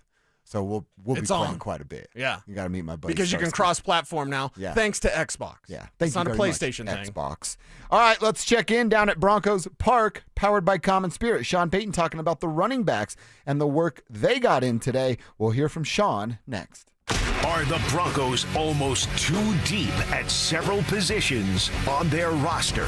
This is a great position to be in, man. You want to be in a position where you are so loaded, you are so stacked, that you know as soon as you release a guy, even though you'd like to bring him back on practice squad, he's going to be gone. Denver Sports 104.3. The Fan. This is Jeff for Rocky Mountain Men's Clinic, where our testosterone therapy can help you sleep better, improve your sex drive, give you better gains in the gym, and more. Please take a moment and listen to how we help Brad. My name is Brad. I've been a patient of Rocky Mountain Men's Clinic for over 3 years now. I just turned 50, and over the last couple of years, I've frankly just been tired. I've been more lethargic, didn't have the energy levels that I normally had when I came into Rocky Mountain Men's Clinic. These guys are absolutely phenomenal. Losing weight, having more energy, all that's been a tribute to the testosterone therapy. And frankly, that's been a game changer for my life, my family, and my business. I am a huge fan, and I recommend it to all my friends. If you're feeling like I've been feeling, I would get in here, see these guys right away. Don't wait. Call Rocky Mountain Men's Clinic and change your life.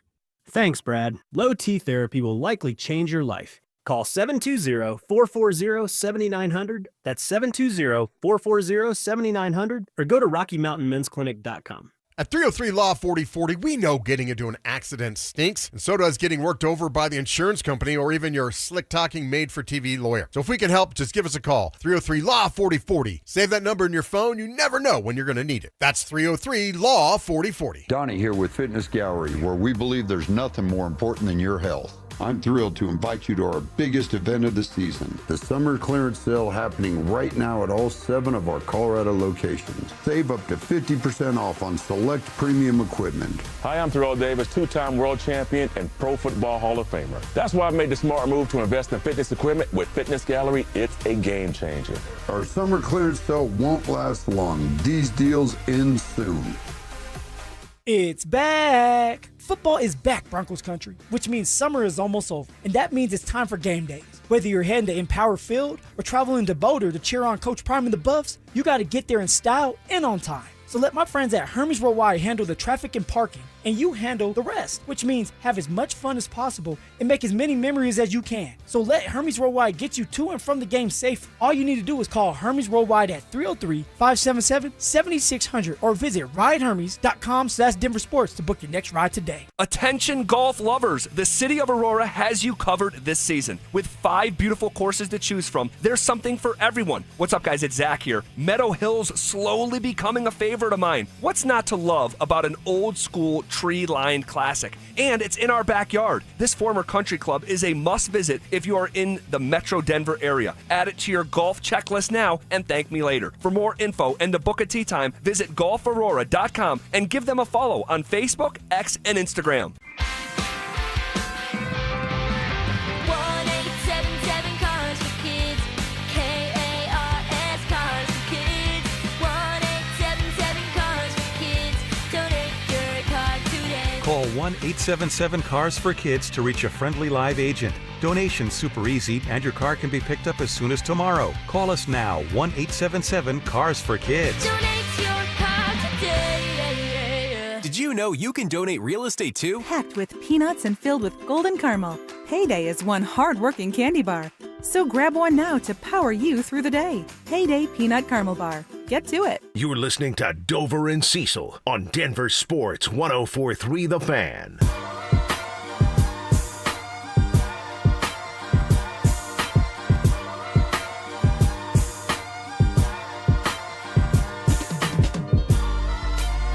Broncos practice is over, wrapped up, as they get ready for their final preseason game of the year this Saturday, 11 a.m. Don't forget, early kickoff on Saturday down in New Orleans, but they'll prepare this week and then get ready for the real deal when they will host the Tennessee Titans for week 1, but that's still a couple of weeks away. Shawn Peyton talked today about the running backs. We've been talking a lot about the running backs all camp long. Really a lot about R.J. Harvey today and yesterday based off his performance in the game, learning from some mistakes of game 1 and bouncing back in a big way. Shawn was asked about the running backs showing and having more patience. That's a direct relationship to R.J. Harvey's performance. And then he pumps up J.K. having a big day. Part of it's the front, and then what's the design? Look, I know there's been a lot of attention to, hey, what's this going to look like? And those are good questions. A lot of it is, the defense you're seeing. The first touchdown yet last week was a pretty good block, well-blocked inside zone. So you're going to get the wider zone schemes. You're going to get the gap schemes. A lot of it is front-related and how they're playing defensively. So we get used to our defense quite a bit because we're seeing most of the reps versus them. We have another game still coming up. Yeah, we go from there. I thought the backs had some big runs today. Dobbins had, real good run. He'll keep working on it, though. Mesh points, the timing of it all. All right, so it almost sounded like he was biting his tongue there a little bit to not give too much information about J.K. Dobbins, but to not cuss as well. It goes back to that patience, not just defaulting to your "I'm the fastest guy, I'll beat anybody to that spot" moment from R.J. Harvey. Just learning from those simple mistakes, like we said earlier. Javonte Williams didn't learn from the mistake all season long. Yeah, it took R.J. Harvey 6 days. The great thing is you have J.K. Dobbins to watch. If you're R.J. Harvey, just get in the back pocket of J.K. and be like, show me what you do. Because what he does is exactly what you want a running back to do. The only problem with J.K. Dobbins is he doesn't stay healthy. But as far as running style, intent to run, being efficient with his movement, being decisive with what he does, Stink will call them entry points. Shawn Peyton's calling them mesh points. Like, okay, watch for your defensive front. Understand how your blockers are trying to attack it, and then you know how to attack said gap that is going to expose itself somewhere along that line. But you've got to get that handoff. You've got to be patient enough. You can't be too fast to the hole. You also can't be too slow to the hole. Yeah. Javonte was too slow to the hole, and RJ against San Francisco was so fast to the hole that he just bounced it outside. You have to have patience and timing as a runner. The best runners do, and that's where R.J. Harvey showed that confidence last week that he can be patient, and yes, we already know he's explosive. It's the last thing I need to know about RJ because we already all know that because, well, we watched him in college. It's incredibly explosive. You mentioned fast start, and it's not something they did a year ago, right? We know what the first month was. Bo struggled. The team struggled. You didn't really figure out who they were until weeks 5 through 18. Shawn Peyton was asked about that. You doing anything different this year that you did last year to help with a fast start? It's been a little different. I think obviously we'll pay attention to week 1 at home. Yeah, I can talk about it, but then I also have to look at the schedule and say, hey, what do we want to do differently? And we'll pay attention to that. All right. Well, so this is I told you this last week that my concern about these fast starts is, all right, J.K. Dobbins had a good day today. Didn't get tackled. He hasn't been tackled. Right. I know everybody's so worried about his injury history. Again, he's a damn football player. I want these guys to show some work. I want J.K. Dobbins to play those 8 plays on Saturday in New Orleans. I want him to line up behind Bo Nix. I want them to have a healthy exchange or 2 or 3 in a real game where RJ can be tackled and Bo can be tackled. I think some of these things that, again, Shawn knows way more about football than I do. But I think if you're really focusing on a fast start, he'd have handled some things differently with the starters. Yeah, and that's where your starters would be a little bit sharper. He's expecting them to do something we haven't yet seen.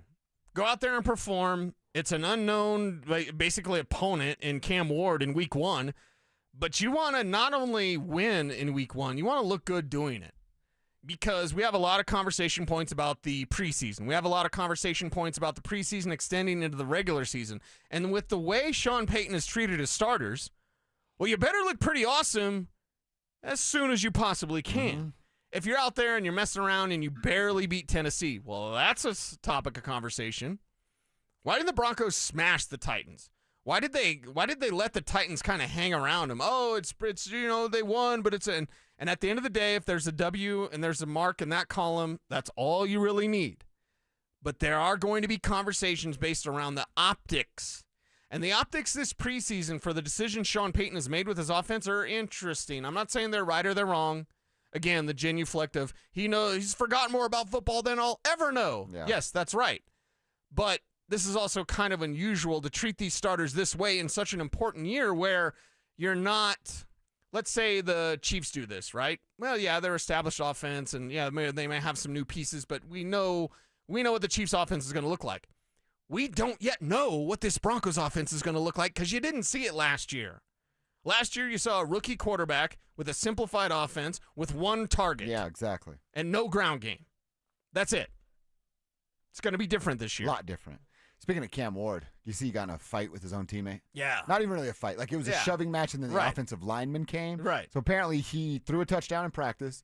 I didn't know he has this zombie celebration that he does, and went and did that in front of a defensive lineman. That lineman took exception to it, shoved him, Cam shoved back, and then the offensive lineman come in and say, hey, you don't touch the quarterback. Yeah. Even if it is a rookie doing a stupid touchdown celebration at practice. Doing a zombie dance. Yeah. Right. So that's like his thing, the zombie dance? Uh-huh. I didn't realize that. Okay. Well, everybody has their own thing, I guess, now, right? I suppose so. He's also the guy when Shedeur wanted to make a rap song, and Cam was like, I want to be known for football and zombie dances, I guess. I guess so, yeah. If that's your thing, then that's what you're known for, is said zombie I kind of dance. I like that the defensive lineman pushed him. I like that he pushed back, and it's a really good sign the offensive line stood up for him. You could always be, oh, God, poor Dalton Reisner. You could always be like Dalton Reisner and yelling at your quarterback or whatever. Like, you could, that happened. Yeah. We've seen that where offensive linemen aren't really down with their quarterback. Such a good guy, too. Love Dalton Reisner. I think he had a pretty good case for stuff he was I yelling think at. he did as well. I think he should have been on the Broncos roster, and Russ would have dealt with it. I was Team Dalton in that situation. Oh, all the time. All the time. Team Reisner in that situation. Yeah, 100%. All right, I thought this was interesting from Shawn as well. We told you earlier, it is now a week and 23 minutes away from cut down day when the Broncos roster has to be down to 53. Payton talking about the positions they'll keep an eye on for the waiver wire. We'll continue to pay real close attention to the tight end wire and also the fullback.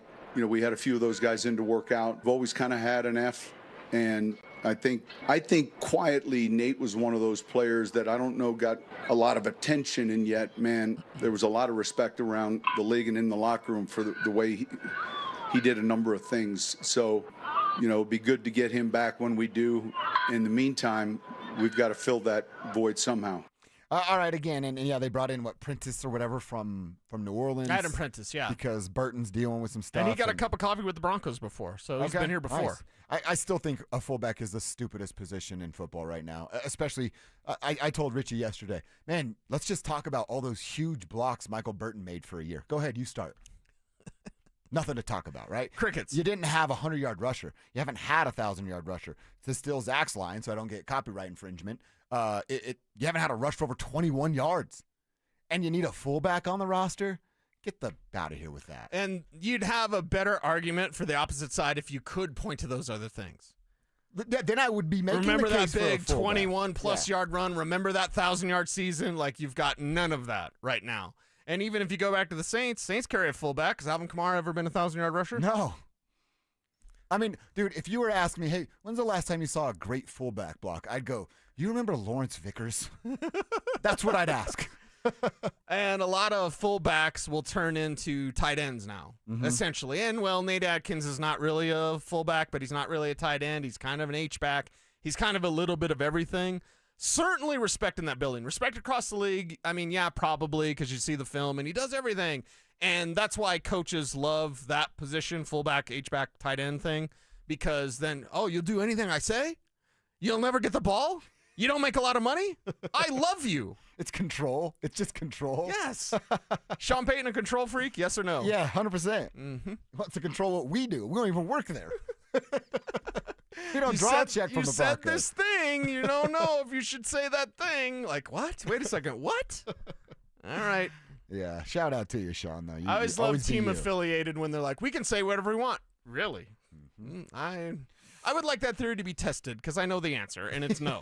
It's especially under Shawn Peyton. Shawn Peyton doesn't want anybody saying anything about anything. He wants to be the one talking. He wants to be the conversation. He wants to be the one that says Super Bowl. If news is coming out of the Broncos, it should be coming from Shawn's mouth in Shawn's world. Yes. Let me remind you about our keyword contest going on. A $50 Amazon gift card up for grabs every single day. And all you have to do is something that you're doing right now. Just simply listen to the fan. Starting at 6 a.m. every day through the 6 p.m. hour, we're giving you a chance with our keyword contest at a $50 Amazon gift card daily. And if you win one of those, you could be in the running for a $1,000 gift card for the grand prize. All you got to do is listen for that keyword. Big voice guy's giving it out every hour. You listen for word, you spell word correctly, and you send it to this number, 303-713-1037. 1043. You have until the hour ends when you hear the word, and it's unlimited entries. You can enter in every keyword all day long to give yourselves more chances to win. So listen, spell it right, and text the keyword to 303-713-1043. For more rules, visit our website. That's DenverSports.com/keyword. DenverSports.com/keyword. All right, we'll continue to hear a bit from things that Shawn Peyton had to say, including talking about the guys that were back at practice, and an update on the big fella, Nick Gargiulo's injury from the preseason game. But I also want to make room for a little bit of Buffs talk. That's coming up next. Is Pat Bryant ready to make a splash in his rookie season? I think he's one of those receivers that has great hands, and he's strong, and he's physical, and he's tough, and he's a really good route runner. Man, he does a lot of things really well, and to be doing it at this level right now as a rookie, very impressive. Denver Sports 1043. The Fan. This is the story of the one. As a lineman, he does whatever it takes to keep the power on in his community. And he wants a partner like Grainger who does the same. Grainger offers the professional-grade products he needs, from voltage detectors to harnesses to hard hats, plus fast, dependable delivery, so he can rise to every challenge. Call 1-800-GRAINGER, click Grainger.com, or just stop by. Grainger, for the ones who get it done. This is the story of the one. As a lineman, he does whatever it takes to keep the power on in his community. And he wants a partner like Grainger who does the same. Grainger offers the professional-grade products he needs, from voltage detectors to harnesses to hard hats, plus fast, dependable delivery, so he can rise to every challenge. Call 1-800-GRAINGER, click Grainger.com, or just stop by. Grainger, for the ones who get it done. Hey, it's Mike Rohn. If I have a choice, I like to do business with companies that actually stand for something. That's why I switched from Verizon to Pure Talk. No offense to Verizon, I'm sure they stand for something. I just don't know what it is. Pure Talk, on the other hand, is a veteran-owned company that supports our military in a big way, and I appreciate that. Yeah, I also appreciate unlimited talk and text and plenty of data for half the cost of the big guys, and I do like being on America's most dependable 5G network for just $20 a month, but what I really appreciate is no contract, no cancellation fees, and Pure Talk's commitment to handle all their customer service in this country. I saw it for myself.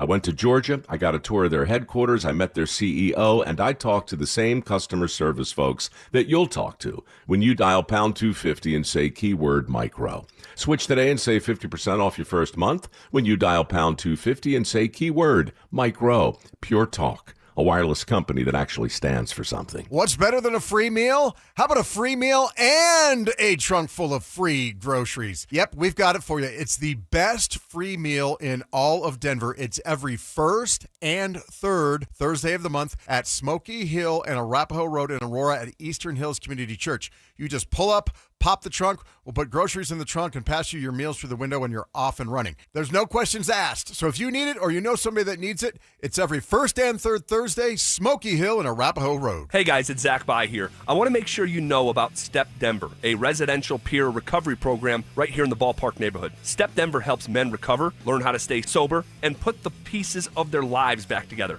There is no cost. They don't bill insurance or Medicaid, so men can get into the program the same day. I'm talking to the men out there, or maybe a friend or family member who is struggling with addiction. Step residents work full-time jobs and put the tools they're learning into play daily, building a solid foundation and savings before leaving the program. I've met men who've been through Step Denver, and I can tell you it works. Step Denver's program of sobriety, work, accountability, and community is a proven formula that leads to long-term outcomes that double the national average. Their staff have walked the same hard road to recovery. They've been there. They know what it's like, and they know what it takes. Are you ready for help? Visit stepdenver.org for more info. You want to help? Step takes no government funding and relies on private donations. You can be part of the solution at stepdenver.org. The door to a better life is open. This is Rob Wilhite of the Wilhite Law Firm.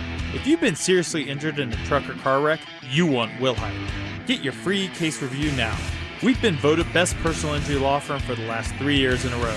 Visit WilhiteWins.com and win big with Wilhite. It's Dover and Cecil on Denver Sports 1043 The Fan. 20 cigarettes and I lit me one. on that redwood deck on the Montbriand. She was with her friends, left them standing there. There was more than smoke in that summer air. We burned two while she told me about That's a nice her jam right there. What were you like? like? That's what I'd have said too.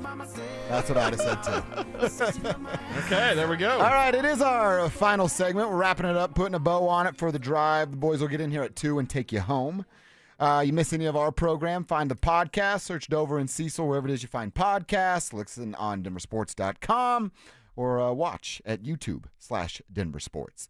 Cecil, I want to hear a bit from Shawn Peyton, then we'll talk a little Buffaloes here. Shawn talking to the media down at Broncos Park, powered by Common Spirit today. We told you they had guys back. Nick Benito back, Dre Greenlaw back, and we hadn't talked about this. We got into it a little bit yesterday, but big fella Nick Gargiulo, what are you calling him?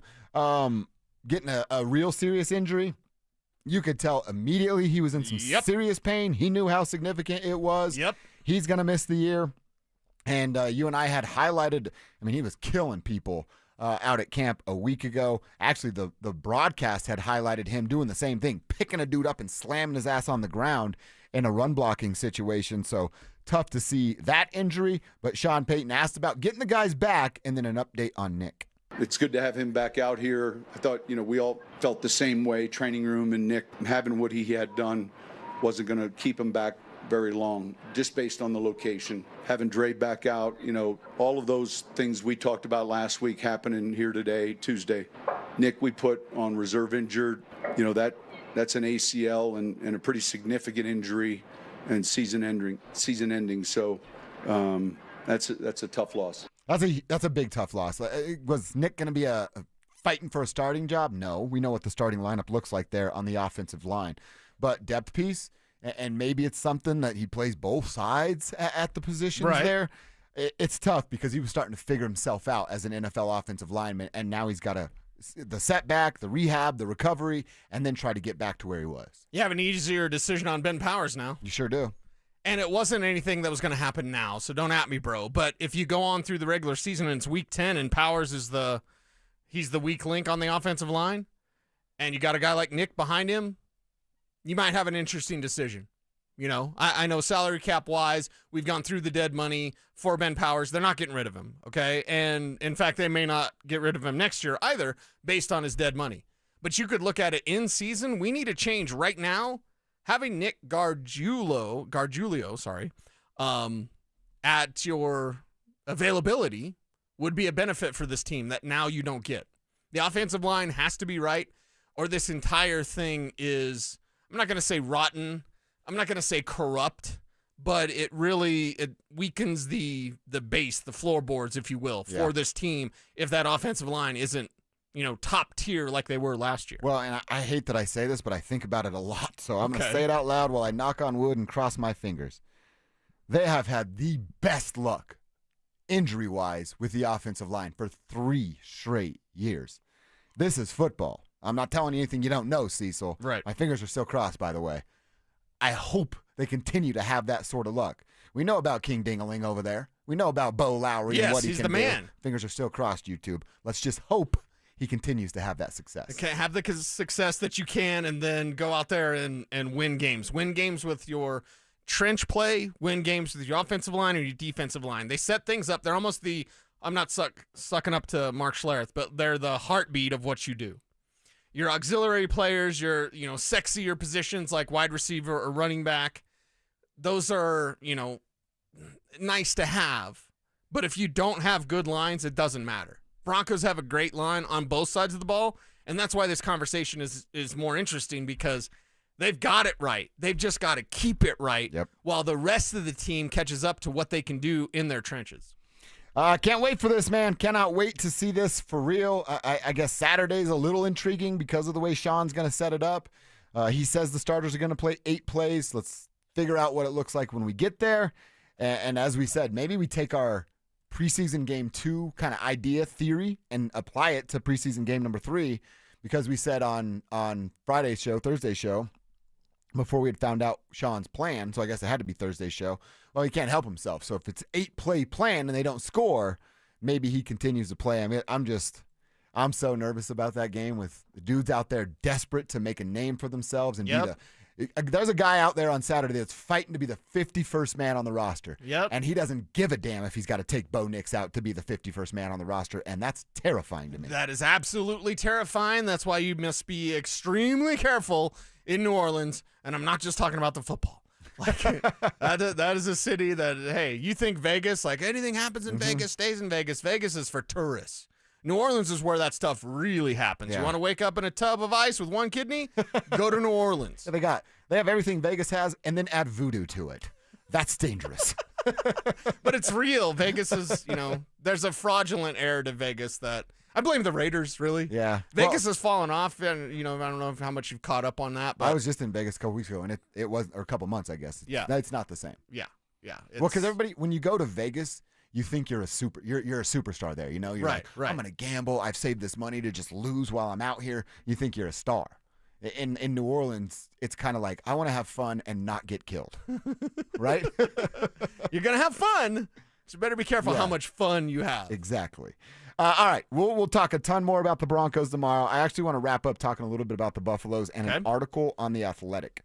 So The Athletic, they did coaching tiers in college football. And Deion actually jumped up a tier. We'll get to him in a second. They actually only have 2 coaches on the first tier, multi-time champs, and there's only 2 of them. I think one doesn't belong. I kind of played my hand earlier telling you how I feel about Dabo Swinney. Dabo Swinney and Kirby Smart are the only multi-time champs that are head coaches in college football. Okay.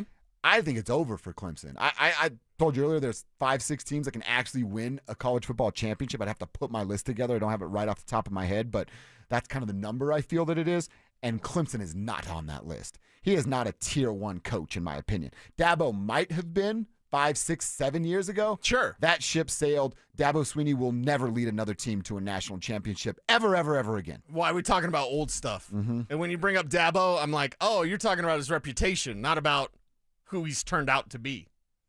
I don't believe in them at all.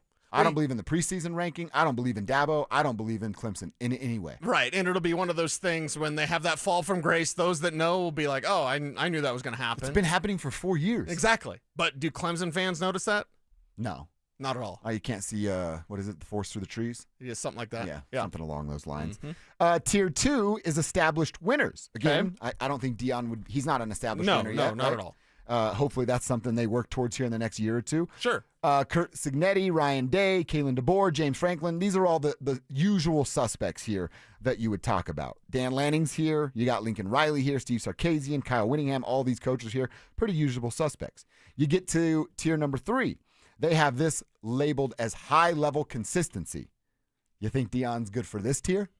High-level consistency? No. He has not been consistent at a high level, has he? Not at all. So he is not on this list. Air Force head coach Troy Calhoun is on this list. Okay. And that's pretty much right where he belongs. There you go. High-level consistency. They're a threat to win double-digit games basically every year, and Troy Calhoun is a big reason as to why. All right, so let me keep scrolling here and get down to tier number 4 that is labeled Rising Stars and Steady Hands. And this is where you find Deion Sanders. He was on tier 6 a year ago, so he is taking a step in the right direction, but his tier is Rising Stars and Steady Hands. Do you think that fits the mold? I think that's exactly what it is. If you were to write that mold and be like, who could we put in here? Deion Sanders would be the number 1. Like, you look it up in the dictionary, and it would be right there. Like, Rising Stars, a guy that we believe in, a guy that we want the Buffaloes to become even more established than they have been over these last 2 years. And point blank period, you've got to play better against better teams. You can beat up against bad teams, or you can surprise TCU as they did a couple of years ago. But the Colorado Buffaloes, for Deion to climb this tier, it can't be about the potential of this squad. You've got to win, and you've got to play better against tougher competition. And that's what this year is about. And even next year, in these next 2 years with Deion Sanders, we're going to figure out what the next after that is going to be. How do we feel about Deion Sanders in 2 more years? Yeah. When Juju has at least 1 year of starting under his belt, or perhaps even 2, depending on what happens with Caden Salter this year. That's where we need to get to, because right now it still is hope, and that's not a strategy. That's not how you can continue this thing. You have to have the skins on the wall. You have to have the wins. You have to run the ball. Last year, when they rushed for 50 yards or more, they were 8-0. 8-0. Damn. 1-4 when they didn't. Wow. And that's 50 yards, dude. Yeah, that's nothing. That's 50. Are you kidding me? Marshall Faulk, to this day, Faulk is, I believe, 40. He could run for 50 yards. Just give him the rock, right? He could run for that. Yeah. So if they have that commitment to the ground game, which they should, and defensively, I think they're going to be more than fine. You have to have the commitment to the ground game. If you do that, you can win a lot of games. If you do that, you can be battle tested. If you do that, you can shock more than just TCU 2 years ago. You can really play well and kind of take that punch and deliver your own blows if you're the Colorado Buffaloes. But just that one stat alone, 8-0 when they ran for 50 yards insane. or more. 1-4 when they didn't. And how would you not know that and make it more of an emphasis? Well, I know why Pat last Shurmur. year. Yeah. Well, Pat Shurmur trying to pump up Shedeur in a way and then not help him pro-wise. But also, like, I'm down to blame Pat for a lot of that. Mm-hmm. Where do you think Pat was getting that instruction from? Dion. Mm-hmm. Yeah. Dion didn't want to run the ball a year ago. Right. I hope that has now changed. Yes. And then when Julian takes over, I think the pendulum swings right back to what it was with Shedeur. It should. It should, because this Buffalo's team can be better, provided they've got to somehow keep the defense together after this year. And I think Livingston's gone after this year. But if you're capable of doing that, you replace your defensive coordinator, you could be more successful as a team with Julian Lewis than you were with Shedeur Sanders. And that's not even a hot take. You know, going to the Alamo Bowl and getting waxed isn't something that should get your number retired. No. We know that. Absolutely. You know, it makes for a great Shane Gillis joke. Thank you for that, Shane. That was nice. But to say that they could be more successful with Julian Lewis as a team, I don't think that's outrageous or off-putting at all whatsoever. I think that's what you should be. That's what you should be aiming for. Mm-hmm. In fact, if you're Dion, you should totally want that. To be like, yeah, I mean, we were just kind of getting things going with Shedeur, and now he's in the pros and he's with whatever. He's backing up Jalen Hurts or something. Like, you talk about something like that, but you should want to be better than you were with Shedeur, because at the end of the day, you were pretty average. It's better than they used to be because they were the worst team in college football. Yep. But it's not where CU needs to be. It's not certainly how some of their fans act like they are. I think CU fandom came back in a way. It kind of, you speak of this pendulum, it swung too far the other way. It's like, no, we have to talk real about CU. And, you know, we remember the time fondly, and obviously Travis Hunter, just a special, special, special player and Heisman Trophy winner. But overall, that team, would you say this? Did the Shedeur Sanders Buffaloes overachieve, underachieve, or just achieve? They underachieved. No doubt. Yeah. But Blog Boy Media, and there's a lot of CU fans who'd be like, that was awesome. It was awesome because they weren't terrible. It was awesome because it was new. It was awesome because it was fun. Watching Shedeur Sanders play football at Colorado was fun. Yes, it was. I think you got to be a little gritty this time around. I think you got to be a little, not dirty in terms of dirty play, but you got to be able to get your hands dirty. You got to run the ball. You got to play great defense. It means you're going to win differently. You're going to win differently than you did last year, but you can win a lot of games, and even, in fact, perhaps more games than you did a year ago. It's a tough task. We don't know about the quarterback. The offense has question marks. The offensive line has question marks. But defensively, they should be able to lead the way. And if they do that, that means you have to run the ball. And by the way, just to give them equal time, although we're not giving them equal time. But Jay Norvell was on this tier 6 list. Okay. That is show me seasons ahead. Show me, and then the get a new contract kind of is how they're explaining it. Sure. We talked about that earlier. Jay's up for a contract. They've definitely improved each year with Jay. Let's see him do that again, and then I have no problems with them giving him a contract extension if he shows it again this season. No, not at all. In fact, that's would be encouraging. We would love to see that. We are rooting for that. So, yeah, with the Rams being a better team and continue to win more, like, that's all we want. Yep. That's all we want. And by the way, like I said, Dion was on that tier a year ago, moved up. Jay's on that tier now.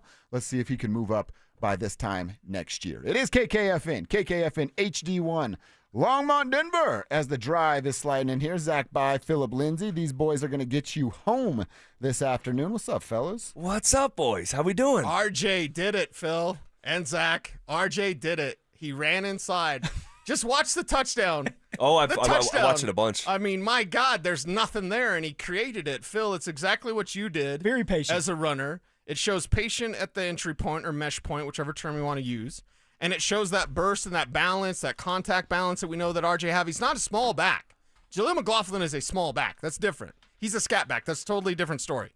RJ Harvey, I'm so excited because now, and I said it earlier, I've never said it before.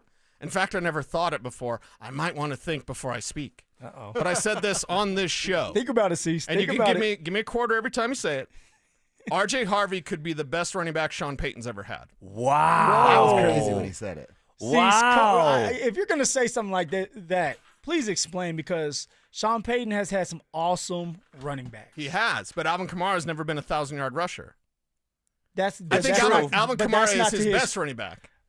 But to be real with you and to everybody, if Alvin Kamara got 2 or 3 more carries, he could go for 1,000 yards. Yeah, I mean, he's been close. What was it, like 970 one time? Alvin Kamara could go for 1,000 yards every single year. They just spread his carries from passes and catching out of the backfield to running. Yes, and I think RJ could catch, those type of numbers as well.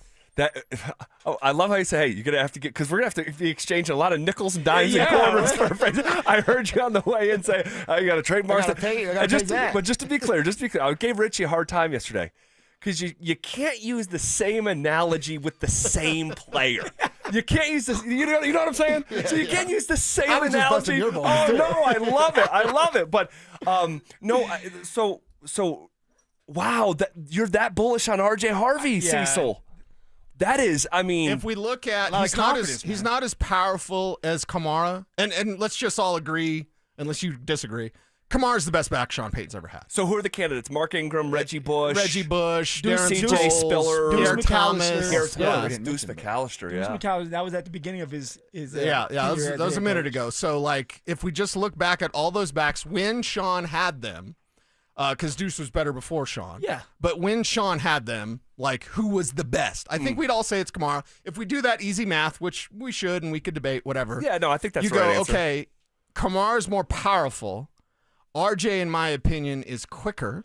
RJ might be a better receiver out of the backfield, and Kamara's a special receiver. I'm not ready to put RJ in front of Alvin Kamara when it comes to receiving. Now, did I say he was in front of him now, well, or did I say he's a better he could? Catcher?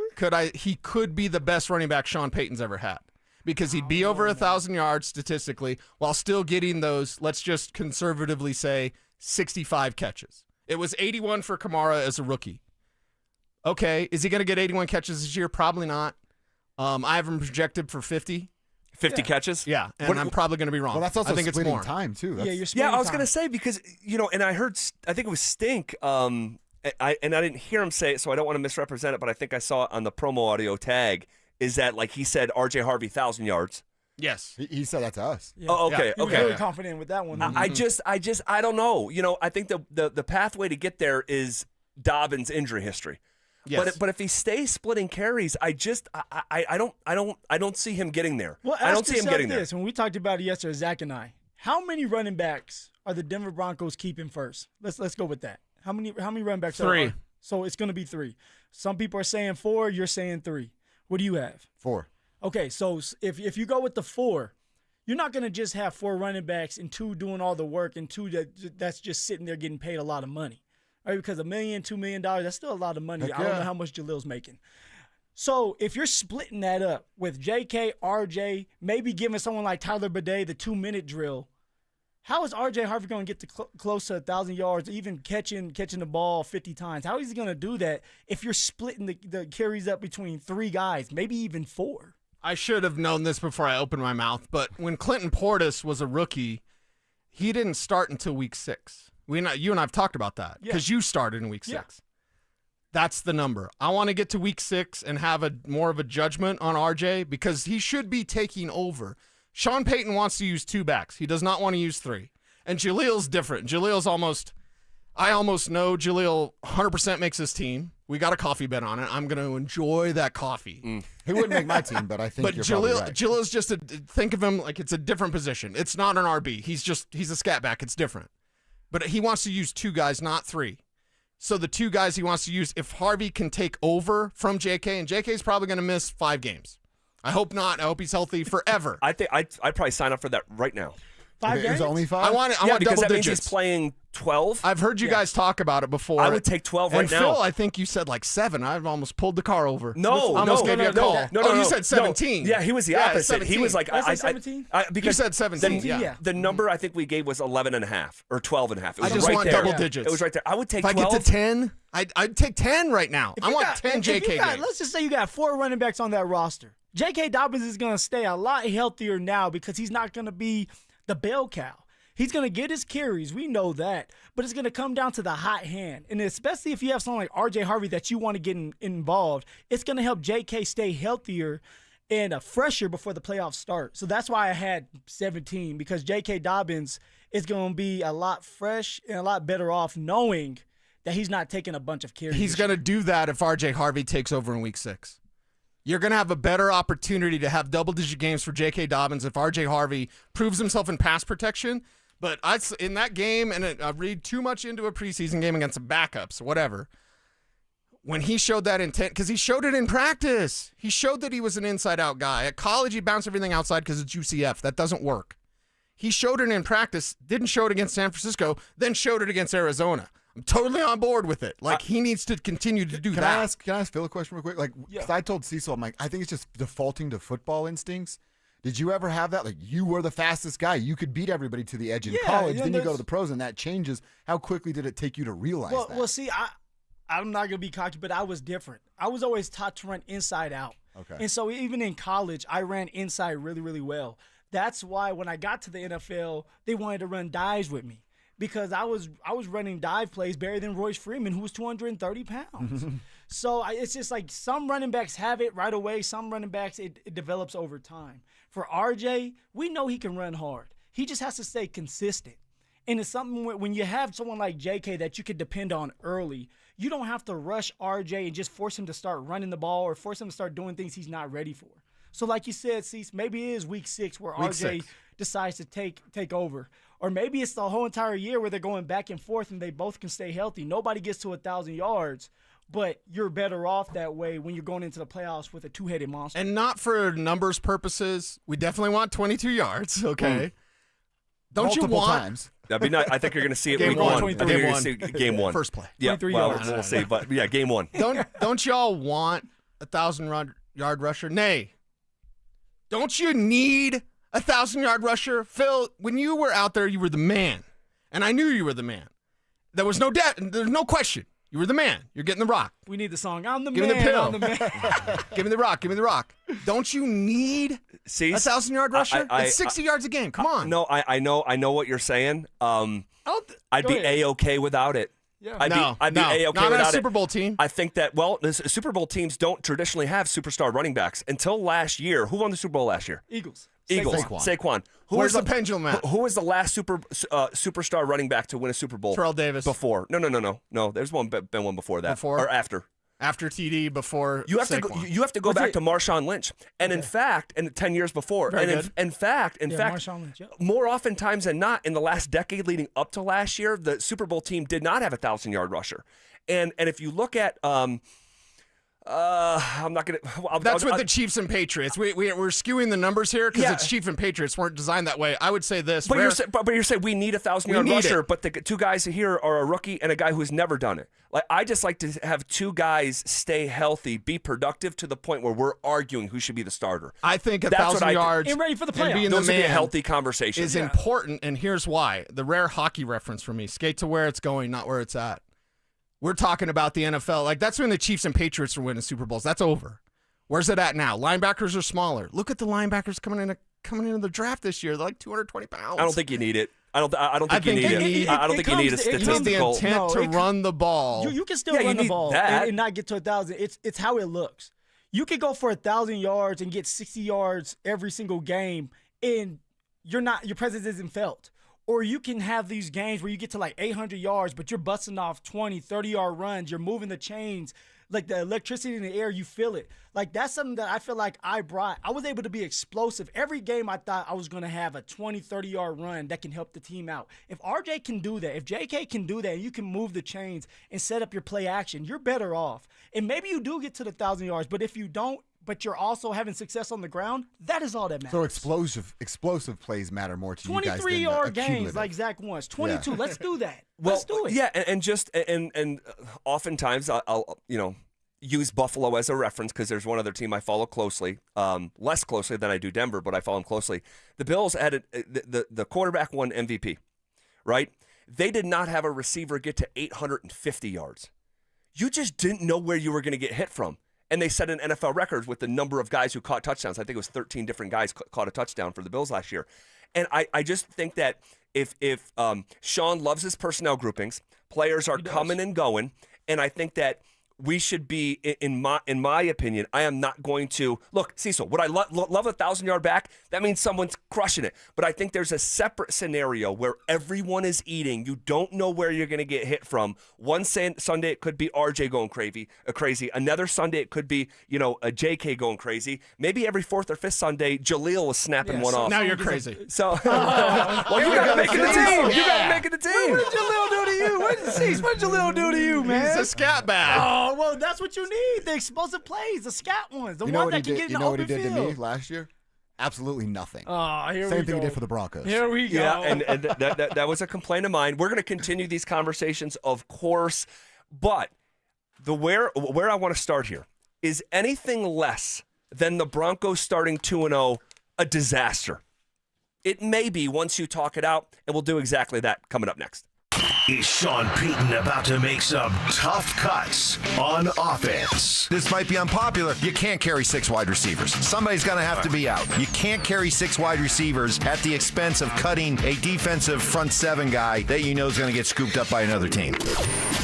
Denver Sports 104.3. The Fan. Hey, what's up, guys? It's Zach here. On behalf of my friends at the Rocky Mountain Men's Clinic, talking to you men out there about how you're feeling, all right? Is your attitude and spirit and energy level reflecting this gorgeous day in the Centennial State, or are you already ready for the weekend despite the week just starting yesterday? All right, because you do feel sluggish. You do have low energy. Maybe your sleep patterns are off. Maybe you don't work out the way that you used to. And even when you do make it to the gym, it just, man, it's a drag. You're not productive anymore. And maybe because of this, you're putting on weight. And hopefully it's not creating an equal sign that says you're feeling sad or depressed. Guys, these could be symptoms of low testosterone, which is normal. It does happen to us men as we age. But I encourage you, go to RockyMountainMen'sClinic.com. Take the low T quiz on their website. All right, simple 10-question quiz, yes or no answers. But from there, you can schedule a consult with Rocky Mountain Men's Clinic. They'll draw your blood. They'll have the results within 30 minutes. A Colorado licensed medical provider will review those results with you, discuss your options, and you'll make a decision together with their medical team. Cost of that appointment is just $99. That includes a medical consult, a T and PSA test, and if you sign up for testosterone treatment the day of your appointment, your visit is free. Fellas, we got one life to live. Don't wonder if you're suffering from low testosterone. Go take the low T quiz at RockyMountainMen'sClinic.com. This is Rob Wilhite of the Wilhite Law Firm. If you've been seriously injured in a truck or car wreck, you want Wilhite. We've been voted best personal injury law firm for the last 3 years in a row. Call 303-GOOD-LAW or visit WilhiteWins.com and win big with Wilhite. Hey, it's Zach here. This August, revamp your home with free gutters when you replace your siding with premium James Hardie products. No payments and no interest for 24 months or 0% interest for 5 years. 5280 Exteriors, a President's Club elite contractor. 5280 Exteriors, the altitude of quality. Haven't filed your taxes in 3 years or more? You're not alone, and you're not out of options.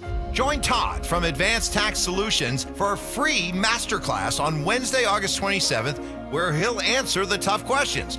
Can you still get a refund if you file late?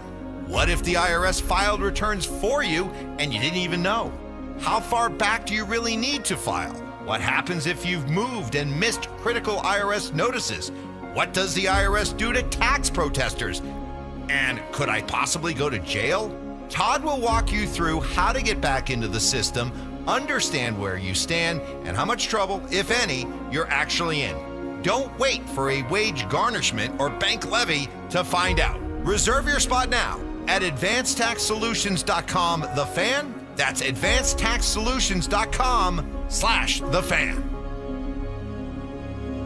1-877 Cars for Kids. KARS Cards for Kids. Ready to get rid of that old car? Donate it to Cars for Kids. Call 1-877-CARS-FOR-KIDS to reach a friendly live agent. Donation's super easy, and your car can be picked up as soon as tomorrow. Call us now, 1-877-CARS-FOR-KIDS. 1-877-CARS-FOR-KIDS. Donate your car today. Did you know you can donate real estate too? You worked hard for your 401k, but if you've left your job, your money might be sitting in the wrong hands. I'm Jeff Jr. with Trajan Wealth, and it's very possible that the 401k that you have had for years has hidden fees and limited investment choices. But if you're no longer with the company, that 401k may be at the mercy of your former employer. All of these things could be costing you thousands. Rolling over your 401k into an IRA can provide better investment options that align with your long-term goals. At Trajan Wealth, we're fiduciary advisors that are held to a higher standard with no hidden agenda and no hidden fees. Don't let your retirement dollars sit in an old plan, and don't roll it over to your new plan without consulting Trajan Wealth first. Call Trajan today at 720-405-3300. That's 720-405-3300. Advisory services are offered through Trajan Wealth, LLC, an SEC-registered investment advisor. This segment on 104.3 The Fan's brought to you by Williams Jewelers, the official jeweler of the Colorado Avalanche. Listen up, Denver. This hour's keyword is scrimmage. SCRIMMAGE. Text scrimmage to 303-713-1043 right now, and you could win a $50 Amazon gift card and qualify for the $1,000 grand prize. That's scrimmage to 303-713-1043. By texting, you agree to receive an automated marketing message from DenverSports 104.3 The Fan. Message and data rates may apply. For complete rules or to enter the keyword online, visit www.denversports.com/keyword. Denver Sports 104.3 The Fan presents The Drive with Zach By and Phillip Lindsay.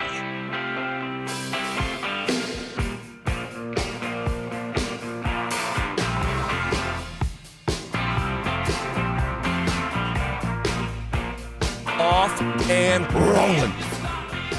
Here on a Tuesday, August 19th. We are officially late August. Right? Second half of August? Is it? Oh, you got to turn your mic on to do radio. Look at you. No, you have me distracted, Zach. You have me distracted right now. I shaved. I'm looking No, handsome. I didn't even see that. Oh. Why do I have you distracted? What's going on with your computer? Why did you bring in a bunch of your son's blocks? Yeah. Building blocks, right, guys? Yeah. It's the Lego building blocks, the big ones. And Zach By has his computer on top of all these stilts. Legos. I have them on stilts. I have a block. I have a children's building block in each corner of my laptop, so it sits up higher. And it's color coordinated. It Is goes it? Oh, yeah, red, it blue, is. red, blue. Oh, okay. That was an accident.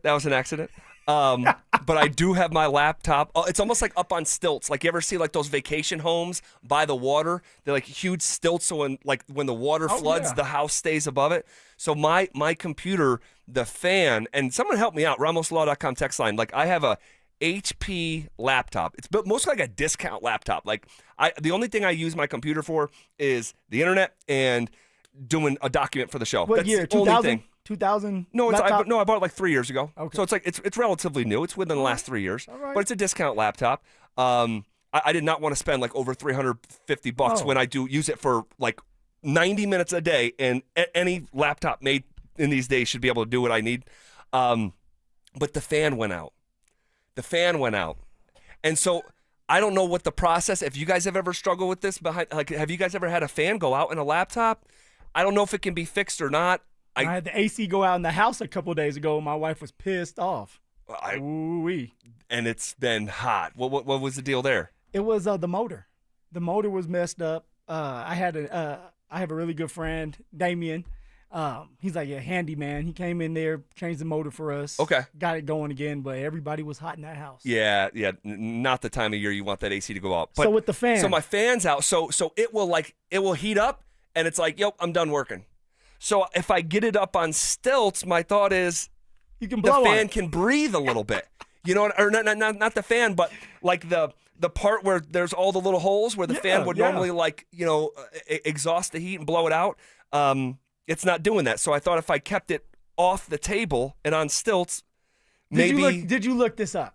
Like, did you Google this and say, hey? No. Also, Dude, I got children's blocks holding up my computer. Do you think I... Like, well, obviously you did something like, hey, let me bring my children's blocks. No, I'm just like natural, deducing. Like, that space is the part that overheats. So if I get it off the table, it's got more of a airflow and not...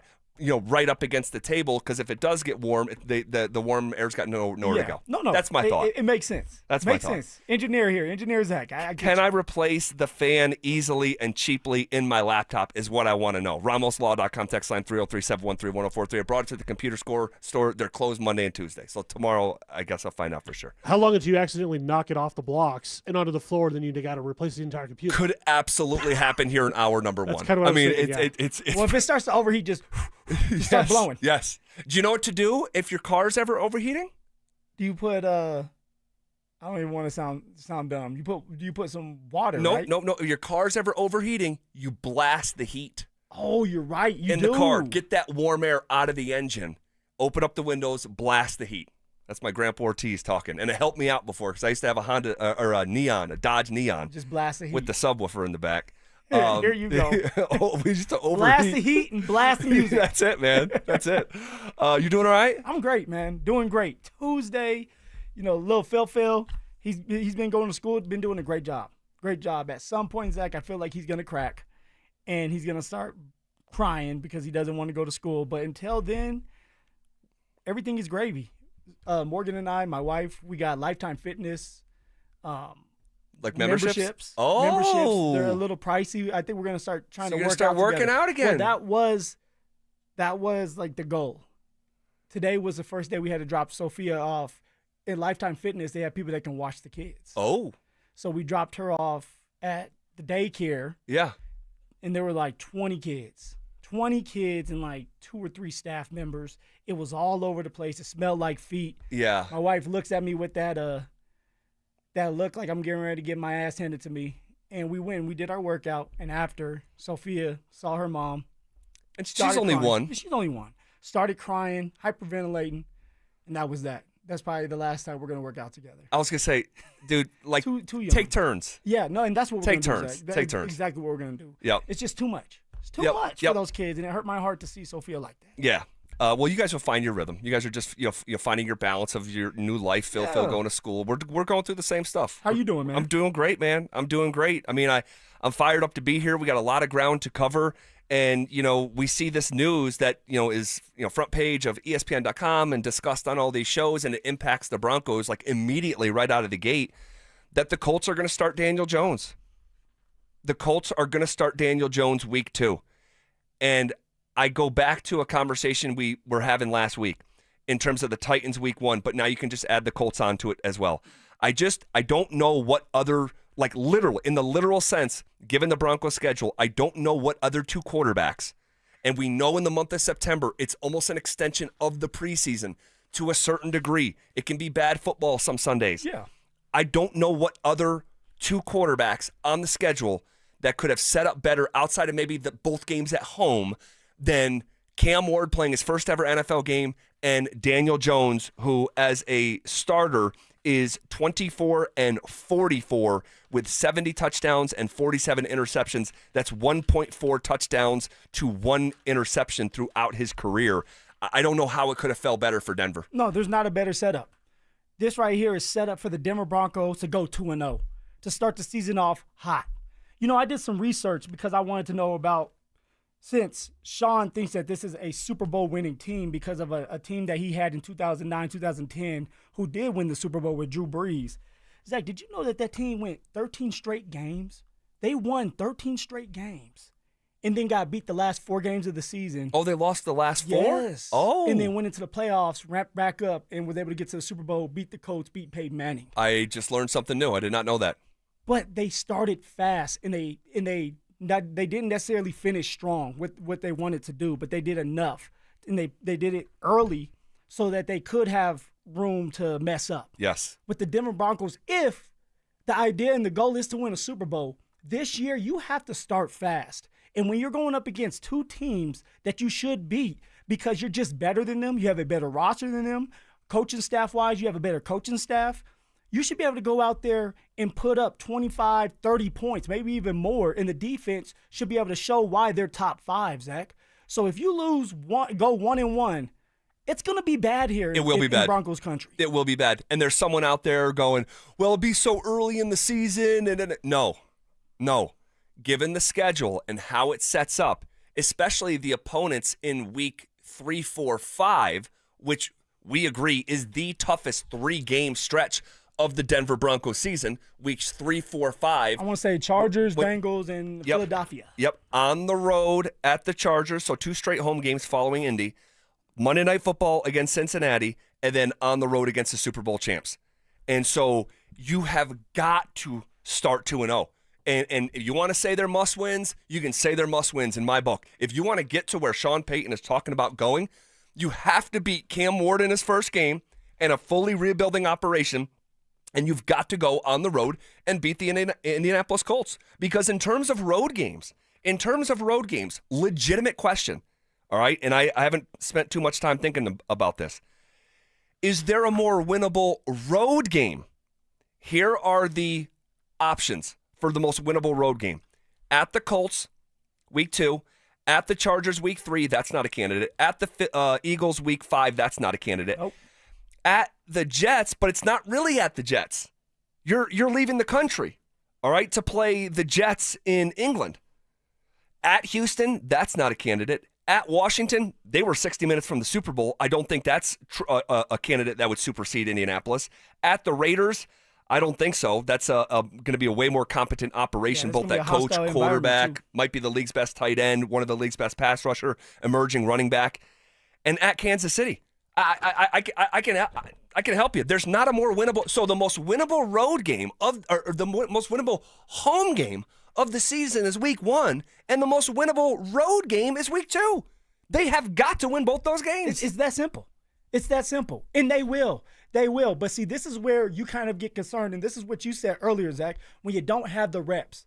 Right? The starters haven't played a lot of preseason games. And so it is good that we're starting off, and the Denver Broncos are starting with the Colts and the Tennessee Titans, because now you're going to have built-in reps, and if you can find a way to beat them early, you'll be able to get the reps that you need and then get some rest before you have to go and play the Chargers, Cincinnati, and then Philadelphia. Well, if they're going to get off to that fast start, Nick Benito's probably going to be a big part about it, big part of it. And he spoke today for the first time in a very, very long time. And we'll hear from the pass rusher coming up next.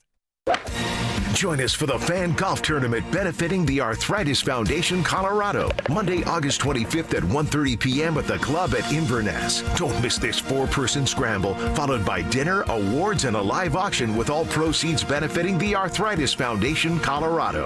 Book your foursome now at DenverSports.com/club. Denver Sports 104.3. The Fan. Let me tell you about this new pretzel cheddar club. Hey, I'm Carlos. And I'm Ebony. And a little thing we love about the Chick-fil-A Pretzel Cheddar Club is the tangy Dijon with the pretzel bun. It takes it to a whole nother level. It goes perfectly with the chicken and the cheddar cheese and the bacon. Man, you know how much you love bacon. And I love the different varieties. Grilled, spicy, original. It gets you nice and excited for fall. Order the Pretzel Cheddar Club with Cherry Berry and Sprite for a limited time on the Chick-fil-A app. Real guests paid for their testimonials. This is the story of the one. As a lineman, he does whatever it takes to keep the power on in his community. And he wants a partner like Grainger who does the same. Grainger offers the professional-grade products he needs, from voltage detectors to harnesses to hard hats, plus fast, dependable delivery, so he can rise to every challenge. Call 1-800-GRAINGER, click Grainger.com, or just stop by. Grainger, for the ones who get it done. If you've been living on credit cards just to cover groceries, gas, and bills, you know those interest rates are brutal. Why keep paying 20% or more to the banks when you could call my friends at American Financing? They have mortgage rates in the 5s, and they are showing people every day how to keep more of your hard-earned money in your pocket and out of the hands of credit card companies. Right now, American Financing is helping homeowners save an average of $800 a month by using their equity to wipe out high-interest debt. With no upfront fees, no obligation, and just a 10-minute call to a salary-based mortgage consultant. And here's the kicker. If you start today, you could delay 2 mortgage payments, putting even more cash in your hands right away. Don't wait. Call American Financing now at 303-695-7000. That's 303-695-7000, or visit them online at americanfinancing.net. NMLS 182334, NMLSconsumeraccess.org. APR for rates in the 5 start at 6.327% for well-qualified buyers. Call 303-695-7000 for details about credit costs and terms. Donnie here with Fitness Gallery. I'm thrilled to invite you to our biggest event of the season, the summer clearance sale happening right now at all 7 of our Colorado locations. Save up to 50% off on select premium equipment. These deals end soon. If Old Spice Deep Sea Super Hydration Body Wash were music, what would it sound like? Start with the deep sounds of Old Spice's ocean waves and kelp. Layer on the smooth, renewing moisture. You wouldn't hear any parabens or phthalates because Old Spice Deep Sea hasn't got any. But you would hear that vitamin B3 for healthier looking skin.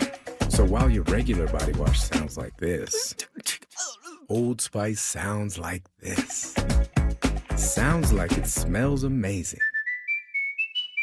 Ready to elevate your everyday? Quince has the luxe staples insiders swear by, minus the markup. From 100% European linen styles and 14-karat gold jewelry to gorgeous leather bags and elevated home finds, Quince has it all. And by partnering directly with top artisans and ethical factories, Quince delivers premium quality at half the cost of similar brands. Discover everyday luxury without the markup at Quince. Go to quince.com/styleupgrade for free shipping and 365-day returns. Quince.com/styleupgrade. Texting privacy policy and terms and conditions posted at textingterms.us. Texting enrolls you for recurring automated text marketing messages. Message and data rates may apply or play. Stop, opt out. Terms and conditions apply to the earnings promotion. Do you have caregiving experience as a parent, teacher, nanny, coach, or in another similar role? Hop Skip Drive is looking for experienced caregivers who want to help students in their community by driving them to and from school. Earn up to $50 per ride with Hop Skip Drive's welcome promotion, all while helping your community. If you have your own vehicle that is no more than 10 years old, a clean driving record, and at least 5 years of caregiving experience, you could become a Hop Skip Drive care driver. Just text STUDENT to 323232 to get started right now. Hop Skip Drive gives you the flexibility to set your own schedule and earn competitive pay. It's simple. Drive in your free time and make a real difference for students right in your neighborhood. Don't wait. Text STUDENT to 323232 right now. Text STUDENT to 323232 and start earning up to $50 per ride during Hop Skip Drive's welcome promotion period. That's STUDENT to 323232. Text STUDENT to 323232 now. The Tree Farm's 50-cent tree sale starts Thursday, August 21st. Buy the first tree at regular price and get a second tree for only 50 cents. Choose from thousands of shade trees, flowering trees, evergreen trees, and more. Buy one 8-foot-tall number 7 container Fall Fiesta sugar maple tree for $349.50 and get a second tree for 50 cents. That's 2 trees for only $350. Come see. You take I-25 to exit 235, then 5 miles west to the Tree Farm. This is Rob Wilhite of the Wilhite Law Firm. If you've been injured in an accident, you want Wilhite. Colorado drivers know that when they're hit, we hit back harder. Get your free case review right now. Just call 303-GOOD-LAW today or visit WilhiteWins.com and win big with Wilhite. Audible's romance collection has something to satisfy every side of you because you can't be pinned down unless you want to be. Your first love story is free when you sign up for a 30-day trial at Audible.com. You're listening to The Drive with Zach By and Phillip Lindsay on Denver Sports 104.3 The Fan.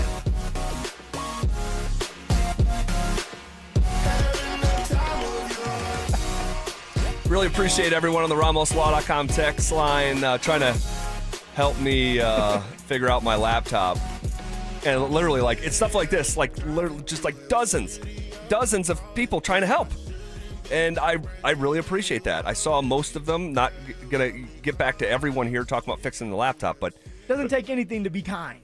That's right. You know? That's right. I will read this one, though. Thomas from Loveland. Zach, it's overheating because you are full of hot air. Thank you for that, Thomas. Thank you. I wonder why your head's kind of expanded a little bit. Oh, my gosh. Bunch of air in there. You know, and then you have people like this on the text line. So according to you, Zach, we're losing all the other road games minus the Colts. No, dude, he did not say that. Like, he said the most winnable game. It's the easiest game on the schedule on the road. Oh my God! It's against the Colts. It is. Daniel Jones is the quarterback. You got to get that thing done. You got to get it done. And I'll say this, like, Anthony Richardson, This is a conversation that's as much about Anthony Richardson that it is Daniel Jones. I mean, this could be going down as one of the bigger busts in NFL history. They took him 4th overall, dude. Oh. 4th. But come on, Zach. When you go and you look at his resume in college. I think he played like 9 games. I think he started like 9 games at Florida, something like that. Is that speaking a franchise quarterback to you? Now, he has all the tangibles. He has the body, fatigue, like yeah, like the physique you're saying. Yeah, it's one of the greatest combine performances ever. And has a strong arm. But if you're not ready to play at the NFL level, it doesn't matter. And if you don't have enough reps, see, that's the one thing Bo Nix had. He had a lot of reps over there with Auburn and Oregon. Yep. And that's what we praise about him. He was an older quarterback with a lot of reps under his belt. Then when he gets to the NFL, it kind of bled into the NFL where it's like, okay, like it's just football again. It's football, and I understand that I have to get the language down. I understand I have to get the scheme down. I understand what Shawn wants done, but it's football. With someone like Anthony Richardson, he's just so young. He's just so fresh and not a lot of time. And if you're not ready to play at the quarterback position, they're only going to give you a couple years. And after that, they move on from you. How many games do you think Anthony Richardson started in the NFL? The 4th overall pick. How many games? He got hurt a lot. He got banged up a lot. So let me go 9, 10. 15. 15? 15 starts in 2 years, the 4th overall pick, and the team's moving on. And they've already said, like, this isn't a temporary thing. He doesn't have a short leash. This is a season-long thing. But you want to know what? And we'll get to the Nick Benito stuff here in a second. I do not think this would be happening 1 year ago. What do you mean by that? If this exact sequence was happening and it was 2024 instead of 2025, I do not believe we get this announcement today. And you know what? Want to know why? This is just my opinion. Jim Irsay is no longer with us. Jim Irsay had his hands in football forever. Oh, he did. And you played for the Colts, and I know you may have some stories that you heard from other folks, but like he was controlling everybody like a puppet. Jim Irsay had to have loved Anthony Richardson for the Colts to take him at 4 for him to give his blessing and sign off on it.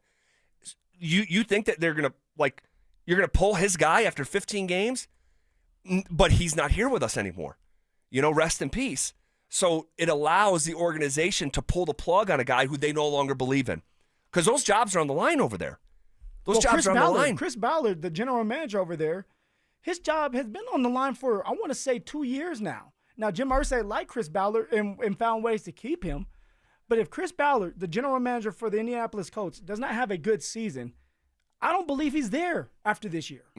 Daniel Jones is going to be his savior, hopefully. That's what he's thinking. What a sentence. He's a more consistent quarterback than Anthony Richardson. But to me, it doesn't matter. For the Denver Broncos, it should be a cakewalk when you have a dominant defense going up against 2 backups. Let's be real. Well, we'll see. We will see. I don't want to use the word cakewalk with another NFL team because that same team could have, and in some eyes, should have beat Denver a year ago. Jonathan Taylor drops the ball, all that stuff. But it should be a dub. It should be a dub. And let me just say this while we're still here. And we're just sabotaging this first hour, apparently. Because we didn't get to the... Just rip it up. Just rip it up. So, when you talk about Anthony Richardson, the 4th overall pick, losing his job after 15 games in the NFL, you know what it does for me? It makes me look back even further and say, what kind of historical, unique bust Paxton Lynch was here in Denver. He was a first-round pick, Phil. Damn, you had to go back to Paxton, huh? Because I was here in 2017. Yeah. And that was the second year that he was here, okay? And when he was in a competition with Trevor Siemian, I remember being on the airwaves telling Stokley, hey, if this doesn't work out for Paxton, this guy could go down as one of the more unique busts we've ever seen, where you're so bad, you are not allowed the opportunity to fail. Johnny Manziel was allowed the opportunity to fail. Jamarcus Russell was allowed the opportunity to go fail. First-round draft pick, you should have that opportunity to fail or succeed. Dude, you know how many games Paxton Lynch started for the Denver Broncos? 4. As a first-round quarterback. Yeah, it's rough. That is psychotic. No, that's rough. That's rough. It's And got to I be the told you least story. ever. It's got to be the least I ever. told you the story when I got there 2018, and Paxton Lynch, teammates and players were treating him like he was undrafted. I was like, damn, we're on the same playing field. We're even. Yeah. You know, that's how it was. And then for Paxton, it just never clicked on the football field. Never clicked. He could never get it to go. Never get it going. Yeah. When he got into the huddle, he was unsure of himself. That's what it sounded like. Remember when I told you a story about Ben DiNucci, who, by the way, I think he signed with the Falcons for this last preseason game. And I asked Ben when I was with the XFL Seattle Sea Dragons, I asked Ben DiNucci, I said, why were you cut from Dallas? And I remember Ben telling me, they told me when I was in the huddle, I did not sound believable. I never heard that before. But then when I start to think about it, when you get in that huddle as a quarterback, you have to be confident. You have to command that huddle. You have to show us that you're ready and you know what's going on and who you're getting ready to hit. And when you don't do that and you're stuttering through your words like I was when I was quarterback, trying to find the plays on the little wristband, it's hard to do. Right. It doesn't give the players confidence around you as a quarterback. And so now you're just out there just playing, knowing that, okay, this play may not work. This play may not work. And so that's something that when I'm thinking of Paxton Lynch, when I'm thinking of Anthony Richardson, are you believable in that huddle? We know Bo Nix is. All the players are talking about how he takes command of that huddle. Yeah. And that how confident he is when he breaks the huddle of understanding, like, okay, cover 2, cover 1. Let's change it up. It matters, man. It matters. Didn't Anthony Richardson release music this offseason? Yeah, I think he thinks he's a rapper. Yeah, I think he's like launched a career in as a rapper this past offseason. And then it came out one of the games where Anthony Richardson was supposed to play and he didn't play in. And it wasn't because he was hurt. He just didn't want to play. Didn't want to play. And then the one sequence where he took himself out of the game. Yes. That's hard to recover from. This is sources from in the building. Yeah. Talking about this. No, separate. We know the one where he came out from non-injury, but you're saying there was a separate one where he would ruled out for injury when he wasn't actually injured. Exactly. Very interesting. Very interesting. He might need that rap career. He might need that rap career. He might need to bring one on just to hear it. Nick Bonito last night put out a cryptic social media post, and then the very next day got put at the podium for the first time in the 2025 season. We'll talk about what it all means coming up next. Are the Broncos almost too deep at several positions on their roster? This is a great position to be in, man. You want to be in a position where you are so loaded, you are so stacked, that you know as soon as you release a guy, even though you'd like to bring him back on practice squad, he's going to be gone. Denver Sports 104.3. The Fan.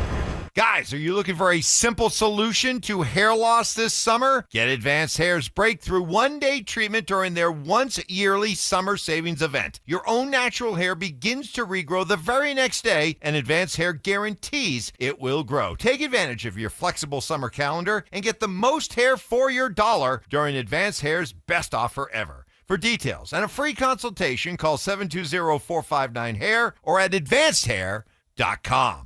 When you're hurt in a car crash or on the job, Postman Law delivers. Don't just hope for help, demand results. Others promise. Postman delivers with ease, speed, and results. Call 844-POSTMAN today. That's 844-POSTMAN. Attention golf lovers, the city of Aurora has you covered this season. With 5 beautiful courses to choose from, there's something for everyone. What's up, guys? It's Zach here. Meadow Hill's slowly becoming a favorite of mine. What's not to love about an old school tree-lined classic? And it's in our backyard. This former country club is a must-visit if you are in the Metro Denver area. Add it to your golf checklist now and thank me later. For more info and to book a tee time, visit golfaurora.com and give them a follow on Facebook, X, and Instagram. Are you a Colorado employer in healthcare, IT, or another emerging industry? Imagine training skilled workers while receiving tax credits. With the new and emerging industries apprenticeship tax credit, you can. Invest in your team and your future by adopting registered apprenticeship programs. Find out how to get started at apprenticeship.colorado.gov and strengthen Colorado's workforce today. Brought to you by the Colorado Department of Labor and Employment, the Colorado Broadcasters Association, and this station. Hey guys, Mark Schlereth here from my friends at Spine One. Let me ask you a question. You live with back pain, neck pain. Well, my guys at Spine One, they're an emergency room for back pain with same-day appointments. They'll see you and they'll get the journey started. And that's exactly what I did. Whether it's chronic pain, acute pain, work-related, sports-related, doesn't matter. All you got to do is pick up the phone and start your journey just like I did toward pain-free. 303-367-2225. That's 303-367-BACK. Or as always, you can find them online at spineone.com. Hey, if you've been waiting for the right time to replace your windows, this is it. Gravina's Window Center of Littleton is offering 25% off Infinity from Marvin fiberglass windows, made in America, built to last a lifetime. They're Colorado's original Infinity dealer, family owned and trusted since 1973. In uncertain times, choose the company your neighbors count on. That's Gravina's Window Center of Littleton. Call at 303-794-0490 or visit them at windowsforyourhome.com because your home deserves the best. Donnie here with Fitness Gallery, where we believe there's nothing more important than your health. I'm thrilled to invite you to our biggest event of the season, the summer clearance sale happening right now at all 7 of our Colorado locations. Save up to 50% off on select premium equipment. Hi, I'm Terrell Davis, 2-time world champion and Pro Football Hall of Famer. That's why I made the smart move to invest in fitness equipment with Fitness Gallery. It's a game changer. Our summer clearance sale won't last long. These deals end soon. 1-877 Cards for Kids. KARS Cards for Kids. Ready to get rid of that old car? Donate it to Cars for Kids. Call 1-877-CARS-FOR-KIDS to reach a friendly live agent. Donation's super easy, and your car can be picked up as soon as tomorrow. Call us now, 1-877-CARS-FOR-KIDS. 1-877-CARS-FOR-KIDS. Donate your car today. Did you know you can donate real estate too? Hey, if you've been waiting for the right time to replace your windows, this is it. Gravina's Window Center of Littleton is offering 25% off Infinity from Marvin fiberglass windows, made in America, built to last a lifetime. They're Colorado's original Infinity dealer, family owned and trusted since 1973. In uncertain times, choose the company your neighbors count on. That's Gravina's Window Center of Littleton. Call at 303-794-0490 or visit them at windowsforyourhome.com because your home deserves the best. It's The Drive with Zach By and Phillip Lindsay on Denver Sports 104.3 The Fan.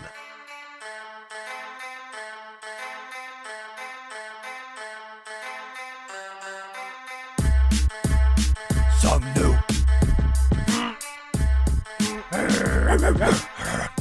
All right, let's get to it here. Benito, so we were getting ready to sign off the air last night when Nick Benito put out a cryptic post on Instagram. And Benito hasn't done a lot of cryptic stuff. No. He's posted stuff maybe how he feels. Like it was, remember it was like Simon Fletcher who was like, I don't know why these teams wait to pay these pass rushers. The price only goes up, and he did like a 100 emoji or something. And Nick Benito, like he'll back his teammates. You know, like if somebody is being praised, he'll praise them too. And sure. If he needs to go to battle for him on X, he's gonna do that as well. Well, he jumped there on Instagram there, and it was a very short post. And it just said he was lining up. I think was he against the Chiefs or the Bucks or something? I forget. The 49ers. Oh, 49ers. That's what it was. The 49ers. Thank you. He's lining up as a pass rusher, probably from just last weekend. And he said, "Got to flick up. You got to get those picks. Got to flick up. Flick up. Flick up, baby." He said, "Plan C. If you know, you know." Plan C. Plan C. Not Plan A, not Plan B, but Plan C. Plan C. If you know, you know. Now, today, he rolls out there and speaks to the media for the first time this season. Not in OTAs, not in mandatory minicamp, none of that. What was your interpretation of the post last night? And I'm curious where your head goes when you saw that. Like, at first, before we heard that Nick Benito was going to go to the podium and talk, I'm thinking, okay, Plan C. And I had it mapped out. I said, okay, here we go. Plan A for Nick Benito is easy. Get paid before the season starts. Be happy. Be ready to go week 1. All right, plan A. I love how you threw "be happy" in there. Be happy. Be happy. That's part of my plan. Be happy. Be happy. You're paid. Yeah. Got a lot of money. Yep. Plan B. We all know Plan B from, a couple different other things. Sure. hybrid holdout or hybrid hold in like Court. I thought that was going to be the next thing. Plan B, hybrid hold in, rest, and don't show up for the preseason game, something like Terry McLaurin's doing. All right, don't show up for that last preseason game. Force the Denver Broncos to try to get something done. And I thought for Plan C was like, hey, we're forcing the Broncos' hand for sure. That means that we're not practicing this whole week. We're not showing up to the preseason game. All right, and we may not play in that first game of the year. I thought that's something that Plan C may have had kind of started to transpire into. Or force his hand and say, hey, if you don't want to pay me, trade me. Those are the things that are going through my head. Something extreme. Yeah, it's Plan C. You can't get to Plan D. Yeah. What's Plan D? I don't know. I don't know what Plan A, B, or C is. But that's what you do. That's what like when you post like that, you're hoping that you're generating conversations like this. Yeah. Right? Plan C. Only he knows, or maybe his teammates who he told them. Like, if you know, you know. Okay. We're going to Plan C, guys. We're going to Plan C. Not Plan C. Plan C could have been just to play it out. And try to hit free agency. But then the Broncos would have still had a franchise tag. Yeah. If they really wanted to play hardball with Benito. But I don't think any of it. If we had this conversation 6 hours ago, I think it would have had a different tone. But when Broncos PR puts him out there to speak to the media, not off to the side, on the podium, and have him take questions into a microphone, Phil, this thing's got to be so close to getting done to where I'm thinking this announcement is coming before kickoff of the Saints game this weekend. So we're back to Plan A. Plan A. Get paid. Be happy. Be happy. Yes. Yes. It can happen that fast, though. One night, your agent's talking to the team, the people upstairs. Things are not going well. They sleep on it. The next day comes around. They're like, okay, we're willing to budge a little bit. We're willing to give you a little bit more than we were at the beginning of all this. And now all of a sudden you come from Plan C to Plan A again, where now you may be getting paid here in the next couple days. I'm with you. You're on the podium, and we're talking about Nick Benito. He's at the podium right now. He's talking. He's feeling good. It's only a matter of time. Maybe they're ironing out a couple things, maybe some incentives. Maybe he wants a couple more $1 million. Who knows? But it should be getting done before the last preseason game, I would imagine. Yeah, and that's where I'm at today. I don't think it's really a hot take, but it is a Hot Take Tuesday presented by Papa Murphy's. Order your pizza for pickup today. I think this thing gets done before what is it? Is the game on Sunday? No, Saturday. What time is that here locally? Because I think it's at 12 there in New Orleans. I think maybe 2 o'clock here locally. I think maybe 1 o'clock. I'm not sure. I'll figure that out in the break. But regardless, Dante, did I do it backwards? Yeah, I think it would be earlier here than New Orleans. So what, 10 o'clock here? So like 11 o'clock here? Because are they Central Time there? I really don't know. Well, regardless, I don't think it would be. I think it's impossible for it to be the other way. Whatever. The game's on Saturday at some point. Saturday, it's not at night. Before kickoff on Saturday. 11 a.m. It'd be 11 a.m. here? Okay, cool. So 11 a.m. here. Before kickoff, we're going to get news that'll be my lukewarm hot take that this thing's getting done here in the next 72 hours. Here's Benito when asked where the contract talks are going. Yeah, I mean, they're going well. I feel like there's been good communication on both sides. I think, it's just my agent. I feel like he's one of the best in the game.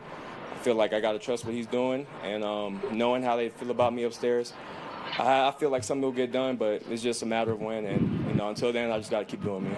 All right, and then one more from Benito. Here's Nick Benito on if there's more of an effort to get him signed after Courtland Sutton and Zach Allen both got deals. Yeah, I mean, I feel like they've pretty much, through the whole process, kept me, priority, knowing, they want to extend me, they want me here.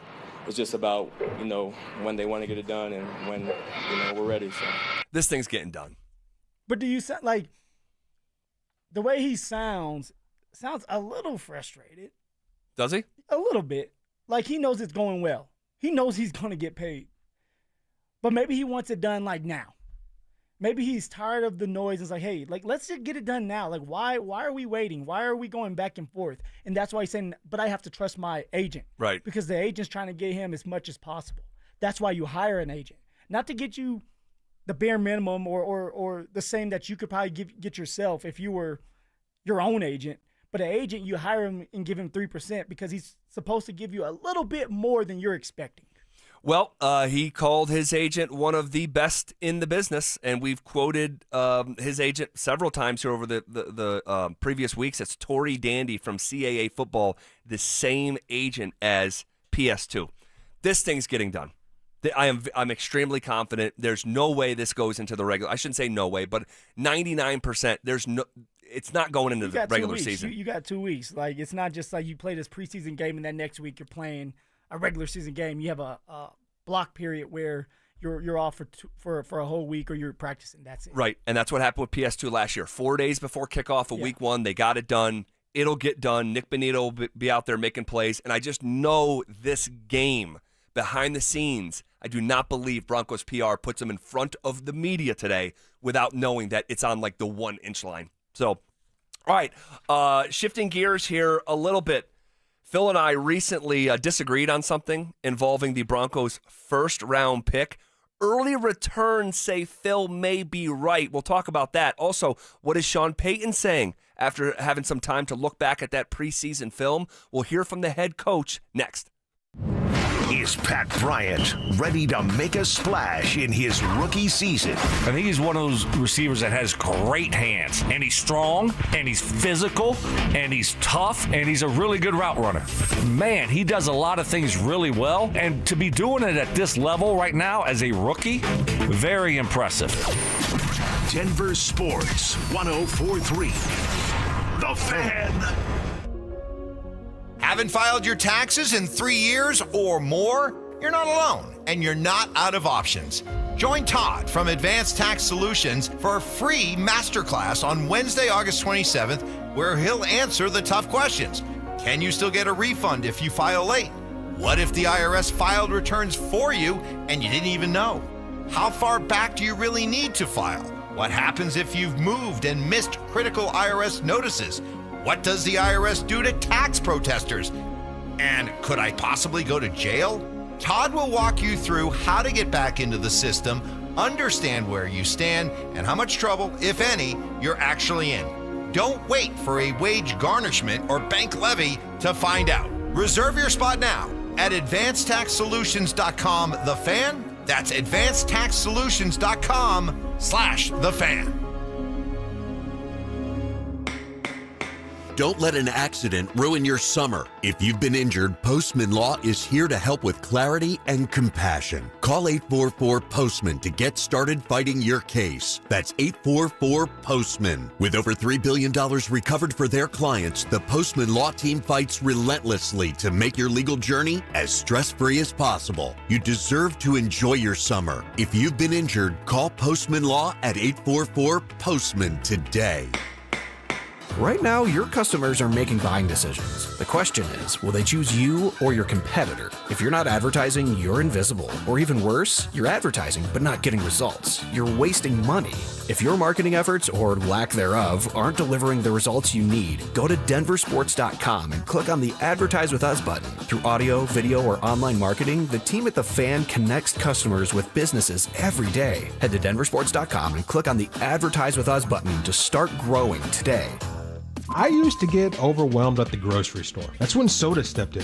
When I started the program, I didn't just get a food plan, I got a lifeline.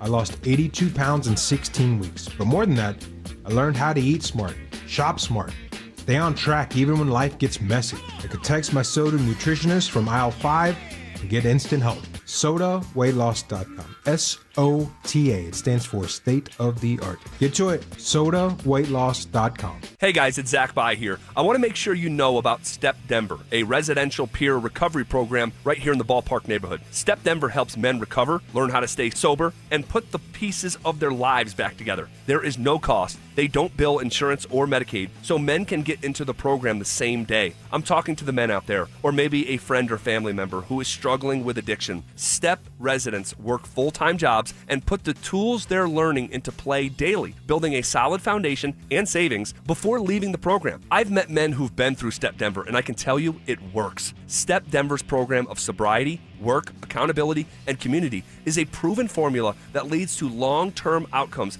that double the national average. Their staff have walked the same hard road to recovery. They've been there. They know what it's like, and they know what it takes. Are you ready for help? Visit stepdenver.org for more info. You want to help? STEP takes no government funding and relies on private donations. You can be part of the solution at stepdenver.org. The door to a better life is open. KKFN and KKFN HD1 Longmont, Denver.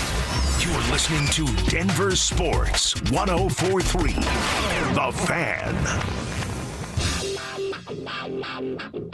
Leading off with the big story of the day, here's The Drive with Zach By and Denver, Colorado's own Phillip Lindsay.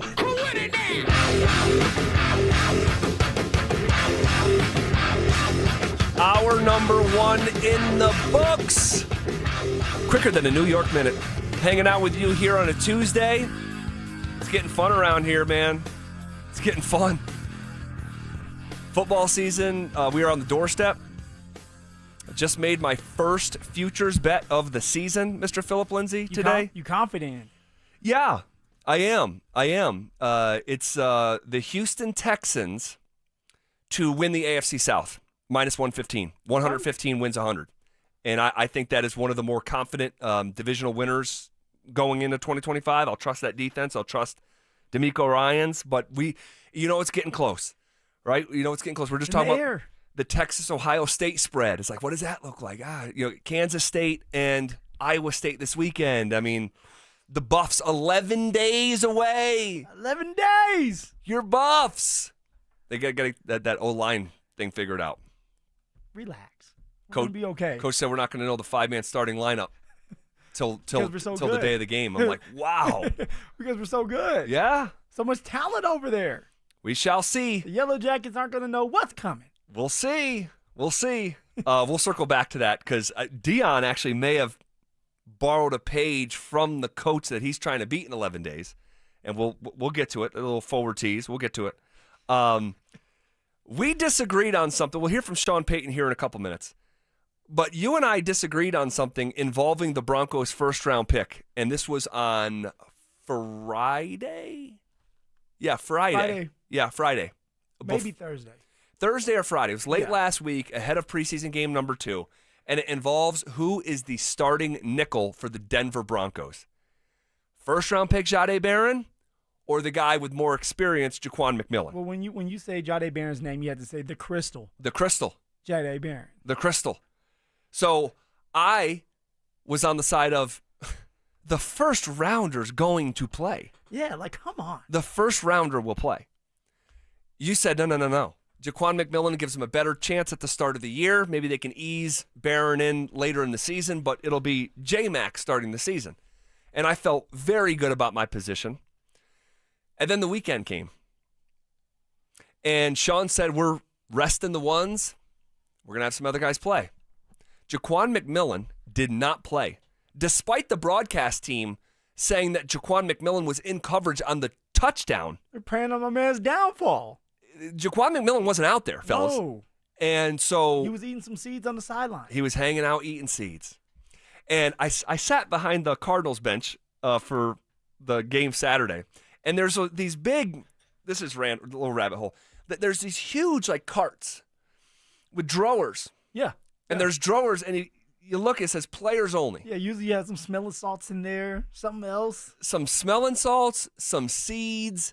There was like these hats. Yeah. There was literally a drawer full of hats, a drawer full of seeds, and you see these guys, cups, and just go in there and get little snacks throughout the game.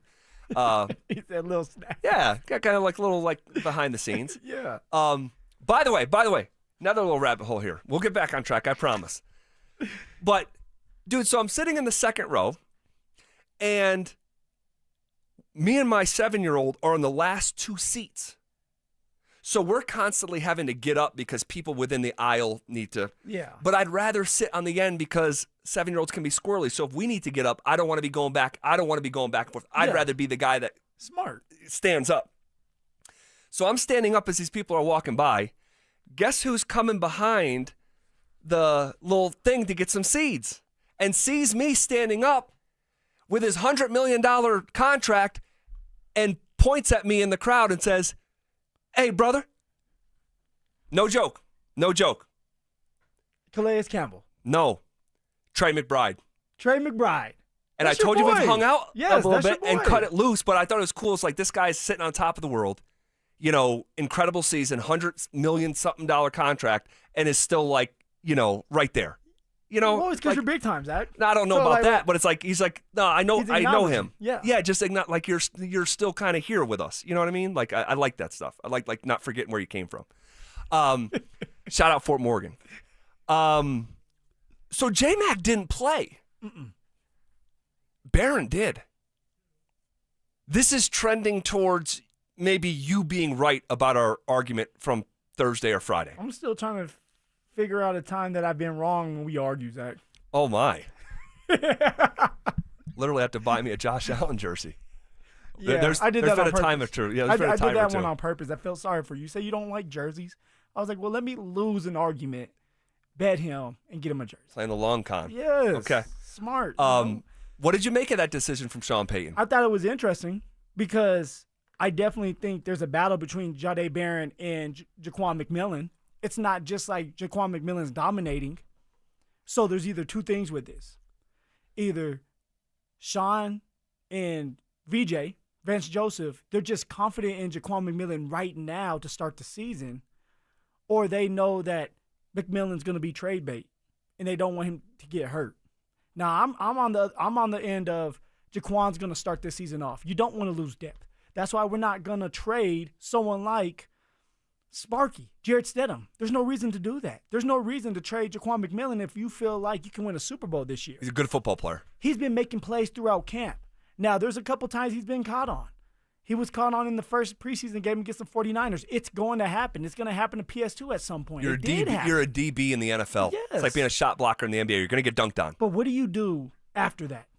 Do you make up for it? Jaquan McMillan made up for that catch on him with the interception on Mac Jones the next drive.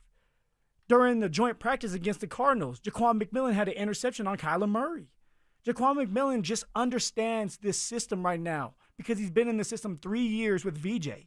He's a cheap option. He was just tendered. They gave him the exclusive rights tender. That means he's making a little over $1 million. Wow. That's it. It's $1.03 million. What a bargain contract for who he is on the field. So Jaquan McMillan wants to get paid. This is his last year, probably Right. with the Denver Broncos. Probably is, Because Jahdae Barron, he's the first-round draft pick. He's the crystal. We all know that. But in defense, when you're talking about defense, this is not quarterback where it's just one position. Defensively, you can have multiple cornerbacks or safeties on the field at one time. You can go something called dime, where you have, maybe five cornerbacks on the field, a little less than that. And that's something that Jahdae Barron can still be a part of until he catches back up. And we have to also understand with Jahdae Barron, he's a versatile player. He can play inside, he can play outside, so he's going to play. But if you want to win, and you said, hey, if McMillan gives you a 3% better chance to win against the Tennessee Titans and let's just say the Colts at the beginning of the year, why not go with him? And then transition Jahdae Barron as time goes on when he gets a little bit more comfortable with the playbook. Now, I may be wrong, and Jaquan McMillan doesn't start this year, and it ends up being Jahdae Barron. But right now, what it looks like is Shawn views McMillan as a number one. He wanted to see more from Jahdae Barron. Well, what's your take on it? Despite the early returns. Oh, here we go. Despite the early returns, right? You ever seen that on election night? They're like, they're gathering the results. It gets like 7 o'clock at night. The early returns for project, Despite the early returns, I have 7 words for you. Let me count them out because you might be wrong. You might be wrong counting the 7. 7 words for you. Okay. Hope it's 7. Here we go. The first rounder is going to play. The first rounder is going to play. Did you count? The first rounder is going to play. Yeah. Yes, 7. I put gonna into 2 words. Okay. Going to. Okay. The first rounder is going to play.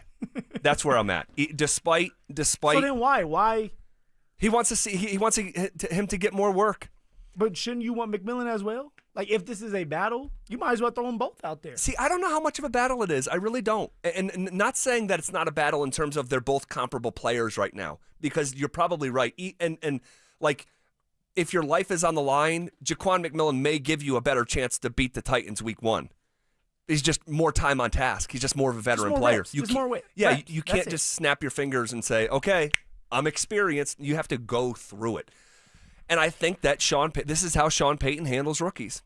This is how he handles rookies. I think he's making them go earn it. He is not. There's no shortcuts here.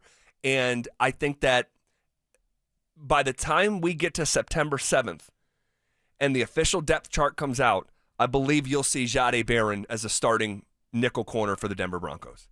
So we'll see, and I'm willing to bet you. Oh, okay, I've been waiting on that. So what's the bet? Your winning side of it, you said that if McMillan is a starting corner. Nickel. Don't try to. This is a contract talk. Nope. Yep. I have to wear a Shedeur Sanders perfect timing shirt. Yes. If I am right and Jahdae Barron is the starting nickel on September 7th, you have to wear my Colorado State Rams hoodie. Oh. Yeah. Yeah. And the pictures will live forever. Oh. I didn't see that one coming. So how confident are you? If I wear that hoodie, when you get it back, it's going to smell like something. It may smell like something before you put it on. Play with me. No. Give me some time to think about this. Are you good with that? Oh, you want some time? Yeah, I gave you some time. Okay, all right. right. Give me some time. All right. I'll give you some time, but that'll be the bet. If McMillan, if you agree to it, if McMillan is a starter, you wear my Colorado State hoodie, and if Phillip, if Barron's a starter. Tell me this: we still got one preseason game left. The starters are supposed to play. If McMillan rolls out there with the starters, are you going to change your tune then? Or is it still one of these things where it's a preseason game? It's a great question. I actually didn't think about that. I'm trying to help you out. Man, that would be that. You know what? That's really interesting. If that's the true dress rehearsal for both sides of the ball, supposedly it is. Because at that point, you would like to think that the semantics and the games that these coaches play, Shawn Peyton specifically, in the preseason would be out the door. It's like we have to get this working. We are sharpening, our tools before we actually go to battle. That's a really one. That's a really good one. We would have to make the bet here in the next day or two before we find out how they're going to handle it. So that's interesting though. That's interesting. And honestly, whether Jaquan McMillan starts or Jahdae Barron starts, like Jahdae Barron is going to play a lot. Oh, of course. We all know of course. We all know. Of course. Just like R.J. Harvey is going to play a lot of football. That's right. Here is Shawn Peyton talking about the vision for Jahdae Barron this season. This is just from maybe within the last 2 hours or so. I remember us doing Malcolm Jenkins out of Ohio State, and he was a corner there. He played outside boundary corner. Our vision was nickel for him year one with safety flex. Our vision, I think, with Jahdae is nickel with corner flex. And so it's pretty valuable. If you can play outside, you can play inside. He's very smart. As the game went on last week, he really got involved and made some really good plays. But the vision for him is, he's got that ability to play inside but also flex outside. His size is plenty big enough, and his speed and physicality, those are all things that help him at that position. Okay. We are still very much like gathering the information here. Yeah, but I will say this. One cornerback who has had a phenomenal camp is Riley Moss. He has done a great job. But you have to show up during games this year. When you have a player like Jahdae Barron that can play the nickel in corner, it's going to put pressure on Riley, and if McMillan's starting, McMillan as well. Because the minute one of them is not doing well, they are not going to be afraid to put Jahdae Barron in their place because he's a first-round draft pick and he's flexible. He can do different things. That's why they love him. That's just something to, like, keep in your back pocket and, like, just watch. I believe that Riley Moss is going to have a great year this year. Right? This is his first time, actually. It was last year starting, but now he's comfortable, just like Bo Nix. Like, you're comfortable in the system. You're healthy. We have to remember when Riley Moss got back from that knee injury, he was not healthy. No. Going up against a really good T. Higgins. Really, really good receiver. What does Riley Moss look like with more confidence? So that's something that I'm excited for. But for McMillan and Riley, it's going to keep them on their toes. Yeah, and I'll say this too with Riley. You know, I think we're both bullish on his 2025, but he has got to stay healthy. And when he is out there, he's got to play at a really, really high level, because if he doesn't, and you're going through the third year with Riley, this is Riley's third year, right? Yeah. So if you get through 3 years and you're still unsure whether it's because of health or performance, you could see Jahdae Barron in year number 2 pushed out opposite of PS2. Yeah. Like that's like, maybe that's their thought process if things don't work out with Riley. But if things do work out with Riley, which I think that's what they want, of course we all want, they know that Jahdae Barron can just play the nickel role because this is Jaquan McMillan's last year anyway, and he's not getting paid a lot of money. Right. Well, we'll see how it all plays out here.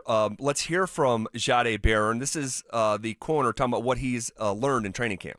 Just to do your job, honestly. You know, we have a thing called 111, but that's for special teams. But that means for offense and defense, just everybody doing their job. We all have one goal, and obviously the goal at the end of the day is always to win. But if you're doing your job and somebody else doing your job, it's going to be good results. So everybody just doing your job. So I just learned just to do my job. I've been just working on doing my job, learning the defense, just taking it step by step. Here's a little more from Barron talking about, you know, just the noise around him, the people around him, positionally, what's his role going to be. This is what he said. I mean, it's human nature to kind of always worry about what's going on over here, what's going on over there. But at the end of the day, it's all mental focus. Is just to try to stay mentally prepared as much as you can. But this whole unit, offense, special teams, defense, we all do a good job of just kind of doing our job. We kind of work and just keep working to do that and try not to make the same mistake that we made last weekend or whether we did in practice. So, again, this is what preseason's all about. This is what training camp's all about. Very business-like approach from a rookie. And we saw that on draft night when he said he wanted to be put on speakerphone at the facility to thank all the scouts and stuff who believed in him. It's like, okay, that's different. In a really good way, I think. No, definitely. And I love that he said, just do your job. Just make it simple. You don't have to be Superman. You don't have to go out there and get 7 picks. Just be in the right area. Communicate. When you do have to go one-on-one, man-to-man, win that battle. Trust each other. Trust the people that are on top of you and in back of you, right? Hufanga, Brennan Jones. And then lean on the vets. Lean on PS2. Lean on Riley. Lean on Jaquan McMillan, who has played a lot of football. Because at the end of the day, whoever wins the job, great. The other one has to be ready no matter what, and you're in it together. Because the ultimate goal is win as many games as possible, get to the playoffs, and try to win a Super Bowl. Well, if they're going to reach that destination, and we talked about this a little bit earlier in the show, not for too long, but it's getting off to a fast start. It is of paramount importance if this Super Bowl trajectory, and Shawn didn't guarantee a Super Bowl, but he believes they can head in that direction. He feels it in his gut. He feels it. Like, you've got to start 2-0.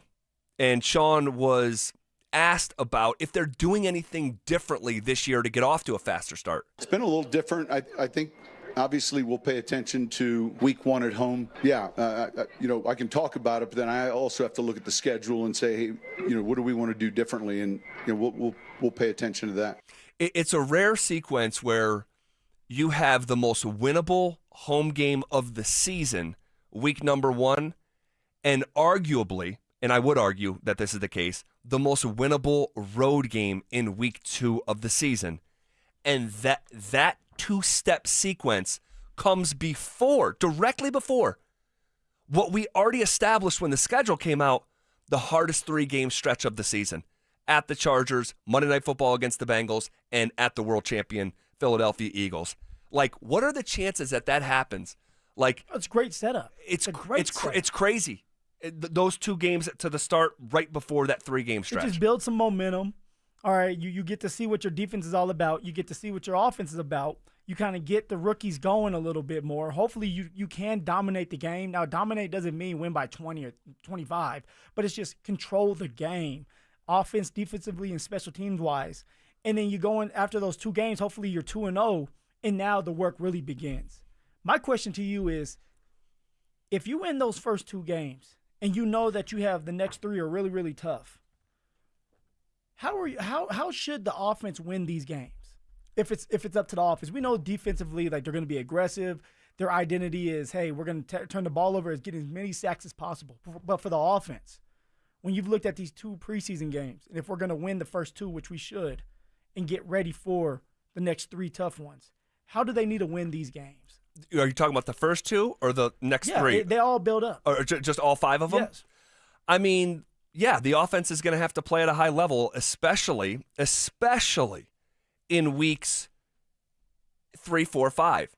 And amongst those weeks, week 4, like, against Cincinnati, you're going to have to put up points because they're going to roll out of bed and score 30. Now, they might give up 35. That defense, they stink. Yeah, they stink. Yeah. And I'm watching a little bit last night. Yeah. It was Washington. Washington ran it down their throat. And I don't know the numbers. I don't need to know the numbers. I know what my eyes told me. Well, the Bengals' offensive line wasn't good either. No. And Joe Burrow's running around for his life. I mean, goodness gracious. What I'm trying to get at is, and maybe I should ask you like this, what's more important at the beginning of this season? Establishing the run or establishing the pass? Establishing the run. Establishing the run. Is Yeah. that going to help us beat people or teams like the Chargers, the Bengals? Especially the Chargers. Philadelphia. Because the Chargers, if you give them an opportunity, they will try to hold that game in a vice grip because they're going to run the ball. Oh, yeah. And they were, like, that was the league's best scoring defense a year ago. In year 1 with Harbaugh. Top scoring defense. And they commit to the run, and it's like you looked at who was running it for him last year. I'm thinking of Najee Harris coming in this year. J.K. Dobbins was over there last year. Yes, it was Dobbins last year. This year, it's Najee Harris and a young draft pick, right? Yeah, Mario and Hampton. They're going to run the hell out of the ball. Like, Jim Harbaugh has a conviction and a philosophy to run the ball. That's their identity. It is. Before the ball is even kicked off, the number one thing he did is he came in and said, Herbert, way less Justin Herbert. And it's counterintuitive because he's one of the league's most talented quarterbacks. But you're going to need to run the ball effectively. You are not going to be able to outpass the Chargers like in that sort of like styles make fights like on that Sunday. Yeah, they have got to figure out how to run the ball effectively. That's why I want to see the first 2 games of the year. I want to see the Denver Broncos establish the run game. Their identity being, we're going downhill. We all know that they're going to be able to pass, and Shawn can't help himself. So they are going to find creative ways to get Cortland Sutton, Marvin Mims, Pat Bryant now, Troy Franklin all involved. But if you want to be dominant and you want people to feel your presence when you're playing against the Chargers, the Bengals, and Philadelphia, you got to have a run game. So start early. Start fast with your run game.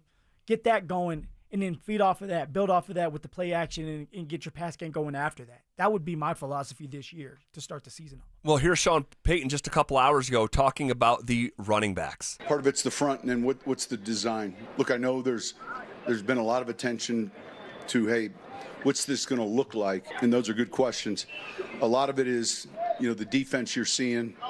The first touchdown last week was a pretty good block, well-blocked inside zone. So you're going to get the wider zone schemes. You're going to get the gap schemes. A lot of it is front-related and how they're playing defensively. So we get used to our defense quite a bit because we're seeing most of the reps versus them. We have another game still coming up. Yeah, we go from there. I thought the backs had some big runs today. Dobbins had real good run. He'll keep working on it, though. Mesh points, the timing of it all. I'm fascinated to see it all play out. We don't have to wait too much longer. We're going to get a look at the starters this Saturday, early in the afternoon on Saturday, and then we're just a few days out from seeing this at Empower Field at Mile High on Fox against Tennessee. And I can't wait. Season can't get here soon enough. Okay, how weird when I say the word drawer? There's like like a half a dozen, 10 different texts from 10 different people. Drawer? That the way that I It was say weird. drawer is strange. Yes. How do you say it, Dante? Like an oral drawer? Drawer? Drawer. Yeah, you put like an O in there. Like drawer. Drawer. Drew, how you say it? Don't say it at all, huh? Drawer. Drawer. Do we have Drew? No, Drawer. Drawer. Drawer. Yeah, you Drawer. put like an O in there. Yeah. Drawer. Drawer. Drawer. My wife says There's draw. no or. She says draw. Drawer. Drawer. Drawer. Sorry, guys. I don't know. It's just the way I say it. I don't know. Okay. Something that borders on the bizarre is happening right now in Denver sports, and we'll talk about it next. Is Shawn Peyton about to make some tough cuts on offense? This might be unpopular. You can't carry 6 wide receivers. Somebody's going to have to be out. You can't carry 6 wide receivers at the expense of cutting a defensive front 7 guy that you know is going to get scooped up by another team. Denver Sports 104.3. The Fan. Fellas, we all desire and need intimacy from our special someone. And I'm here to tell you that Rocky Mountain Men's Clinic is proud of the work they do in treating erectile dysfunction to restore intimacy for patients. How many guys out there have a mediocre sex life? Is it just good enough? Or could it be really good? Better yet, could it be great? Because we all deserve to have great sex. Maybe the pills and herbals are just not working like they used to. Well, when you go to Rocky Mountain Men's Clinic, their treatments work when the pills and herbals fail you. They have treatments with success rates well over 90%. And some of those treatments can have you last an hour or even more. All you need to do is schedule a consult at Rocky Mountain Men's Clinic today. Your initial visit is only $99, which will include a medical consult with a Colorado licensed medical provider, a TMPSA test, and if medically advised, a test dose. And gentlemen, if the test dose does not work in the office, the visit is free. They have 5 locations in Colorado to serve you. You could go to Fort Collins, North Denver, Central Denver, Castle Rock, and Colorado Springs. So give them a call today at 720-440-7900 or visit RockyMountainMen'sClinic.com. That's RockyMountainMen'sClinic.com. This is the story of the one. As a safety manager at a manufacturing plant, he does everything he can to keep his coworkers safe. From finding ways to reduce risks to keeping safety supplies in stock. And for that, he relies on Grainger. Grainger offers a broad range of quality products and next-day delivery, so he can always play it safe. Call 1-800-GRAINGER, click Grainger.com, or just stop by. Grainger, for the ones who get it done. This is the story of the one. As a lineman, he does whatever it takes to keep the power on in his community. And he wants a partner like Grainger who does the same. Grainger offers the professional-grade products he needs, from voltage detectors to harnesses to hard hats, plus fast, dependable delivery, so he can rise to every challenge. Call 1-800-GRAINGER, click Grainger.com, or just stop by. Grainger, for the ones who get it done. If you're 55 or older and into that whole saving money thing, T-Mobile has an exclusive phone and internet bundle just for you. Right now, get 2 unlimited phone lines plus 5G home internet for just $30 each per month with autopay, plus taxes and fees. And with 5G home internet, setup is easy with just 1 cord and no technician needed, which is great if you're also into that whole keeping it simple thing. Switch now and experience the best mobile network in the U.S. Visit your local store to start saving. T-Mobile, it's better over here.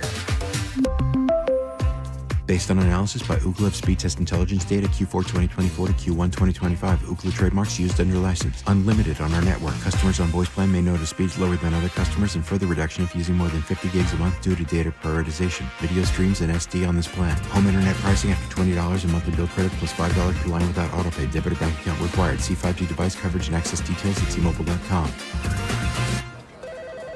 Comcast Business High Five Hotline. What's the state of your excitement? I signed my business up for the 5-year price lock guarantee, and I can't stop high-fiving people. High five! Okay, deep breath. You're in a good place. You signed your business up for 5 years of gig speed internet and advanced security, all on our ultra-reliable network. Gig speeds and advanced security? I'm so stoked! Yep, and you get it at a great rate that's locked in for 5 years. Woo! The high five is just your body's way of saying, I'm winning. So this is natural. High-fiving everyone you see in a state of business savings enthusiasm? Totally natural. Sweet! Thank you! Thank you! High five, everybody! High five! The The Comcast Business 5-year price lock guarantee is back, but only for a limited time, so sign your business up today. Comcast Business, powering possibilities. Ends 9/21/25 for new customers with qualifying bundle. Current customers may be eligible depending on services and area. Guaranteed rate applies to monthly service charge, excluding taxes and fees. Other restrictions apply. Hey, Stoke here. At Colorado Joint Replacement, your hip or knee replacement surgery is their first priority. They completed over 27,000 joint replacements since 2005, and their expert surgeons are committed to helping you get back to the life you love. To schedule an appointment, visit coloradojoint.org. Summer's not over, Rockies fans. The Dodgers, Cubs, and Giants are coming to Coors Field with promos, theme dates, and big games. Soak up the sun, the vibes, and the action. Get your tickets now at Rockies.com/tickets. Thinking about buying a home in Colorado? You're not the only one, and now might be your best shot. We're officially a buyer's market, which means you've got the upper hand. More homes are on the market, competition is down, and serious deals are out there just waiting to be found. Whether you're a first-time buyer or looking to upgrade or downsize, now's the time to get pre-approved. And American Financing can make that happen in 24 hours or less. And here's the kicker. When you work with both American Financing and their partner, American Home Agents, you can save an additional 1% up to $10,000 on your home loan. If you've been sitting on the sidelines, it's time to step in, and American Financing is the place to start. Don't let the 20% down myth stop you, and you could buy a home with as little as 3% down. And with down payment assistance programs available, getting into a home might be easier than you think. Give them a call at 303-695-7000. That's 303-695-7000, or visit them online at americanfinancing.net. NMLS 182334, NMLSconsumeraccess.org. I have 3 words for you. $10 Tuesdays. They're back at Papa Murphy's. That's right. On Tuesdays, get any large pizza for only $10. Celebrate the return of $10 Tuesdays today at Papa Murphy's. Hey, what's up, guys? It's Zach here. This August, transform your home and get more than just great curb appeal. Get free gutters when you replace your entire siding with premium James Hardie products. Don't let budgets hold you back. Choose no payment and no interest for 24 months or 0 interest for 5 full years. Flexible financing made for homeowners like you. At 5280 Exteriors, they install Pella windows, James Hardie siding, and full roof replacements, all with expert craftsmanship from a President's Club elite contractor. Call now or visit 5280exteriors.com to schedule your free consultation today. Listen up, Denver. This hour's keyword is slant. SLANT. Text SLANT to 303-713-1043 right now, and you could win a $50 Amazon gift card and qualify for the $1,000 grand prize. That's SLANT to 303-713-1043. By texting, you agree to receive an automated marketing message from DenverSports 1043 The Fan. Message and data rates may apply. For complete rules or to enter the keyword online, visit www.denversports.com/keyword. Want to partake in our contests? Check out the rules at denversports.com. Every day at 3:30, the drive comes off the top rope to hit you with the 1, 2, 3. Finally, The Rock has come back to Denver! Tape your wrists, stretch your spandex, and oil your hair. Here's Zach and Phil with today's 3 count on the drive. All right, let's come off the top rope with it! 1! All righty. Something that borders on the bizarre is happening in Denver sports right now. And what that is the Rockies are playing good baseball. They're back. I don't know about back. Back to where? Back to where? But, I mean, back home. I'll be damned. I mean, seriously, I'll be damned. The Colorado Rockies, after last night, who they beat the Dodgers, who had beat them 10 consecutive games. All right? And it was Warming Barnabell, who slapped a ground ball up the middle to bring home Ezekiel Tovar, who also had a homer, I think it was the 7th, with 1 out in the 9th inning. The Rockies walked off the big bad Dodgers, who aren't playing, great baseball out of the All-Star break. But, dude, we're not like grading on a curve. The Rockies have won 4 straight and are 6-1 in their last 7. I mean, you said it. You said it at the beginning of the season. Like, at some point, they're gonna find ways to win enough games. They're gonna be in groupings, And that's something that they're doing. Yeah, it's baseball. So a lot of games. like you're gonna win 4 games in a row. But I remember I asked our team here, it's like, will the Rockies at any point win 4 games in a row? Will they win 5 games in a row? Well, fellas, I mean, you guys behind the glass, you tell me what you think of this, but they could win their 5th in a row. Believe it or not, they're tied for the longest winning streak in Major League Baseball right now. It is crazy, but at 4 games. It is crazy, but I'll give you a number here, a couple numbers. Since the 4th of July, the Dodgers are 15-22. The Rockies are 16-22. And I saw that on Twitter today. It's wild to think that. I mean, the Rockies.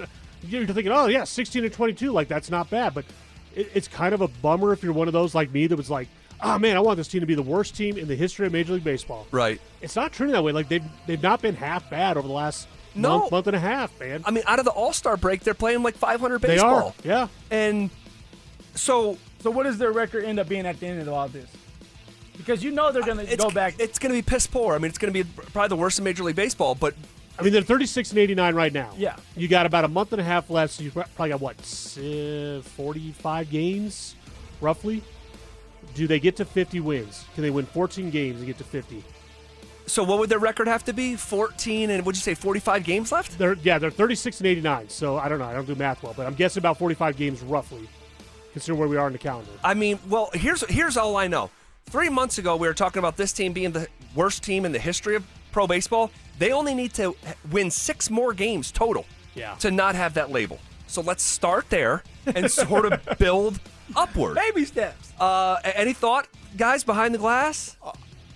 I feel like their record was always worse than the actual team that they were putting out there, and the wins are finally just kind of coming back around to meet even. So it's safe to say water's finding its level. Exactly. With the Colorado Rockies. How many games have you guys watched all year? Like, even, 3 innings at a time?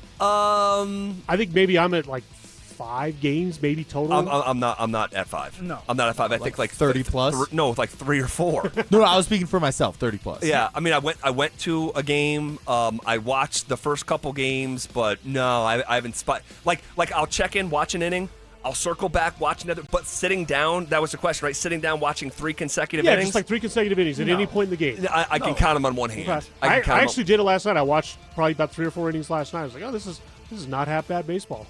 Will you do it again? Yeah, because they're playing the Dodgers. I think Ohtani's pitching at some point in this series. I want to see that. Clayton Kershaw, I think, is going tonight. So, yeah, I mean, I'm interested in seeing that I think it's Shaheen tonight. I want to say the righty, Shaheen, at least according to ESPN.com. Ahmed Shaheen. Yeah, you're right, yeah. Going up against Austin Gomber. That's right. It's Ohtani tomorrow night, Kershaw on Thursday. Okay. So, all right. Real question is, they're 9 back from the White Sox. Can they finish in not last place? What would here's that's a relevant question. But what would they have to do to hit the season over and win 59 games? What would they have to do here moving forward?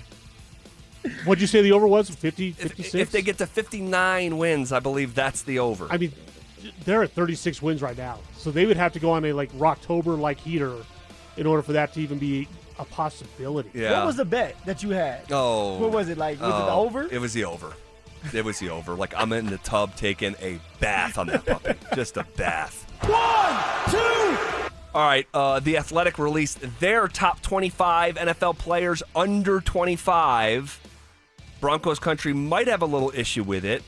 So here are the top 10. Jamar Chase, Jalen Carter, Jalen Daniels, Aiden Hutchinson, Brock Bowers. PS2 coming in at number 6, followed by Penei Sewell, CJ Stroud, Kyle Hamilton, and Amon-Ra St. Brown. No other Broncos made the list. All right. I have 2 questions. One, PS2 just won Defensive Player of the Year. Where would you have him on this list? Is this slotting fair for him? And also, Nick Benito was left off this list. Where would you have him if you were doing this list? Ooh, okay. For the Defensive Player of the Year and Pat Surtain, I would at least put him at 3. 3. Jalen Daniels at 3? Come on.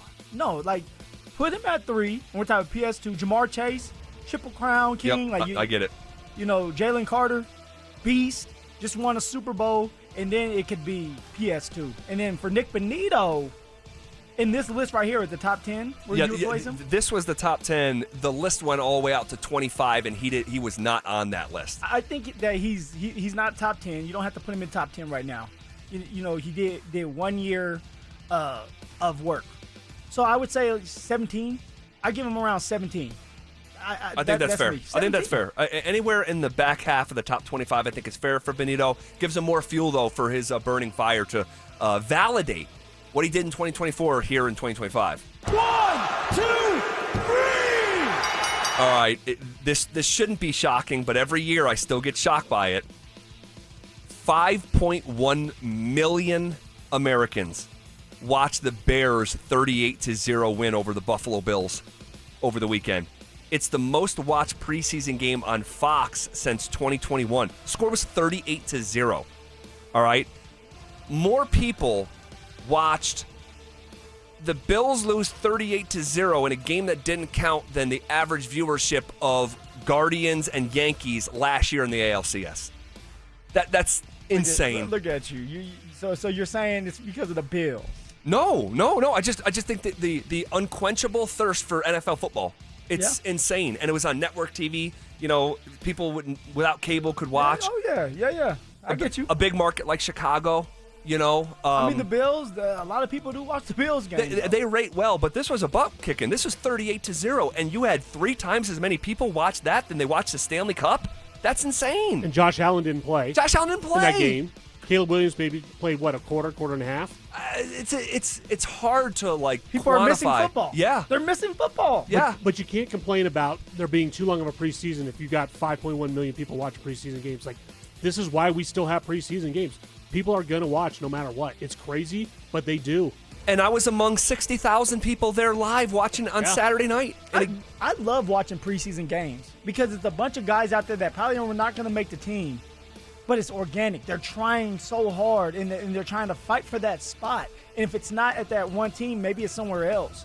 And so it's something about that where it's like they're giving everything they have. Now, when you have the money and you know that you're going to be on the team, sometimes you're not there yet. Mentally, you're waiting for the season to start. Sure. But for those guys that this will be the last time that they put on an NFL uniform, it just means something different when you think of it like that. All right, speaking of those preseason games, Pro Football Focus handed out grades for the Broncos game this past Saturday. Did it line up with what our eyes told us? That's next. Join us for the Fan Golf Tournament benefiting the Arthritis Foundation Colorado. Monday, August 25th at 1:30 p.m. at the club at Inverness. Don't miss this 4-person scramble, followed by dinner, awards, and a live auction with all proceeds benefiting the Arthritis Foundation Colorado. Book your foursome now at DenverSports.com/club. Denver Sports 104.3. The Fan. Americans may not agree on much, but we agree on Social Security. We all pay in. It ought to be there when we need it. Social Security could face a funding gap in less than a decade, and I don't want to see a pay cut. I'm with AARP in the fight to protect the Social Security we earned. Pledge to protect Social Security at aarp.org/weearnedit. That's aarp.org/weearnedit. Paid for by AARP. This is the story of the one. As a safety manager at a manufacturing plant, he does everything he can to keep his coworkers safe. From finding ways to reduce risks to keeping safety supplies in stock. And for that, he relies on Grainger. Grainger offers a broad range of quality products and next-day delivery, so he can always play it safe. Call 1-800-GRAINGER, click Grainger.com, or just stop by. Grainger, for the ones who get it done. I didn't just lose 82 pounds in 16 weeks. I lost fear. I lost shame. I lost that nagging voice in my head that told me I couldn't do it. I thought weight loss meant being hungry or miserable. Soda showed me something different. I wasn't starving. I wasn't white-knuckling it throughout the day. I was learning. I was eating real food, texting my nutritionist when I had a question or hit a wall. People asked if I'd do it again, and I tell them I do it twice. Because when I got back, my energy, my focus, my sense of control. This isn't about fitting into skinny jeans. It's about showing up for life. Go to SOTAweightLoss.com. Click the Request Your Nutritionist callback. SOTA, it stands for State of the Art. SOTAweightLoss.com. You can do this. You know how I know you can do it? Man, I did it. And I like to eat. SOTAweightLoss.com. Soda is, say it with me, state of the art. Why wait for the weekend to Twin Peaks is serving up scratch-made food and pouring cold drinks every night after dark. Come experience the best late night in the league any day of the week. Only at Twin Peaks. Eats, drinks, scenic views.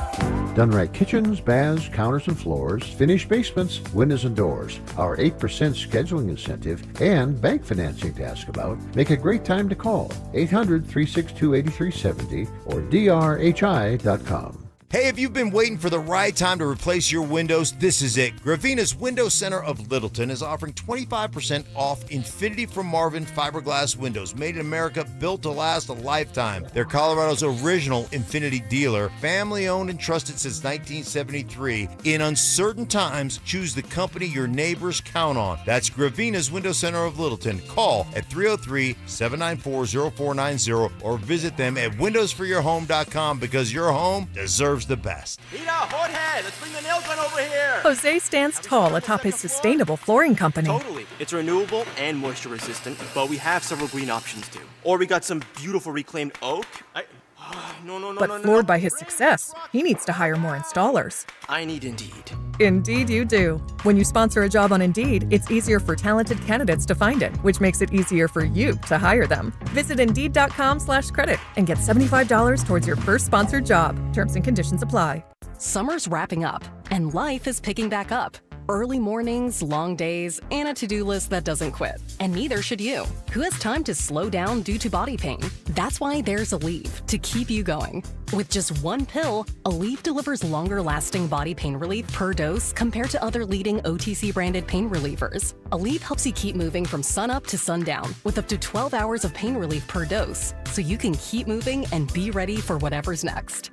Use as directed. Attention golf lovers, the city of Aurora has you covered this season. With 5 beautiful courses to choose from, there's something for everyone. What's up, guys? It's Zach here. Meadow Hill's slowly becoming a favorite of mine. What's not to love about an old school tree-lined classic? And it's in our backyard. This former country club is a must visit if you are in the Metro Denver area. Add it to your golf checklist now and thank me later. For more info and to book a tee time, visit golfaurora.com and give them a follow on Facebook, X, and Instagram. Denver Sports 104.3 The Fan presents The Drive with Zach By and Phillip Lindsay.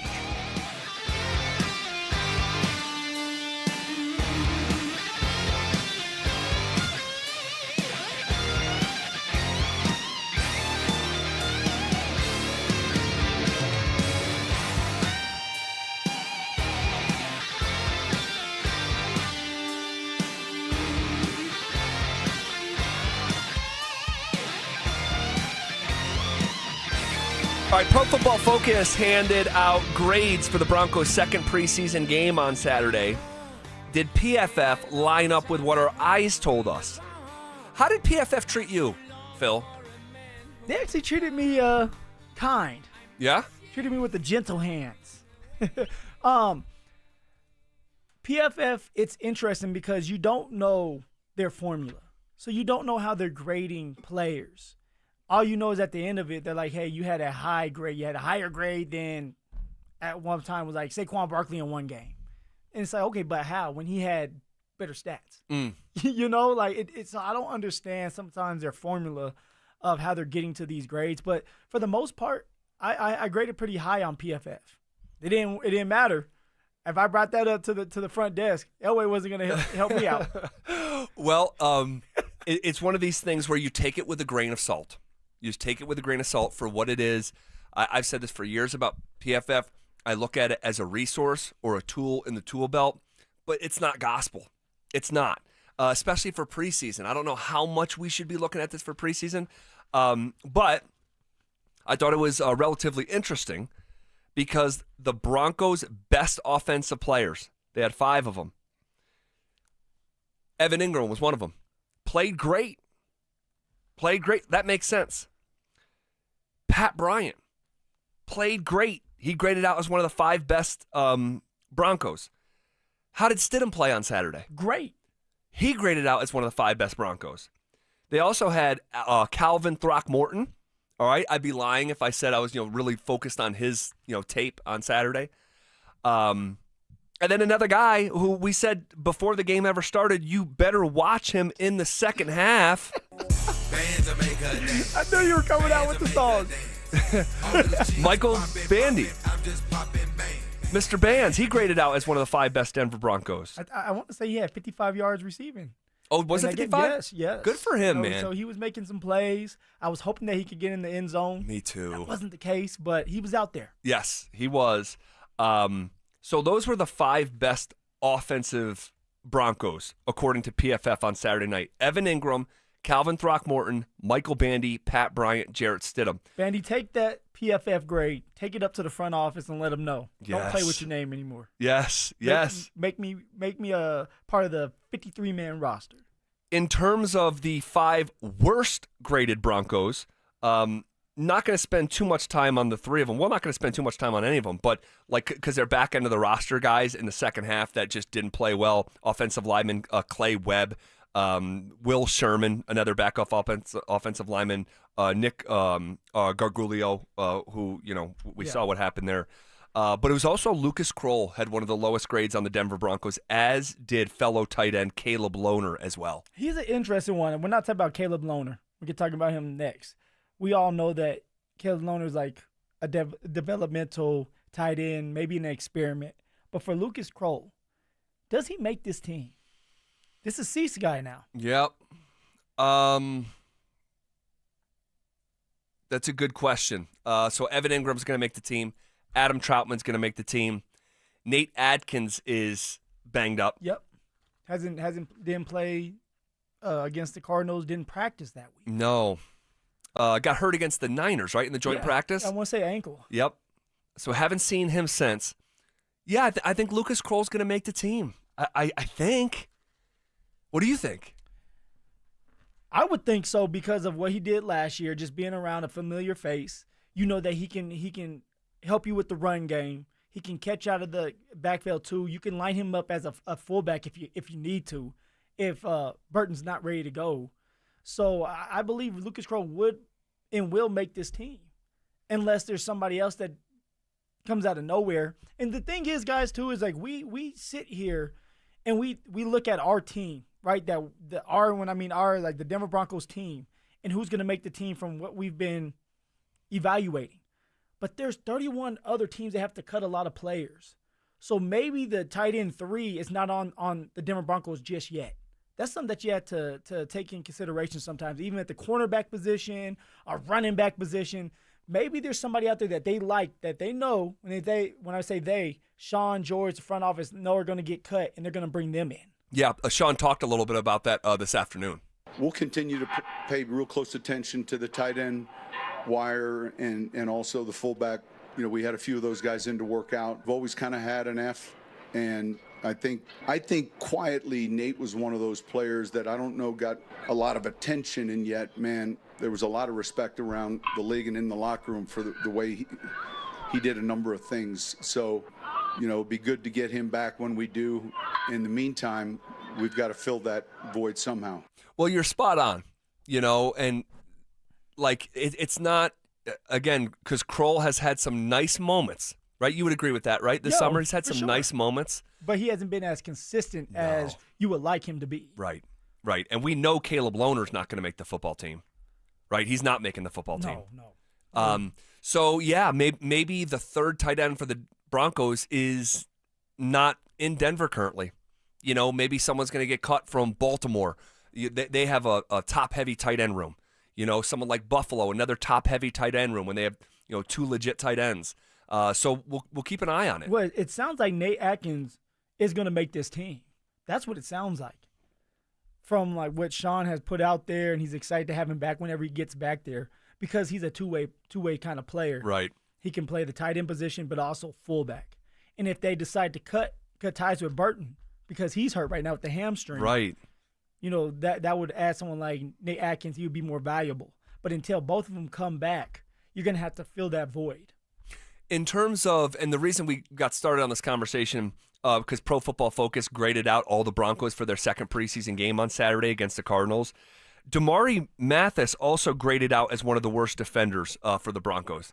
Is he not long for Denver here in 2025? Well, this is where like the broadcasting thought that Jaquan McMillan was in coverage, and it was really Mathis. It was.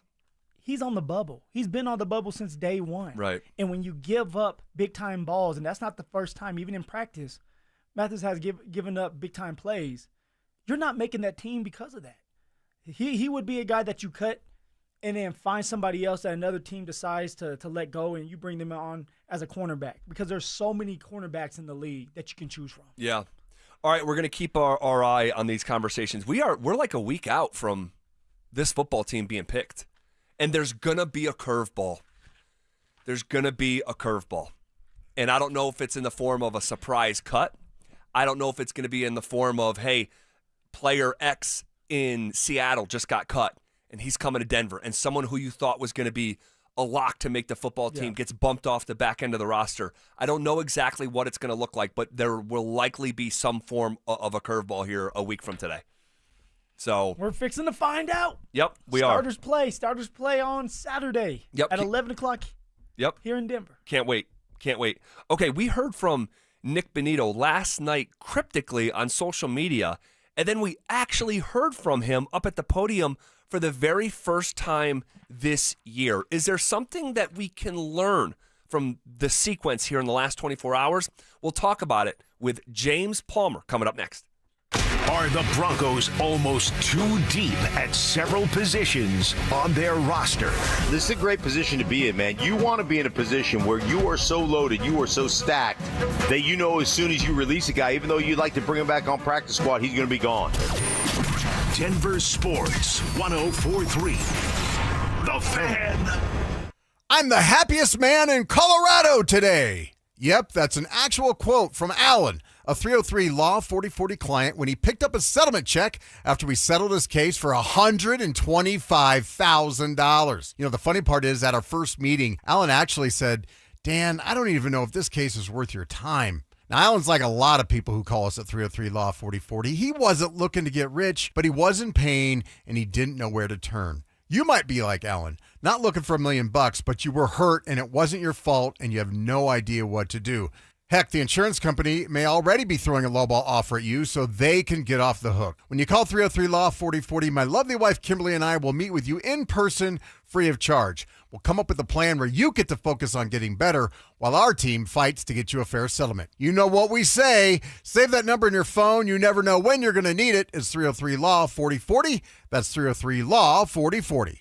Most people don't think about their garage door until it stops working. Hi, I'm Tommy Mello, owner of Don's Garage Door Service. A noisy garage door is a cry for help.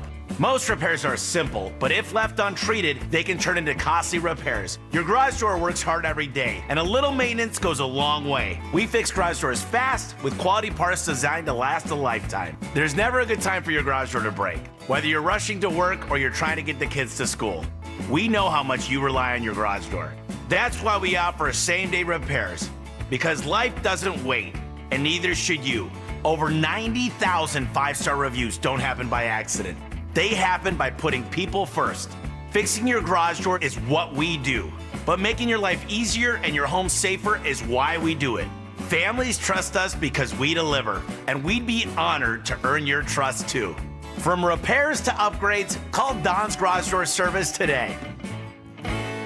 I have 3 words for you. $10 Tuesdays. They're back at Papa Murphy's. That's right. On Tuesdays, get any large pizza for only $10. Celebrate the return of $10 Tuesdays today at Papa Murphy's. Donnie here with Fitness Gallery, where we believe there's nothing more important than your health. I'm thrilled to invite you to our biggest event of the season, the summer clearance sale happening right now at all 7 of our Colorado locations. Save up to 50% off on select premium equipment. Hi, I'm Terrell Davis, 2-time world champion and Pro Football Hall of Famer. That's why I made the smart move to invest in fitness equipment with Fitness Gallery. It's a game changer.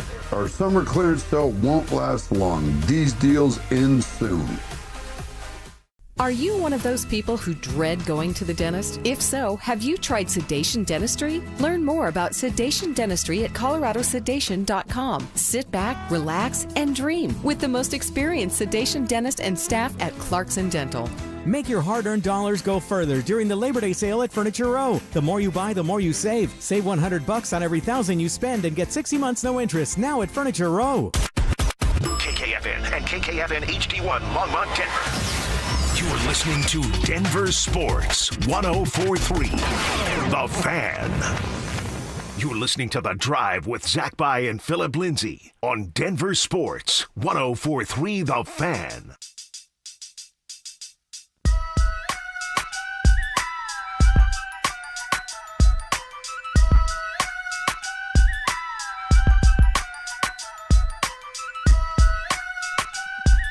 All right, we got our guy James Palmer with us, hanging out, veteran NFL reporter, with us in the fold for another year, and we'll be checking in with him on Tuesdays like this. And James, I got to start with one of the bigger stories of the Broncos, which had, we don't have a development, but I think we do have some form beneath the surface of a development. Nick Bonito had a social post last night that said, Plan C. If you know, you know. And then today, for the first time in 2025, we did not hear from Nick Bonito at OTAs, mandatory minicamp, all of training camp. We just haven't heard from him. And Broncos made him available today at the podium, not off to the side. Does it feel like things are getting close? What do you know here? Yeah, I think he'd like to. How you doing, guys? I think he's shown you enough. The market is only at that position going up, right? We've seen, and you have to be cognizant of this if you're Shawn Peyton and George Payton, of certain positions and how they're moving in the offseason, and in particular off seasons. The receiver market, the pass rusher market are skyrocketing right now. Oftentimes, that's why people like Howie Roseman in Philadelphia get deals done as soon as possible, and they're sitting there stealing Devontae Smith as a receiver with the contract that he had. So getting deals done sooner than later is something that I know Denver wants to do. Developing their own, a second-round pick who's become one of the best pass rushers in football is a priority. You've seen the culture that they've quickly established. It's what you want to do. It's what Darren Muji went and did with the Jets when he left Denver, because he saw the way Peyton and Peyton do it. And so, yeah, getting a deal done is important. I don't think, and I saw the question, this is tied to Micah Parsons in any way. I think this is individual of its own. The two guys that had, the guys that had more sacks than him and Myles Garrett, I think it was, and Trey Hendrickson, guys got deals. But at the same time, I think he knows where he's slated. And I think something can happen sooner than later for sure. There was a thought at one point, I think, that they wanted to see some time during the season to see, if this would continue when he gets more chips, which he didn't get them like some of those other guys I mentioned. They're at the top nearly as much as those guys get it, and see if he continues to produce on another year like this. But I think that thinking has kind of flipped a little bit. James, you got Nick Bonito, and you have the stuff going on with his contract. But then you have on-the-field battles going on. And Zach and I we've been going back and forth about the nickel position. You have Jaquan McMillan and Jahdae Barron. And Zach's saying that, hey, Jahdae Barron, the first-round draft pick, he will start week 1. I'm on the other side of it saying Jaquan McMillan will start week 1. And then when you go into that preseason game, Jaquan McMillan, he wasn't dressed. He wasn't dressed to impress. He was sitting there eating seeds, and you have Jahdae Barron out there taking reps. Who do you think is going to be the week 1 starter at nickel, Jahdae Barron or Jaquan McMillan? Well, I don't read too much into the preseason entirely in the game, Phil. I do know when you have a rookie that you're expecting to come in and play meaningful snaps right away, you want him playing in the preseason, right? Yeah. You want him to get sniffs of the NFL. You want him to understand the speed of the game. You want him dressing in the preseason because you know you're going to put him in a big role. I'm of the camp, and this isn't, for some reason, the thought process across universally the league is you can never have too many corners. Like, there's some GMs that really go, you got to draft tackles and corners every single draft, because when a corner goes down that you're counting on and you're thin back there, it's exposed with the passing league that we're in now immediately. And so I do think J-Mac is one of those players where you kind of go, man, does Shawn love him? I don't know. Does he give up a play? Yeah. Does he bounce back and make a big splash play after he does? Yeah. And so, he's an interesting player to really evaluate. But they had a distinct plan on what they want to do with Barron when he came in. And I think Riley Moss has played a factor into this, the way he's played on the outside, because you wanted to evaluate that as well. We've seen Barron play out a little bit. We've seen him play in mostly, obviously. I think you obviously have the ability and the flexibility to put your best players on the field. And I think the deeper you can be in the secondary and the more flexible you can be in the secondary, more looks you can give offenses. And I think that's really the part that VJ wants to do with this secondary. So however he mixes it up, the talent and the versatility that Barrett has. That's why he was picked where he was at. Yeah. But I think J-Mac has kind of made it a little bit difficult with the way he's played and made splash plays, because turnovers and creating turnovers is a big deal. And he's been able to do it. We've seen it in games and we've seen it in practice during this camp. James, and we're chatting with James Palmer here. We got the news earlier today out of Indianapolis that Daniel Jones is now the full-time starter. Not a short lease. This is a season-long decision. Sidebar, I'm not sure this is happening if this was last year when Jim Irsay was in the fold, and rest in peace. And I think that maybe the coaching staff has a little more autonomy to make that decision and move past the fourth-round pick. But you look at the Broncos' schedule and the way it sets up, James, I think the most winnable home game of the entire season is Tennessee, and that's week 1.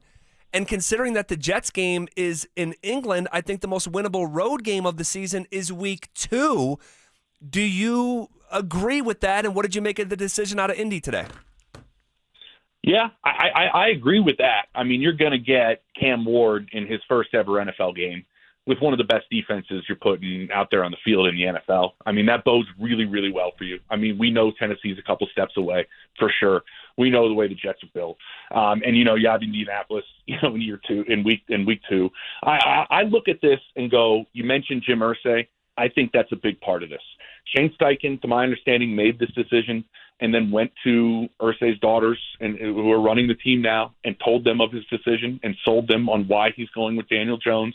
And I think you have to remember, Chris Ballard has been there in the GM spot for a long time, like 9 years now.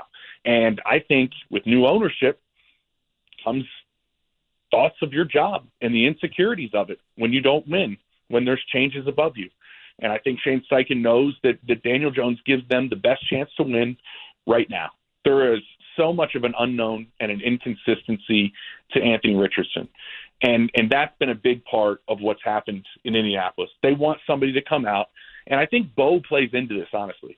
Somebody to come out, and this was so big for Shane, to run the offense, run it well, be accurate, be consistently accurate, run things at the line of scrimmage, not have high splash plays that Anthony Richardson can do, but have really low lows.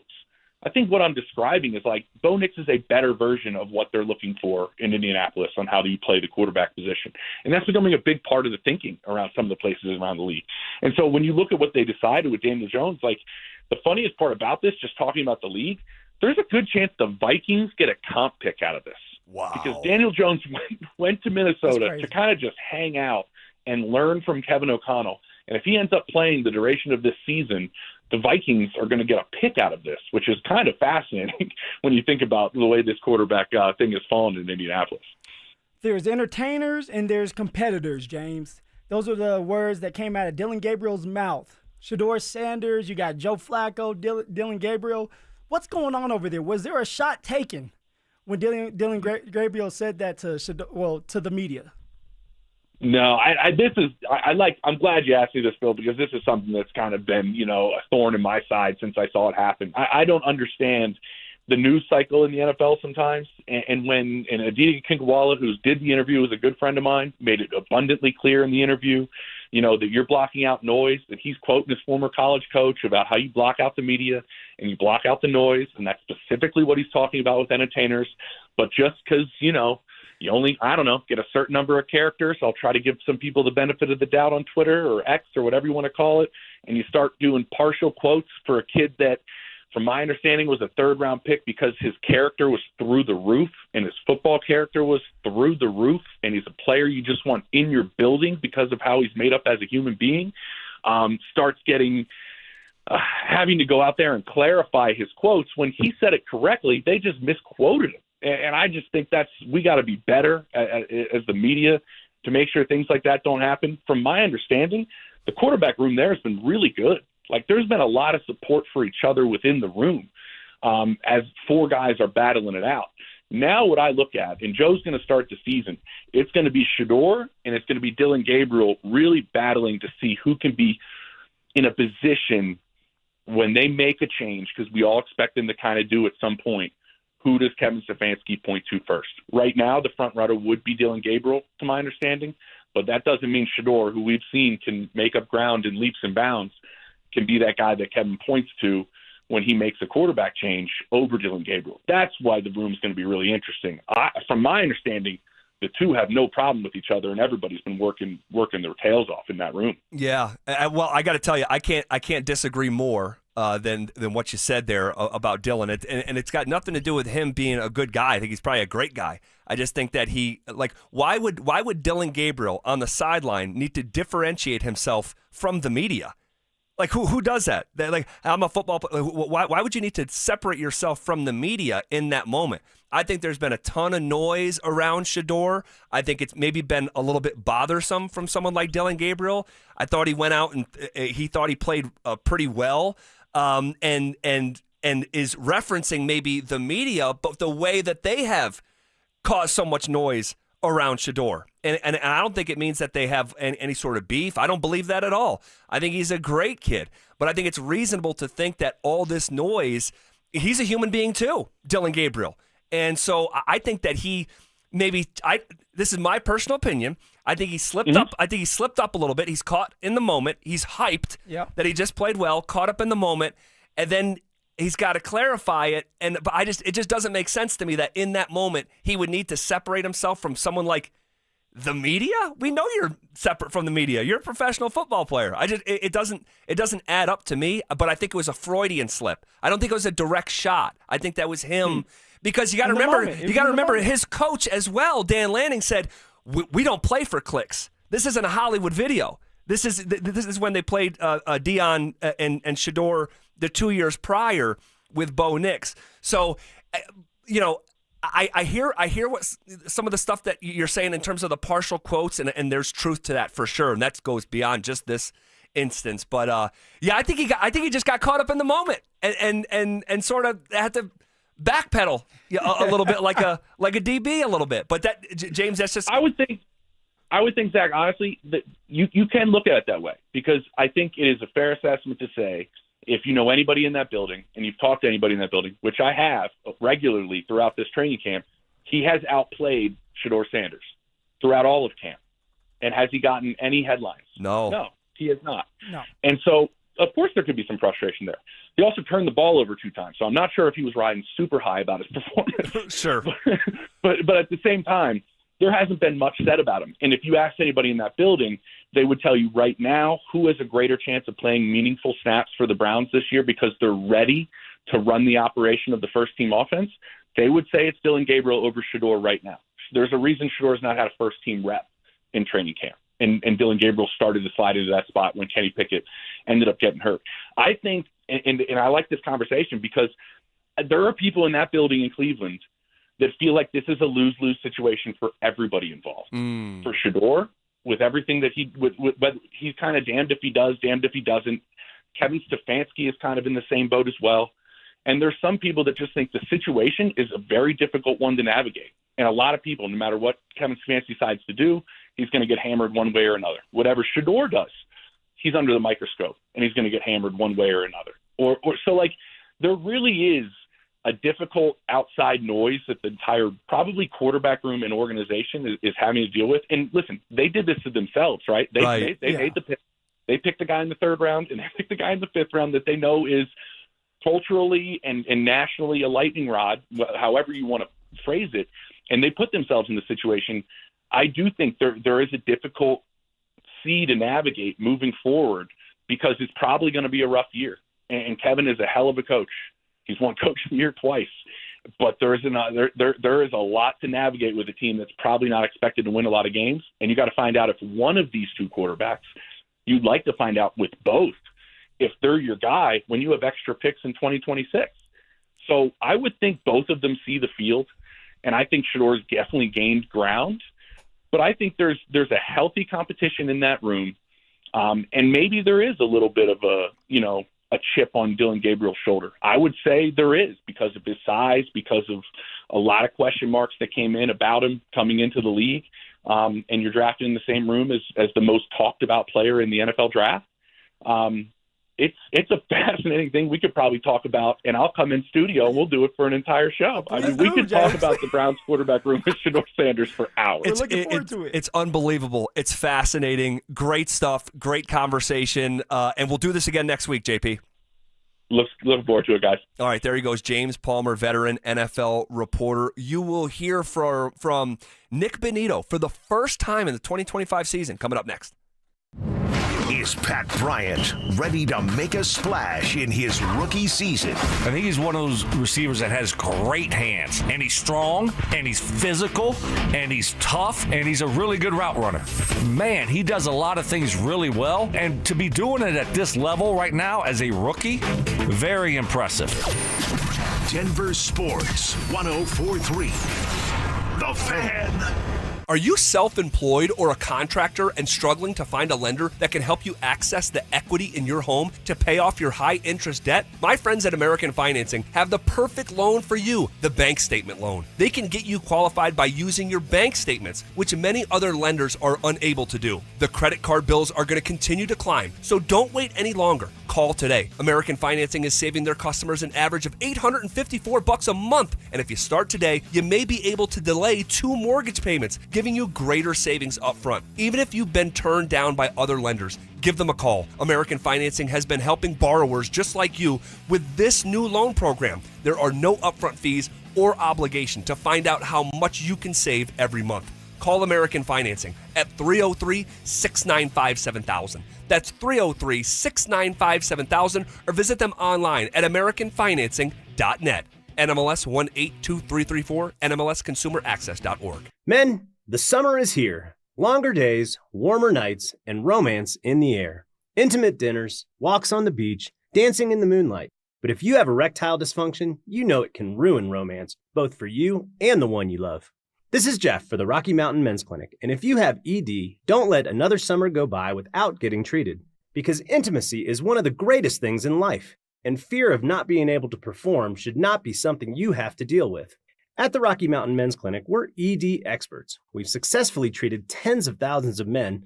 Our protocols work when others don't, and we have treatments that are effective in well over 90% of cases. You could even last up to an hour or more and perform like you haven't in years. So call us. Your initial appointment is only $99 and includes blood work, a medical consult, and if medically advised, a test dose. And if that test dose doesn't work in the office, your visit is free. Call 720-440-7900 or go to RockyMountainMen'sClinic.com. Worried about market losses? If headlines are keeping you up at night, it's time to take control. Hi, I'm Jeff Jr. with Trajan Wealth, and I know you've worked hard to save. But in times like these, what if can turn into what now? If you're planning to retire or are in retirement, you need a strategy that helps protect your future. At Trajan Wealth, you can capture market gains, protect your account from losses, and guarantee income for life. Right now, you could receive a bonus of up to 30% or annual growth of up to 10% for retirement income. You heard me right.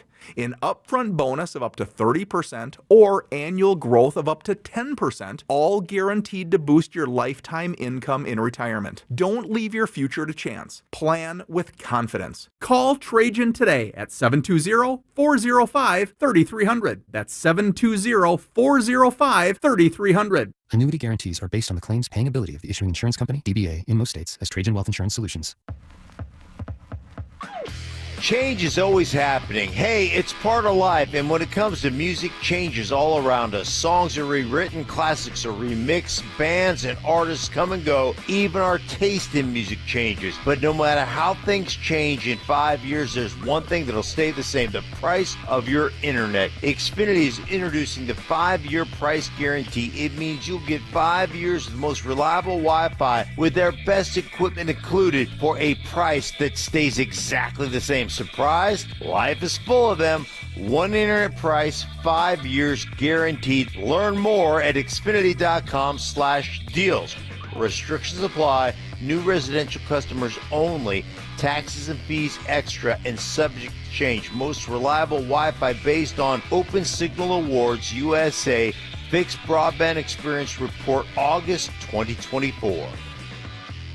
Apprenticeships allow workers to earn while they learn and provide businesses with a pipeline of talented employees. Colorado employers in emerging industries can earn tax credits for apprenticeship programs. Learn more at apprenticeship.colorado.gov. Brought to you by the Colorado Department of Labor and Employment, the Colorado Broadcasters Association, and this station. The Tree Farm's 50-cent tree sale starts Thursday, August 21st. Buy the first tree at regular price and choose a second tree for only 50 cents. 4-foot-tall Taylor upright juniper trees are perfect for privacy screens. Now get 2 for $170. Or make your small yard beautiful with a medium-sized flowering tree. 6 to 8 foot tall autumn brilliance serviceberry tree. Now get 2 for $240. Come see. I-25 to exit 235. Then 5 miles west to the Tree Farm. Listen up, Denver. This hour's keyword is zone. Z-O-N-E. Text ZONE to 303-713-1043 right now. And you could win a $50 Amazon gift card and qualify for the $1,000 grand prize. That's ZONE to 303-713-1043. By texting, you agree to receive an automated marketing message from DenverSports 1043 The Fan. Message and data rates may apply. For complete rules or to enter the keyword online, visit www.denversports.com/keyword. It's The Drive with Zach By and Phillip Lindsay on Denver Sports 1043 The Fan.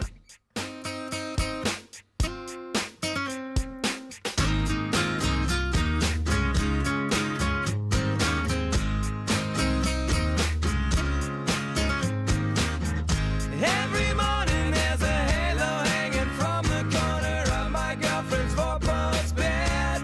All right, really good conversation with James Palmer. And we could have probably kept doing that for a while, to his point. And it's incredible, the amount of reaction, people, weighing in. And it's a story from over the weekend. It's not as relevant today, but I felt bad not giving him pushback because we had the conversation yesterday, and the more we talked about it, really the four of us, Dante and Drew as well, the more we talked about it, it's like, wait, it just doesn't make a lot of sense at all. It still doesn't. I mean, come on, it was a shot. James knows that. Well, I don't know. He laid it out well. Well, his argument. Sometimes you get the right pushback and you start to maybe rethink how you think about it. And I'm not saying that's what just happened, but I know I've changed my mind on pushback, and I'm like, man, I need to think about this a little bit more. And we'll hear from Benito in just a second, but I think sometimes things are easy to follow. It's not a hard story to follow.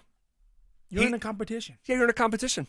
And to think that this wouldn't be weighing heavily on his mind and all the pomp and circumstance and attention around Shedeur, that town going crazy for Shedeur, #1 jersey sale, all that. I remember Melvin Gordon getting pulled over and on the body cam, and he's talking about his competition with you. I know. I was living rent-free in his head. No kidding. But it's normal. It doesn't mean that It's Dylan human. Gabriel is any sort of he's Human probably nature a thing to do. great kid, but he hasn't been getting any of the run from a commentary standpoint. Shedeur's got it all. Shedeur played great. He goes out there. He thinks he plays pretty well. Well, tell me this, because James said it earlier, and I know we're going to get ready to talk about Nick Benito. But shouldn't Shedeur Sanders get an opportunity to get some 1 reps? Why wouldn't you give that man at least an opportunity to get 1 reps? Why is it just Dylan Gabriel, Pickett, and we know Joe Flacco's the starter? Yeah, I would. My simple answer is that he's not in the coach's vision, and he never was, and he was assigned Shedeur. So it's like that's my wife's kid from a previous marriage. Yeah. I got to look after him and stuff, but that's not my boy. Like that. Yeah, no, it's the truth. That's something that happens all the time. But if he's not in your vision, don't just keep him there. Because now what? You cut him. Like James said, you're damned if you do, you're damned if you don't. Are you going to cut him? Are you going to trade him? But that coach isn't picking the team. The guy who assigned him Shedeur is. I'm thinking of Vance Joseph, too, in my head. Vance Joseph was the coach of the Broncos. But he was told what was going to go down. Oh, yeah, he told all of us. When they picked the team, the people upstairs, the front office in Elway picked the team, VJ, that first day we were all back and we had the 53-man roster ironed out, he specifically said, hey, guys, they do all the picking, and then they send me a piece of paper with the 53-man roster and tell me this is what I have to work with. Yep. And this is what you guys, who you guys, like, this is who you guys are right now. The 53-man roster. So let's go out there and try to win as many games as possible, try to get to the playoffs. That's exactly what VJ said. He had no control. No, and I think, or I'd like to think that Kevin Stefanski has more control in Cleveland than VJ did. He's just got more equity built up, but at the same time, it's just the whole dynamic over there. It could be a little documentary. It could be a little documentary, like a little mini-series. Maybe not a documentary, but like an E60. Maybe not the 30 for 30, but like an E60. Here's Nick Bonito earlier today speaking for the first time in the 2025 season, talking about the contract talks. Yeah, I mean, they're going well. I feel like there's been good communication on both sides. I think, it's just my agent. I feel like he's one of the best in the game. I feel like I got to trust what he's doing, and knowing how they feel about me upstairs, I feel like something will get done, but it's just a matter of when. And, until then, I just got to keep doing me. Just knowing what I know, I don't think, when I say knowing what I know, like the experience I have, the PR department, in my opinion, would not be rolling out Nick Bonito on August 19th when you didn't roll him out in OTAs, you didn't roll him out in mandatory minicamp, you didn't roll him out for an interview during, training camp in the broadcasting period when, folks were there more than they are now. But he's coming out there today. I actually think that's meaningful. Well, then tell me this. When you're listening to him, he doesn't sound extra happy. I mean, my man's getting ready to get paid a lot of money. If things are going well, which I do believe they are, you would be excited saying, hey, at some point it's going to get done. He continues to say, all I need to do is trust my agent. So obviously this is an agent thing where Nick Bonito wants to get it done. They're close to this contract, but the agent's like, hey, hold on now. Like, let's calm down. You're paying me a lot of money, 3%, to make sure that I do my job. Probably give you a little bit more than you think I can. That's why you hire agents. And so that's why he's like, hey, I got to trust my agent, got to trust this process, trust the Denver Broncos in what they're saying. And what they're saying is they want to bring him back. They want to pay him and for him to be here for a very long time. It's just like little things like that, though. It's like, why don't you sound as happy as you should when you know you're getting ready to get a big-time contract? Maybe you thought you were going to get it 3 months ago. Yeah. It's this waiting game. Like, really? Like, we're still in this holding pattern? Like, I think part of it might just be, like, he's got a very chill personality, too. So I think maybe that's a part of it as well. Again, just sort of guessing. But I will say, and speaking of more guessing, it's a Hot Take Tuesday presented by Papa Murphy's. Order your pizza for pickup today. My hot take today here on Tuesday, August 19th, this contract is getting announced before kickoff on Saturday. Ooh. I have to agree with you. I want to say it's spicy, but it's not. They're close. Nick Bonito's at the podium. I wouldn't be surprised if we get some news tomorrow or the next day, but it's coming. Yep. Ramslaw.com text line. Bonito's going to screw around and become a backup to Jonah Ellis, who's a better all-around player. I'd say you got to pump the brakes there a little bit. Come on. I mean, 13.5 sacks, getting better every single year. They're gonna get a contract done. He's gonna be here for a long time, and he is our starter. Yeah. The get off is insane, guys. I'm talking about Nick Bonito and his get off.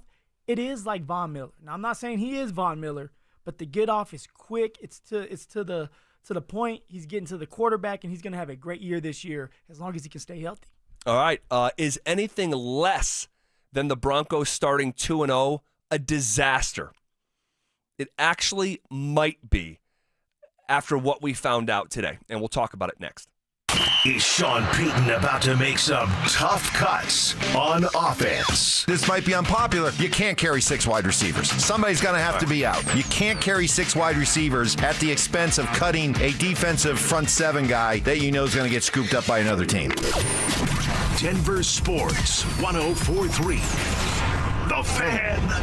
I'm still going for it, even with higher stroke risk from atrial fibrillation and a regular heartbeat not caused by a heart valve problem. Over a 3-year study, Eliquis apixaban tablets reduced stroke risk better than warfarin, and over 97% of Eliquis patients did not experience a stroke. A first stroke occurred in 2.9% of warfarin patients versus 2.3% of Eliquis patients. Don't stop prescription Eliquis without asking your doctor. Stroke risk may increase. Eliquis can cause serious and potentially fatal bleeding. Don't take if you have an artificial heart valve, abnormal bleeding, or antiphospholipid syndrome. While taking, you may bruise more easily or bleed longer. A spinal injection increases blood clot risk, which may cause paralysis. Get medical help right away for unexpected bleeding or bruising, or back pain, tingling, numbness, muscle weakness, or incontinence. Aspirin products, NSAIDs, SSRIs, SNRIs, and blood thinners increase bleeding risk. Tell your doctor about planned medical or dental procedures. Learn more at Eliquis.com or call 1-855-ELIQUIS. I have 3 words for you. $10 Tuesdays. They're back at Papa Murphy's. That's right. On Tuesdays, get any large pizza for only $10. Celebrate the return of $10 Tuesdays today at Papa Murphy's. You still have 40 million plus vehicles globally that are driving around with a potential ticking time bomb, a grenade in either their steering wheel or their dashboard. When we look to what injuries may have transpired from a defective airbag, we generally see loss of vision in an eye, or we see facial lacerations. We also see hearing loss. Unfortunately, we started seeing death after death after death. When that passenger airbag exploded, it basically degloved his entire face. He lost his nose, he lost his right eye. The type of catastrophic injuries that one is more accustomed to seeing in a Hollywood movie, not something from a device in an automobile that's supposed to protect you. Morgan & Morgan has a national reach in terms of handling and prosecuting cases, notwithstanding the team of lawyers that we have collected that focus only on product liability day in and day out. Morgan & Morgan. Visit us at badairbags.com for an office near you. Prior results do not guarantee a similar outcome. What's better than a free meal? How about a free meal and a trunk full of free groceries? Yep, we've got it for you. It's the best free meal in all of Denver. It's every first and third Thursday of the month at Smoky Hill and Arapahoe Road in Aurora at Eastern Hills Community Church. You just pull up, pop the trunk, we'll put groceries in the trunk and pass you your meals through the window and you're off and running. There's no questions asked. So if you need it or you know somebody that needs it, it's every first and third Thursday, Smoky Hill and Arapahoe Road. The Wilhite Law Firm handles accident cases differently. If you're injured, we'll drive to your home, return every call, and keep you updated. After an accident, you want Wilhite. Get your free case review right now. Just call 303-GOOD-LAW today or visit WilhiteWins.com and win big with Wilhite. Hey guys, Mark Schlereth here from my friends at Spine One. Let me ask you a question. You live with back pain, neck pain? Well, my guys at Spine One, they're an emergency room for back pain with same-day appointments. They'll see you and they'll get the journey started. And that's exactly what I did. Whether it's chronic pain, acute pain, work-related, sports-related, doesn't matter. All you got to do is pick up the phone and start your journey just like I did toward pain-free. 303-367-2225. That's 303-367-BACK. Or as always, you can find them online at spineone.com. Denver Sports 104.3 The Fan presents The Drive with Zach By and Phillip Lindsay.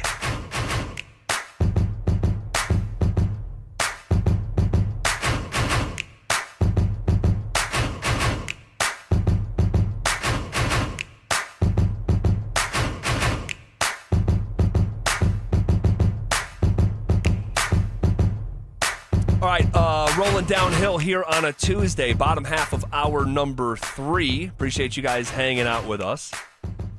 I asked the question going into the previous break, is anything less than the Broncos starting 2-0 a disaster? And I know someone might hear that and be like, oh, that's hyperbole. Oh, you're exaggerating. You know, that type of thing. It's so early in the season. How could 1-1 be a disaster? Well, we get the news today that Daniel Jones is going to be the starter for the Indianapolis Colts. All right. And Jones is 20 games under 500 as a starter in the NFL. 24 wins, 44 losses. He's got 70 touchdown passes and 47 interceptions. You're looking for like a 2-to-1 touchdown ratio, 2.5, 3-to-1, something like that. He is 1.4 touchdowns for every pick he throws. All right. He's played Denver once in his career. He lost. Right. That was I think in the 2020 season. So not as relevant. That was 2021 season. when Broncos had Giants, Jacksonville, and the New York Jets to start the year. And we looked at that schedule, and those were the top 3 draft picks. Was that with Teddy two gloves? You're on it. Okay. And we say you have to start 3-0. Yeah. If you want to make a playoff push, you have to beat who were the 3 worst teams in football the previous year. We get the Daniel Jones news. All right. This comes a couple days after a preseason game, which Jones completed 7 of 11 passes for 101 yards. All right, they're going to give him the start over Anthony Richardson. Phil, we looked at the schedule, man, and we had already established before today that of any home game on the Broncos schedule, the Tennessee Titans in Cam Ward's first game was the most winnable home game on the schedule. In terms of the road games on the schedule, Phil, these are the road games on the schedule. Tell me if there's another road game that you would slot above the Colts game as more winnable than week 2. At the Chargers, is that more winnable? No. No. At Philly? No. At the New York Jets, but they're not playing here in the States. They're playing in England. So you can't count that. It's just not in the same sort of category. Yeah. At Houston? Nope. At Washington? No, they were 60 minutes away from the Super Bowl. At the Raiders? No, now you can split, but it's tough. It's a hostile environment over there in Las Vegas. And with Pete Carroll as the coach, Geno Smith as the quarterback, maybe the best tight end in football. Got a running back that was drafted high. Like, it's going to be tough. Mad Max still. Mad Max. They're just going to be a way more competent operation. And then at Kansas City. That's not more winnable, right? So if you believe, Phil, and I co-sign every single one of those. So if you believe us that the Indianapolis Colts is the most winnable road game of the season, that means the most winnable home game and the most winnable road game are literally weeks 1 and 2.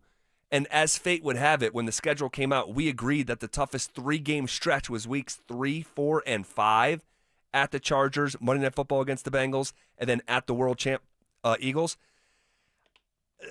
You don't want to get carried away. No, you kind of, Zach, you have to win. You must win. If this is a playoff team, if this team, the Denver Broncos, are supposed to win a Super Bowl this year or get close to it, you have to beat the teams that you're favored to beat. You have to be able to beat a team that has a rookie quarterback with the Tennessee Titans. You have to be able to beat a team when you're going through a quarterback controversy between Anthony Richardson and Daniels. So, for me, if you don't win these first 2 games, how are you expected to beat the Chargers, the Bengals, and Philly? 3 tougher opponents. You have no margin for error. You could be in a hole before as the season's starting. It's a tune-up. These 2 games, Tennessee and Indianapolis, those are tune-up games for the real work. Now, it's impressive when I went back and I did some research on Shawn, the Super Bowl year for Shawn. And for Shawn, in 2009, 2010, that season where they won the Super Bowl and beat the Colts, Shawn went 13-0 at the beginning. The first 13 games, they went undefeated, 13-0. I did not realize that. And then the last 3 games, they got beat, and then they found a way to kind of turn it back on. If this is the same kind of feeling that Shawn has with the new Denver Broncos, they have to start fast. And then they go from there. Find your identity early.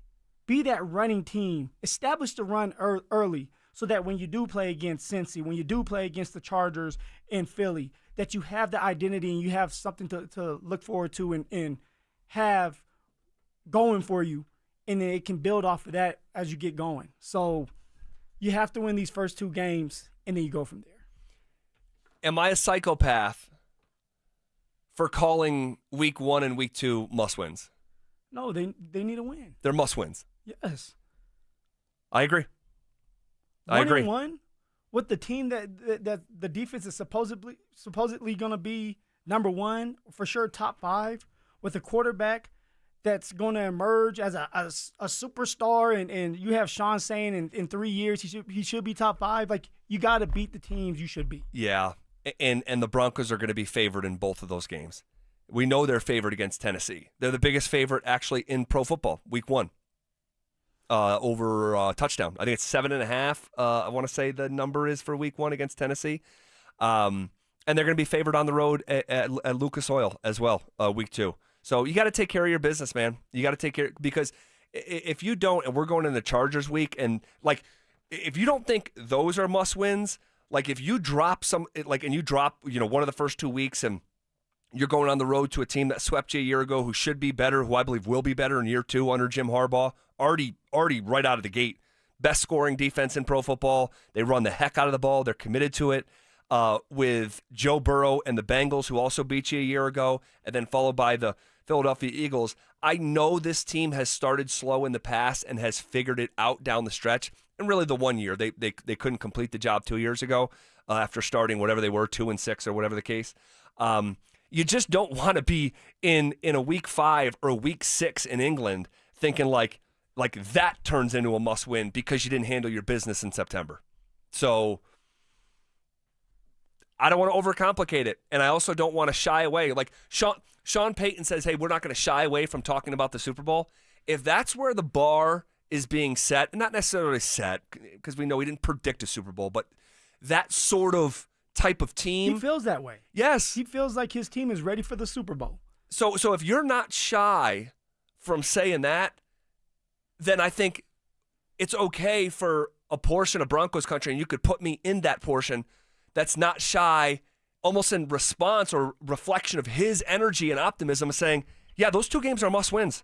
And I know they're in September. And I know it's week 1 and 2. And to a lot of people, they're not going to co-sign it. That's okay.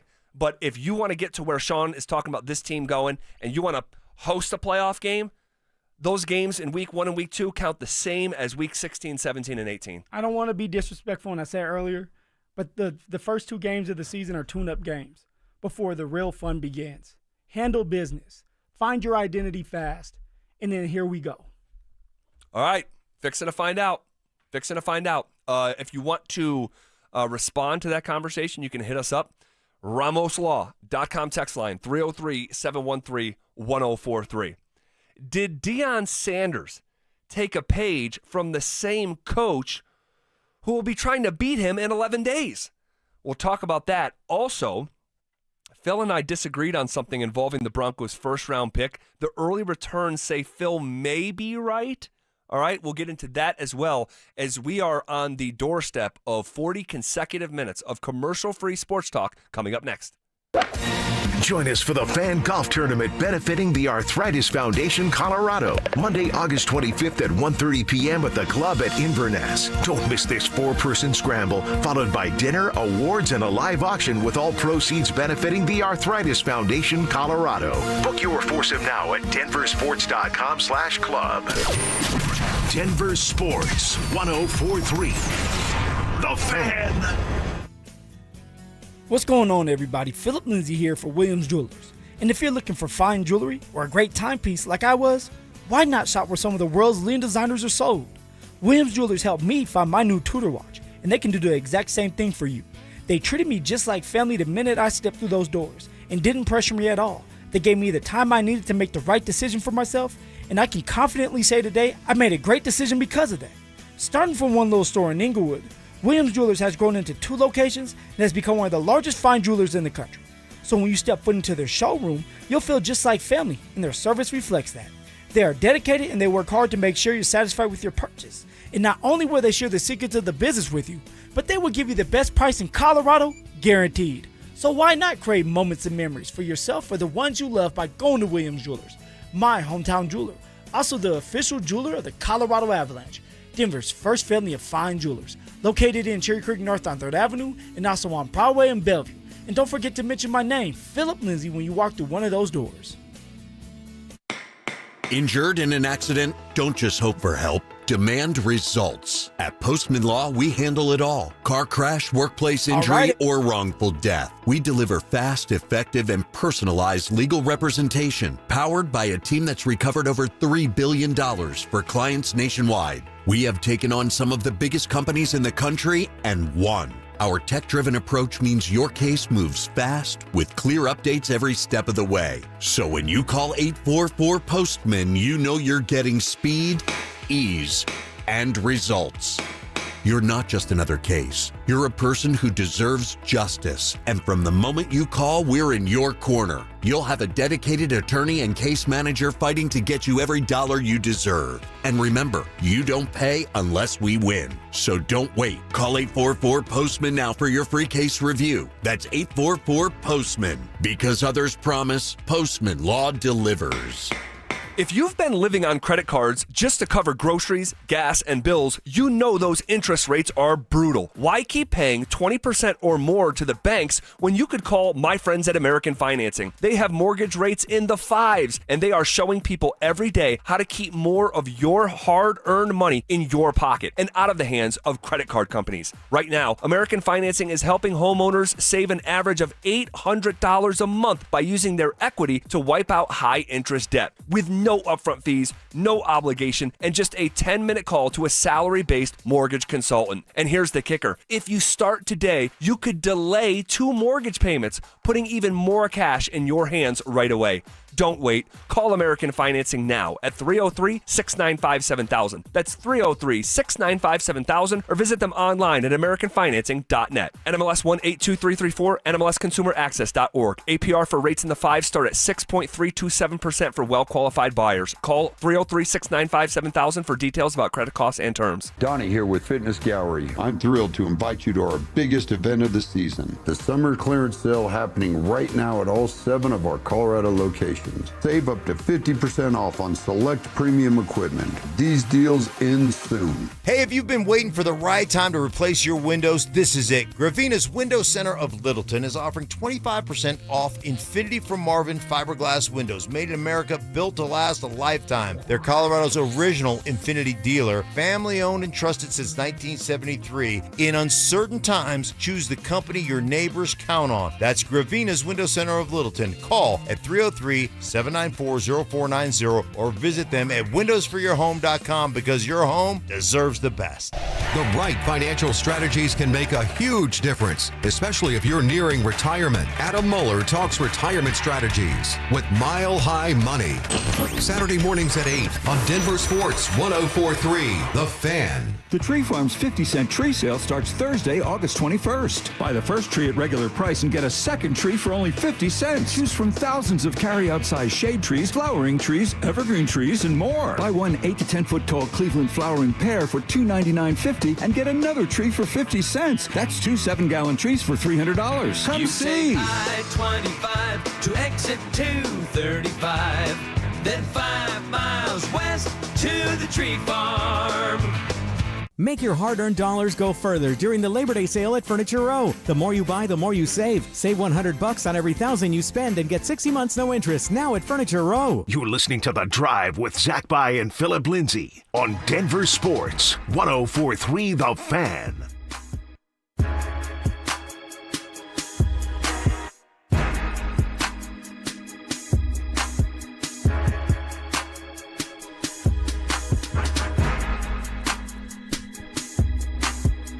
All right, rolling downhill here on a Tuesday. Appreciate you guys rocking with us.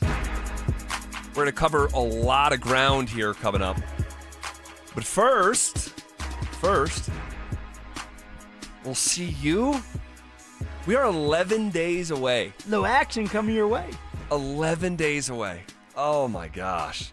We are even less than that from Saturday, which will be the kickoff of college football. Now, that's going to be Kansas State, Iowa State. Yes. Yep. Farm country being lifted up and played in Dublin. They call that, well, what's the nickname of that game? A Farmageddon, I think. Yeah, Farmageddon. They named that maybe 10, 15 years ago. It's not one of these, the Iron Bowl or something. But fun little rivalry. And we'll be so thirsty for college football. I know mostly all of our show will be locked in to that game. Come on now. And Kansas State's always tough. Iowa State's tough. Yes. I really like Kansas State, though. Maybe it's their colors. And they're always, they hang around. Yeah, they're both Winning coming season. off really good seasons. Kansas State, I think, can absolutely win the Big 12. That'll be on ESPN at 10 o'clock in the morning. Whew. And then next thing you know, it'll be Friday night. 11 days from now, the Buffs hosting Georgia Tech. Now, yesterday, online, there was some CU fans having fun with the Georgia Tech coach, Brent Key, who was really upset with how his team performed in a scrimmage. And this is what it sounded like. I don't think we did that well today. I thought I don't think we're anywhere close to being ready to play a football game. Way too many penalties, way too many turnovers, way too many blown assignments, way too many guys that either didn't play or tapped out for aches and pains and things you have to play through. We're not even close from the standpoint from mental toughness, the grit and the fortitude that you have to play this game. We got a lot of young kids on the field, new kids, but that is zero excuse. So we got a lot of damn work to do. And it even continued beyond there, where he's being asked questions like, well, what did you guys do? Like, what are you guys good at? Yeah, and he's like, well, we asked them to be better pass blockers, but now we can't get after the quarterback, and we do throw them the ball. They can't catch it, and it was a fun little rant. And I saw some CU fans were having fun with it. But then later in the afternoon, Deion Sanders steps up in front of his team and says this. And see, some of y'all been there, right? When it's jam-packed. Some of y'all been there with the crowd and the roars and the understanding of who we are.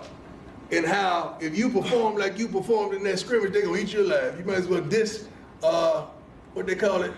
disconnect your social media. Because now they kind. Do what you did out there in that scrimmage and see what they do. They're going to eat you alive. You got 12 days to get this thing together. Both coaches it's just classic football coaches. Classic. Kind of the same sort of vibe. So tell me this then. Are you buying it, or are they kind of just, they're saying it so people can feed into it and we can talk about it, but they're ready, deep down inside, they're ready to play? No, I believe them both. I believe them both. That these kids only have, training camp for a month now. And football's really hard. And if you're still a college student, like we see the pre-snap stuff with the Denver Broncos, and this is their full-time job. They're living it and breathing it.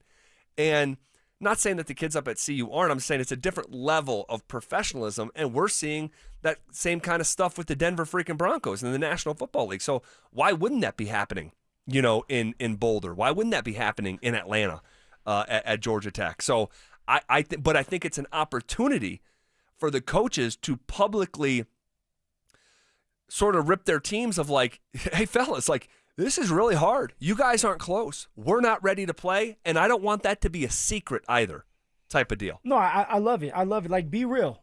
Let your team know.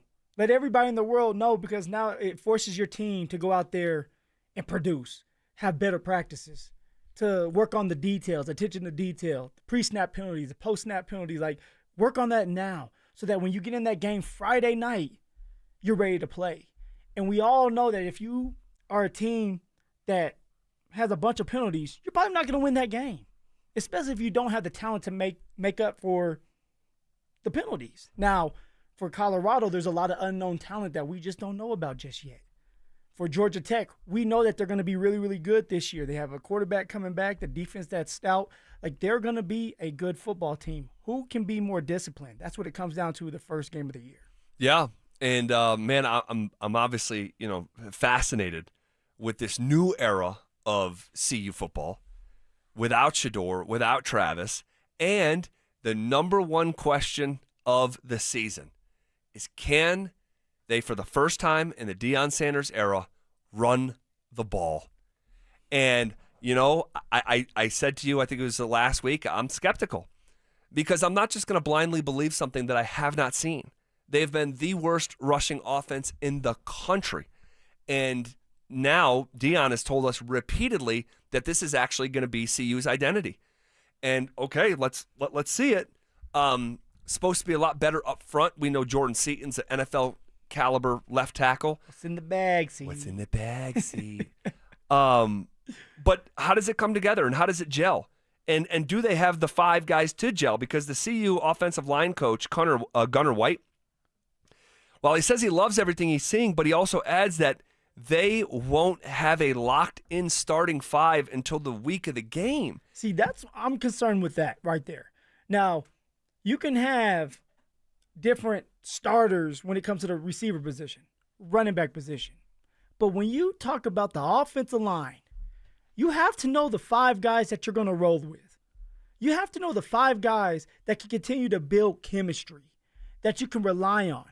You can't keep changing in and out when it comes to offensive linemen. It doesn't work that way. That's what I'm concerned about. Is like you're happy with what you see if you're a coach. But is that a good thing? That means that some of these offensive linemen haven't separated themselves as starters. Right. And we're almost to the season, 11 days left. It kind of reminds me of the Broncos wide receiver number 2. It's like there's not one guy who's emerged from the group, but in the Broncos case and in Shawn Peyton's case, to your point initially, you can positional groupings and get them in and out, and everyone's going to play, and there's a scenario where it can be all good. I will say, if you have a true number 2, he probably would be separating himself. But at least you have that foundation with the offensive line. Right. Like for the Denver Broncos. For the Broncos, you know yes. The Denver Broncos are really good when they're asked to be really good, which is every single week. They usually perform well. Every once in a while, they don't, but they're really good. But for Colorado, for the Buffs up there, you're telling this team that they need to run the ball. The identity is running the football, but you don't know who your starting offensive linemen are. And you're 11 days from the game. And you're 11 days from the game. Yeah, that's not ideal. That's not ideal. And you can say, man, we're just so talented. We have 10 starters. We just have to figure out which 5 are actually going to start. I don't know. You know, I don't know. And you know, the offensive line is a positional group that needs time to gel. Yes. And you've heard offensive linemen in the past doing this job or otherwise saying, hey, you know, if you're a connected group, you could all do the wrong thing. But if you do the wrong thing all at the same time, it could work.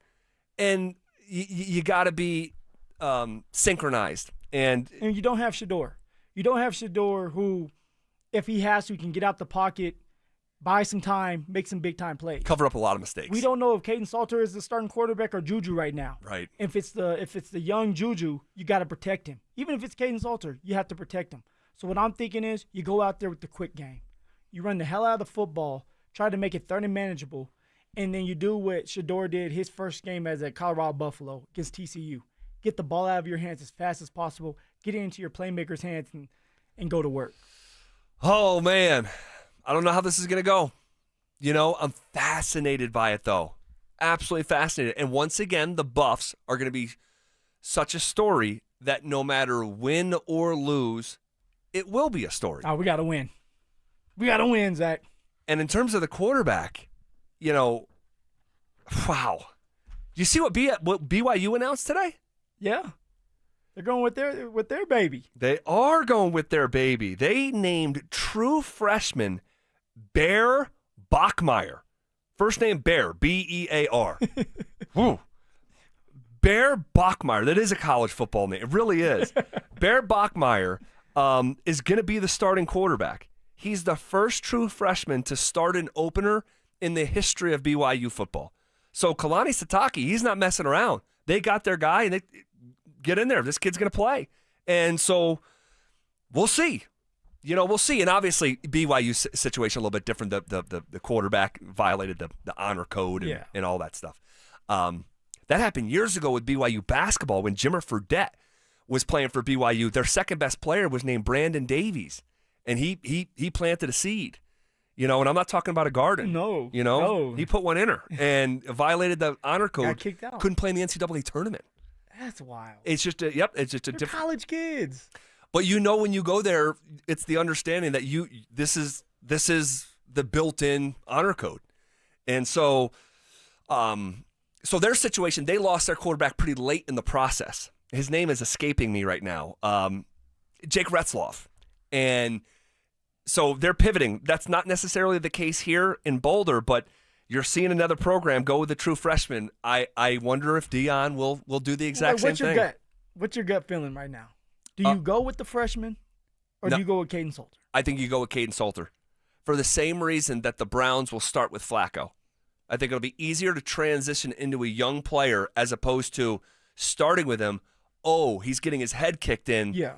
We have to pull him, and what that, you know. It brings a lot of head game. Yeah. A lot of confidence is lost that way. I'm with you. Start Caden Salter.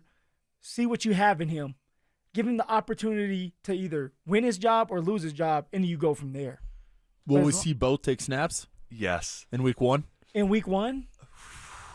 I do believe. I don't know about week 1, but I think this will get to a point where you will see both quarterbacks playing on game days. And they'll be like the packages and because they have to or they want to. Right, they have to because Caden Salters is not the guy. Right, he's limited from a passing standpoint. Or they want to because they want to make sure Juju is ready for next year. Like, if you want Juju ready for next year, then just like go with Juju. But you want to win. You don't want to just develop this quarterback knowing that, hey, we're probably going to lose a lot of games because of this. Like, you want to win. But how do you develop him and get ready for year number 2 if the kid doesn't play? Do what you said. Like, they're going to packages. Packages. Oh man, I don't know, man. That typically, not saying it can't work, but I don't know. Tim Tebow was a package quarterback. He was. Yeah, for a little while. Yeah, once upon a time. And we've seen Shawn Peyton do it at the NFL level. And I wonder if we'll ever see Shawn do that again. And I do have a bit of an idea. I'm going to share with you tomorrow. I'll bounce it off you. Right. Tell me how crazy I am. You're crazy. But so we'll see. But again, we've been talking about this for a couple months. They couldn't be more different. You have a 17, 18-year-old babyface boy who's going to play against men, or you have a graduate senior, but he's limited as a passer. And have we ever seen Pat Shurmur have success with a dual-threat quarterback? A running quarterback? No, you're right. I don't think we have. But he better adjust and adapt to the college level in the RPO system, which I believe that Pat Shurmur wants to do anyway, and give Caden Salter an opportunity to go out there and be successful with his legs and with the short game. Yep. On the RamosLaw.com text line, CU is not a story anymore. People are tired of the circus. Dude, appreciate you listening and interacting with the show. You're off. You're off on this. How many millions of people are going to watch the Buffs and the Georgia Tech on Friday night on ESPN? Millions. It's going to be huge. Millions. Friday night, ESPN, Georgia Tech, who's supposed to be really, really good. Come on. And you're going to have the people who... Folsom Field? You're going to have the people who tune in to see Deion get beat. As many people want to see Deion get beat as people want to see him win. So, yeah, it's still one of the bigger limelights in college football. Hey, you're not doing your job if you don't have haters. You got to have them both. All right. You got to have them both. We'll see what it looks like 11 days away from CU and Georgia Tech. Fascinating. All right, this is KKFN and KKFN HD1 Longmont, Denver.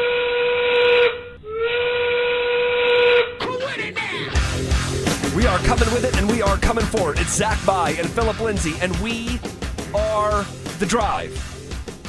And pivoting back to Broncos here, as we are just a few days away from seeing the starting group in the final preseason game of the 2025 campaign, just getting started. We are still gathering information on who this football team is going to be.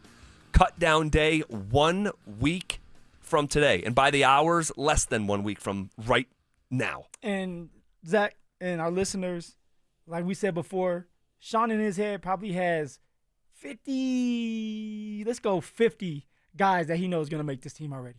Maybe you think 50 of the 53? Yeah, for sure 49. Now the other 3 or 4 may end up being like, who does better in this last preseason game? Toss-up, up in the air, coin flip. Who knows? And maybe it's nobody. Maybe those 4 other guys are on other teams right now and they're waiting for them to get cut. Right.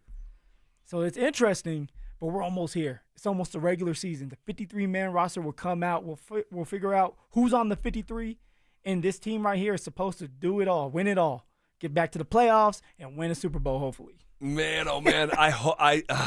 Let's see. All right, get back to the playoffs, make some noise. There we go. I still like, you know. Yeah. You know, this defense, we don't talk about this a lot, but you know how many backup quarterbacks the Broncos faced last year? How many? I didn't even think about it. I believe it's 7. 7 backup quarterbacks last year. I think so. I'd have to double check the math, and we know you're not good at math, so double check that. No, I'm not good at math, but I mean, yeah, they faced a lot of backups last year, a lot, and in some cases, like, maybe the guy hadn't played in quite a while, so like here's instance, week 2 was no Russell Wilson, right? Yeah, it was Justin Fields, so like technically that was a backup quarterback. But Justin won that game. He did win the game. Yeah. Okay. But yeah, you're right. He was a backup. All the way to the final game of the year against, who was that, Carson Wentz out there? Yeah, Carson Wentz. So it's, again, the Saints, they were bad. That was a Thursday night game. That was a backup. Yeah, they played a lot of backups last year. And so that's all I'm saying. I'm not, again, like, very bullish on the Broncos, very bullish on the Broncos defense, but we keep on saying Super Bowl. We keep on saying, the defense could be number 1 in the NFL. And while that's true, we're saying that based off what they did a year ago, but there's context to what they actually did a year ago. So what's stopping you from being on board with the Super Bowl right now?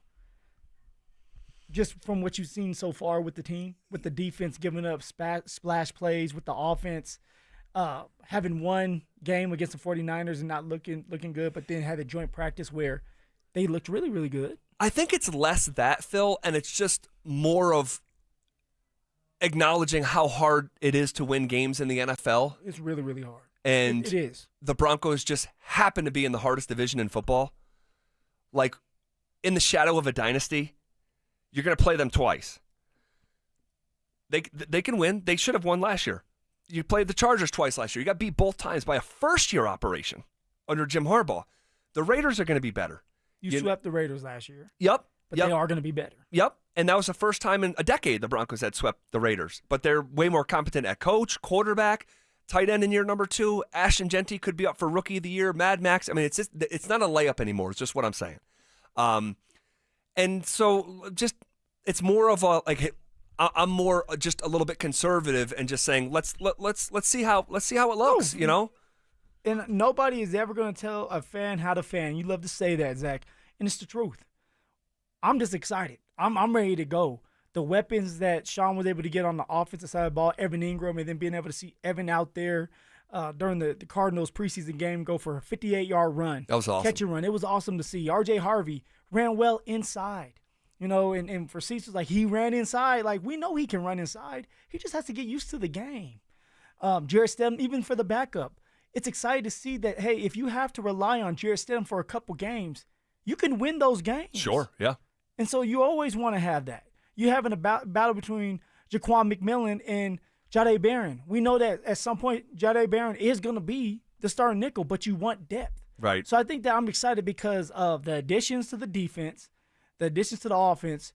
I do believe that Shawn is going to be a better play caller this year. He's going to be more creative, and I think that's some of the reason why Bo Nix struggled throughout camp is because Shawn put a lot more on his plate to say, okay, you understand what I want done, but this is how we get to the next level.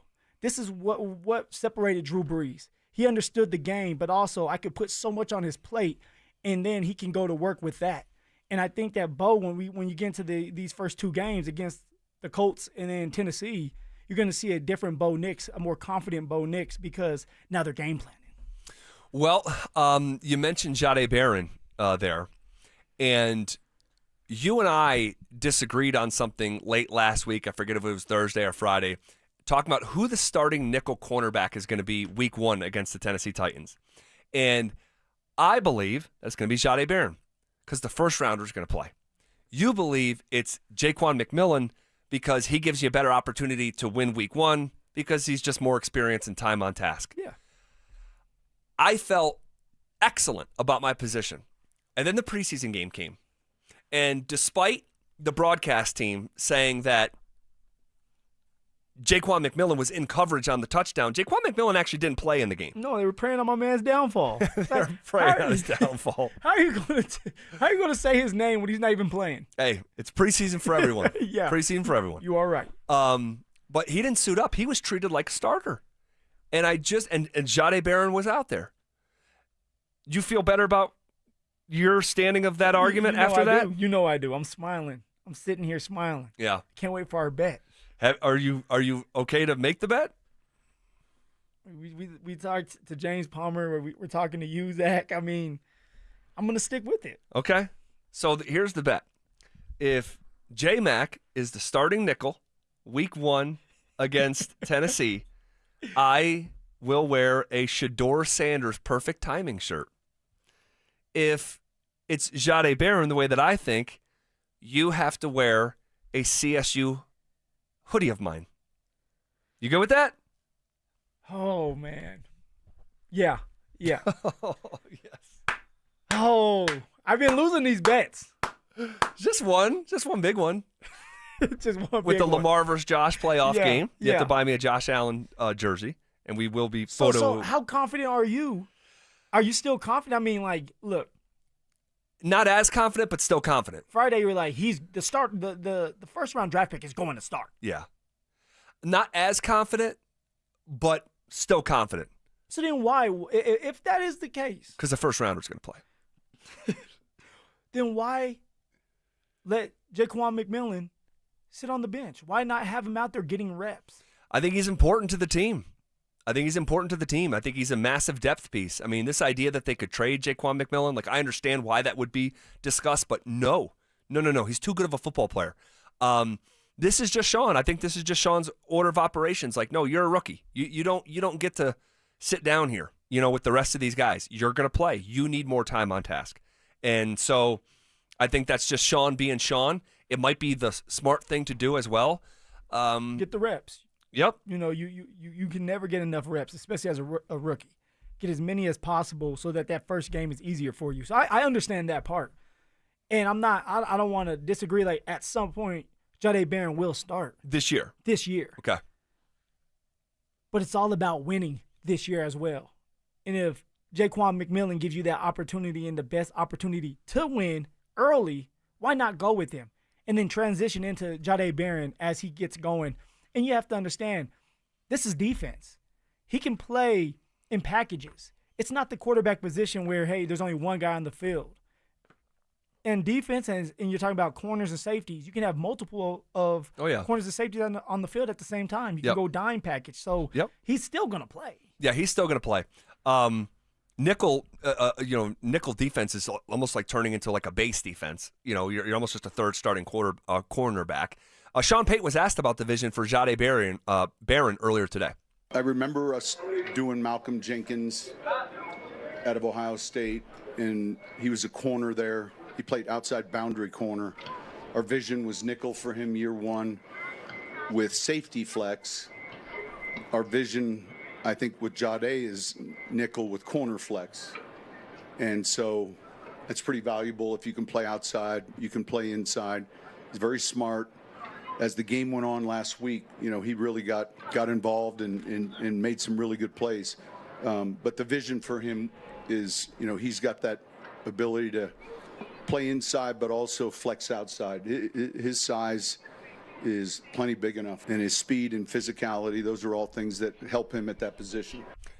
I'll tell you what, like if I'm Riley Moss and I'm hearing Shawn Peyton say that, and he's using Malcolm Jenkins as an example coming out of Ohio State, like, hey, he was outside with a safety flex, even though Jahdae Barron did play some safety at Texas, Hook'em. It's like he's got nickel base year one with some outside corner flex. So, like, the vision is to start him at nickel, and then later on in his career, or maybe next year, move him to the outside. That's why, like, if I'm Riley Moss, I'm like, dude, you have got to play at a high level because that's the vision. Well, there's pressure not on just Riley Moss, but Jaquan McMillan as well, because Jahdae Barron could play two positions. So it's a luxury. So for Shawn, it's like, during the season, who is slacking? Who is not playing well? Is it Riley Moss, like Riley Moss did at the end of the year where he didn't play well? Or is it Jaquan McMillan? And Jaquan McMillan didn't play well at the end of the year. And whoever that is, say, okay, we're going to put Jahdae Barron in their place because we have confidence. That's why I feel like Jaquan McMillan's going to start in Riley. And then they're going to go from there, going to compete. And I believe Riley's going to have a great year this year. He has had a great camp. He knows that there's pressure put on him. He knows that maybe Shawn has a vision for Jahdae Barron, and it's on the outside, obviously. Right. So what do you do about that? And that's the thing. Like, I don't think you use the 20th overall pick for just a nickel corner. No. Like, that's how he's being introduced to NFL football. So just as much as Jaquan McMillan is trying to fend off Jahdae Barron here in the immediate future, in the big picture, Riley Moss is almost fending off Jahdae Barron in the vision that Shawn already has. It's very interesting. But it's depth. It's no matter what, you have help. Totally. And that's all you're looking for this year. Since Shawn feels like they can win a Super Bowl or they can get close to it, you got to have depth. Yeah. All right. We'll see what is in store for that. In terms of the rest of what Shawn said, all right, he's talking about, hey, we're not just picking the team from the guys who are here. They're going to be just as other teams, like these guys who will play in the second half on Saturday, are auditioning for the 31 other teams. There's 31 other teams that the Broncos are also scouring over as well. We'll continue to pay real close attention to the tight end wire and also the fullback. You know, we had a few of those guys in to work out. We've always kind of had an F, and I think quietly Nate was one of those players that I don't know got a lot of attention, and yet, man, there was a lot of respect around the league and in the locker room for the way he did a number of things. So, you know, it'd be good to get him back when we do. In the meantime, we've got to fill that void somehow. And then turn the coin over. He's talking about also fielding calls from other teams about their players. The easy part is the fielding calls, because if they come, then you sit and discuss what call came. What happens a lot is the call that comes that's very open-ended. What are you guys looking for? What are we looking for? And you know that there's a target in their mind. And so, but I listen, I like the decisions we have to make, be it they're tough, and the process is still ongoing. The process is still ongoing. My gut tells me that at the 11th hour, there might be some sort of curveball. Some. Like, so what are you talking about? Like a baby trade, something like yeah, that? Yeah. A potential trade, potential. Hey, Wouldn't you have to come through this roster and say, okay, who's a trade candidate? Who would be worth? I don't know. I guess what you're trying to get a 6th or a 7th, maybe a 5th. Yeah, probably something like that. Maybe a player for a player. That's more unlikely. More unlikely, that scenario. But I think the more likely scenario is there could be a surprise cut, a surprise Bronco cut, because someone else became available in a way that the Broncos didn't anticipate, because player XYZ got cut from the Seahawks, and now that disrupts the Broncos' plan. Something like that. It happens all the time. It happened last year with Tim Patrick. Right. Where it's like, hey, you're guaranteed to make the team. I was all Who said hyped. that? Oh, me.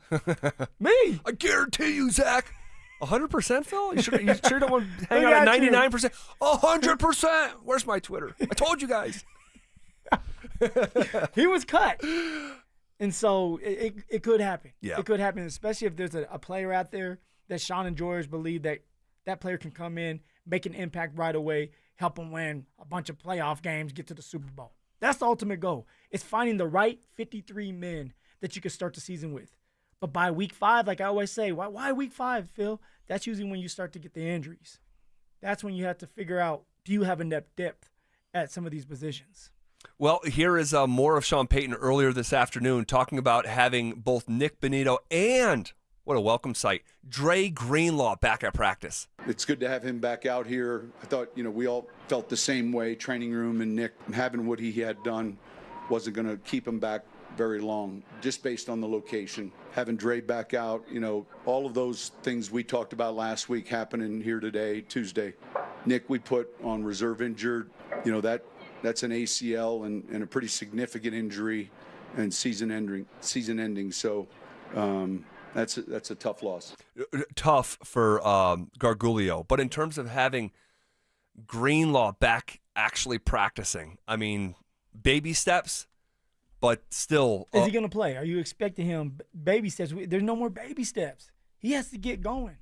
Alex Singleton, he has to get going. Both of them have to get going if this defense is going to be successful this year. They have to stop the run, and it starts with those inside linebackers. Does Dre Greenlaw play on Saturday? Yeah, preseason game, last one. Do you mess with it? Man, that's a great question. I reserve the right to change my mind with more information throughout the week. But here on a Tuesday, yes, Greenlaw plays. If healthy. Right? Like, yeah, that's what I'm saying. Yeah, I'll change my mind with new information. But, I think, like you just said, you got to get going here. You missed the entire offseason. You missed a huge chunk of training camp. You haven't played in a preseason game yet. I know he's a veteran player, but I'd like to see him play a little bit of something that resembles professional football, that he's going to be asked to play at a really high level here in the next couple weeks. What do you think? If he's healthy, he needs to be out there. All the starters are playing. Supposedly 8 to 10 snaps, maybe more, depending on how the game goes. You have to be out there with your team. And before Dre Greenlaw had this injury, I thought he was going to be a sure lock to be maybe a captain. Maybe it's the case, still the case. The captains haven't came out yet. He's not going to be a captain. No, there's no reason to make him a captain. He hasn't been out there long enough. Alex Singleton, another one, hasn't been out there long enough. But usually your captains are one of your inside linebackers because they're in the trenches. They're the ones that are guiding the defensive linemen and putting people in the right positions. That's why you need Dre Greenlaw out there. He's kind of the commander of the defense right now. Yeah. Okay. So we both think he's going to play. Yeah. The starters. It's going to be Riley Moss, PS2, at nickel, Jaquan McMillan, Dre Greenlaw, Alex Singleton, Hufanga, Brandon Jones. That's going to be really interesting when they go to when they go nickel, who's out there. And would Shawn skip over a step? And then when I say that, would he start Jaquan McMillan but then start Barron in a regular season game? I think we're going to find out the winner of our bet here this weekend. Pretty soon, yeah. But like you said, what if he does jump over it? What if he's like, hey, I'm just gonna let Jaquan get his reps with the ones, but when the season comes rolling around, you still have a week of practice. Sure. To make a decision. Sure. Jahdae Barron ends up running out there with the ones. That could happen. It could. I don't see why you would mess around with it. If Jahdae Barron's going to be your starter, then this preseason game, he should be out there with the ones. I agree. It's the old quote. If you're going to do something eventually, do it immediately. And you said don't play with it. I think that's the right way to frame that. If you intend on doing it, just do it 10 days, 14 days prior. And even if it makes a mistake, you can just correct it. And it's not like Jaquan isn't above making mistakes. Like that was the 50-yard bomb in the San Francisco game. So, all right. Speaking of Jahdae Barron, this is Jahdae Barron talking about what he has been learning in training camp. Just to do your job, honestly. We have a thing it's called 111, but that's for special teams. But that means for offense and defense, just everybody doing their job. We all have one goal, and obviously the goal at the end of the day is always to win. But if you're doing your job and somebody else doing your job, it's going to be good results. So everybody just doing your job. So I just learned just to do my job. I've been just working on doing my job, learning the defense, just taking it step by step. More from Jahdae Barron talking about, hey, how close are you paying attention to the things happening around you that could impact you? I mean, it's human nature to kind of always worry about what's going on over here, what's going on over there. But at the end of the day, it's all mental focus. Is just to try to stay mentally prepared as much as you can. But this whole unit, offense, special teams, defense, we all do a good job of just kind of doing our job. We kind of work and just keep working to do that and try not to make the same mistake that we made last weekend or whether we did in practice. So, again, this is what preseason's all about. This is what training camp's all about. And final one from first-round pick Jahdae Barron, talking about Vance Joseph pushing him to do more. Just keep learning, just getting put in different situations. Again, Coach Joseph, he tells me he wants to put me in these different type of situations to see this, so I can just see all these different personalities of offenses, the motions, and things like that. So right now I'm just taking it all in. I'm putting myself there, and then by the time when the games come, it'll be time to make the plays. So it'll be all fun. You could tell, and I don't want to get carried away by what he's saying into a microphone, but you can tell the maturity that we saw on draft night. Yeah. That him wanting to be on speakerphone and thank all the scouts and for the work that they put in that led to him being drafted by the Broncos. There's a sense of a grown-up in there. Well, and very smart. Understands that, like, hey, I have to know a lot. I have to know the nickel position. I have to know the outside cornerback position. I have to ask questions. I have to lean on the vets like PS2, even Riley Moss and Jaquan McMillan. And he seems like a guy that's has bought in and understands that, hey, no matter where I'm at, I need to star in my role. And at some point, I'll get more reps, I'll get more time out there, and I'll have to make the plays. Quick question. I have an answer for you. He talked about Vance Joseph there. Jahdae Barron did. How much of a vote does Vance get for his own defense, who's a starting nickel week one? I think he has a bigger vote than you would think. Why would you think that I think he doesn't have a vote? Because I know you. Because I know you. You don't think VJ has any power. No, I didn't say that. I think that they'll have a conversation. I mean, it's going to be Shawn, George, and VJ. And VJ will have the opportunity to pitch whatever player he believes should start. And why? Because for Shawn's focused on the offense. He has to rely on VJ to do his part. And so if you're doing that and you're going to rely on VJ to do his part, and VJ brings you like, hey, maybe it is Jaquan, you have to go with that. You can always make the change with Jahdae Barron. It's an easy one. Does Nick Bonito play on Saturday if he doesn't have his contract done? No. Would you? Like, you just had a minor little procedure done. It was a little scare. Could have been worse. You want your money. You want Denver to value you. Why would you just go out there and play for free right now when you know that you have a week off and then you have to get ready for the regular season? That's what matters. If I don't have a contract done, I am not taking my ass out there and playing if I'm Nick Bonito, because Nick Bonito has already proven that he can do it at a high level last year. The first preseason game when he was dealing with his foot, he was still able to make plays, almost had 3 sacks in a row. Pay the man. All right, we shall see. We shall see. Okay, Pro Football Focus handed out grades for the Broncos' second preseason game a couple days ago. Did it line up with what our eyes told us? We'll give you those grades next. Are the Broncos almost too deep at several positions on their roster? This is a great position to be in, man. You want to be in a position where you are so loaded, you are so stacked, that you know as soon as you release a guy, even though you'd like to bring him back on practice squad, he's going to be gone.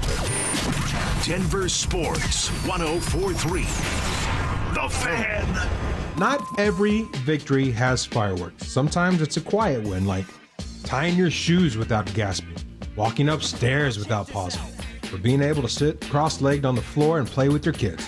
That's what soda gave me. I lost 82 pounds in just 16 weeks. And with it went the weight, the aches, the excuses.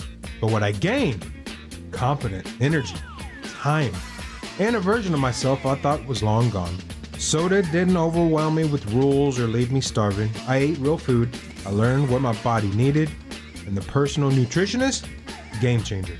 They were there with answers, encouragement, and real solutions. If you're looking for your own quiet win, this is your moment. If it worked for me, it will work for you. Go to SodaWeightLoss.com, click the Request a Nutritionist callback. It's time. You can do it. SodaWeightLoss.com. SOTA, SodaWeightLoss.com. Soda is, say it with me, state of the art. Men, the summer is here. Longer days, warmer nights, and romance in the air. Intimate dinners, walks on the beach, dancing in the moonlight. But if you have erectile dysfunction, you know it can ruin romance, both for you and the one you love. This is Jeff for the Rocky Mountain Men's Clinic, and if you have ED, don't let another summer go by without getting treated. Because intimacy is one of the greatest things in life, and fear of not being able to perform should not be something you have to deal with. At the Rocky Mountain Men's Clinic, we're ED experts. We've successfully treated tens of thousands of men. Our protocols work when others don't, and we have treatments that are effective in well over 90% of cases. You could even last up to an hour or more and perform like you haven't in years. So call us. Your initial appointment is only $99 and includes blood work, a medical consult, and if medically advised, a test dose. And if that test dose doesn't work in the office, your visit is free. Call 720-440-7900 or go to RockyMountainMen'sClinic.com. Injured in an accident this summer? Postman Law can help. Call us at 844-POSTMAN to get the justice and compensation you deserve fast. That's 844-POSTMAN. Your summer shouldn't be spent panicking about medical bills or stressing over legal documents. With over $3 billion recovered for our clients, the Postman team gets you the results you deserve. Ready to get started? Call 844-POSTMAN to schedule a free consultation now. Progressive knows if you have to choose between everyday life and your RV, RV wins. What, are you going to take the RV to the lake or clean out your closet? RV wins! Putting the dishes away or taking the RV camping? RV wins! Cleaning the fridge or taking a trip to the beach? RV wins! You might want to clean the fridge real quick because, mold. We clean out the fridge, then take the RV out. With Progressive, you can bundle your RV with your home or auto and save with a discount and spend more time enjoying those savings in your RV. Progressive Casualty Insurance Company, affiliates, and other insurers. Not available in all states and situations. Ready to order? Yes. We're earning unlimited 3% cash back on dining and entertainment with the Capital One Saver Card, so let's just get one of everything. Everything? Fire everything. The Capital One Saver Card is at table 27, and they're earning unlimited 3% cash back. Yes, Chef! This is so nice. Had a feeling you'd want 3% cash back on dessert. Ooh, tiramisu. Earn unlimited 3% cash back on dining and entertainment with the Capital One Saver Card. Capital One, what's in your wallet? Terms apply. See CapitalOne.com for details. Hey guys, Mark Schlereth here from my friends at Spine One. Let me ask you a question. You live with back pain, neck pain. Well, my guys at Spine One, they're an emergency room for back pain with same-day appointments. They'll see you and they'll get the journey started. And that's exactly what I did. Whether it's chronic pain, acute pain, work-related, sports-related, doesn't matter. All you got to do is pick up the phone and start your journey just like I did toward pain-free. 303-367-2225. That's 303-367-BACK. Or as always, you can find them online at spineone.com. Not only do apprenticeships allow workers to earn while they learn, they also provide businesses with a pipeline of talented employees. Now Colorado employers in healthcare, IT, and other emerging industries can earn tax credits for adopting apprenticeship programs. Find out how to get started at apprenticeship.colorado.gov and strengthen Colorado's workforce today. Brought to you by the Colorado Department of Labor and Employment, the Colorado Broadcasters Association, and this station. Phillip Lindsay here with Williams Jewelers. If you're like me, well, diamonds and fine jewelry were never on my radar before I met the love of my life. But gentlemen, there comes a time when it's time for you to step up, when it's time for you to get out that comfort zone and tell her exactly how you feel. And guys, nothing says I love you like diamonds from Williams Jewelers, my hometown jeweler. From one humble little store in Inglewood, they've grown into 2 locations and have become one of the largest fine jewelers in the country. Fellas, come shop the finest loose diamonds in Denver of every size, shape, and price range. And the largest selection of engagement ring settings I've ever seen. They'll share with you all the secrets of the business, then give you the best price in Colorado. Guaranteed. It's time for you to step up, fellas. It's time for you to shine. Go see my jeweler, Williams Jewelers. Williams Jewelers, Denver's first family of fine jewelers in Tree Creek North on 3rd Avenue and in Inglewood at Broadway and Beverly. And let them know that Phillip Lindsay sent you. This segment on 104.3 The Fan is brought to you by Twin Peaks. Eats, drinks, scenic views. Listen up, Denver. This hour's keyword is secondary. SECONDARY. Text secondary to 303-713-1043 right now. And you could win a $50 Amazon gift card and qualify for the $1,000 grand prize. That's secondary to 303-713-1043. By texting, you agree to receive an automated marketing message from DenverSports 104.3 The Fan. Message and data rates may apply. For complete rules or to enter the keyword online, visit www.denversports.com/keyword. It's The Drive with Zach By and Phillip Lindsay on Denver Sports 104.3 The Fan.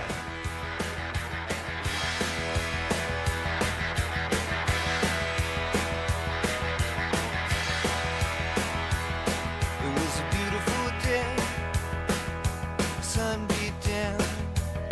I had the radio on, I was driving. Trees went by, me and Dale were singing a little runaway. I was flying, yeah, running down a dream. Did PFF's grades for Saturday night match up with what our eyes told us?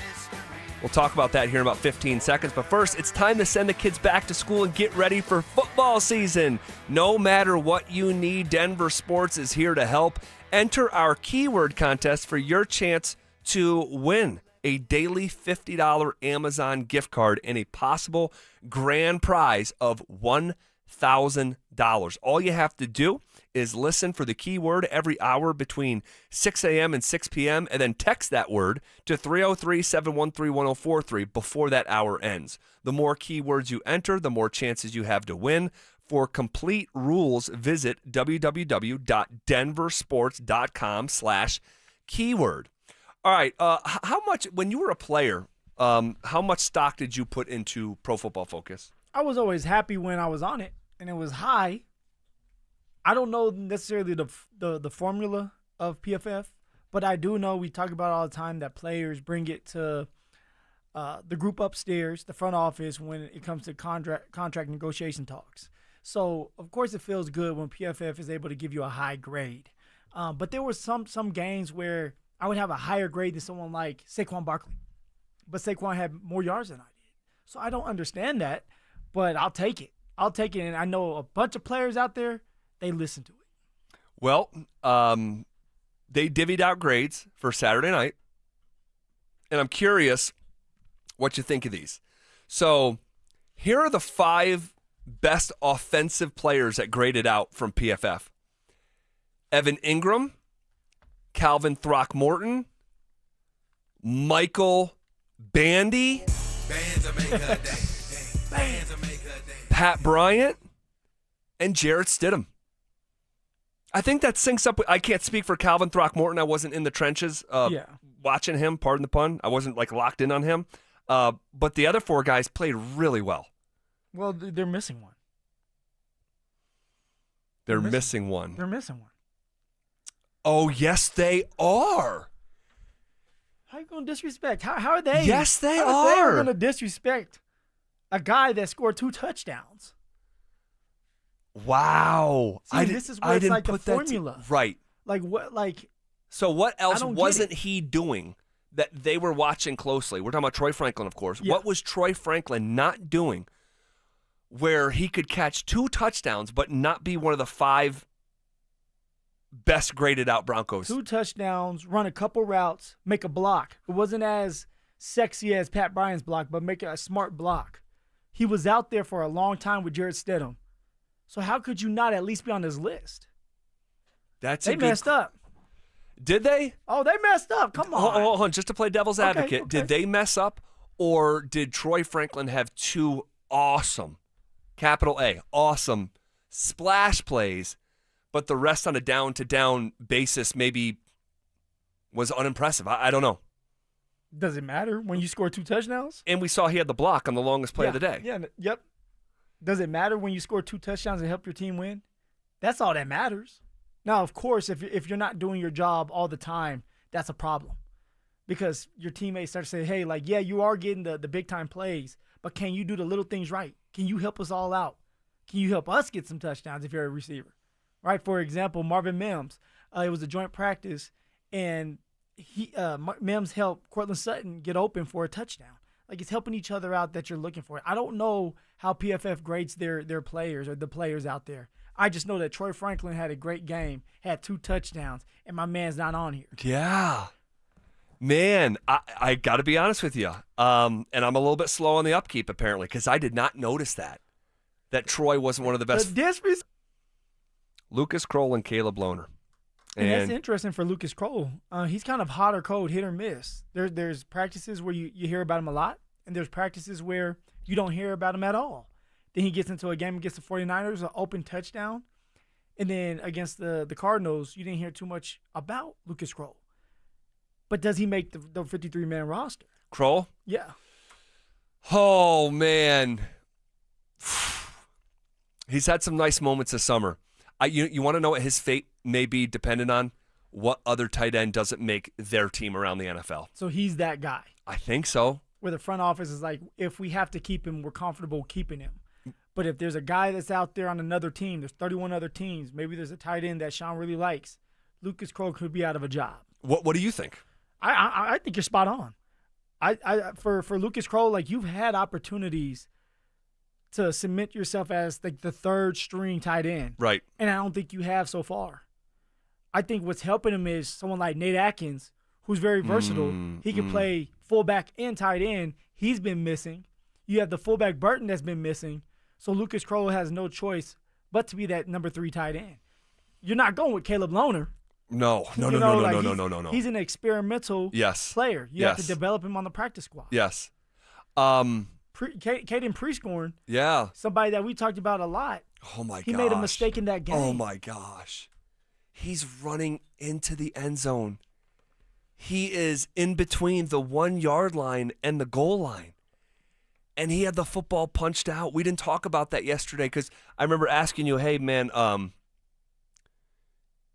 who struggled? Who do you think struggled? And I mentioned Alex Pacheski, who, again, had multiple penalties for a second consecutive week, and one of them was on 4th and 1 as they were going for it to go in the end zone, and he jumps off side or false start and backs him up. Now you're changing your order of operation, kicking a field goal instead.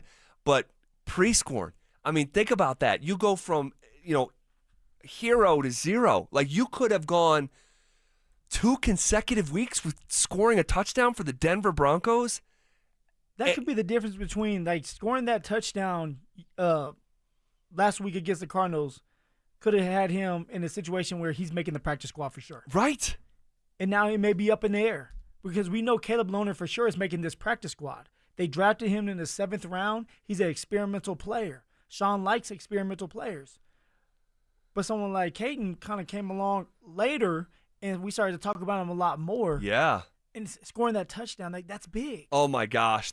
And who knows how the butterfly effect works with that stuff. But, the first touchdown week 1 against the Niners, it was sort of schemed up. He was wide open. This was different. This was more making a play for the football team. And man, oh man, that stinks for that young man.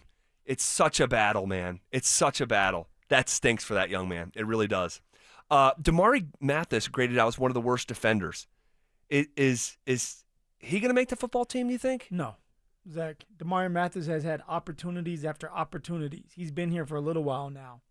And you're giving up touchdowns to backups. We haven't talked about him a lot because he's not making the plays that he needs to make.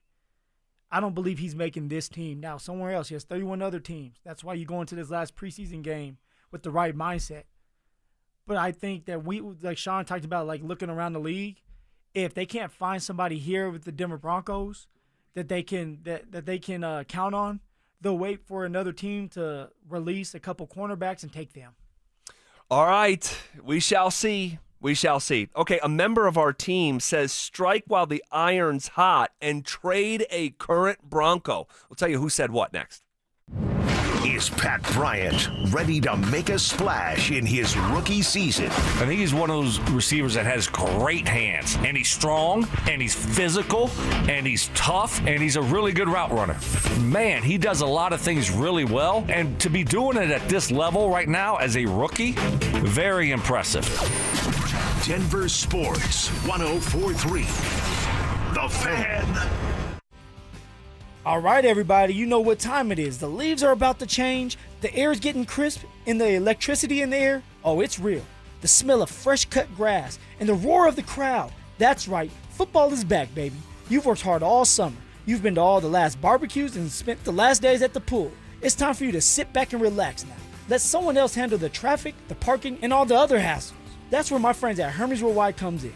They'll get you to and from the game safely so you can focus on the important stuff. Watching your favorite team stack those wins. Hermes Worldwide offers championship-level transportation with sleek new model vehicles that can fit the whole crew. Close your eyes and imagine this.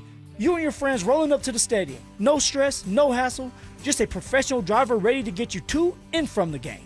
And their professional drivers are dependable and they understand that the game is precious to you. So they'll handle all the logistics so you can focus on making memories. What I'm trying to tell you is ditch the game day headaches and make this season a guaranteed win. Call Hermes Worldwide at 303-577-7600 or visit ridehermes.com/DenverSports. Again, you can call them at 303-577-7600 or visit ridehermes.com/DenverSports to book your next ride today.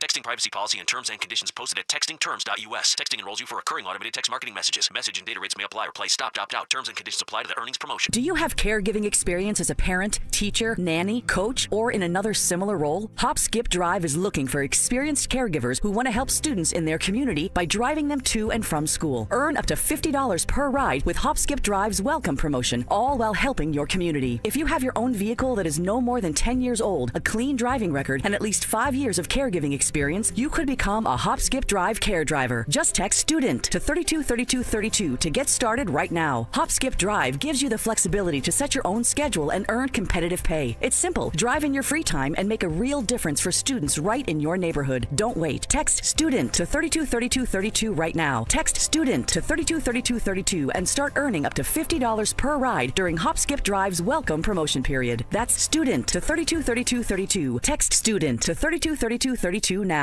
Right now, your customers are making buying decisions. The question is, will they choose you or your competitor? If you're not advertising, you're invisible. Or even worse, you're advertising but not getting results. You're wasting money. If your marketing efforts, or lack thereof, aren't delivering the results you need, go to DenverSports.com and click on the Advertise With Us button. Through audio, video, or online marketing, the team at The Fan connects customers with businesses every day. Head to DenverSports.com and click on the Advertise With Us button to start growing today. If you've been hurt in a car crash or on the job, don't just hope for help, demand results. Postman Law delivers fast, easy, and effective representation fighting to get you more. Call 844-POSTMAN for a free case evaluation. It's free to get started. You pay nothing unless we win for you. Others promise. Postman delivers. Call 844-POSTMAN today. That's 844-POSTMAN. Denver Sports 104.3 The Fan presents The Drive with Zach By and Phillip Lindsay.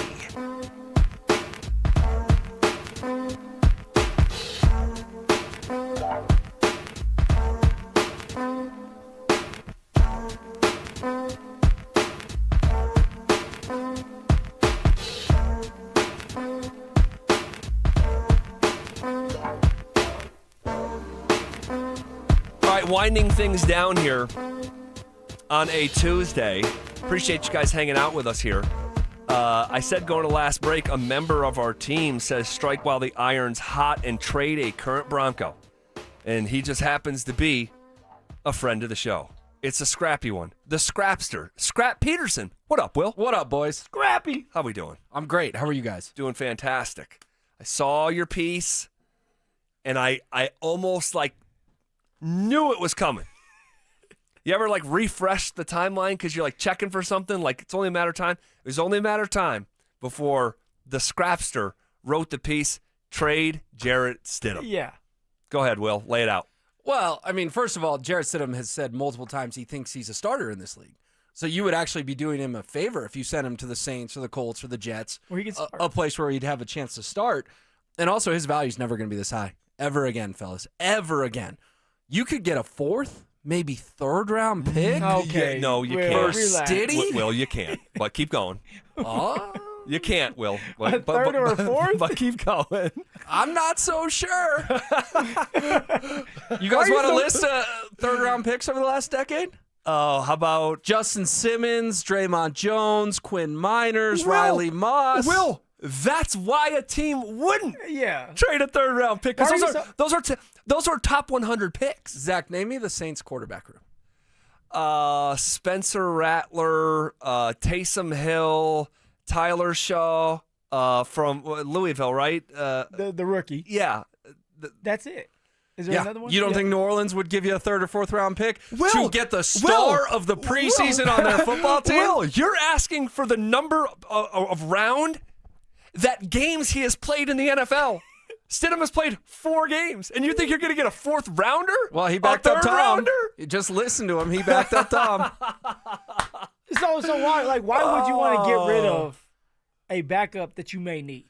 Because that's a valuable asset, Phil, when you're in a Super Bowl window with Bo Nix. Well, you have your team put together. Right, but in a perfect world, Jarrett Stidham doesn't see the field this year. But that's in a perfect world. The perfect world rarely happens, and here's why.